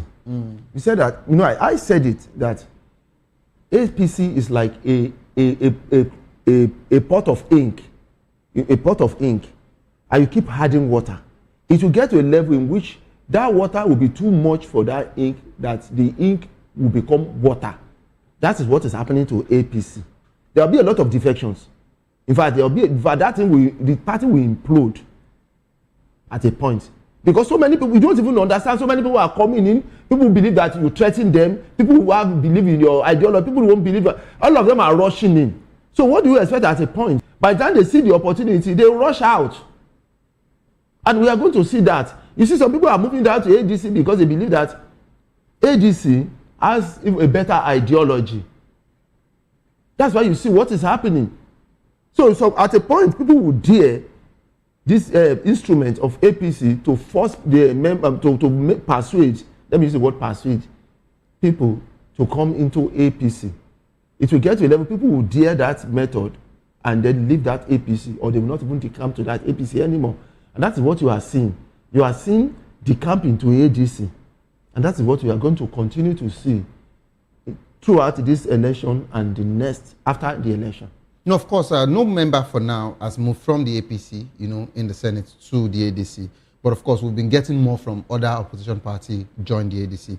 But this particular situation now, if you look at it from our normal political landscape in Nigeria, do you think that this newfound strength of ADC would be a turnaround in the 2027 general elections? If we have a true electoral system, it's going to be a turnaround. Because when you want to marry a wife, there must be something you need to tell that woman to accept. Is that not it? And if she didn't see anything that can make her to come to your house or accept your proposal, she will not. So what exactly is APC using to sell to Nigerians to come to vote for? Well, you have been seeing their movements everywhere, every here and there. And give me one. People actually, no, I'm talking about their movement of the name they've been giving themselves. I don't make a cheap advert for any political party here. So basically, they've been giving themselves names of movements, and you've been seeing like different. People are tired of that now. Businesses and all of that. As that yesterday, I saw a particular video making around on social media, like cartons, being crested, with their party flag bearer. Of course, it's close to election, so I can't be attributing anything to any political office right now. So, and they are giving people. I didn't collect one, so I wouldn't want to say I want to know what's inside. But if I am to prognose, you understand, at least I saw some, what have you, as the usual way that they've been giving, I think I noticed different different things was inside. Years. You know, and this is the 3rd year. You know, I that's saw what they gave them. You know, they made it quite portable. You know, including beverages and all of that. So how many years will they use to take them? That should be for another 4 years. So is that sellable? So now, Mr. Lawa, when you say is that sellable, how would I know? I wouldn't know because this is my job. This is what I can do, and this is what I know. But for people who actually collected cartons, carrying it in their head, praying good prayer for this party and their presidential candidate, and not stopping from there, some of them are even laying curses to anybody who would not want to vote for this person because they actually received these political palliatives. What do you expect me to say? But if you remember 2023, there was somebody who didn't even share anything. I don't even see anything he shared. And yet, his vote is called millions of votes. And that is Peter Obi. He didn't even share anything. I didn't even see anything branded with Peter Obi. As an analyst, and yet, people voted for him. I would like to know your stand. As an analyst, are you saying that this time around you're also, supporting Peter Obi? One thing is, that's why are you now part of the ADC? I want clarity. No. I'm analyzing. Okay. Because if you say because people they share something for people, they give them branded, souvenir to take home, such as maybe 1 derica of rice or I don't know what they share. They did the same thing in 2023 now. The person who didn't even do anything at all also got a very, very high vote as much as the person that did that. But do you actually think that whatsoever that happened in the atmosphere in 2023 can actually replay itself? Yes. Because so many people are actually giving speculations that, perhaps some of them actually happened through the NSAS movement that happened, and that was the reason why, it got so many, people following him like that. Let me tell you something. In 2027, a lot of it has changed. People have actually seen, better and know better now. And including some businessmen, strong ones from his region, are all, pushing for the ruling party as we speak. All of them being either state coordinators or eastern coordinators or what have you coordinators for their movement. I have two things I have two answers for what you have said. Please go ahead. The first one is INEC. If truly they are sure of themselves, why are they afraid to give us an independent INEC? Why are they afraid to give us the electoral reform that is independent of their control? But they will reply you, they will tell you that this is what they've been using before. No, that's not what they've been using. This is the same INEC that has been conducting the election. Let me tell you, this is not the same INEC, because there's a new law in INEC that says that you can't use certificate forgery allegation as a means of disqualification of a candidate. How's that? What does that mean? It's a sign of fear of the opposition. It's a sign of the fear of the opposition. How can you tell me that? How is in the whole world, even in a school, for a child to move from one class to another, is it possible for you to carry a forged certificate and they will not demote you back? Is it possible? Nigeria is different. No, I'm telling you that this is what happened in the school up till now. That's what I'm saying. But when you get to electoral system, they remove it. Wait, I'm saying that now in Nigeria, you can't do it. A child that is moving from GSS 1 to GSS 2 cannot use a forged document. Yes. They will demote that child back.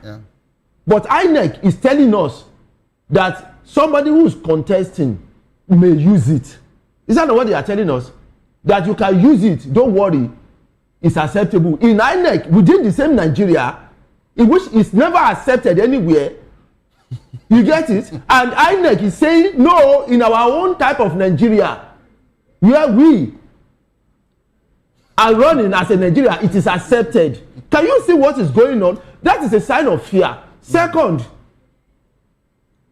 they are afraid of electronic transmission of results. They said that you can still use manual where required. And then we saw what happened in Abuja when they conducted election in 6 local governments. We saw so much disparity. They didn't even come out and tell us that no, it's an error. Sorry, there will be a rerun election in that area because of that error. We will see that inconclusive. They accepted it and came up and tell us that in this your show. Thank God that Mr. Lawa, what did you have to say? Is this your show? Okay, because I brought the deputy. I'm saying what he said. Yeah, because I brought him. You know, said it's just 40% we can do. The remaining 60% is your side. I don't understand what they mean by that, for God's sake. Oh. People's voice can accommodate anybody, Mr. Lawa. I don't say this is your show. I said the same way you came here. Mr. Lawa, the same way you come, to join the program. That's the same way. No, I'm not condemning you. I'm not saying you did something bad. I'm just making a reference. But of course, he mentioned the statement. He said that INEC can do 40%, but of course, the remaining 60% is being spread around political parties, individual. You understand the security agency and all of that. No, he's just saying that. No, he's just saying that it's a collective responsibility. No. We don't see. We know what he's supposed to say. Okay. We are not babies. Okay. You're supposed to tell us that, that disparity, we'll declare that place inconclusive, we'll look into it, set up a panel to resolve that within the next 24 hours.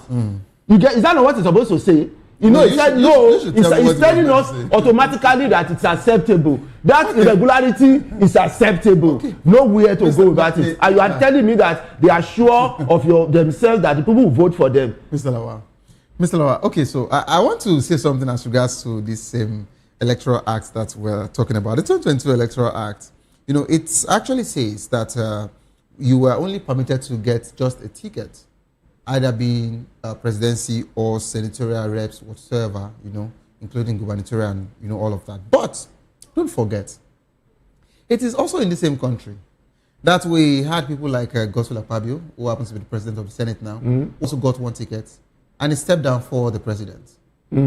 How did he become the senator? Now, the former president of the Senate, Ahmad Lawal, also contested in their primaries, which he lost. How did he become the senator again? You see? Now, we didn't stop there. I'm not going to stop with the APC.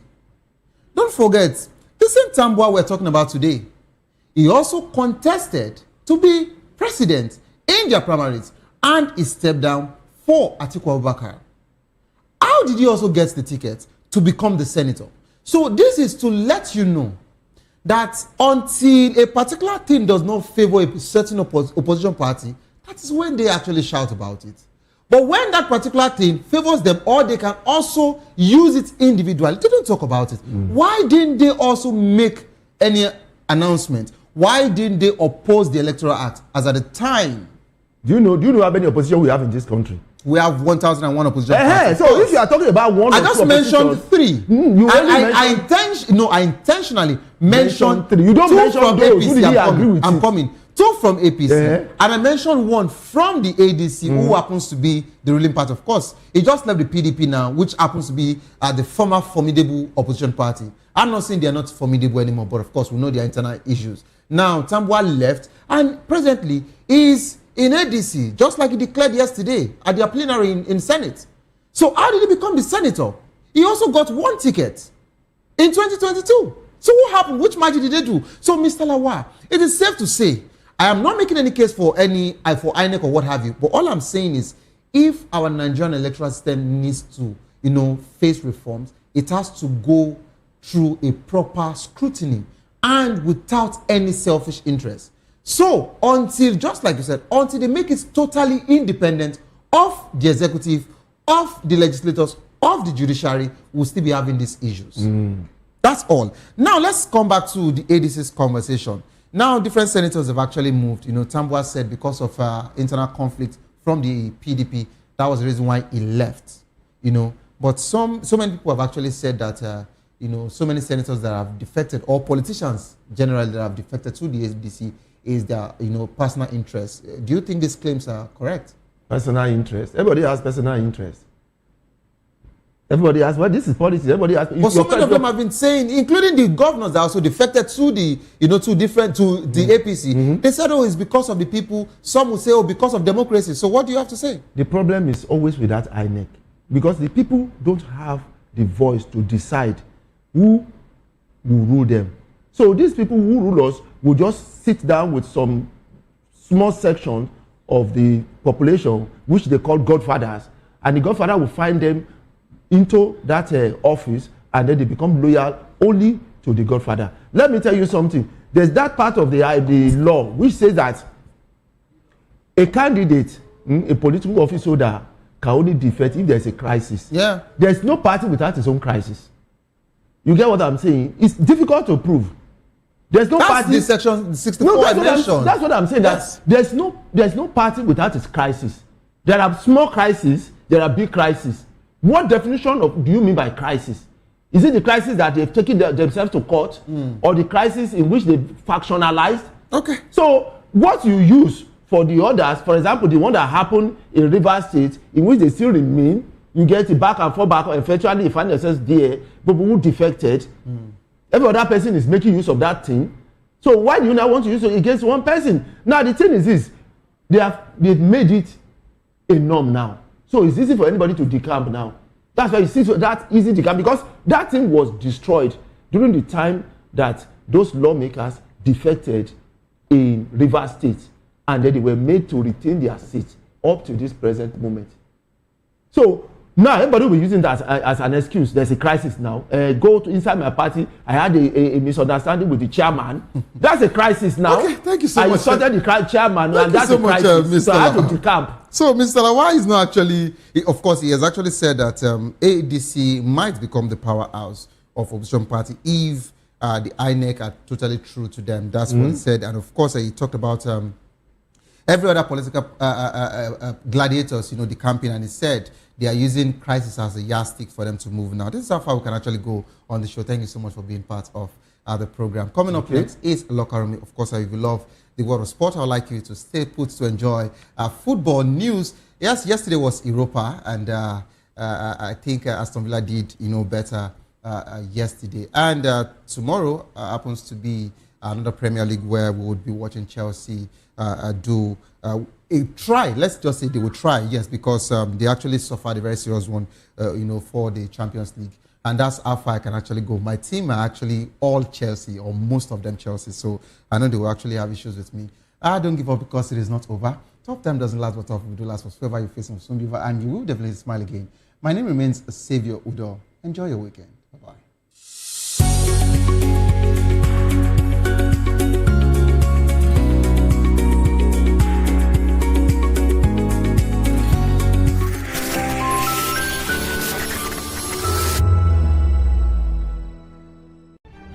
In a world where power shifts its every headlines, news breaks and events happens, we bring you unbiased and explicit information on politics, economy, and state of the nation. We break down the chaos. Facts, not fluff. Truth, not spin. We discuss not just politics, but a glimpse into the future. Voice of the People Television. Now you have more than a voice.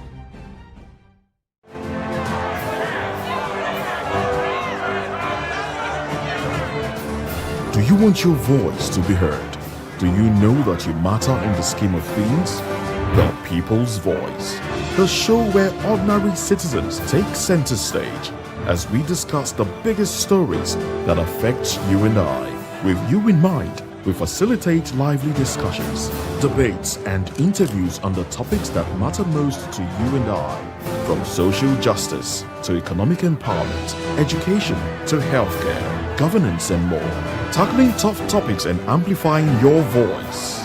Join the conversation and make your voice count. The People's Voice. Make your voice count. The red carpets, awards, the razzmatazz, music, fashion, interviews, and more. Spotlight on Voice of the People Television. Let's feed you with all the juicy stories in the global entertainment space, bringing you the glitz and glamour as it is hot.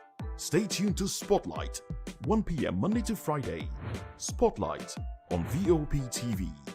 Entertainment like never before.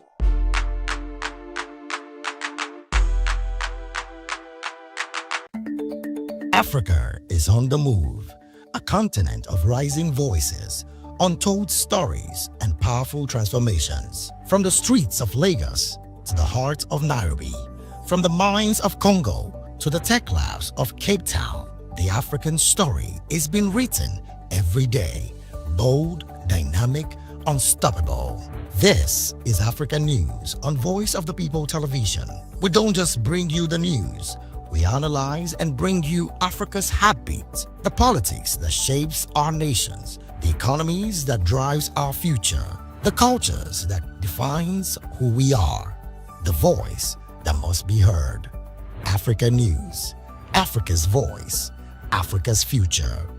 Where Africa speaks, the world listens.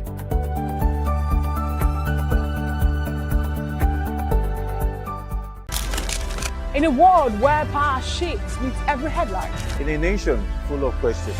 In a world filled with noise, the truth needs a voice. The policies that shapes our world and the economy that determines our future. Every hour, every day, the grapevine keeps buzzing. And together, we are committed to telling the stories that shape our world because your voice is our focus. Don't forget, our voice matters the most. Let us come together and share our concerns.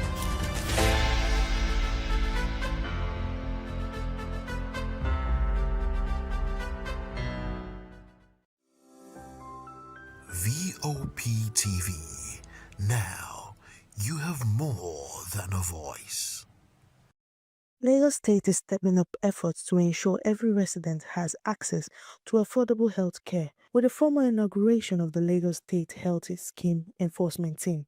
The move marks the beginning of full implementation of Governor Babajide Sanwo-Olu's executive order, making enrollment on the Ilerial Coast Social Health Insurance Scheme mandatory. Officials say the policy is designed to end out-of-pocket spending that has often forced families into financial hardship during medical emergencies. The head of service, Olabode Agoro, says enforcement will begin within ministries, departments and agencies before extending to local governments and private sectors. A strategic engagement with heads of agencies was convened on the 11th of December 2025 to secure institutional ownership of the executive order and ensure alignment across government MDAs.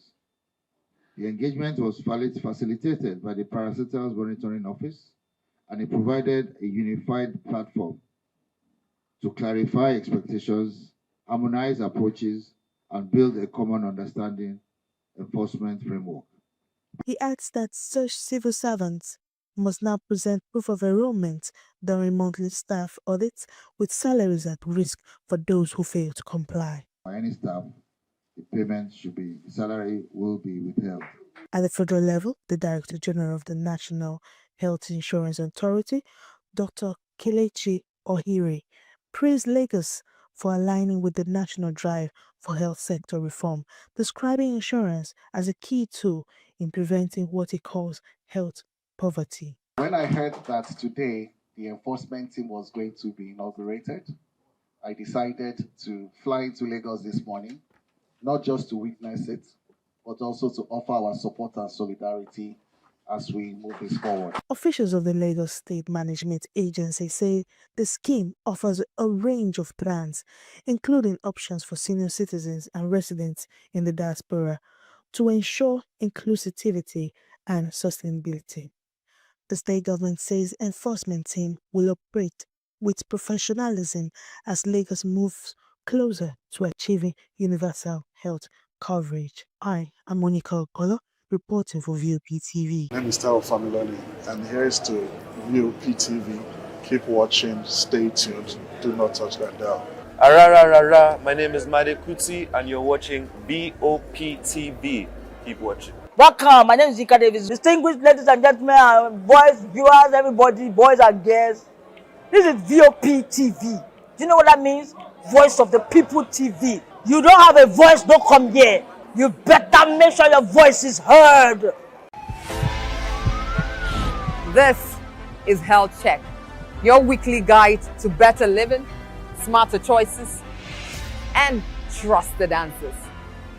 From everyday wellness to urgent health issues, we've got you covered. Health Check, only on Voice of the People television, where your health has a voice.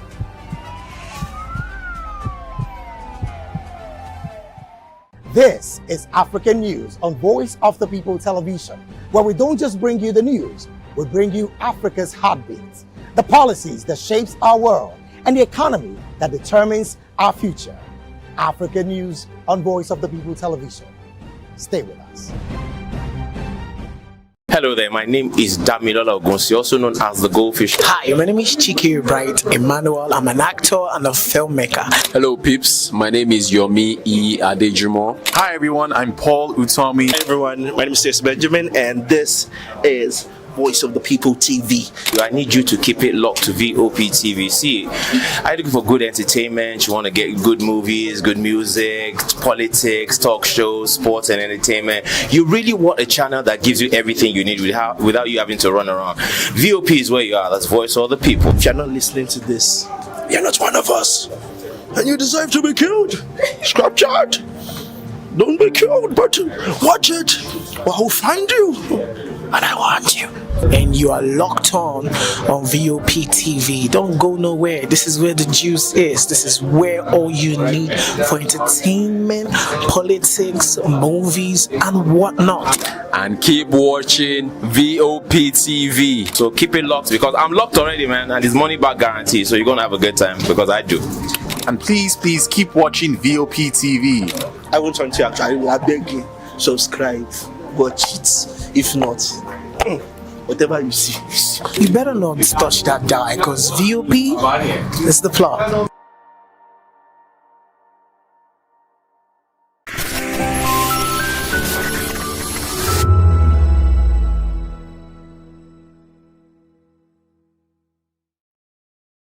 The Agungu Fishing Festival, or Agungu Dance Festival, is an annual 4-day festival in Kebbi State and other northern states like Niger and the northwestern part of northern Nigeria. The region is made up of fertile river areas of Matamfada, Mala, with much irrigation and orchards, Lambu in Hausa. The majority of the inhabitants are fishermen. They also have Kanta Museum. The museum is the main historical center in Agungu for visitors across the globe. People from around the world travel to Agungu just to witness the occasion.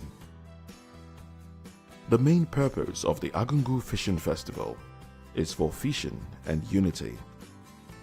The festival is usually a 4-day cultural event. The festival began in the year 1934 as a mark of the end of the century-old hostility between the Sokoto Caliphate and the Kebbi Kingdom. This festival has brought huge progress to the development of the state as a whole. It is usually called a fishing frenzy festival. The festival is celebrated to mark the beginning of the fishing season in Agungu, a riverside town in Kebbi State. It's celebrated between February and March every year. In 2005, the winning fish weighed 75 kilograms and needed 4 men to hoist it onto the scales. In 2006, the festival banned fishing due to safety concerns relating to the low water levels. The importance of the festival to the economy has led the government to conserve fish stock by prohibiting the use of gill nets and cast nets. The Zairo Polder project, an irrigation scheme in the Rima River floodplain to the south of Agungu, has been criticized because the reservoir threatens to flood the traditional site of the festival. Activities include craft showcases,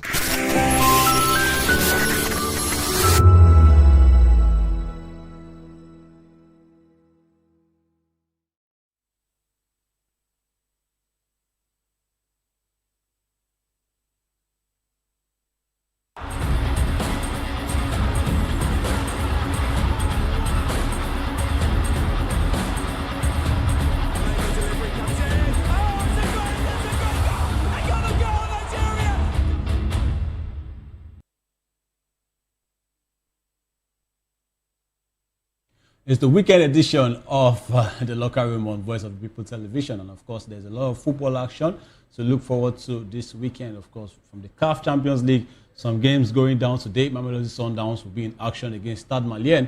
And also, and because of the weekend, Al Ahly will be going down in a big game. Of course, they will be taking on Esperance de Tunis. And of course, In the Premier League, Chelsea up against Newcastle United, and of course, Arsenal will be looking to gain a 10-point advantage for a few hours over Manchester City if they can negotiate Everton at the Emirates Stadium. Good evening and welcome. I am Afiz Ogubanjo. Welcome to Locker Room, and we have a lot for you this evening. Let me say the weekend edition, of course.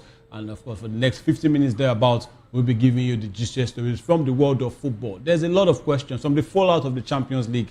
English teams, 6 teams went, they are representing England, in the Champions League. 6 teams, and none of them could even muster a win in the round of 16 first leg right there in the Champions League. But of course, there's still all to play for in the second leg. I won't be doing this alone, and I have my man with me standing by virtually as Maiwa Alao is joining us. Maiwa, good evening and welcome to the show. There's a lot to look forward to. I wanted to ask you a question yesterday about the English teams in the Champions League, but we'll go there, we'll get there. Arsenal will be taking on Everton. I know you don't really like Arsenal that much, but of course, there's a lot to look forward to. Manchester City also taking on relegation threatened West Ham. Which of these games are you looking forward to in the Premier League? And of course, Manchester City, they have to bounce back, or else your dinner might just be fumbled again this weekend. Good evening and welcome.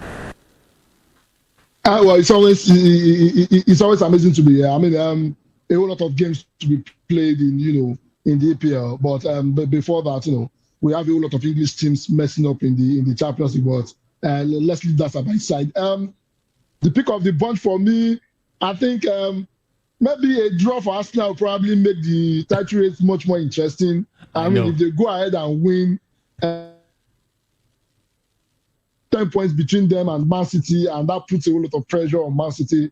I think maybe a draw for Arsenal. I'm looking forward to a draw for Arsenal. I want the title race to be much more interesting. I want it to be that on the last day of the title race, we still have people sweating around the world. So I'm really looking forward to that. But I think with the lackluster performance Arsenal put in place against Bayer Leverkusen, this is an avenue for them to redeem themselves, and everything is riding on this performance, against an Everton side. It's going to be very difficult, but I think Arsenal should prevail. Well, let's just hope at the end of the weekend you won't be the one wearing an Arsenal jersey proudly on this show, or maybe on Monday you will be the one wearing an Arsenal jersey. All right, before we kick on, never. Yeah, okay, happen. It will never happen. Okay, if Arsenal wins the league, will you do that? Well, I said it. I've said it on the show. If Arsenal wins the league, I'm going to donate 50,000 to any charity of Jerry's Choice. I said that any charities of Jerry's Choice, I'm going to do that.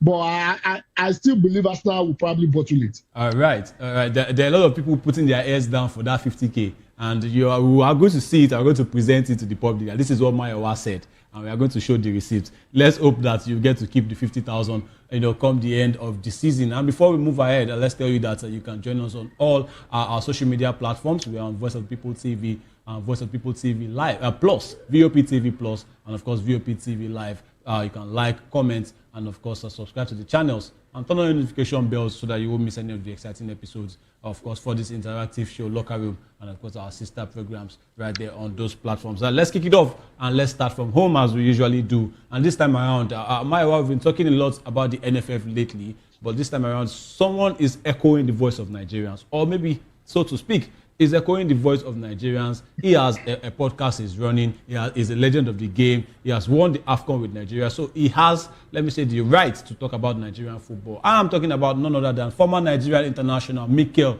Obi. Yes, he has called for the resignation of the entire board of the Nigerian Football Federation, led by Ibrahim Gusso, following the Super Eagles' failure to qualify for the 2026 World Cup. And Mikel expressed his disappointment, stating that those in charge of Nigerian football must accept responsibility for the disastrous campaign. And the Super Eagles were eliminated from the World Cup qualification race after a penalty shootout defeat to DR Congo in November 2025. And this marks Nigeria's first consecutive absence from the World Cup since their debut in 1994, missing the tournament only 3 times in 2006, 2022, and potentially 2026. And Mikel emphasized that Nigeria, with a population of over 300 million people, should be leading African football, but is instead left behind. I mean, Maiwa, do you want to echo what John Obi Mikel has said? I think he's coming from a fair point. A lot of Nigerians are actually talking about this. It's like also, as a Nigerian, I feel Mikel is also trying to express his disappointment in the NFF.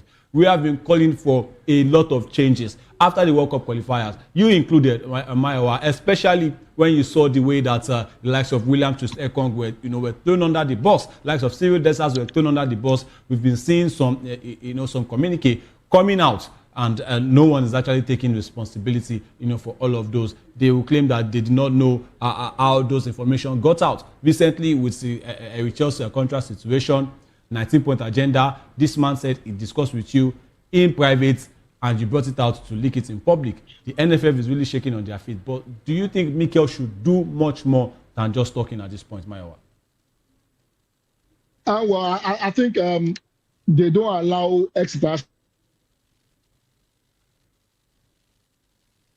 to participate. Not seen any of them, hold any position, particularly, especially when they are done playing football. I think the situation there is very hard. I remember in this country, Segun Odegbami ran to become, it was at that time NFA, not NFF. It was at that time to become the NFA president. Segun Odegbami did not succeed. And the way Segun Odegbami, when it comes to Nigerian football now, Segun Odegbami is nowhere to be found when it comes to Nigerian football. So this has been going on. And a body that gave Nigeria 4 audio coaches, a body that only knew about the resignation of Finidi George on social media, a body that cannot meet a basic 19 point agenda, that cannot meet a 19-point request from a that decided to leak it, a body that is fond of owing people money, a body that is fond of owing coaches money, a body that is fond of nobody works with them and goes scot-free. Everybody that works with them, they have a particular trauma that they deal with after working with them. Those kind of people should not be running our football. A body that cannot account for the money that has been given to them, a body that the federal government gave money, over 12 billion, to give players the money in terms of those they were owing bonuses and just about for over 5 years, that could not deliver, that prompted the players to decide to want to strike before they decide to do something. Those kind of people should not be running our football, and it's only sensible to call for their resignation. Are they going to do it? I don't believe so. I don't think they will do it. These are people that are there for their own sake, and I've said it consistently. See, you cannot condemn a building if you don't do the foundation properly. Exactly. The foundation of our football is very wrong. Unless maybe a few of us that are, talk about football very well, or people that are much more exposed, how many Nigerians know their state FAs? How many Nigerians know their local government FA, the person responsible for football in their local government? How many Nigerians know that? We leave all these things because we feel it's not important. And it's all this foundational issue that we see on the top. Because that state FA, that one politician godfather rewarded with that position because of just to give him appointment, just to give him a place to eat. Or one Gbadugo that doesn't know anything about football, that just sit down, that just go to, where they sell newspaper and read all these newspaper, I don't want to mention the brand, all these newspaper and feels he knows anything about football. Those people are in charge of football. And these are the people that will go and select FA chairman, that will go and select NFF presidents in Abuja. Until I've said it consistently, until we get it right at the state FA level, we are never going to get it right at the national level. That aside, that's one part. Another part is this. There is a need for us to do away with quota system. My running of Nigerian football should not be done on quota system. It should not be done on quota system. It should be done based on who is more competent to do it. When Gusau, it's good that our man Jerry was there at the last Congress that elected Gusau. Yeah. People from that region came out with a consensus candidate. This is the next person, because Ahmadu Pinnick was from the south. The next person that must be NFL president must be from this region. That's how Gusau came out. So we need to no difference from the general elections. Right. No different from the general elections, presidential and governorship. Yeah, we don't talk about competency. We talk about this person is from my region. It's my region's time. Forgetting that competency really matters. So I think it's just appropriate to call for their resignation. But the big question is this: if we don't solve the foundational issues, even if these guys resign today, the people that will take over, how competent are they? Gusau will probably finish his tenure. The next region will be clamoring to be their own turn. And forget that they need to be looking at people who are competent in running football. That we don't have. So yes, we can call for the resignation from now to tomorrow. If we don't fix the foundational issue, the state welfare issue, we need to fix it. The local government football responsibility issue, we need to fix it. If we don't fix that, and we don't fix the quota system issue, Nigerian football will never go forward. So this issue we will continue to talk about till the world comes to an end. All right, Maiwa, what do you suggest the likes of Mikel Obi should do? Because obviously he has a big platform. You and I, we can talk football, you know, as much as we like. We can talk about all these things. In fact, we do talk about it every day. But of course, we know that there's a difference between us right now and the likes of Mikel Obi. They have played the game. He has the connections. He has played the football. He has made a lot of money. God has blessed him. He has played the game. He has made a lot from it. He has the connections. He has the podcast that is, you know, is actually like using to spread the word. What can the likes of him and others that have played the game, the JJs and all of that, what can they do to make sure that, look, we just don't want to put people that don't really know much about football there. We are ex-internationals. We have seen how all these things work, but we want to, you know, be the ones to step up. How do you think the likes of Mikel can contribute to the foundation that you just spoke about now, so that it will just be like it's all talk, just like normal Nigerians?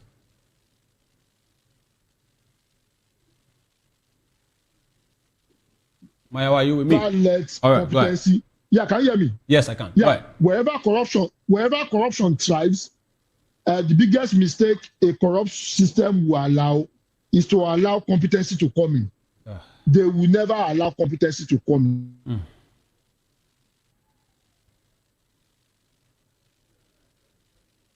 Maya, please go ahead. Anyway, we will never become a state FA chairman. Yeah, Mikel will never become a state FA chairman. He will never become a state FA chairman. The reason for that is this: chairman, if he's loyal to the supposed, you know, state government in power, until football is run independently from politics, we will continue to have this issue. Majority of the guys that run our football, they are tied to politics one way or the other. So the likes of Mikel, who has an idea to do something credible, they will never allow them in. You remember John Fashanu came back and was part of the NFS committee.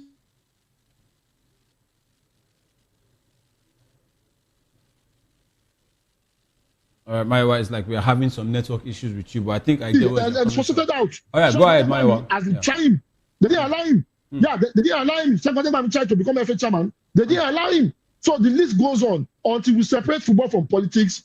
We will continue to have this issue. Majority of those that run our football, they are tied to politicians. They are in their pocket, and that's the reason why we have this issue. Are we now saying that this is going to keep going on? Because I mean, we have to speak out. They have been speaking out. We ourselves as Nigerians, normal, regular Nigerians, have also been speaking out. The media has been doing their own part. But what do you exactly think can be done to curb this? Okay, let's just say you are in that position. What do you think you can do that will just curb all of these things? Is it that you are going to go ahead and just fish out all the people in the corrupt system and replace them with your own trusted people? What do you think can be done? Because we can't say, it's done this way. If this set of NFF board members, if they leave, and other sets will come, and quota system and all of that, we can't continue to say this. If you are in that position, what do you think you would do that will bring a solution, and this time permanently?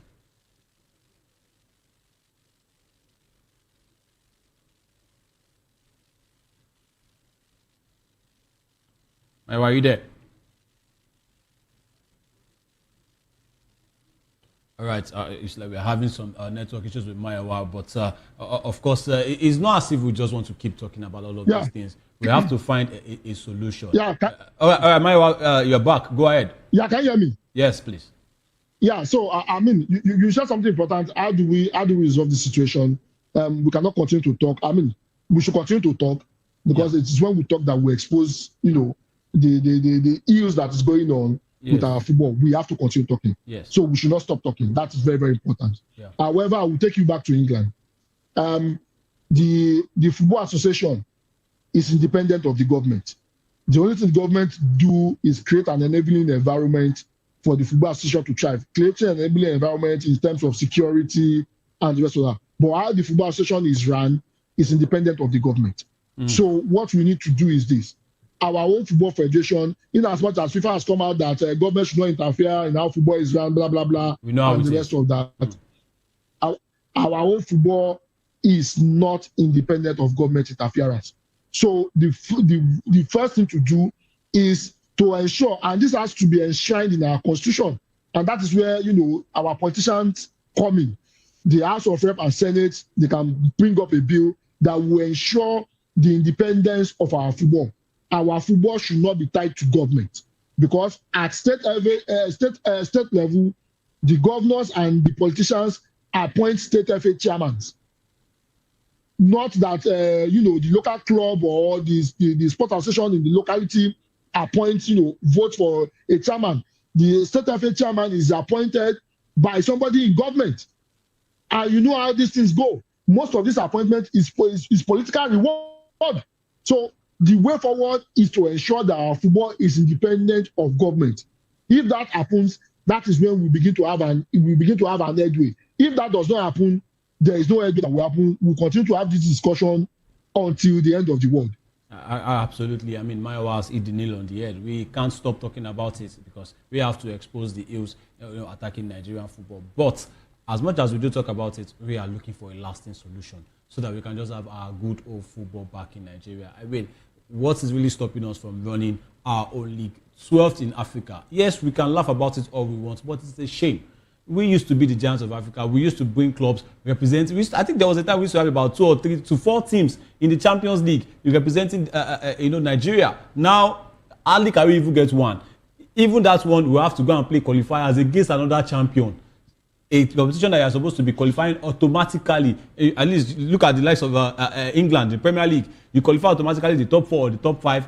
Even in the German Bundesliga, top 4, top 5, automatic qualification to the Champions League. Now a team from Nigeria will have to play qualifiers against another champion just to get into the group stage of the CAF Champions League. It is bad. It might look like, oh, because we are still qualifying, we are still doing well.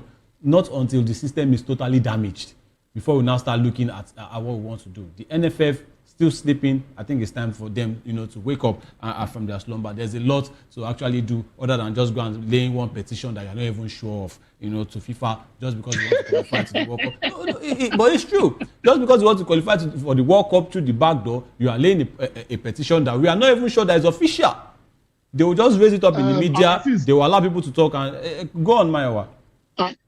I feel, let me shock you. Yeah. If Nigeria qualifies for this World Cup, the FA will pocket about over $45 million. So if they are successful with this petition, they have more money to work with. Maybe it's not even, so that means they might not even be concerned about the Super Eagles going. It's about the 45 million. Hold on. Do you think an FA that took 11 months to appoint a coach, an FA that gave us 4 audio coaches, an FA that embarrassed us everywhere, that with this 19-point agenda that they released, do you think those people are actually interested in our football? No, they are not interested. They are only interested in their pocket, and that's just it. So if this so-called what's it called, this petition succeeds and Nigeria finds themselves in the World Cup, it's more money for them, and that's just it. And you know, you mentioned something about our fires. Definitely, it will be like that when in Africa our league is sometimes. I don't agree. We see how people under us. We are still doing better than the team ranked 40th or 50th. No. Don't be the problem. Don't be the problem. 12th is bad. 12th is bad. I'm not the problem. That's what I'm saying. I said 12th is bad. Okay. I think 12th is bad. Yeah. In as much as it's better than being 40th. 12th is still bad. Why can't we be number 1? We used to be. Why can't we be number 1? Definitely, we used to be, but because I mean the coefficient begins to drop. You know, all these things. If your coefficient is not up to par, definitely these things will happen. And that's the reason why a team like Remo and the rest of them that would go on and play qualifiers rather than qualify automatically is because we have dropped in places. How can Nigeria, a country with over 200 million people, a country with one of the oldest leagues in Nigeria, our league started in the early 90s. We have over 35 years experience running our league. And I mean, the new NPFL format now, not the league in general, the new NPFL format started over 35 years ago. Yes. How can we drop to 12th? And we have an FA president and the NFF, they thought they are thinking they are doing something right. I do not understand it. I mean, how can a country of over 200 million people will select a team, a 26-man team for, let's say, the World Cup or even the AFCON, a 25-man squad, and you can hardly see 2 players from this local league? South Africa has about 90% of their players from their league. Egypt has over 75% of their players from their league. Morocco is even still putting in some 25 or 30%. But Nigeria hardly can you see one player from the local league. Just if I think there's still a lot to be done with Nigerian football. But of course, Eric Chell, in his 19-point request, he mentioned something very important. He said he wants to have that ability to unpick his own players by himself. And I feel if he had been given that opportunity before now, this particular player that I want to talk about now will be donning the shirt of the Super Eagles of Nigeria. And his former Nigerian coach actually has spoken about him, and that's talking about Gennaro Rohr. He revealed that Bayern Munich star Michael Olise was close to playing for the Super Eagles 5 years ago. In 2021, Rohr had called Olise, then playing for Reading in the second tier of English football, to the national team for AFCON qualifiers against Benin and Lesotho, but it was placed on standby due to passport issues. And the COVID-19 pandemic at the time put things on hold, and Olise eventually chose to represent France instead. And yes, Rohr believes the virus played a big role in Olise's decision as he moved to Crystal Palace and eventually joined Bayern Munich, becoming a French national team player. And Rohr reflects on what could have been a big coup for the Super Eagles, saying he's happy Olise is doing well. And Olise's decision to represent France means Nigeria missed out on a talented player. I know I've come again saying with players that have got away. But this time around, you can't deny the quality of this man. I wish there was no COVID at the time. But why didn't they pursue this man after COVID? Why didn't they pursue his and try to sort out his passport issues after COVID? We could be having Olise on that right wing. And right now that Nigeria is even suffering with players, especially wingers. Samuel Chukwueze can bring a 10 out of 10 performance today. Over the next 4 to 5 games, be given a 2. If Olise is there with the way he's playing now, don't you think a lot will have changed in Nigeria's attack, going forward, even in the future? The NFF president does not know his dad personally. Maybe that's the reason why. Remember, they were chasing a particular Tammy Abraham because they know the dad personally. For me, I've said it consistently, Olise is doing fantastic for France. The move to Bayern Munich has even brought more light on him, brought more swagger around him and the rest of that. People are beginning to put him in the conversation for Ballon d'Or and the rest of that. Yeah. But my stance still remains. If Olise had considered Nigeria as a number 1 choice, I remember at that particular point they were chasing him, he had not made the move to Brighton. He had not made the move to Crystal Palace. Crystal Palace, yes. He was playing in the lower league of the English league. So the moment he made the move to Crystal Palace and he saw his prospects were very bright in playing for France, he would never consider Nigeria. And that goes to speak to the fact that he was never considering Nigeria as a number 1 choice. The reason why the thought of Nigeria came to his head is because he was playing for a lower league, and Nigeria is a big country that probably elevates his career. I said it consistently, if you will not make Nigeria number 1, if he actually wanted to play for Nigeria, he could have still pressed for that to clear his passport issue and play for Nigeria. He did not do that because he doesn't consider Nigeria as number 1, and I've constantly said it, irrespective of the problems we have with people running our football. I think we should not allow players who do not make Nigeria their priority to play for our national team. It's a slap on those who are ready to die to play for the national team, irrespective of the situation. So for me, I think going to France is much more better, since you probably prefer France than Nigeria. Wow. I think maybe playing for France with the way it is now, it looks certified, ready to go to the World Cup, because I don't think France will want to negotiate that World Cup without a certain Michael Olise. And Nigeria, I mean, we can go on and on. In fact, we can make a whole team from players that, if they are choosing Nigeria at the first step, in fact, Nigeria should be lifting the World Cup. I mean, look at the likes of Bukayo Saka for example, it should be there on the right wing. Michael Olise that we've just mentioned. Obviously. Jamal Musiala, Fikayo Tomori, maybe a certain Tammy Abraham, but I mean, I want to move on from Tammy Abraham for now. The likes of Dominic Solanke, a lot of players, even in the goalkeeping position, the likes of Noah Tubolu, who is doing well, for Freiburg at the moment. I think Nigeria would have actually done a lot if we have all of these players. And at least, if we can pick players from our league, these players that are abroad, if they can do well, let us talk to them and let them come. Because it's looking like our league is dwindling. And of course, we are not even seeing players. Before we want to go and pick a player from the league, they've traveled. But see, the thing is this. Yes, it's good that you have finished product and the rest of that. Yeah. But the thing is this, it's not good for the success of our league.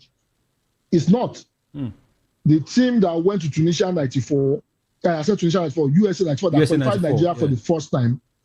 Yeah. How many of them were foreign-born Nigerians? And to those listening, I don't have any issue against foreign-born Nigeria. A whole lot of people, they have the opportunity, and I don't blame anybody that wants to leave the country and the rest of that. A whole lot of people wants to leave the country because of the situation and the rest of that. And that's understandable. And I don't have anything against them. I'm not more Nigerian than those born abroad. I'm not.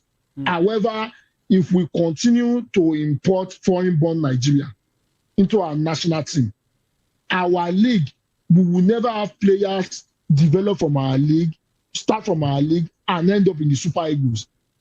And that is not a long-time strategy. It is not. That is the reason why. And let's be frank, how many of the foreign-born players that are playing for Nigeria are world-class players? Let's start from there. How many of them can walk into a Manchester City team and we get a first-team shirt? How many of them from the foreign-born Nigerians that we have playing for us, how many of them will comfortably walk into a Real Madrid and nail a shirt? So what we have is we have players who are not good enough to represent, their country of birth, but are supposedly good enough to represent Nigeria, and that puts a dent. That puts a dent on the confidence of those struggling in our league here. As much as we want to criticize our league, the boys, the guys that stay here and play under this strenuous condition are the ones that make us have a league. Those are the people that make us have a league. What will be their reward when we continue to import, for foreign players?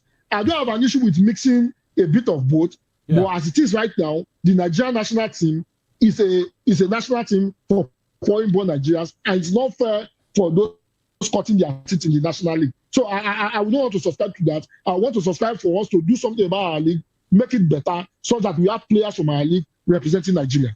Absolutely, and I think that's what late Festus Adegboye will also have wanted, because he is somebody that knows how to actually pick players, from the local league, and also make them what they were, in their playing days. I mean, a big example. In fact, if Nigerians don't even want to remember the man for anything, the fact that he gave a certain Vincent Enyama his debut, and we saw how it panned out. In fact, we will make do with a Vincent Enyama, a prime Vincent Enyama at this point for the Super Eagles of Nigeria. If Vincent Enyama is still between the sticks, trust me, we won't even have anything to actually worry about. But of course, rest in peace to the great man himself, Festus Adegboye. They're still talking on the theme of the World Cup this time around. I mean, a lot of backlash has hit US President Donald Trump.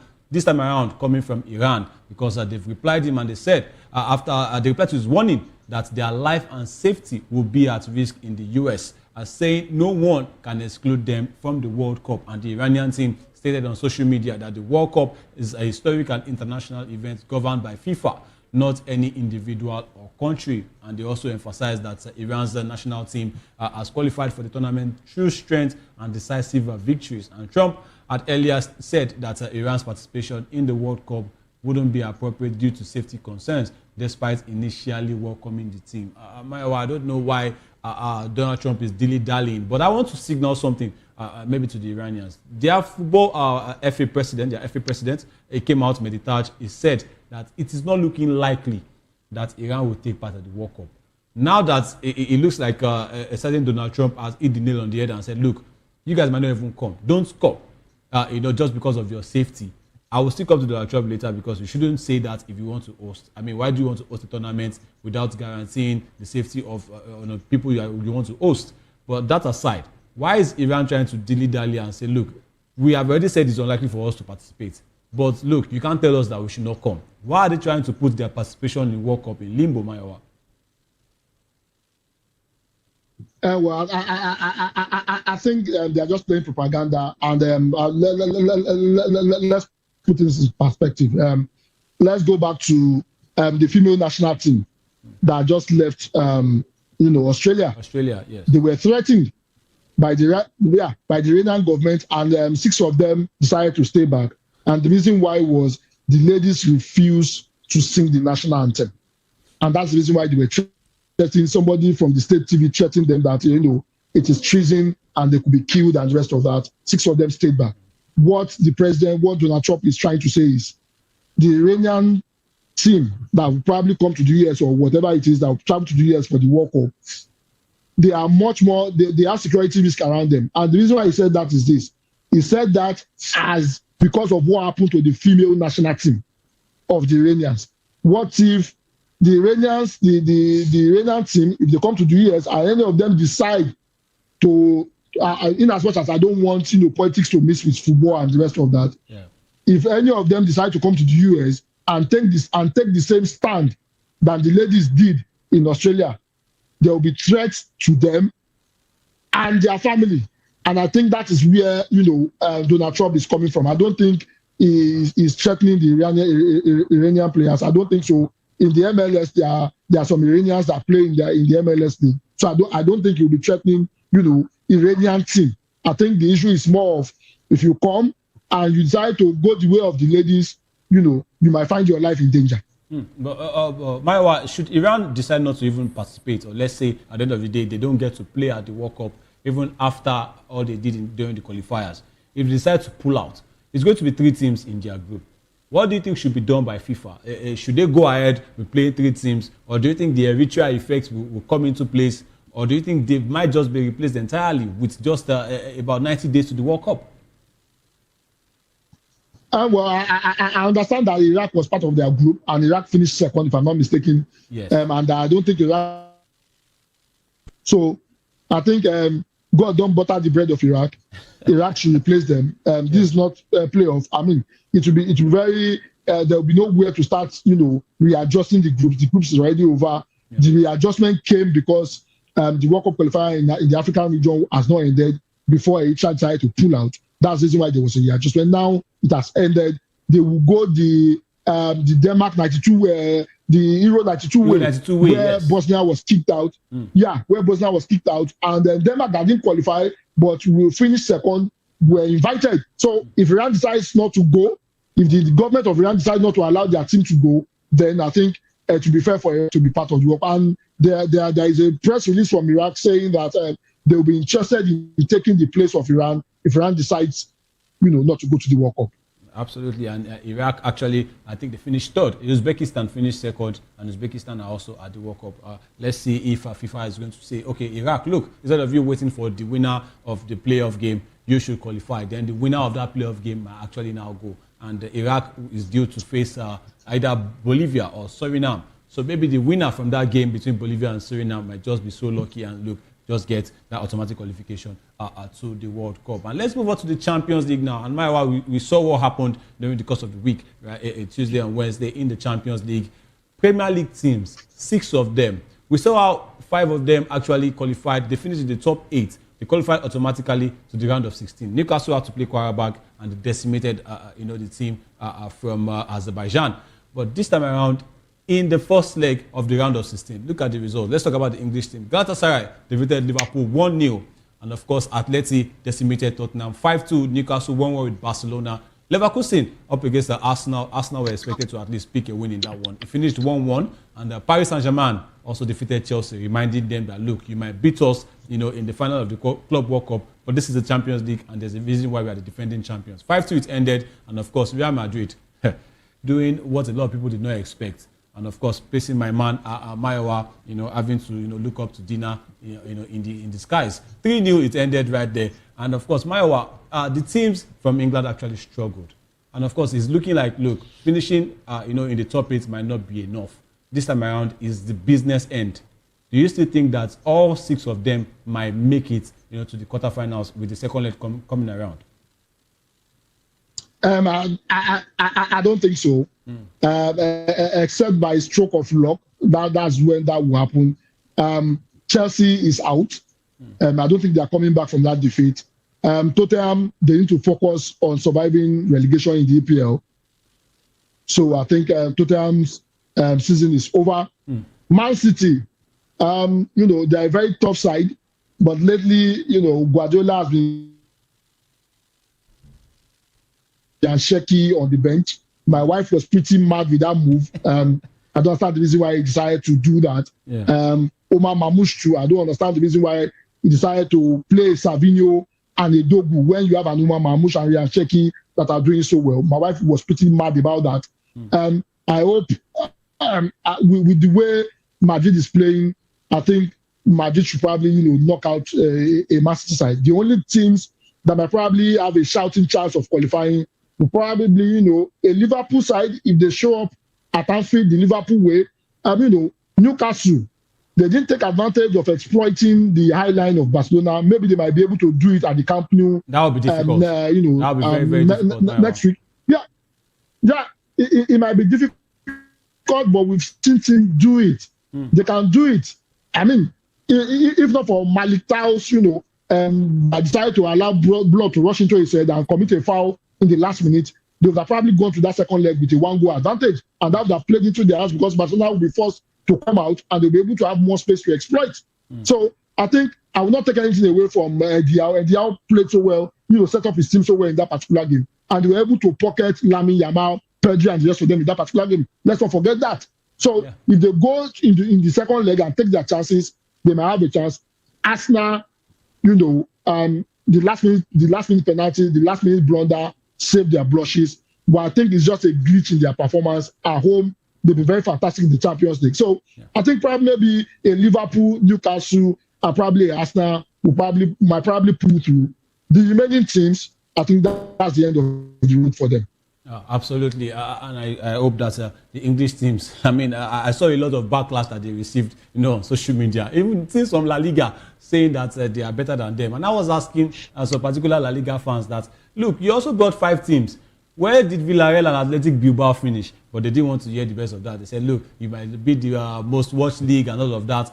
How come you didn't win a single game? But let's see how the second leg is actually going to pan out. I still think Arsenal, they have a chance at the Emirates Stadium against Leverkusen. And also Liverpool, their form has been, yes, bad, even in the Premier League. But of course, Champions League lines as Anfield. You saw what they did to Barcelona. 3-0, they overturned it, corner taking quickly, Trent Alexander-Arnold giving it to Divock Origi, who says they can't do it again. And of course, Galatasaray are not even covering themselves in glory. Remember the last game against Juventus? Also with a man down. Juventus, yes, yeah. Juventus almost came back in that one, but of course the red card ultimately told. So who says it can still be turned around? Chelsea, I still maintain that Chelsea can actually still do it. I mean, for them to be able to beat Barcelona 3-0, in the league phase, who says they can do it? Eligo can change things. Eligo can change things. Even for Manchester City, Eligo can change things. Yes, Maiwa. See, I'm going on the line again. If Chelsea ends up qualifying, I'll probably be sporting a Chelsea jersey throughout next week. I don't think it will happen. It will never happen. Well, come on, don't say that. It's football and it's the Champions League. But let's talk about the Europa League quickly, because we also saw games that took place last night in the Europa League and also in the Conference League. Yes, so if our producers will be kind enough to put it up, let's quickly look at the results before we go on the show. Aston Villa, I think they were the only one that spared the English teams' blushes. Of course, because they won their game away up against Lille. And of course, we saw the likes of Nottingham Forest. They were not able to get a win right there. But, I mean, for me, the pick of the games was between Stuttgart and FC Porto. It was a fantastic game, and FC Porto came out on top. That one in the Europa League. And, of course, Crystal Palace, they found themselves also involved in the Conference League. But, of course, let's look at the results, of course, from the UEL. That's talking about the UEFA Europa League and, of course, the Conference League. So we'll talk about that. While we're still waiting for that, let's quickly move on to Antoine Semenyo. Of course, this man, since he moved from Bournemouth to Manchester City, he has been fantastic. I know maybe in some big games he hasn't showed up, but of course, I think he has scored about 5 Premier League goals for them.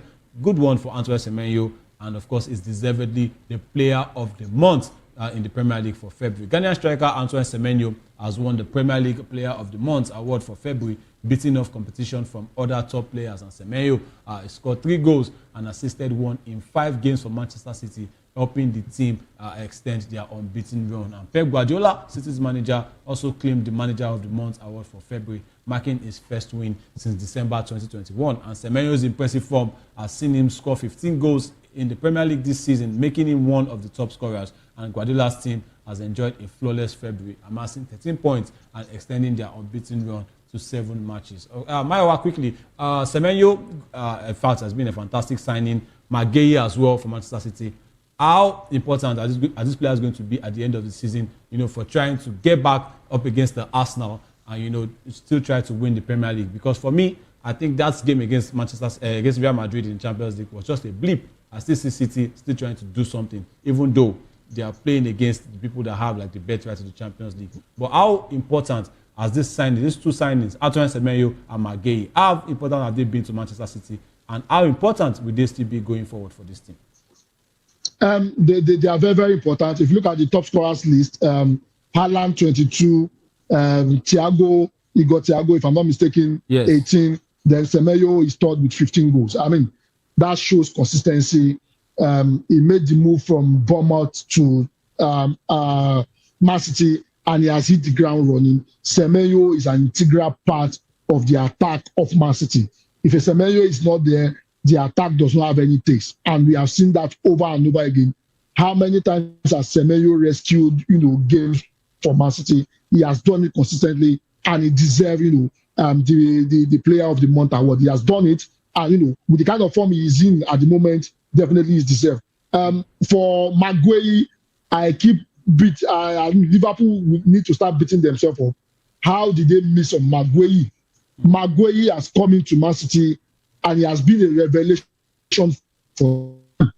He has been the glue that holds the defense together. Yes, the game against Madrid, did not justify the bribe for Gueye. It was Valverde made him look like ordinary and just. However, apart from that glitch, I think Gueye has been very, very important, and is an integral part of the Man City. These 2 players are very, very instrumental. If Man City ends up winning something this season, I think those 2 players' contribution will be very, very integral in ensuring that Man City will probably win something at the end of the day.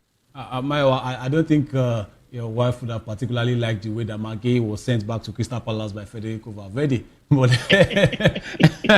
let's see how the Premier League games are actually going to shape up, this weekend, because we have big clashes. Well, they might not seem like big clashes on paper, but for the title race, they have very, very important matches. Manchester City will be away to West Ham United, a West Ham side that is struggling to still keep their place in the Premier League, and while Arsenal have a relatively easier fixture, even though Everton can seem not to be very, very easy. But they will be welcoming them at the Emirates Stadium. Let's look at the Premier League fixtures. Chelsea will also be entertaining Newcastle at Stamford Bridge, and of course, those 2 sides will be wanting to put their Champions League performance behind them, especially Chelsea. And yes, on Saturday tomorrow, Burnley will be up against Bournemouth. Sunderland will be at home at the Stadium of Light up against Brighton, and of course, Arsenal against Everton, like I mentioned, at the Emirates Stadium. Chelsea at Stamford Bridge against Newcastle United. West Ham will be up against Manchester City. And on Sunday, Crystal Palace will be taking on Leeds United at Selhurst Park. Manchester United up against Aston Villa. That, for me, is also a big game. And Nottingham Forest up against Fulham. Liverpool against Spurs. For me, not good performances from both teams in the Champions League. And Liverpool, I don't know if they want to still keep Igor Tudor in the job, but I see Liverpool trying to get a result in this one. And on Monday, Brentford will be up against Wolverhampton Wanderers. Maiwa, before we go on the show, which of these fixtures is the pick of the bunch for you? And which one do you think is going to have a lot of impact going forward, either at the bottom or at the top of the table in the title race? I think 2 games will be very, very important. Arsenal-Everton. Don't forget, Everton defeated Manchester United even with 1 man down. Yeah. And you cannot want to write off a David Moyes. I hope this does not become a banana peel for Arsenal. It's important that Arsenal win all those games. So I think that game will be very, very important. The West Ham game again against Man City, we saw what Nottingham Forest did last week. Yeah. How did Man City not win that game? Nottingham Forest came out, and they came at Man City and they scored goals and they put Man City on a whole lot of pressure, and Man City could only get away with a draw. Against a West Ham side that's battling relegation, Nuno Espirito Santos want to ensure that he secures the place of West Ham in the EPL. It's going to be a very difficult game at home to West Ham. That might also be a banana peel. Again, then the Liverpool, Tottenham game. I think Igor Tudor might not be the coach of Tottenham by the end of the season. He does not know what he's doing, and I think he has come to that team and created much more division. I don't think he's the man to take Tottenham forward. The display in the Champions League is an indication of that.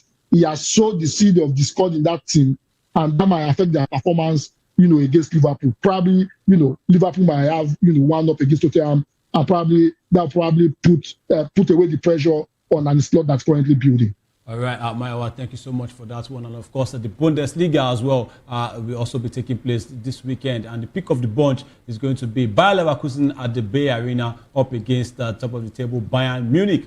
That's going to be a tough one. And also Dortmund will be up against Augsburg, still trying to catch Bayern Munich in that one. Thank you so much, Maiwa, for being a part of the program. And of course, you are going to have a wonderful weekend watching football. Well, it's always amazing to be here. I'm hoping by Monday we'll be discussing how, Arsenal is about to bottle the league again. Thank you for having me, Hafiz. Hopefully not. And of course, maybe we'll be seeing Igor Tudor. It's possible. Maybe he might just be leaving at Tottenham at the end of the weekend. But hopefully, they might also get a good performance at Anfield. Thank you so much for being a part of the program this evening. And of course, I want to say thank you to the guys in the back for making this show a fantastic and a successful one. Of course, please enjoy the weekend with a lot of football to go down. And trust me, by Monday, we'll be here to give you all the analysis of all the results of our football games played, over the weekend and the ones that are still to come. It's been the Locker Room. My name is Afiz Ogubanjo. Up next is Political Lens with Chukwuma Okoye. Stay tuned and have a wonderful weekend. Bye.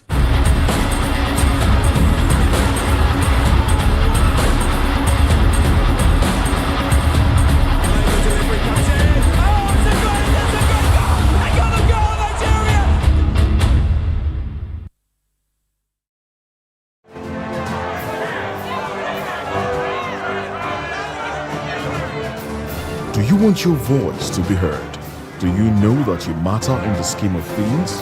The People's Voice, the show where ordinary citizens take center stage as we discuss the biggest stories that affect you and I. With you in mind, we facilitate lively discussions, debates, and interviews on the topics that matter most to you and I.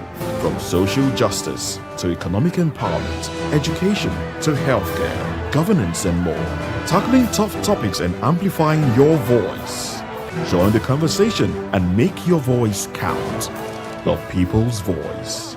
Make your voice count. To know the happenings in the maritime sector, join us on the program Maritime Frontiers on VOP TV as we discuss key areas in the maritime sector from aquaculture, maritime transportation, maritime labor regulation, oil and gas exploration, ferry and passenger insurance, marine pollution and prevention, port operations, and lots more. Maritime Frontiers, exploring Nigeria's blue economy. Welcome to the Locker Room, the home of football talk that matters. I am Jerry Arpillon. Join us every weekday, Monday to Friday at 5 p.m. Nigerian time, as we share the hot takes and hot debates in the exciting world of football. And joining me are the usual suspects, Ikechukwu and Mayowa, as we break down all the hot takes and everything that's happening in the football. Don't just watch football, live it with us. Catch us on the Locker Room and Voice of the People television at 5 p.m. Nigerian time. And like I always say, if not 20 minutes off, please discuss. My name is Tao Familoni, and here's to VOP TV. Keep watching, stay tuned, do not touch it. My name is Nnamdi Kanu, and you're watching VOP TV. Keep watching. Welcome, my name is Zika Davis. Distinguished ladies and gentlemen, boys, viewers, everybody, boys and girls. This is VOP TV. Do you know what that means? Voice of the People TV. You don't have a voice, don't come here. You better make sure your voice is heard. Behind every broken desk lies a broken promise. Education shapes the nations. But who is asking the right questions? Introducing Edu Dialogue, the show that goes beyond the surface, exposes the cracks, the corruption, and the silence in Nigeria's education system. Edu Dialogue, Saturdays, 3 p.m., only on VOP TV. We break the biggest stories, from missing funds to policy failures. We ask the tough questions and demand real answers. Edu Dialogue, this Saturday, 3 p.m. on Voice of the People Television. We encourage you to click on the like button and subscribe to our YouTube channel. We are Voice of the People TV. Also follow us on all our social media platforms. We are at VOP TV Live. Visit our website www.vop.ng for fresh and trending news. Also watch us live on SLTV channel 264. VOP TV, Voice of the People Television. In a world where truth is the ultimate power and opinions scream the loudest, it's time to wade through the noise. Hunger no get tribe! Hunger no get religion! And scan the human interest and trending topics that matter. Stay tuned to The Issues, your plug to the stories making the buzz, from politics to science and technology, social justice, and more. Let's tackle the tough questions and expose the truth. The Issues on Voice of the People Television, Mondays to Fridays, 8 to 9 p.m. The Issues.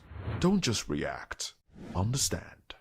When I first heard VOP, I thought they were talking about me because I'm a voiceover personality. But no, this is Voice of the People TV, and you are riveted forever because this is the place to be.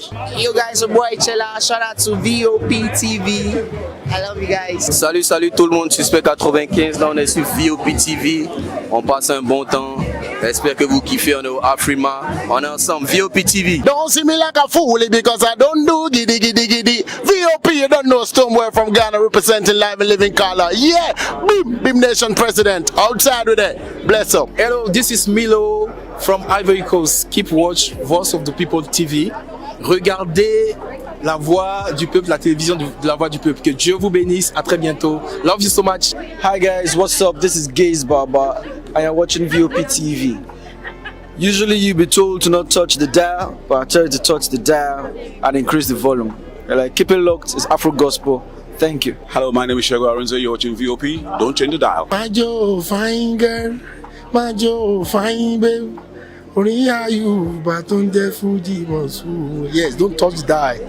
This is me, Dr. Adiwala Iba. Keep watching VOP TV.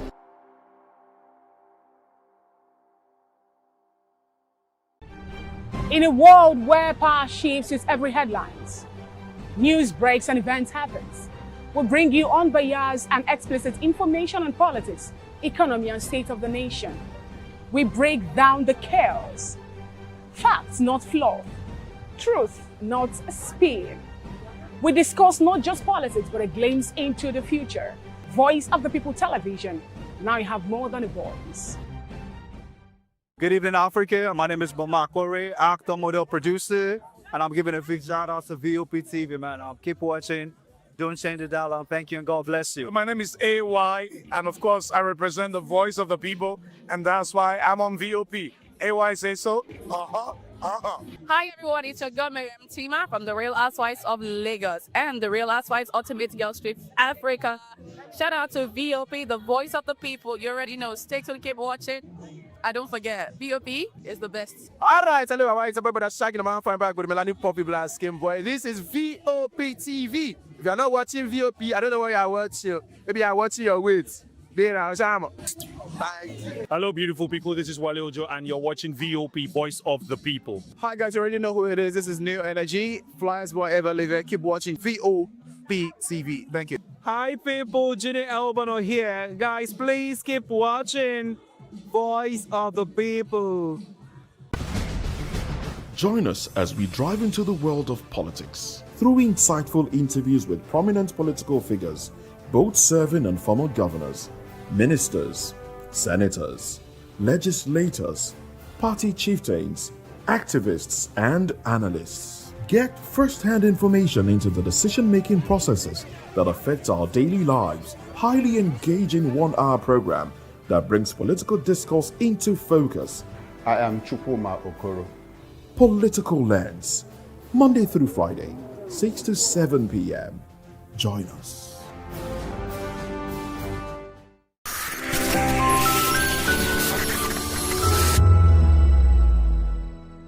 Planning something special? Our spacious and sophisticated hall provides the perfect setting for weddings, conferences, and memorable events. Whether for business or leisure, we deliver excellence with unmatched hospitality. Comfort, class, premium experience. Book today and elevate your hospitality experience. Airport Golden Tulip. Stay golden. Live golden.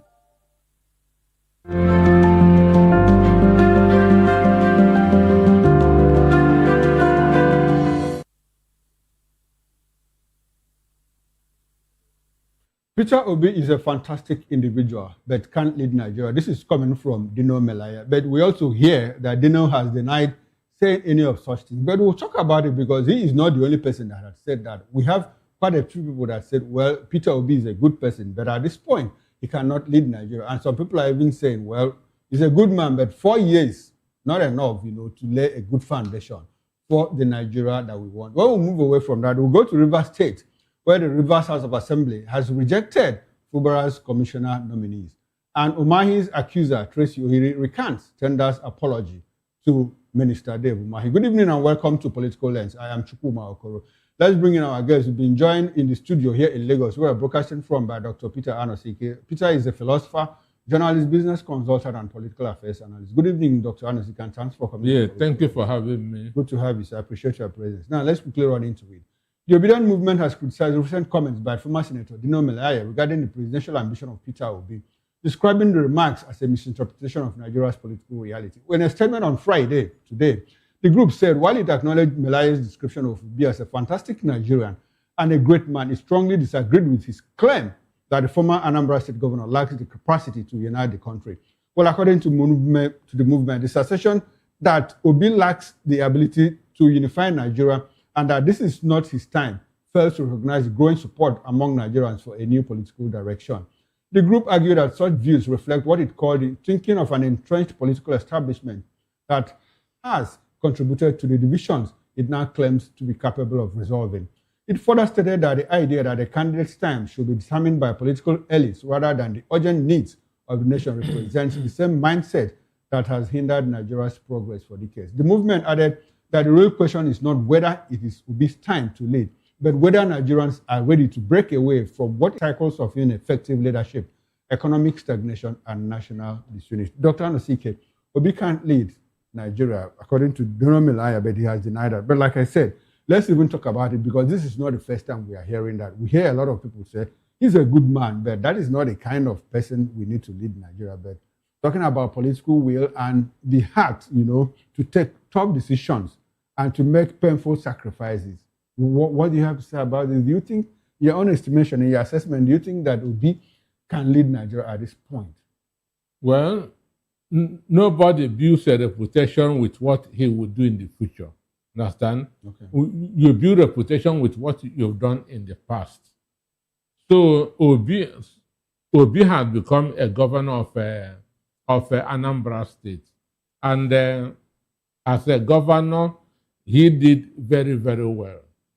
He did very, very well that as a governor. Even I can say from 1979, when we had the civilian regime, the Second Republic, understand? Yes. Up to today, I'm talking of the Southeast. Yes. After Sam Mbakwe, P2B is the next. After Sam Mbakwe of the old Imo State, I'm talking of good governance. Okay. P2B is the next. When you say that P2B is the next, a lot of people say that Soludo has done in 4 years what P2B couldn't even do in 8 years. Do you agree with that? It's mere propaganda. It's mere propaganda. Understand me? It is mere propaganda. P2B in that office in 2013 up to today, he's still very, very relevant. What is sending him, what he did as a governor.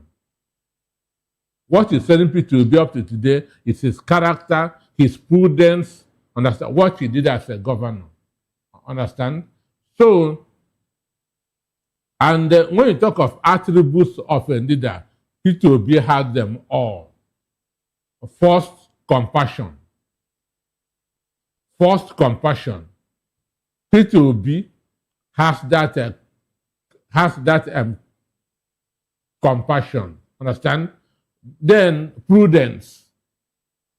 Prudence, which we've not had since 1979 up to today. Understand? That's Zike called the government of Shehu Shagari, government of Squandermania. And we've not left that circle up to today. Today should be maybe 12th of March 2026. We are still pushing that Squandermania circle. So this is where Peter Obi will make a difference. As a governor, Peter Obi fought insecurity to a standstill in Onitsha. Onitsha used to be a haven of insecurity, and Peter Obi stopped it. So how did they come back? He wasn't there forever. Okay, after he left. He wasn't there forever. Everybody knew how Onitsha was before Peter Obi and after. So apparently you are saying that he couldn't build a structure that would have outlived him, or a structure that outlived him in terms of security architecture in the state. You can build a structure. A leader comes with his own mindset. Okay. A leader comes with his own mindset. Understand me?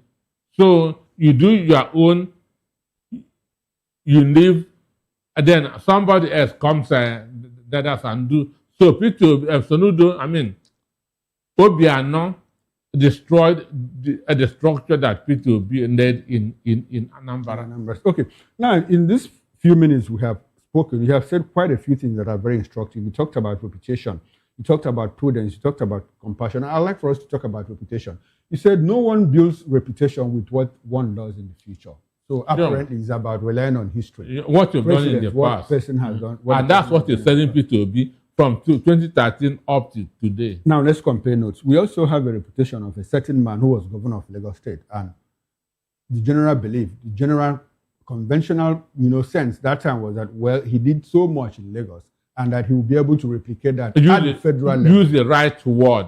They say he built. Which he never built. Okay. Because I have been in Lagos. Okay, so I have been in Lagos from when he ran for the governorship in 1999. So nobody can tell me I've been living here from 1999 up to today.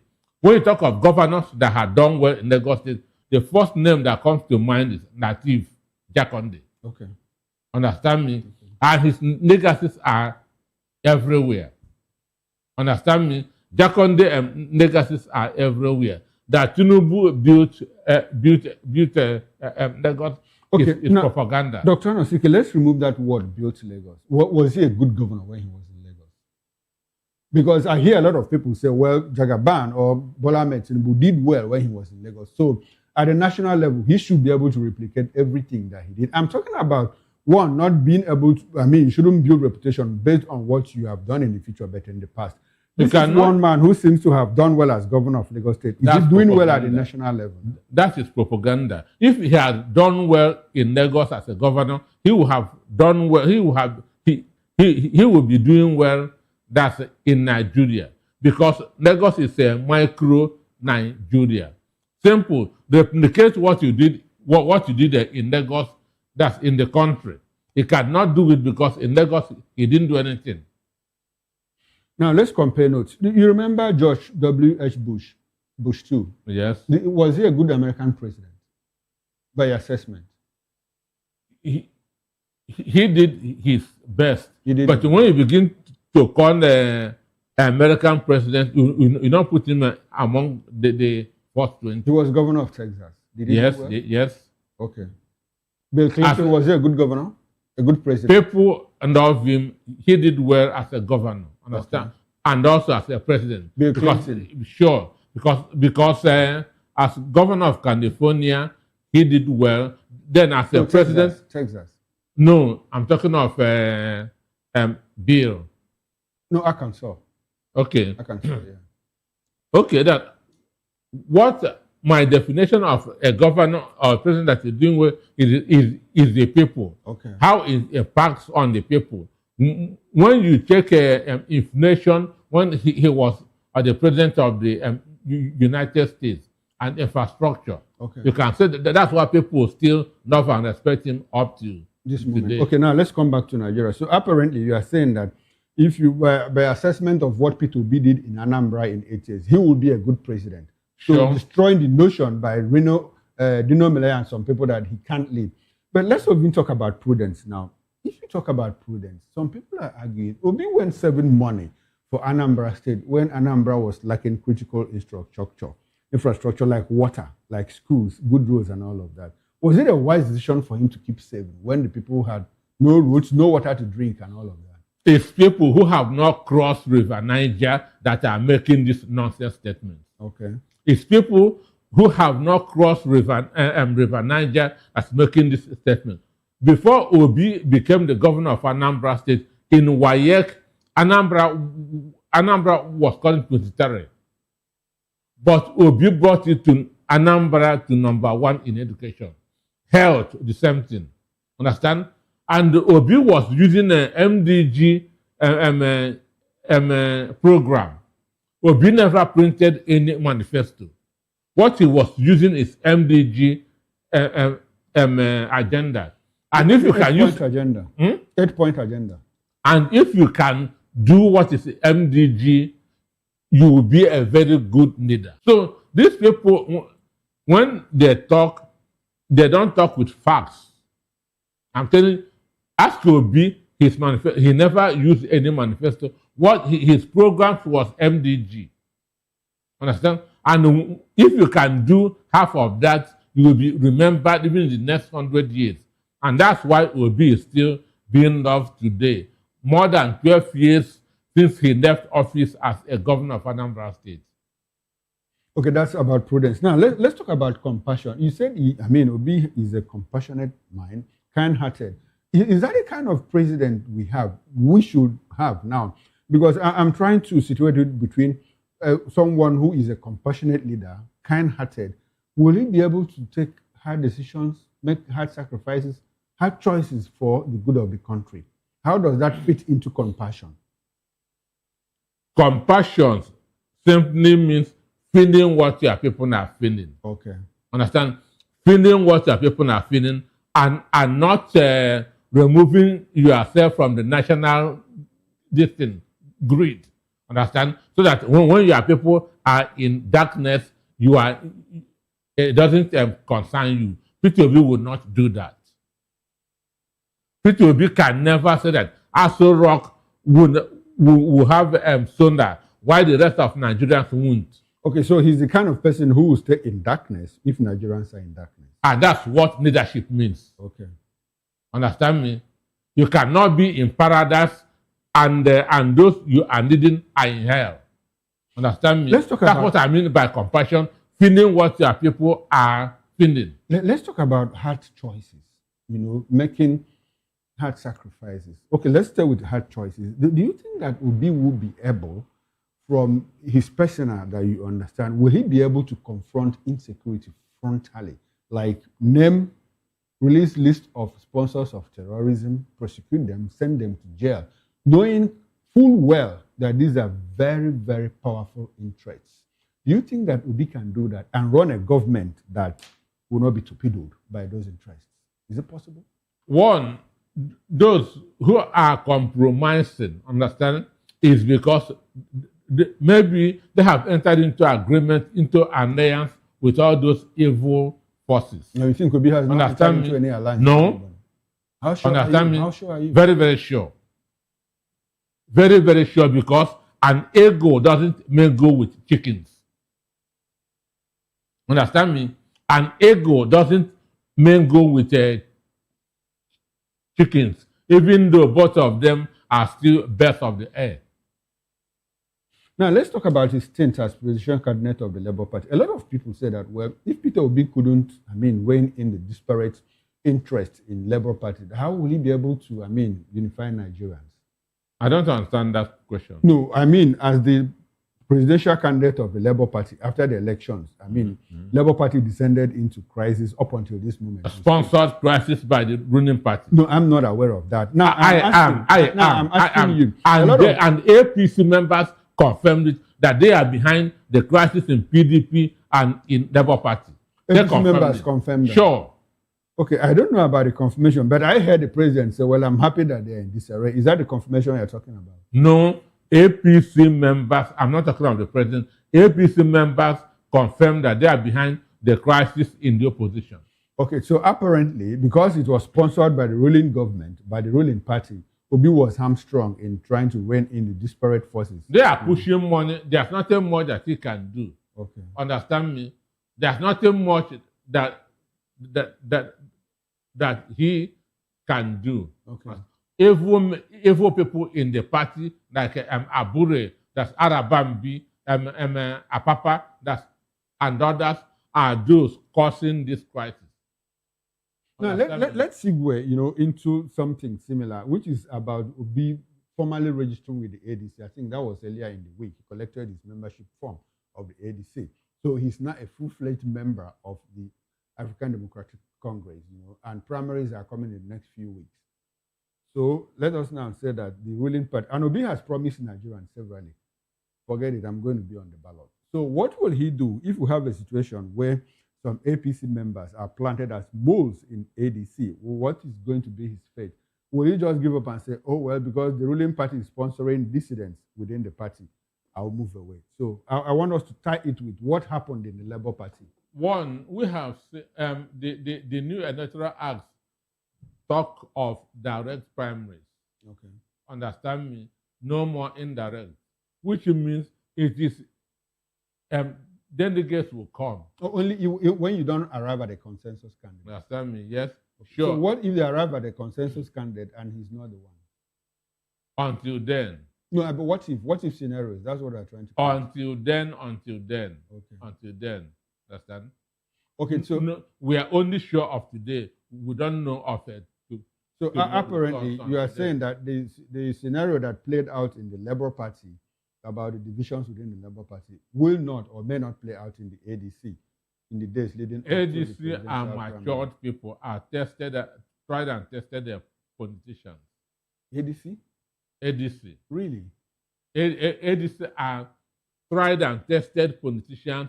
We have David Mark there. We have Atiku Abubakar there and others. Now, a lot of ADC state chapters are having problems with a simple exercise of party registration and revalidation of membership card, digital registration, and all of that. In Oyo State, in Gombe State, in Kebbi State, in fact, in Cross River, the police had to seal their office. In Edo State, you recall what happened between Odigi Oyegun and Roland Owiye. How much of this, will affect the electoral chances of the ADC in 2027? If at this point, few weeks to the primaries, we see the state chapters in disarray, internal wranglings and all of that. How much of that will most important thing, you don't need to be a member of ADC to vote for ADC presidential candidate. Okay. 90% of people that voted for P2B in 2023 are not members of the Labour Party. Okay, so apparently that structure is not needed. The ADC structure. Are you saying that we are talking of no structure at the end of the day? What happened? Okay, so what happened? My concern is Nigerians should go and get their PVCs. That's the most important thing.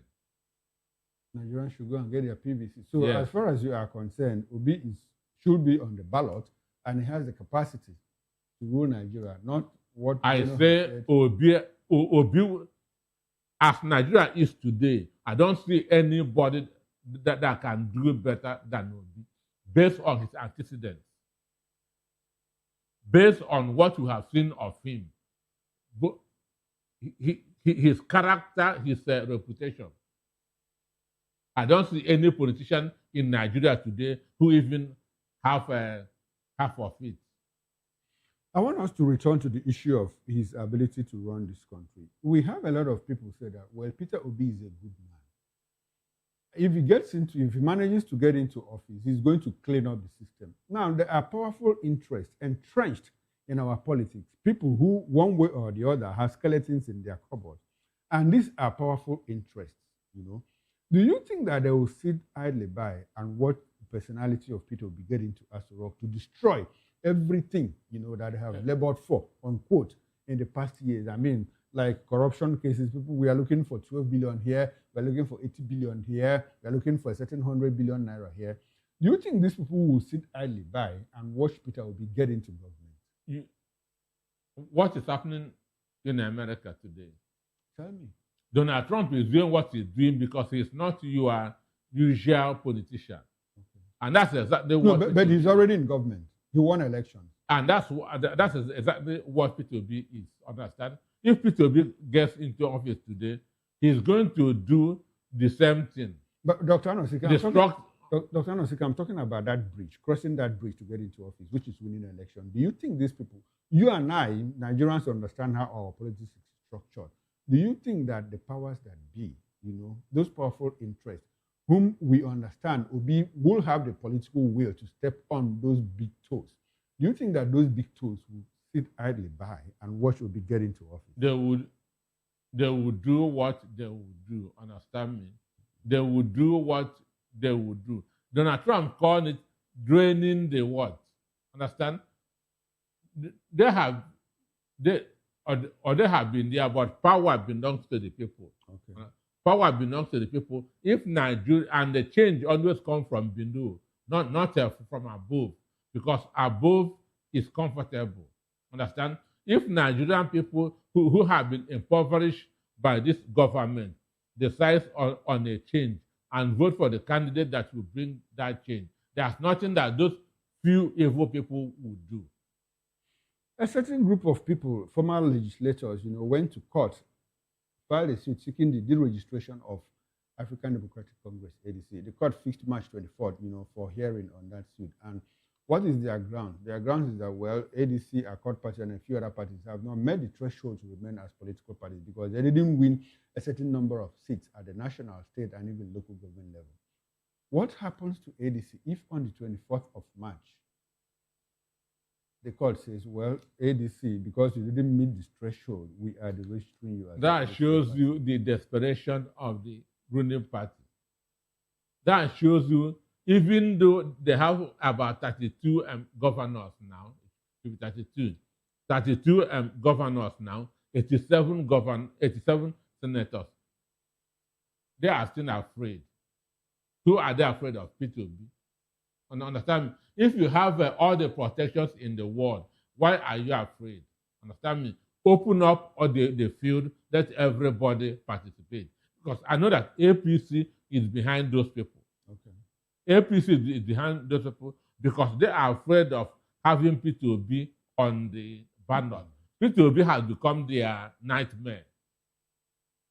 Understand me? P2B has become their nightmare and will continue to be their nightmare. What is that's why are they afraid of Obi? Because they have all failed. They are seeing Obi as the new wine, which they don't want. So I'm not a judge until that day we'll see what happens. I go back to the issue of what if scenarios. Now, my direct question is, what if it happens and ADC gets deregistered? What will be the fate of people like Peter Obi, Rotimi Amechi, Atiku Abubakar, and a lot more people? When we get to the bridge, we'll cross it. Are you surprised that while senators were defecting, from their parties to ADC and APC, we had Seriake Dixon, former governor of Bayelsa State, defect to the NDC, one of the newly registered political parties? Does it surprise you? That is said. Choice. Okay. And he said that he's not going to contest for the presidency, as he's there to build the party. The party. Okay. Sure. To what end? Maybe to return to Senate or what? You might difficult for I'm not Seriake. You are not his spokesperson. He knows what is in his mind. So why are these? Because I want us to skate around the issue of, ADC and Peter Obi being on the ticket and Atiku Abubakar, or any other person being on the ticket. I'm asking, choices, APC, ADC, NDC. That's... For me, we cannot continue on this direction that we are now. Okay. Nigerian masses needs a change. Understand me? Nigerian masses needs a change, because I wonder how the next 6 years will be if APC continues in office.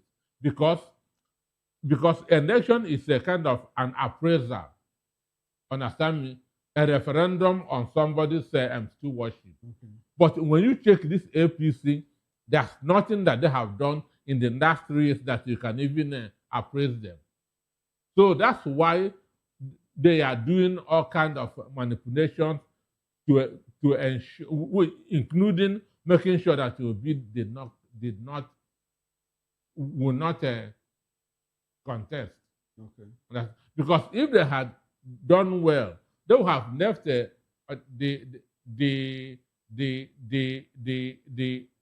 vote for the people. Understand me? If they feel that they have done well, they will have said, let the people judge us by our achievements and decide. Because one of their motto was bound to our promise, but we've not seen anything. All right, then. Thank you very much, Dr. Anosike. Let's move on. In a rare occurrence, but laden with political undertones, the Rivers State House of Assembly has rejected 4 commissioner nominees submitted by Governor Sim Fubara. One of them is Professor Alasia. He was rejected as commissioner nominee due to poor performance. Professor. Now, there's another one. Amakiri was allegedly petitioned more than 11 times by members of his community for involvement in community affairs. Well, then there's a Demua who failed to present tax clearance documents, and Williams for misleading the public about the activities of the assembly. We are back to Rivers State. 4 of the 9 commissioner nominees sent to Rivers House of Assembly for confirmation were rejected. Do you think that this is real scrutiny at work or politics at play? Well, for me, if you submit 9 names and the 5 was approved for you, it means at least scrutiny went on. Understand me? Okay. If there's a witch hunt, because they have the yam and the, understand? They could have even said, we are not approving anyone. Okay. So, and the person with tax case is a normal, it is used for disqualification everywhere. So if actually the person is not paying his tax, then he shouldn't go into a public office. Okay.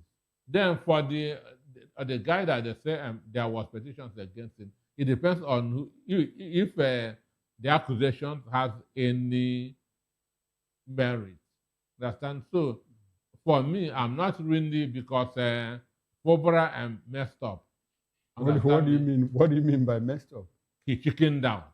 Okay. Compare Fobra and Akpoti. Understand me?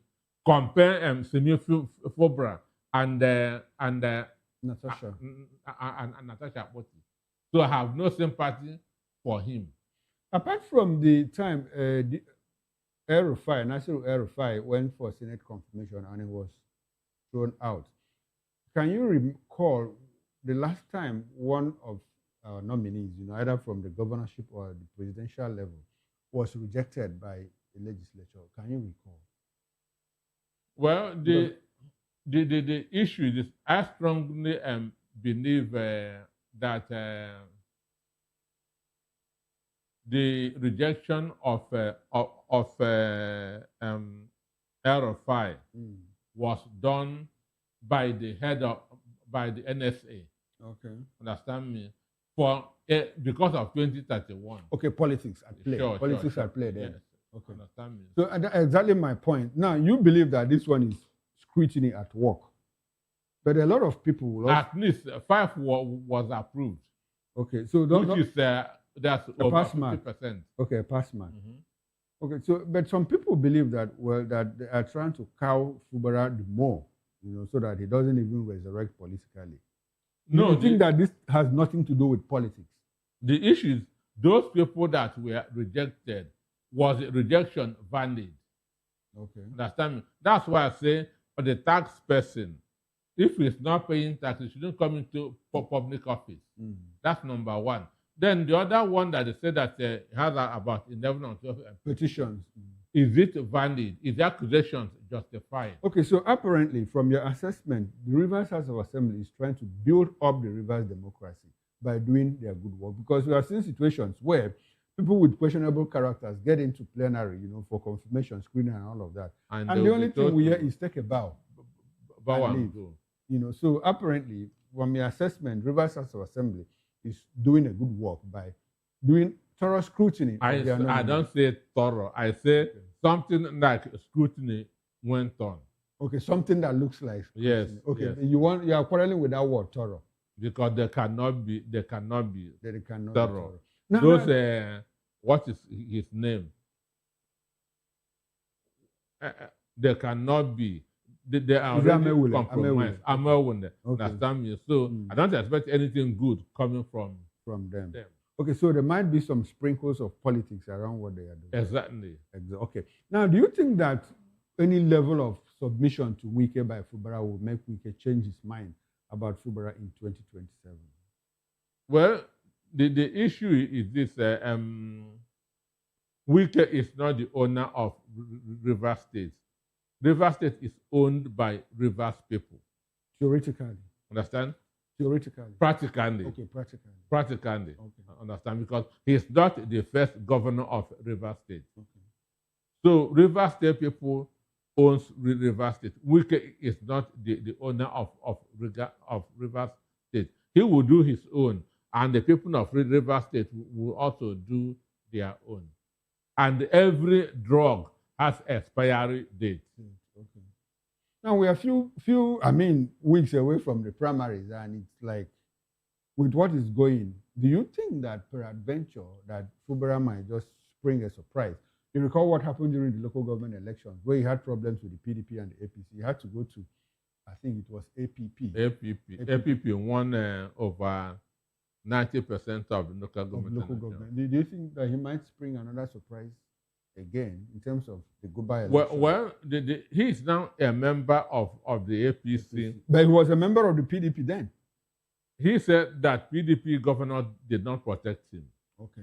So now I don't know if APC governors would protect him. Okay. So this is a different case. So if he's a good member of the APC governors forum, I am sure that they will give him a protection. But they will give him a protection and probably give him a ticket. That is what I mean by protection. By protection. Yes. Okay, now let's digress a bit and talk about Wike and the PDP. The PDP has only 2 governors left, according to Sheyi Makinde. 2 men standing, Sheyi himself for your state, and Bala Mohammed of Bauchi State, both of whom might be heading to ADC and APC, respectively. Well, the Wike camp has fixed congresses and elective national convention and primaries. What will be the outcome? Do you think that Nigerians will contest under PDP? Do you think that with what is going on in the PDP now, that any Nigerian will make up his mind to say, I have the ticket of the PDP. I want to run for governor. I want to run for Senate. I want to run for House of Reps and all of that? Well, the issue is this. PDP is not going to present a presidential candidate in 2027. But Wike says we are working towards doing that. They are not going to present. Wike has told you that he wants to make sure that Buhari and that Tinubu is elected. Okay. So how can you have a candidate in mind and bringing up another candidate? Maybe bring up a weak candidate. As they are not going to present a candidate, even if they come up with somebody, he is going to step down for Tinubu maybe a week to the election. Understand? This for Tinubu to feel that Wike is solidly behind him. Even if he's not with Tinubu, where else? He has soiled himself everywhere. Understand me? Wike has soiled his name, his sound everywhere. So he has no alternative than to do anything, everything possible to ensure that Tinubu wins. Because without Tinubu, there's nowhere again for him. So automatically, that means that PDP is not going to field candidates in 2027, from your assessment. You cannot or the head cannot be working for Tinubu and get other people that Tinubu and his party and get other people that will work against the same party. Okay, so when you say the head, apparently what do you mean? Yes, on weekend. And is the owner of the PDP? The owner of the PDP as we speak. PDP yesterday lost 5 senators: Aminu Tambuwa from Sokoto State, Muhammad Onawo, Nasarawa State, Bino Sierro from Adamawa State, Austin Akobundo from Abia State, and Lawan Usman from Kaduna State, all from the People's Democratic Party. Others included Rochi Kingibe, FCT, who moved to Victor Ume, Anambra, Tony Nwoye, Anambra, all of them from Labour Party, and they all moved to the ADC, just like Enyinnaya Baribe from Abia, who moved to ADC. Now, how much of this will strengthen the opposition ADC? I want us to return to ADC. Well, it is a positive development. It's a step in the right direction. I have keep on saying that Nigeria cannot have a one-party state. But it's happening. No, what you have is a dominant party, not one-party state. We have a dominant party, which is APC. Understand? We once had a dominant party, PDP. They're not in this magnitude. So no champion stays for forever. With highest in the next 6 years, APC will also fizzle out. Understand me? Because APC mantra is PDP ruled for 16 years. We want to rule for 16 years. So that's what PDP is talking about. What that's APC is talking about. Okay, they would want to do 16 again. Yes. So apparently, your position here is that, well, these people are moving to ADC is a good thing for them, but they don't have any governor yet. Do they? They don't. Probably the only person that will move. P2B did not have governor in 2023. And so what happened? He shook the whole nation. Second is last. Understand me? We are in a competition where second is last. He never had a governor. He didn't even have a House of Assembly member. Assembly member. That's my point. But now he has 9 senators. That's my point. You apply for a position, and there are 20 of you, and you come second. You are last because you are not chosen. But in the mind of Nigerians, we know. In the mind of Nigerians, we know that. We know what happened in 2023. Okay. Do you think that will repeat in 2027? Very, very possible, because APC has not done well. Okay, now apparently you are saying that ADC might put up a very strong fight in 2027. The ADC will be very, very competitive. Very, very competitive. And I go back to the issue of competition without result. What does that lead us to? Are they able to upset the ruling party from what you see? Excuse me, opposition is not always to win an election. Okay. Opposition, one of the responsibilities of a party is to put government on its tools, the party in power on their tools. Because when there's no opposition, the government in power relaxes. Understand me? So opposition is not necessarily to take over. It is on the primary role. But they also have another role of putting the government in power. Understand me?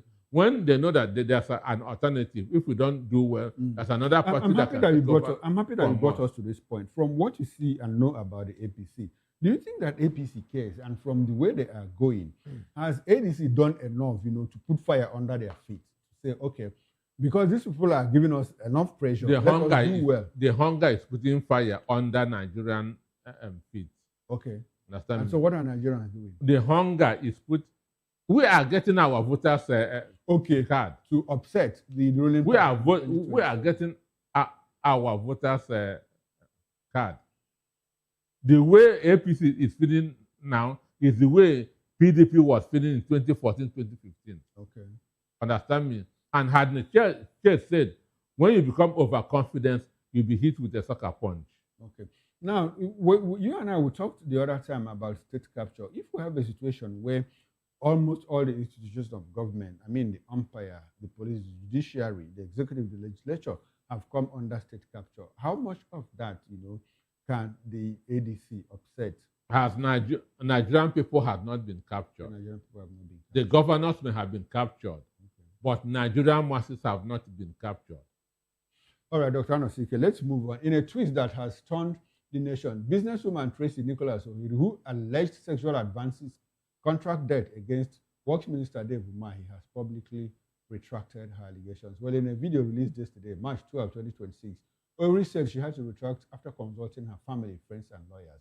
She admitted the supply deal had no formal contract and that the campaign materials were delivered only to his aides, that's Umahi's aides, whom he has used them without his knowledge, and some statements were taken out of context or magnified online. That's according to Tracy Ohiri. What's your reaction to this development? Settlement or being cowed? Well, for me, it's a settlement. For me, it's a settlement. There's a lot that we don't know. Dr. Anosike, I would like for you to hold on to your line of thought. I want us to play a video of where Tracy, did the retraction. So that it will help us make sense of what she said and what might have gone under. May have cost him and his family. Good day, Nigerians. After proper consultation with my family, friends, and legal team, and a painstaking review of events of the past weeks, I have come to the conclusion that it's important we give peace a chance. I admit that Engineer Deacon David Umahi, the former governor of Ebonyi State and the current Minister of Works, did not inform me that what happened to the Netherlands engineers would happen to me if I visit Ebonyi State.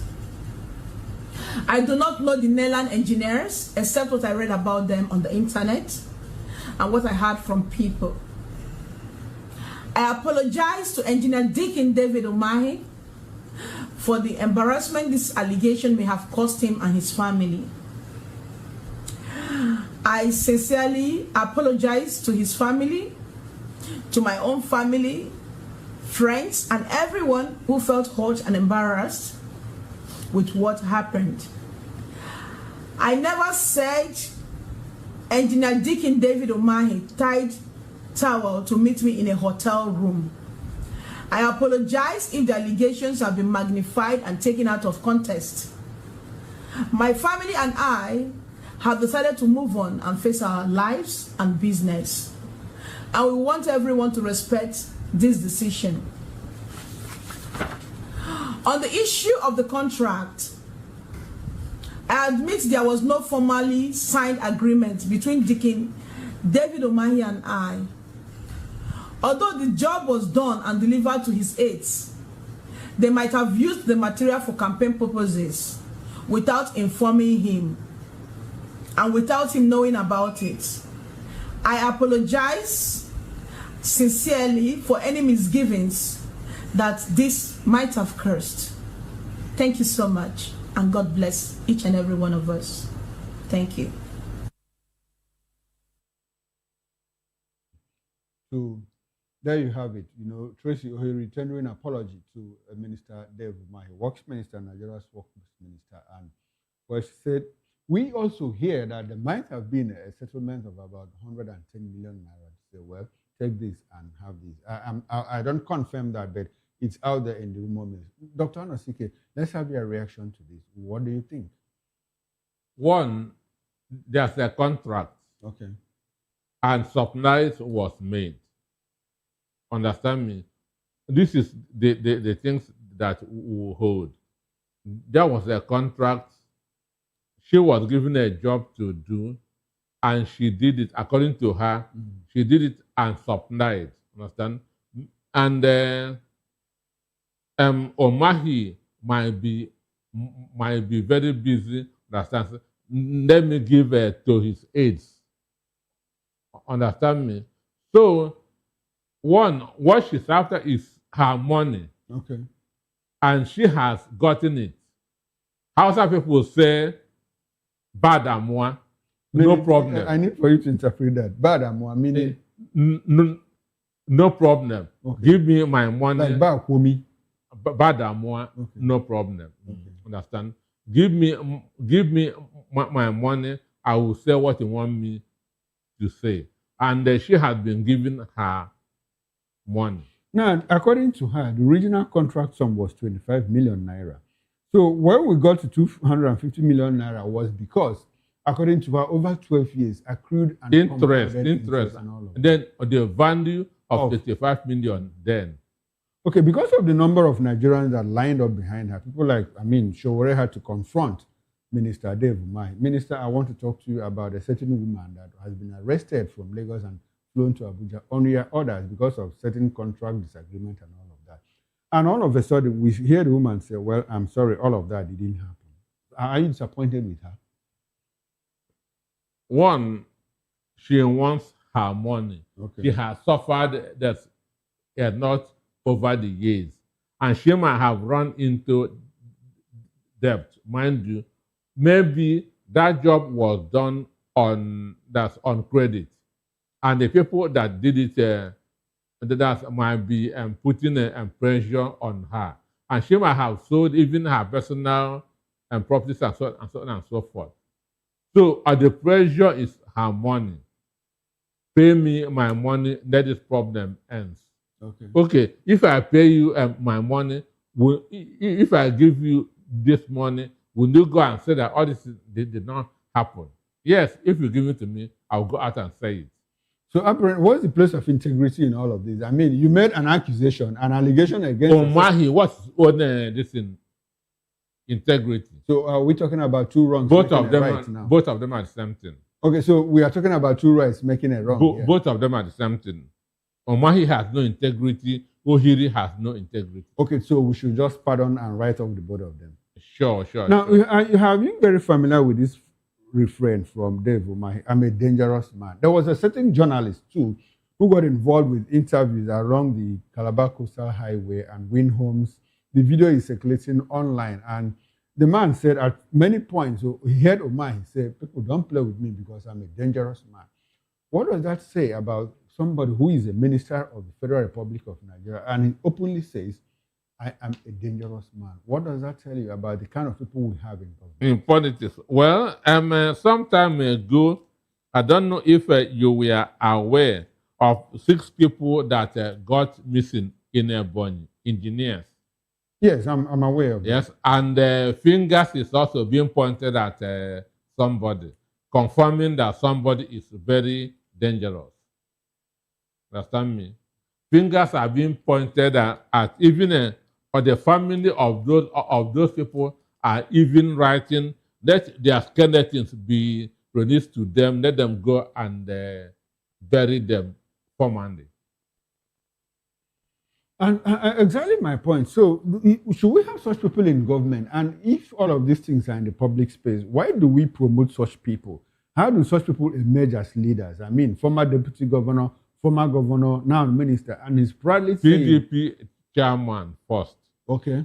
Because when I met him, that's when he was the PDP chairman in Ebonyi. In Ebonyi. From a PDP chairman to deputy governor and then to... So how are we not able to track such people and we allow them not just get into government, we also allow them to emerge as leaders? What does that tell you about the kind of democratic culture, political culture that we are building?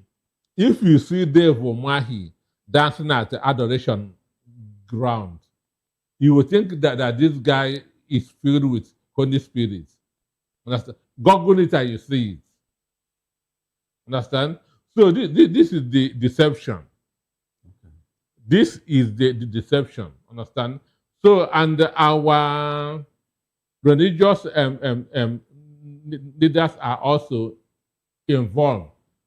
The other day, David Ibiyomi, that's of Salvation, this in Port Harcourt, so said that he prayed for Wike, and Wike won at the Supreme Court. You see it? Dr. Nosike, we are out of time. Let's have your concluding thoughts quickly. Well, for me, the Ohiri might have been, making that confessional statement might be part of the agreement, because this is Nigeria. Okay. Understand me? This is Nigeria. If I give you this money, will you go and confess this? Because he said that anytime it's the turn of the South is to become or the president, to produce president, that he's going to be or the one. So he might not want this kind of scandal. Okay, so you think that this might be some kind of image laundering? Image laundering, exactly. Exactly. So he may not want this kind of story to come up. Understand? So I will settle you, but you have to do this. The woman will say, okay, give it, understand me.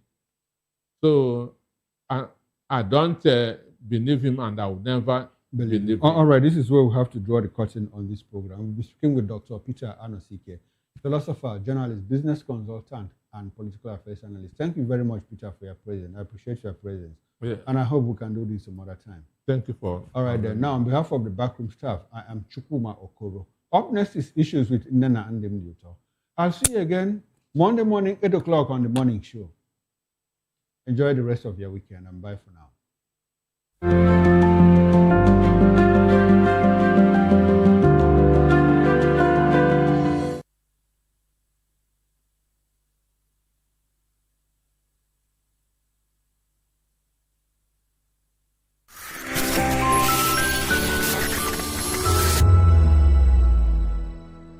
Behind every broken desk lies a broken promise. Education shapes the nations. But who is asking the right questions? Introducing Edu Dialogue, the show that goes beyond the surface, exposes the cracks, the corruption, and the silence in Nigeria's education system. Edu Dialogue, Saturdays, 3 p.m., only on VOP TV. We break the biggest stories, from missing funds to policy failures. We ask the tough questions and demand real answers. Edu Dialogue, this Saturday, 3 p.m. on Voice of the People Television. In a world where power shifts with every headlines, news breaks and events happens, we bring you unbiased and explicit information on politics, economy, and state of the nation. We break down the chaos. Facts, not fluff. Truth, not spin. We discuss not just politics, but a glimpse into the future. Voice of the People Television. Now you have more than a voice. Welcome to the locker room, the home of football talk that matters. I am Jerry Arpillon. Join us every weekday, Monday to Friday at 5 p.m. Nigerian time, as we share the hot takes and hot debates in the exciting world of football. And joining me are the usual suspects, Ikechukwu and Mayowa, as we break down all the hot takes and everything that's happening in the football. Don't just watch football, live it with us. Catch us on the locker room and Voice of the People Television at 5 p.m. Nigerian time. And like I always say, if not going to the talk, please the sport. And it's Hakim Ziyech, who puts the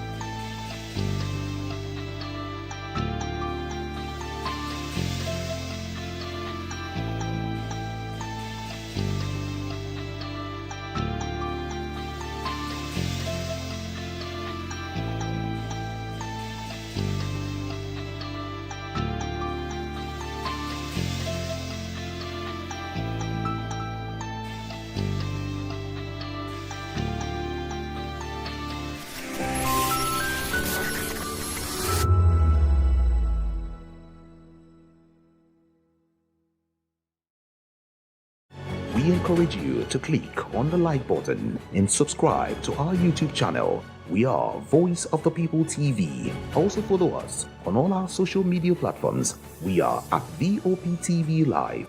Visit our website www.vop.ng for fresh and trending news. Also watch us live on SLTV channel 264, VOP TV, Voice of the People Television. To know the happenings in the maritime sector, join us on the program Maritime Frontiers on VOP TV as we discuss key areas in the maritime sector from aquaculture, maritime transportation, maritime labor regulation, oil and gas exploration, ferry and passenger insurance, marine pollution and prevention, port operations, and lots more. Maritime Frontiers, exploring Nigeria's blue economy.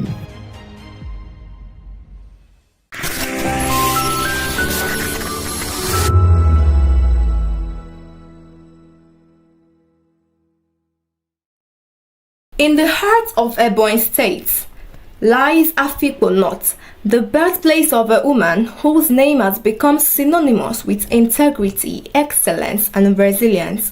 Born on November 15, 1958, Professor Nnamdi Kanu's journey from a serene town to national prominence is a testament to dedication and unwavering principles. Nnamdi's academic journey began at the University of Nigeria, Nsukka, where she earned a first-class honor degree in soil science in 1982.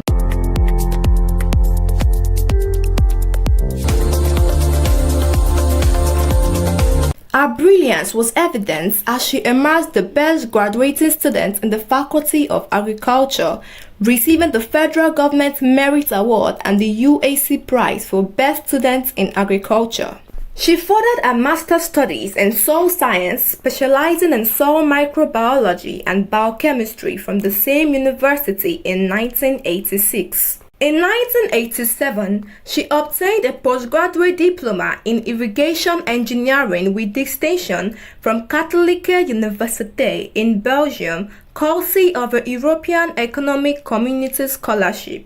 In 2002, she earned a PhD in soil and environmental conservation from FUTO, winning NUC Award for Best Doctoral Thesis in Nigeria that year. Professor Oti made history as the first female vice-chancellor of FUTO in 2001, scoring 75.5% in the selection process. She officially assumed office on June 19, 2001, succeeding Prof. Francis Eze. Under her leadership, FUTO witnessed significant advancements including improved research quality, the launch of gender-inclusive policies, and strengthened industry partnerships for student training and employment.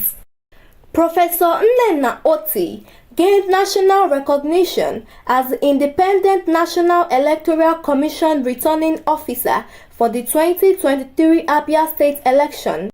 Despite facing immense pressure and bribery attempts, she upheld the integrity of the electoral process. Her declaration of Alex Oti as the winner was applauded nationwide, with her statement, "If I perish, I perish," becoming a symbol of courage and integrity. Professor Oti's unwavering commitment to truth and transparency earned her a widespread acclaim. She was celebrated as the heroine of democracy, with various organizations and institutions recognizing her contribution to academia and national development. Beyond her administrative roles, Professor Oti's legacy lies in her dedication to mentoring the next generation, promoting gender equality, and advocating for good governance. Her story serves as an inspiration, demonstrating that integrity and excellence can pave way for a transformative leadership.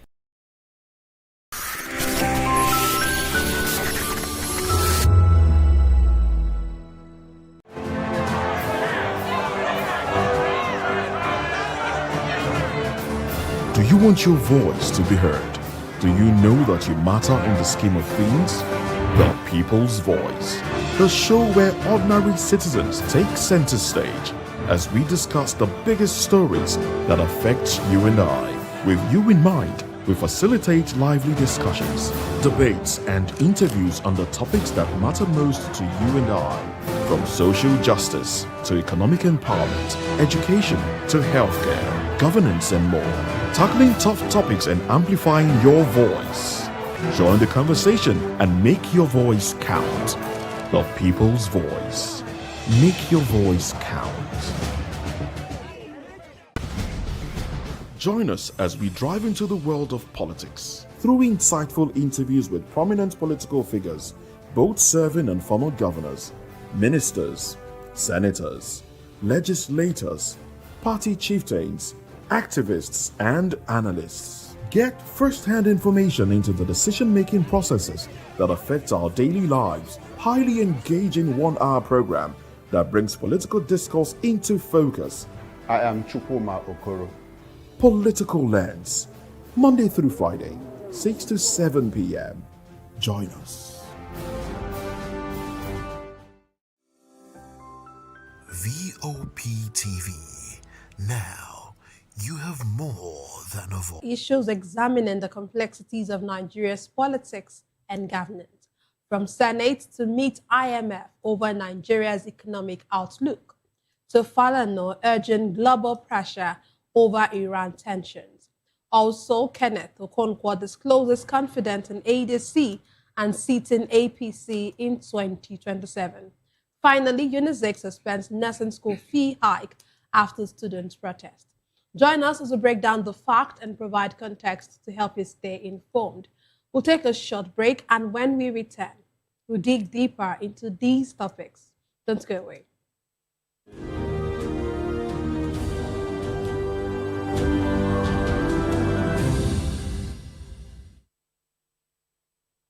Glad to have you back. Let's dive straight into what we have for you today. The Senate is set to meet with officials of the International Monetary Fund, IMF, to discuss the country's economic outlook and ongoing fiscal policies. According to the leadership of the Senate, the meeting will focus on key economic indicators and policies aimed at stabilizing Nigeria's economy. Lawmakers say the engagement to provide an opportunity for Nigeria to present its reform agenda and also understand the IMF's perspective on the country's economic direction. The discussions are expected to address issues such as inflation, exchange rate pressures, and strategies for long-term economic growth. Today, I'm delighted to be joined by just one guest here in the studio. We have Elvis Elimihele. He is a senior journalist and a public affairs analyst. Glad to have you join us, sir. Good evening, Nana. How is your day? Yes, fine, thank you. And how's yours? Good. Okay, let's look at this. Senate engaging directly with International Monetary Fund. What do you make of this particular engagement by the Senate? Well, they fix their meetings, but I don't see anything to be celebrated here, Nana, because it is not what is, plaguing them that is plaguing Nigerians. They don't know what Nigerians are facing. That's why they can even have the effrontery to say they are fixing meeting with IMF. Now, it's so unfortunate that Nigeria is celebrating an international body, using it to now talk about our own domestic economy. We are supposed to even dictate our economy to this international organization, not then coming to do meeting with us to now begin to talk into our own economy, domestic economy.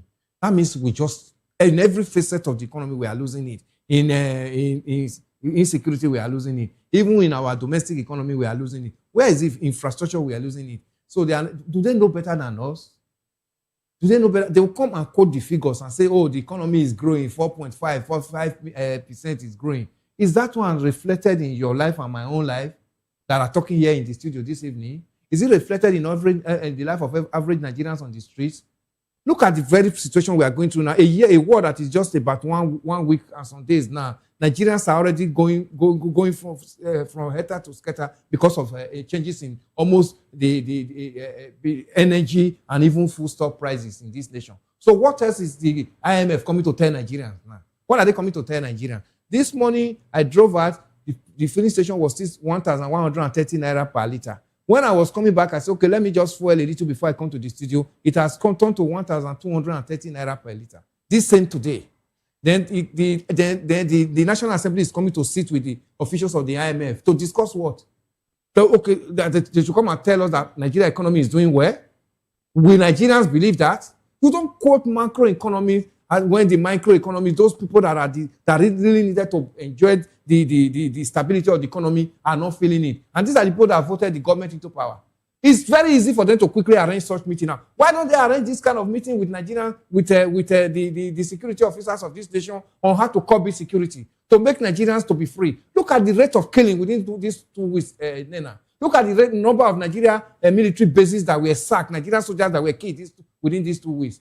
I don't think there's anything to be celebrated here. Honestly, if IMF have any meeting to do, it should not even be with Nigerians. They should have their meeting in their headquarters and begin to profile every other countries of the world. Not come and start having meeting with our National Assembly members that are not ashamed of themselves, that they don't even know what they are supposed to do. The same National Assembly that are clapping hands that people are defecting into their party and happy at the detriment of Nigerians. Then the IMF, those are people the IMF could see, they said, we're going to discuss Nigeria economy with. That discussion does not reflect what we are going through. As far as I'm concerned, it's a nullity. I'm not celebrating it, and I'm not part of it. Those are the kind of things Akpabio's led 10th National Assembly can easily organize, because they want to tell the world that Nigeria is doing well. But are Nigerians actually doing well?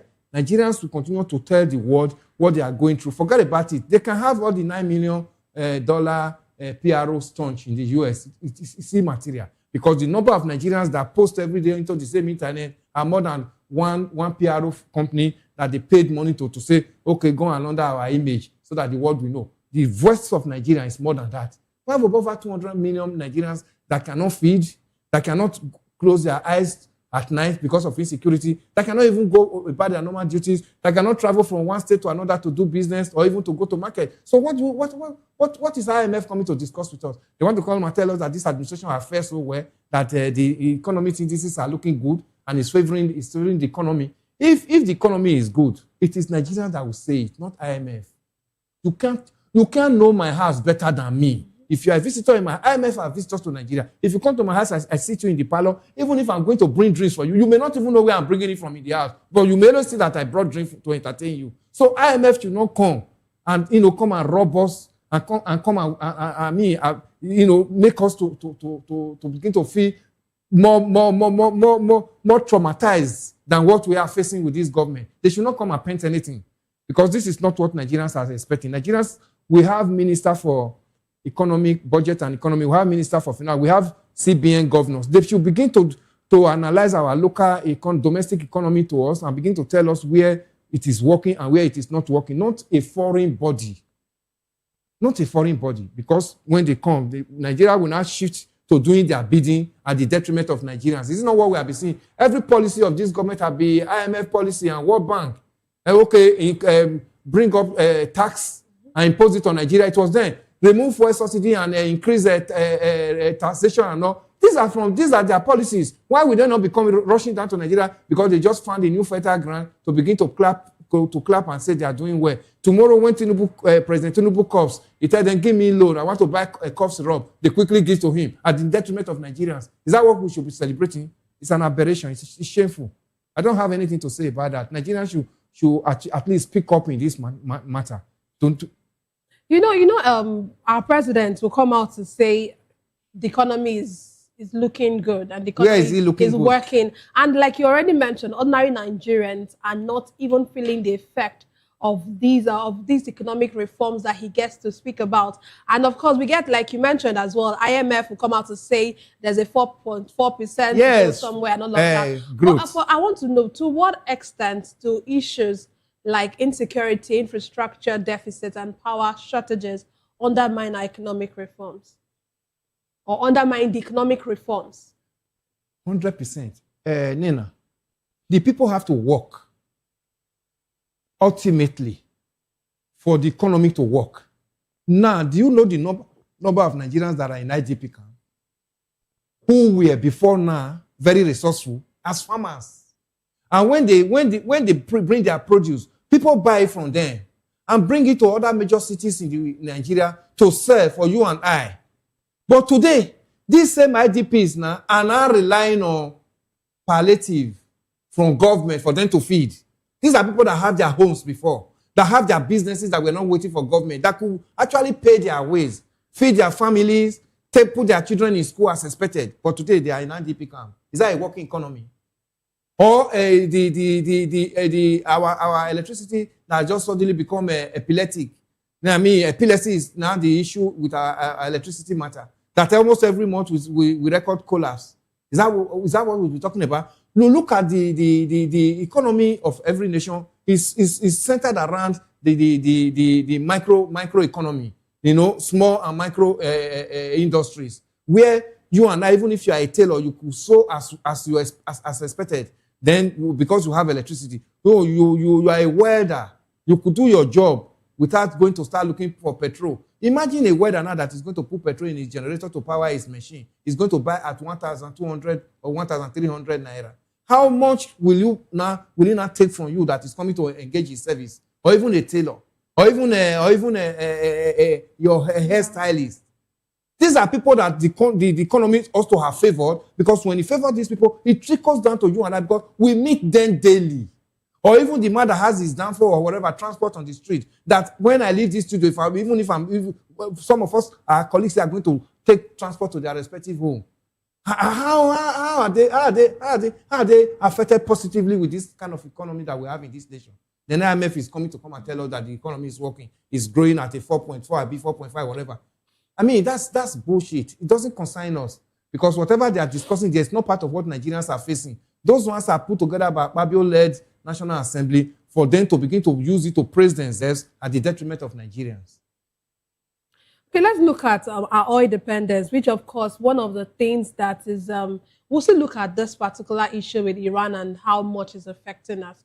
But looking at our oil dependence, when it comes to our economy, how well do you think we are doing to diversify away from oil dependence?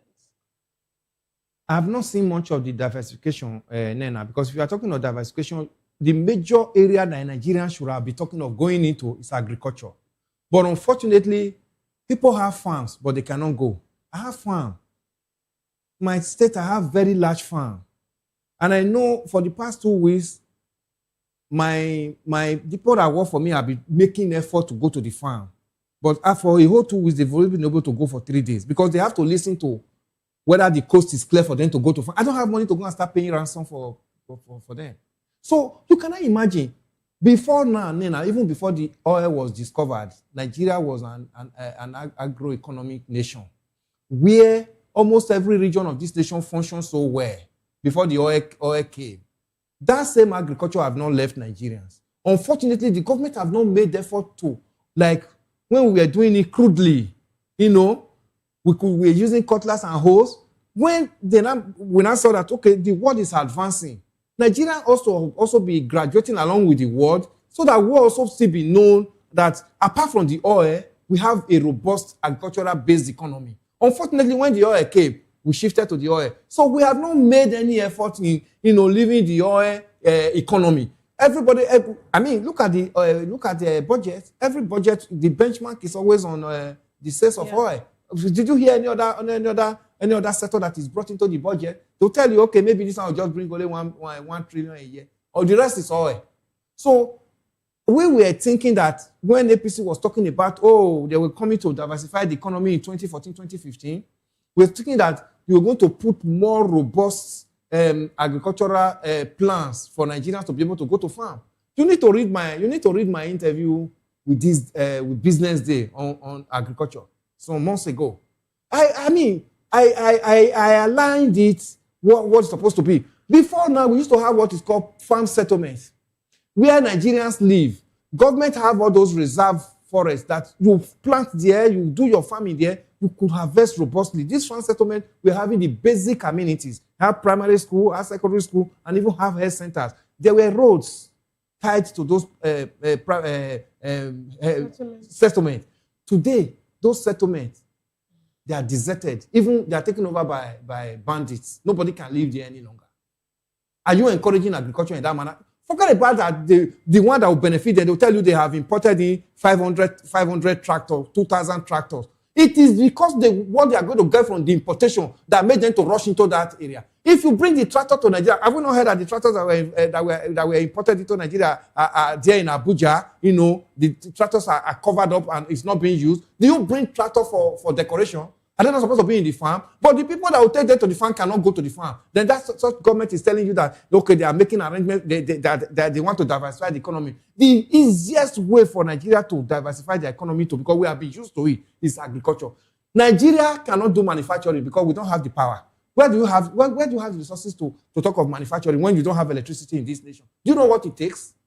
Do you know what it takes for you to power, an industrial sector in this nation? Look at even all the industrial sector in Lagos. How many of them are working any longer? How many of them? The few companies that are left in this nation are not finding it easy. That's why you see that they go abroad and importing and use it now to kill it, because there's no protection of trade. There's no protection of trade that you have to protect the local production against the foreign investment, imported goods. Unfortunately, there's no protection. The big men in Nigeria do the importation, bring in all these things to kill even the remaining ones. That's why you see, they tell you, if you are buying this one for 5 naira in the market because it's locally produced, they'll tell you, the ones from abroad is even 200 naira. Why would I go and buy the local one? Because the energy to produce in Nigeria is not an easy thing. Because the government does not even care. So how will such government be telling you that they're talking about diversifying the economy? Go and look at 2026 budget and look at everything about the quantity of oil they're going to sell, the benchmark they're expecting to sell the oil, $65 per barrel for oil for the year. Now they are making a big win for now. Oil has gone to $100 now. No, they are not going to tell us now the difference now, what is going to be used for, because that one is now being reserved for, this is an opportunity. 2027 campaign election is coming. This is an opportunity. So these are some of the things. Let's not let them not deceive us. The indices to actually diversify the economy is not of grant. Why? You need to have power. Very solid power for Nigerian manufacturers to be able to. Go and look at the cry of Manufacturers Association of Nigeria. It's all about power. Then you have to look at even the insecurity. The people cannot move. Even when you manufacture or whatever, you cannot transport them from one state to another where you could have market. Let me tell you, there are some products that are done in Lagos here that don't even have market in Lagos. They have market in far north. There are some products here that you say, how does this get here? We don't even see it here, because every manufacturer know where they have the service, high demand for their product, and that's where they ship it to. But unfortunately, they cannot move. This is a country that does not have functional rail system. In a civilized country, you don't move them by road. You move them by rail. It's not there. The only rail Buhari did, he took it to his brothers in Niger, from Sokoto, Kano to Niger. I mean, how does that benefit Nigerians?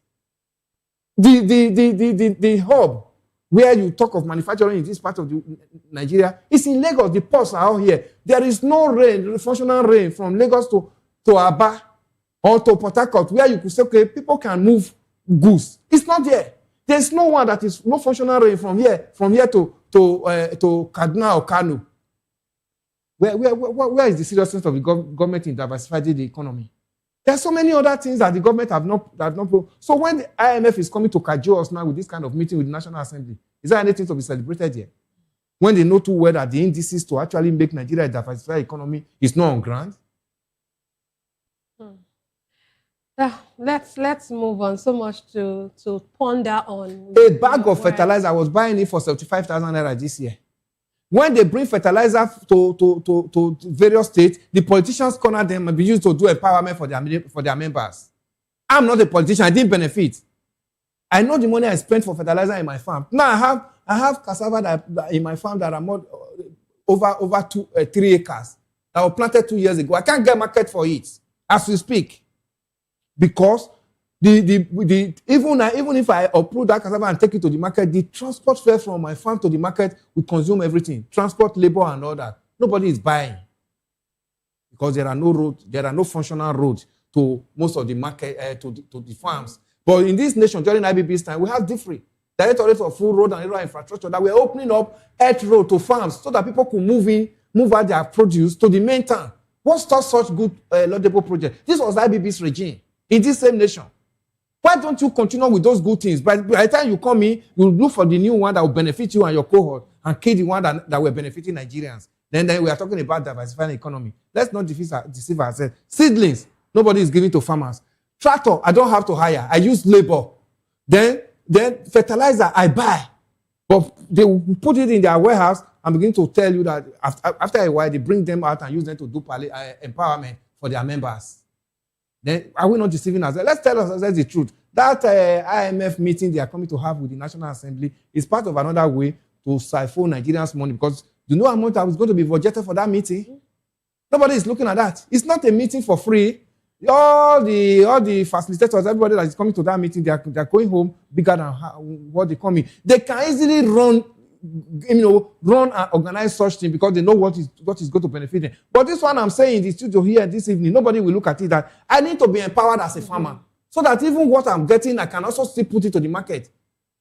Nobody will listen to those ones. They're coming to tell us that IMF is coming to National Assembly. Who cares? Okay, let's move on. Human rights lawyer Femi Falana has called on Nigeria to collaborate with other nations to mount diplomatic pressure on former United States President Donald Trump over rising tensions involving Iran. Falana warned that escalating hostilities between the United States and Iran could threaten global peace and stability. He criticized the actions of Donald Trump, accusing the U.S. president of disregarding international law and United Nations resolutions. The senior advocate noted that Nigeria should revive its tradition of multilateral diplomacy, similar to the country's role during the era of the non-aligned movement, by working with other nations to push for restraint. He further urged the federal government to strengthen Nigeria's security institutions, noting that Nigerian troops have historically performed commendably in international peacekeeping missions.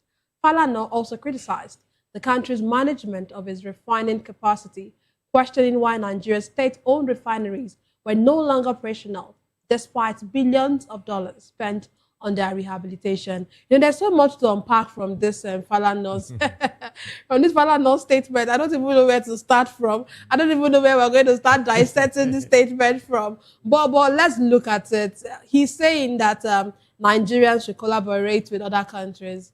What do you make of that? Can Nigeria actually collaborate with other countries? Is it even this nation that cannot even fight insecurity within its domain that a senior advocate Falana is talking about collaborating with other nations? Nigeria has to collaborate with themselves to stamp out insecurity in this nation. You know, look at the high-tech war that is being fought between America and Iran.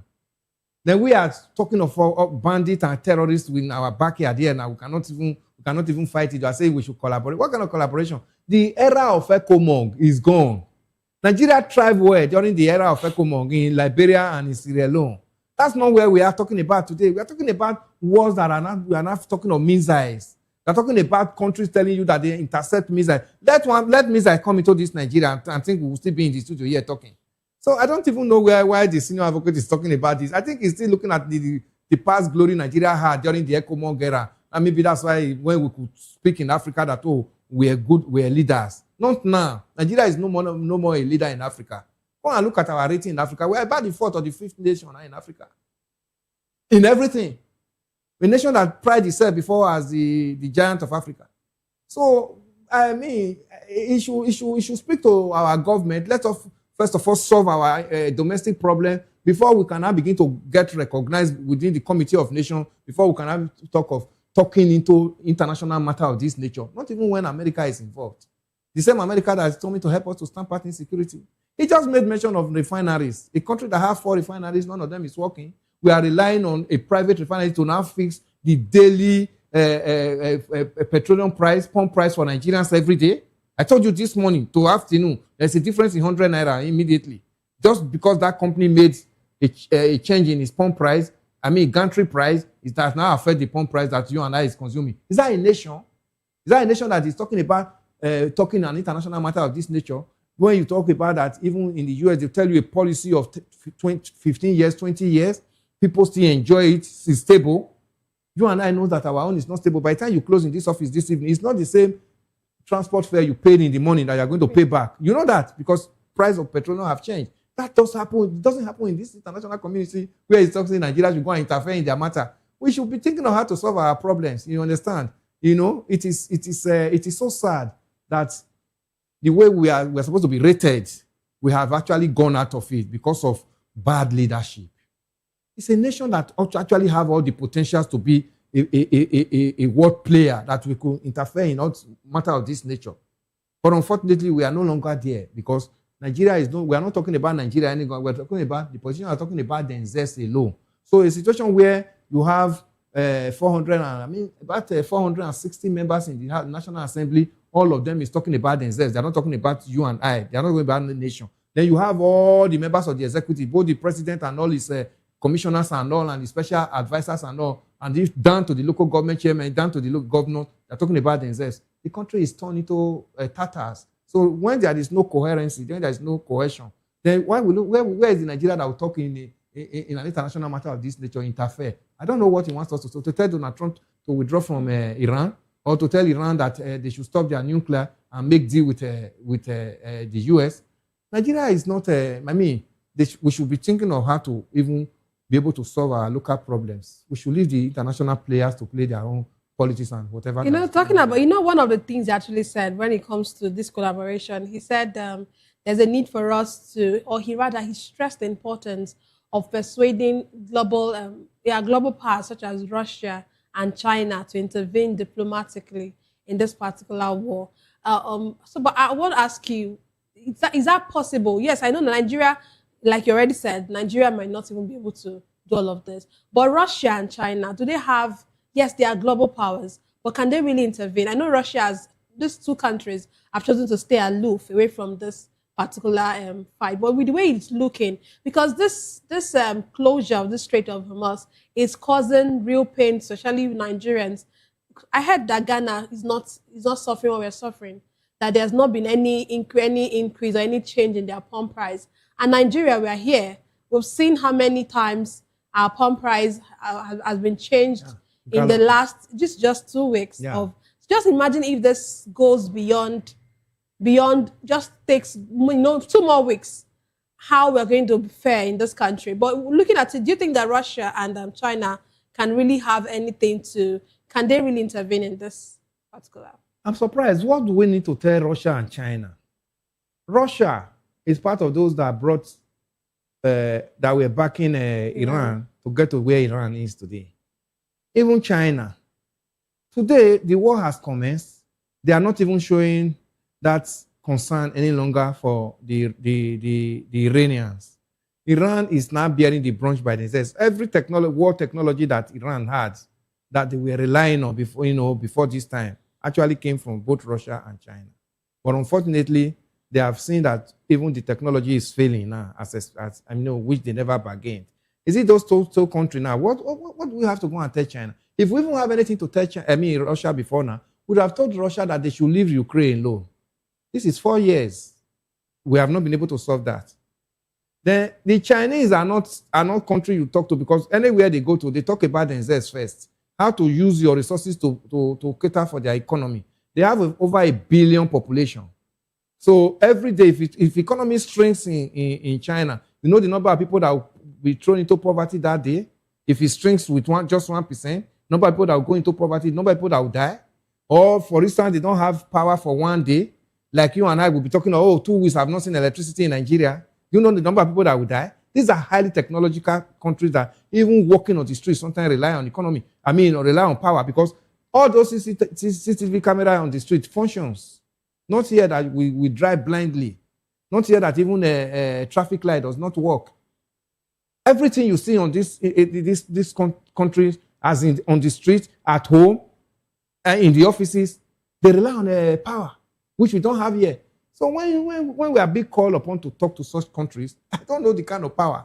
What do we want to have to boast before then that qualify us to talk to them? Probably, because Chinese are in Nigeria, they are doing business with us. Go and look at the business they are doing with us. It's like partnership.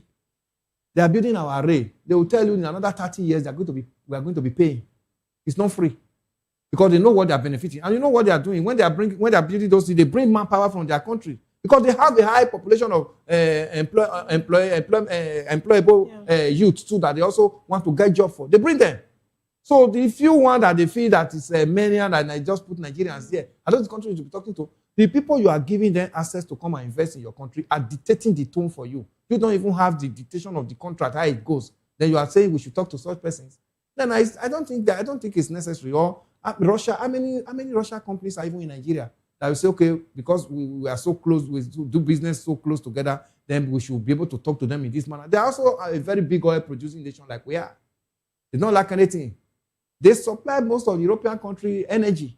Even that's why they have not even been able to collapse since the year started. Since they started this year, a fight with Ukraine for 4 years. Do you know the sanction that is on their head? If such sanction comes to Nigeria for 1 week, we are finished. The war in Iran for just 2 weeks. Look at what we are facing. Supposing one missile comes from there to land in any part of this nation, do you think we'll still be talking here? So I don't think it's even anything to discuss. We should be talking about how to actually talk to Nigerian government to even be able to come up with our refineries so that things of this nature, if we have functional refinery, at least 4, if 2 or 3 are even working, we should not just be within 2 weeks, Nigerians are not being thrown up, like a seesaw up and down. Price today, 100 naira is up. Tomorrow, 200 naira has come in. Cooking gas, go and ask for the price of cooking gas. That even if you manage to have a cup of rice to boil, you might even go and be looking for firewood. And it's not cheap. We are in Lagos. So these are issues. It's not cheap. It's not cheap. It's not in the village that you say, okay, let me go to my backyard and fetch firewood. And look at these major cities of Nigeria today that are going through this. Price in the market, food stuff is changing because they transport this thing down. It's changing. So I was doing a little repair in my house yesterday. When I said, okay, bring some granite for me and my son, they said, oh God, this is the price now. I said, eh? But I was here last week. They said, the price of petrol has changed. But you know this thing about Nigerians having to increase things even when you already have these goods stock already in your shop or in your shops. And even let's even look at the petrol. You made mention of the fact that in the morning it was just 1,130. And then just this evening, when Dangote increased, added 100 naira. 1,000. The filling stations have not bought new petrol. They've not gone to buy. They don't have new delivery, but they have increased. Doesn't that speak to how Nigerians are? Like how, I don't want to say difficult, but how it's greed. It's greed. The same greed we have with our politicians. You see, Nana, the people dictate the type of government they have. You see, it's the same you and I that will become politicians tomorrow and win election, so-called win in quote, and become maybe governor or legislator. That same thing that we have here today, that, we can increase arbitrarily, is what we take into that same National Assembly that we always celebrate when we have people that are in our own side. They have come to our own side. That's celebration. We don't show remorse when we heard that Nigerians are killed abruptly. Nigerians were traveling and the bus has been herded into the bush and the people are not looking for 10, 20 million as ransom. Those one doesn't concern us. It's the greed. That greed is in the DNA of most Nigerians. That's why you see, if the price is reduced, it will take them 2 weeks to adjust their meter to that reduction. But if it's increased, in 1 minute, it's already adjusted. That greed is in our DNA. It's the same those people that made up the leadership of this nation. That's why when I see most Nigerians also criticizing these politicians, I look at it.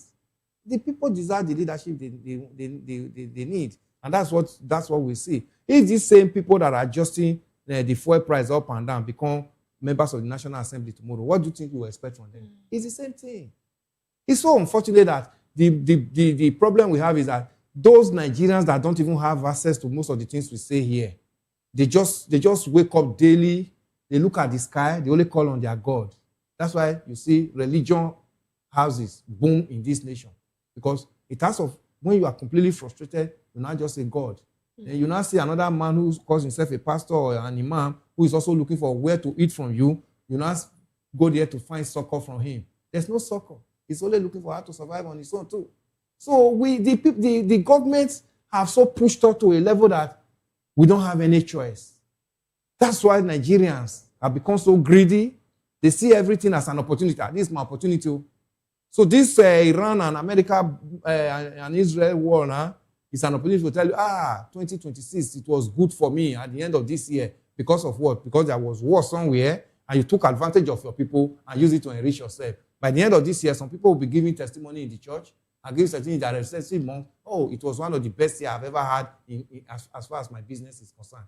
Business that you use to cheat others, even cheating those people that are so so impoverished by the government and by the economy and even by the policies of the government, you also join to add to their stress. Then you now give it as testimony, and I go and give one fat envelope to one pastor and say, "This is my seed that the year was good for me." Look at where we are coming from. This is why politicians see all these things, they cash in on it and become a very big trend in this nation, religion. That's why they can sway everything about Nigeria on religious ground. That's why they can come and sway everything about Nigeria too on ethnicity ground. They tell you, oh, who is the head of that parastatal? By the time we're talking about government. I was talking about government contract. As the president is giving contract to his people. In our sister station this evening, talking about the Chagoris, who is a business partner to the president. I know he owns the high tech that is constructing the Lagos-Calabar Coastal Highway, one of the biggest projects in Africa, because nobody knows how much that is budgeted for that project. We just see that road. They told us 700 kilometers, but we don't know how much. Even when the minister was asked, how much is a kilometer, it became an issue in national television. Yeah, you saw it when he was accusing, he has reported into the president. Imagine. You and I, taxpayer, cannot ask our minister, our employee, question. Every part of the world, a humongous project of this nature is bidded for. Then the bidder, the tender, that won the tender, everybody will see, oh, these are the conditions he was able to meet that made him to win this contract. Unfortunately, we don't see it this way. You just under the table, you pass it to the person that is your own cohort, who you believe that will do your bidding. Is that how a country runs? It's not how a country runs. So it's so unfortunate that we find ourselves in this nature. So let's not begin to talk of those one that can even take care of themselves. The suffering in Iran since the war began is not as much as what we are suffering in this nation. Iran. The suffering in Ukraine, you can even see when Ukraine, in 4 years of war, they were still sending us wheat. They're still dashing Nigerians wheat some time ago. Electricity still works in a nation that has been fighting war for 4 years.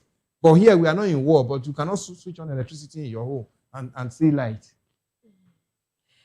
Well, before we move away from this particular conversation, let's take a look at something that Father Noah said that I feel like we need to talk about. I want to read him verbatim because I feel like, I need you to weigh in on it. He said Nigeria, he was talking about us strengthening our internal security architecture and reduce reliance on foreign policy, on foreign powers for stability. And then he said, let me quote him, Nigeria must wake up. We must learn from Iran that unless you reorganize your own country, unless you equip your armed forces and your police force, there's no way an imperialist country like America will guarantee law and order in your country. Absolute truth. It's absolute truth. They have so much on their hands. Do you know how many countries America is involving today?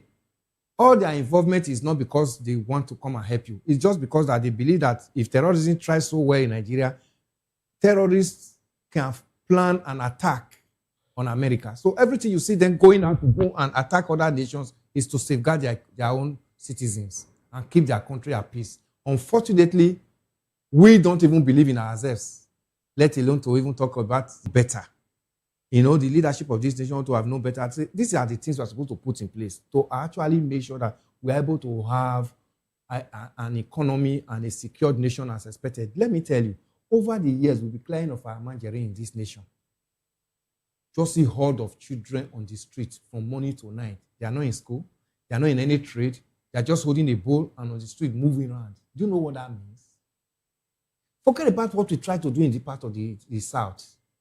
In as much as this nation is still one, both North and South, whatever is happening to our brothers in the North, don't sleep and think it doesn't concern me. By the time it becomes a problem there, it will spill into this place. Is it not what we are saying? 70-80% of the boys that are riding in Okada here in Lagos here now, they were engaged in farming before now. Insecurity brought them to Lagos now and become Okada rider. And you have seen how they have polluted Lagos streets now. Many of them don't even know how to ride, but out of frustration, you climb on it, anything can happen. You have to pray before you get there.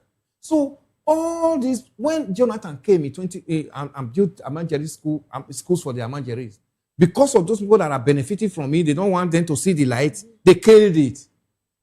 All the schools that were built, both Islamic education and Western education, let it be taught side by side so that these children can be out of the street. The state governor saw that, and all the big politicians in the north saw that, oh, we want to come and open these people's eyes so that they cannot begin to challenge us. They killed it. How do you move forward in that kind of situation? These are some of the areas now that you see recruitment into all this banditry and this terrorism. It's not difficult because there are already waiting pools. Even with the number Nigerian armed forces tell you they kill every day. Have you heard that they're talking about recruitment? They have problem of recruitment, the terrorists. They don't have. Because these people that are giving these arms, they don't know their left from right.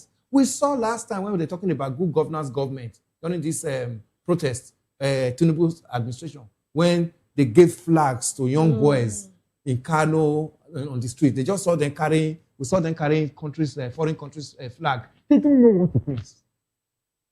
But the police came and put them in the prison and said, treason. These are 12, 13, 14, 9 years old children who have lost parentage over the years on the street because of the failure of government. So these are things that the government should have, start from the scratch, solve it, before it becomes a national matter. Today we are still talking about it. We have 19 governors of the northern state governor, 19. Go and look at the kind of life they live. This era now, they come and feed people because it's Ramadan. After Ramadan, they will not feed you again. They are feeding Ramadan. They know how much they have paid now for some of their big wish to go on pilgrimage, to go and pray. You don't pray for things you can solve.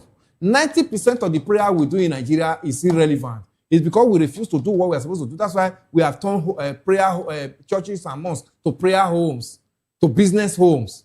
Because a country where things function, you pray for little.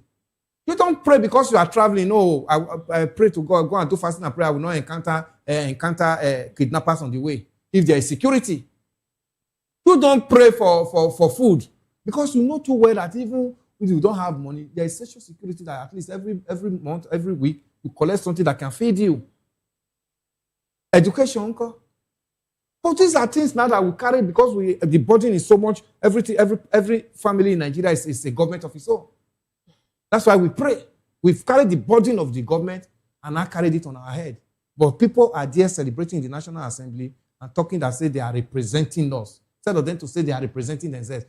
Then the biggest problem we have is that until we make our election to be credible, we will not come out of this situation. Because if we make our election to be credible, these people will respect you and I. They know too well that if they mess up in their first tenure, they will not go back.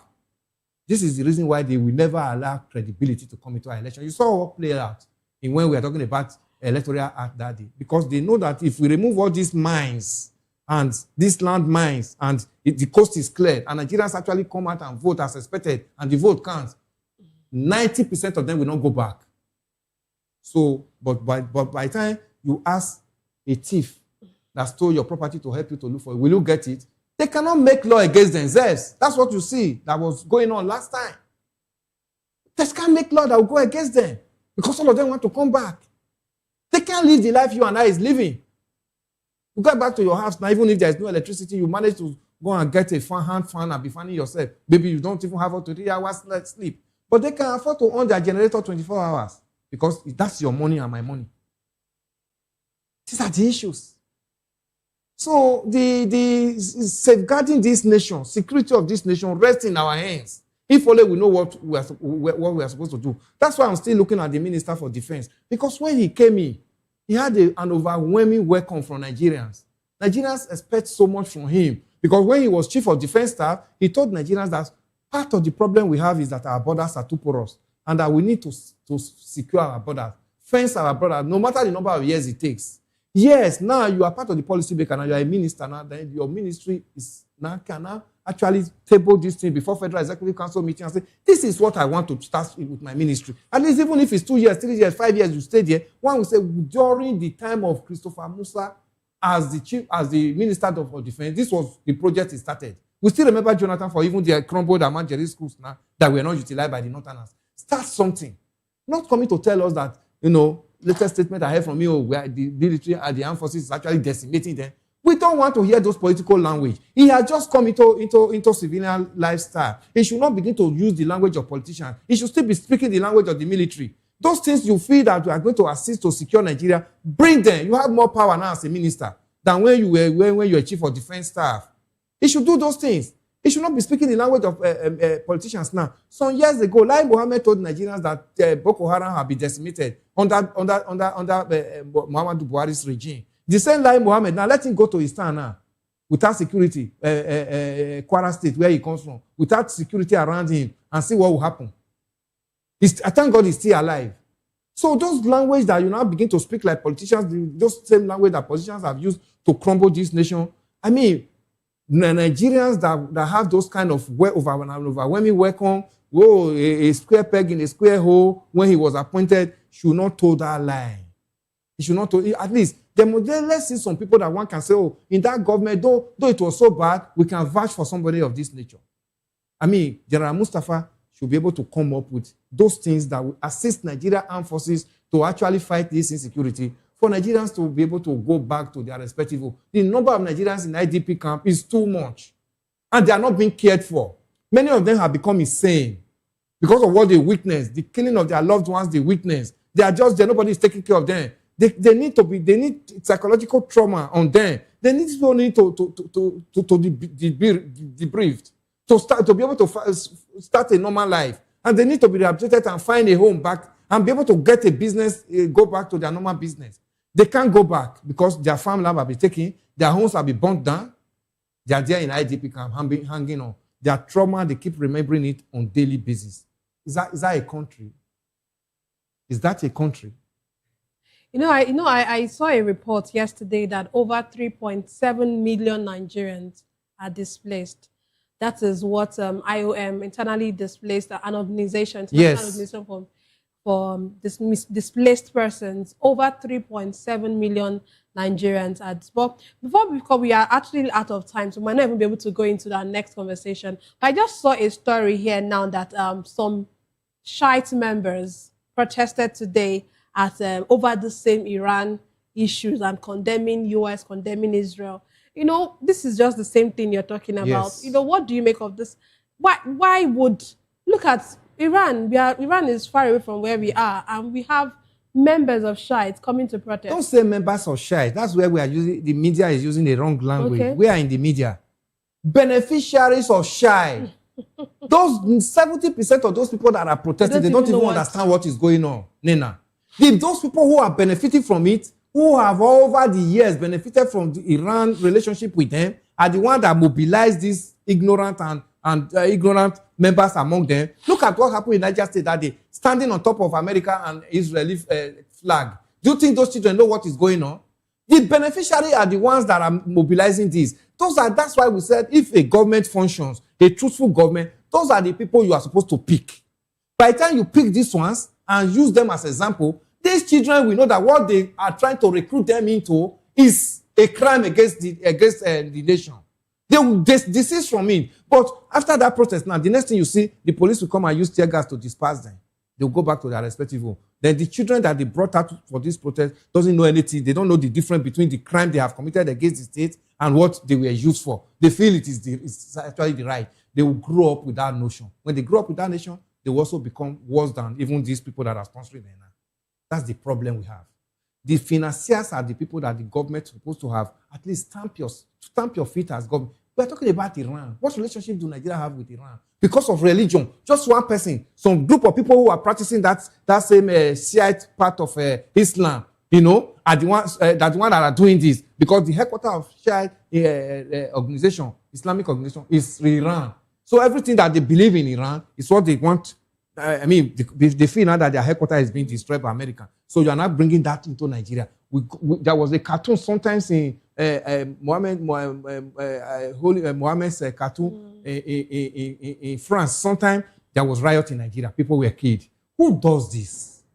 Why will the government fold this hand and allow religion that you say is secular in our constitution and is private? It's not something that you and I are supposed to be discussing. What I serve does not concern you. What you serve does not concern me. It's not supposed to now begin to interfere with our constitution.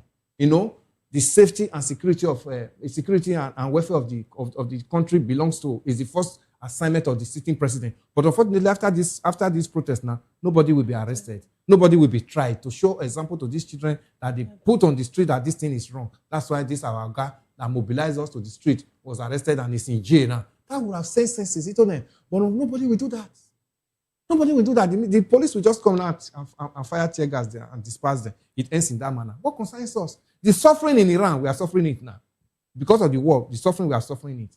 Now, as if that suffering is not enough, the beneficiaries of Iran and their religious relationship over the years want to bring in more by bringing out these children. Supposing any of those children die this evening, or as a result of encounter with the armed forces, any of them dies.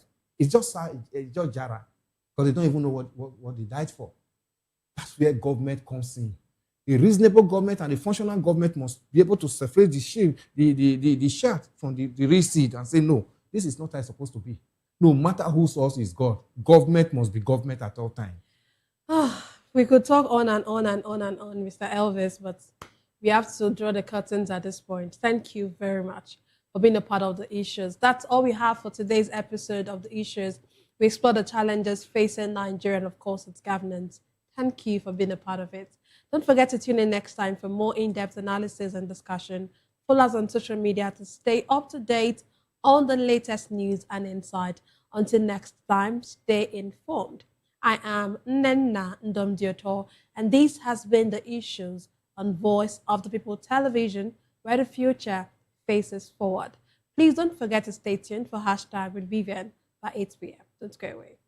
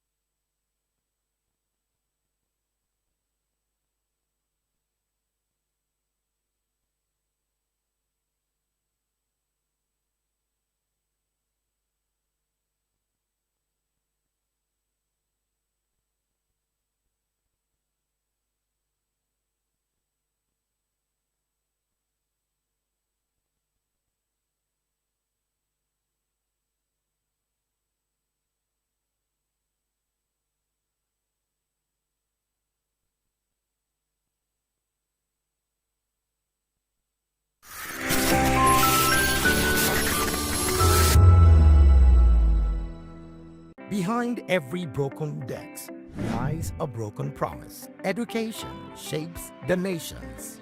But who is asking the right questions? Introducing Edu Dialogue, the show that goes beyond the surface, exposes the cracks, the corruption, and the silence in Nigeria's education system. Edu Dialogue, Saturdays, 3 p.m., only on VOP TV. We break the biggest stories, from missing funds to policy failures. We ask the tough questions and demand real answers. Edu Dialogue, this Saturday, 3 p.m. on Voice of the People Television. I'm Sarah Nystrom from Sweden, aka Chief Omobawale, Communication Queen. Keep watching VOP TV. Hi, I'm Samantha Jacobs, representing the States. Miami's in the house, and I want to make a shout out to VOP TV. I'm a humanitarian, and I'm also a rep in the film industry and the art industry. I help dreams come true, and I help you keep on that path. Shout out to VOP TV because you're helping people stay on their path too. Cheers. All right, my name is John Odibo. Keep watching Voice of the People because it's a fantastic station to be with all the time. Thank you very much. My name is Pastor Elvis Ciro, the convener of the Voice Achievers Award, and keep watching VOP. Yes, that is the channel for all the people. No color, no race. Thank you so much. Yo, ladies and gentlemen, this is Abbas Sunkan from the Netherlands. I am a designer and I'm here in Eco Hotel and Suits. Keep watching VOP, the Voice of the People. Don't touch that dial. We encourage you to click on the like button and subscribe to our YouTube channel. We are Voice of the People TV. Also follow us on all our social media platforms. We are at VOP TV Live. Visit our website www.vop.ng for fresh and trending news. Also watch us live on SLTV channel 264, VOP TV, Voice of the People Television. VOP TV. Now, you have more than a voice. Welcome to the locker room, the home of football talk that matters. I am Jerry Arpillon. Join us every weekday, Monday to Friday at 5 p.m. Nigerian time, as we share the hot takes and hot debates in the exciting world of football. And joining me are the usual suspects, Ikechukwu and Mayowa, as we break down all the hot takes and everything that's happening in the football.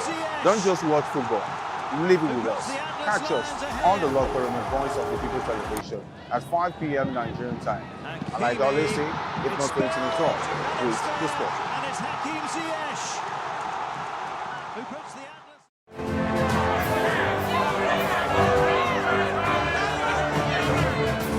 Do you want your voice to be heard? Do you know that you matter in the scheme of things? The People's Voice, the show where ordinary citizens take center stage as we discuss the biggest stories that affect you and I. With you in mind, we facilitate lively discussions, debates, and interviews on the topics that matter most to you and I, from social justice to economic empowerment, education to healthcare, governance, and more, tackling tough topics and amplifying your voice. Join the conversation and make your voice count. The People's Voice. Make your voice count.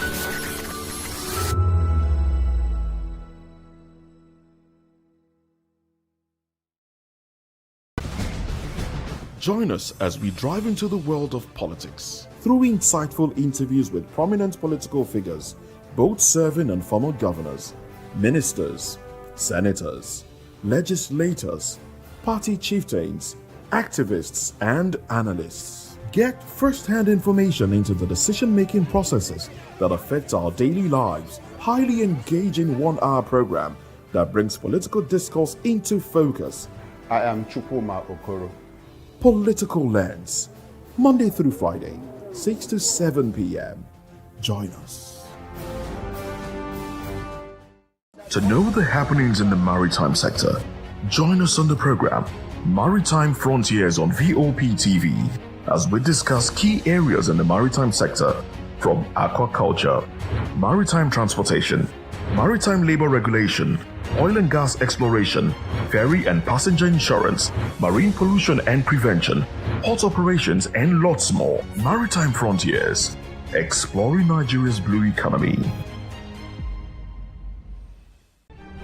In a world where power shifts with every headlines, news breaks and events happens, we bring you unbiased and explicit information on politics, economy, and state of the nation. We break down the chaos. Facts, not fluff. Truth, not spin. We discuss not just politics, but a glimpse into the future. Voice of the People Television. Now you have more than a voice. Are you ready for the extraordinary? Something big is happening on your screen. Introducing VOP TV. Now streaming on SLTV channel 264. From breaking news to captivating conversations, news analysis, giving you all sides to the story. We bring in-depth discussions on the issues that matter, from politics to sports, entertainment, and lifestyle. VOP TV on SLTV, channel 264. Join us as we redefine what television means to you. Voice of the People Television, VOP TV. Now you have more than a voice.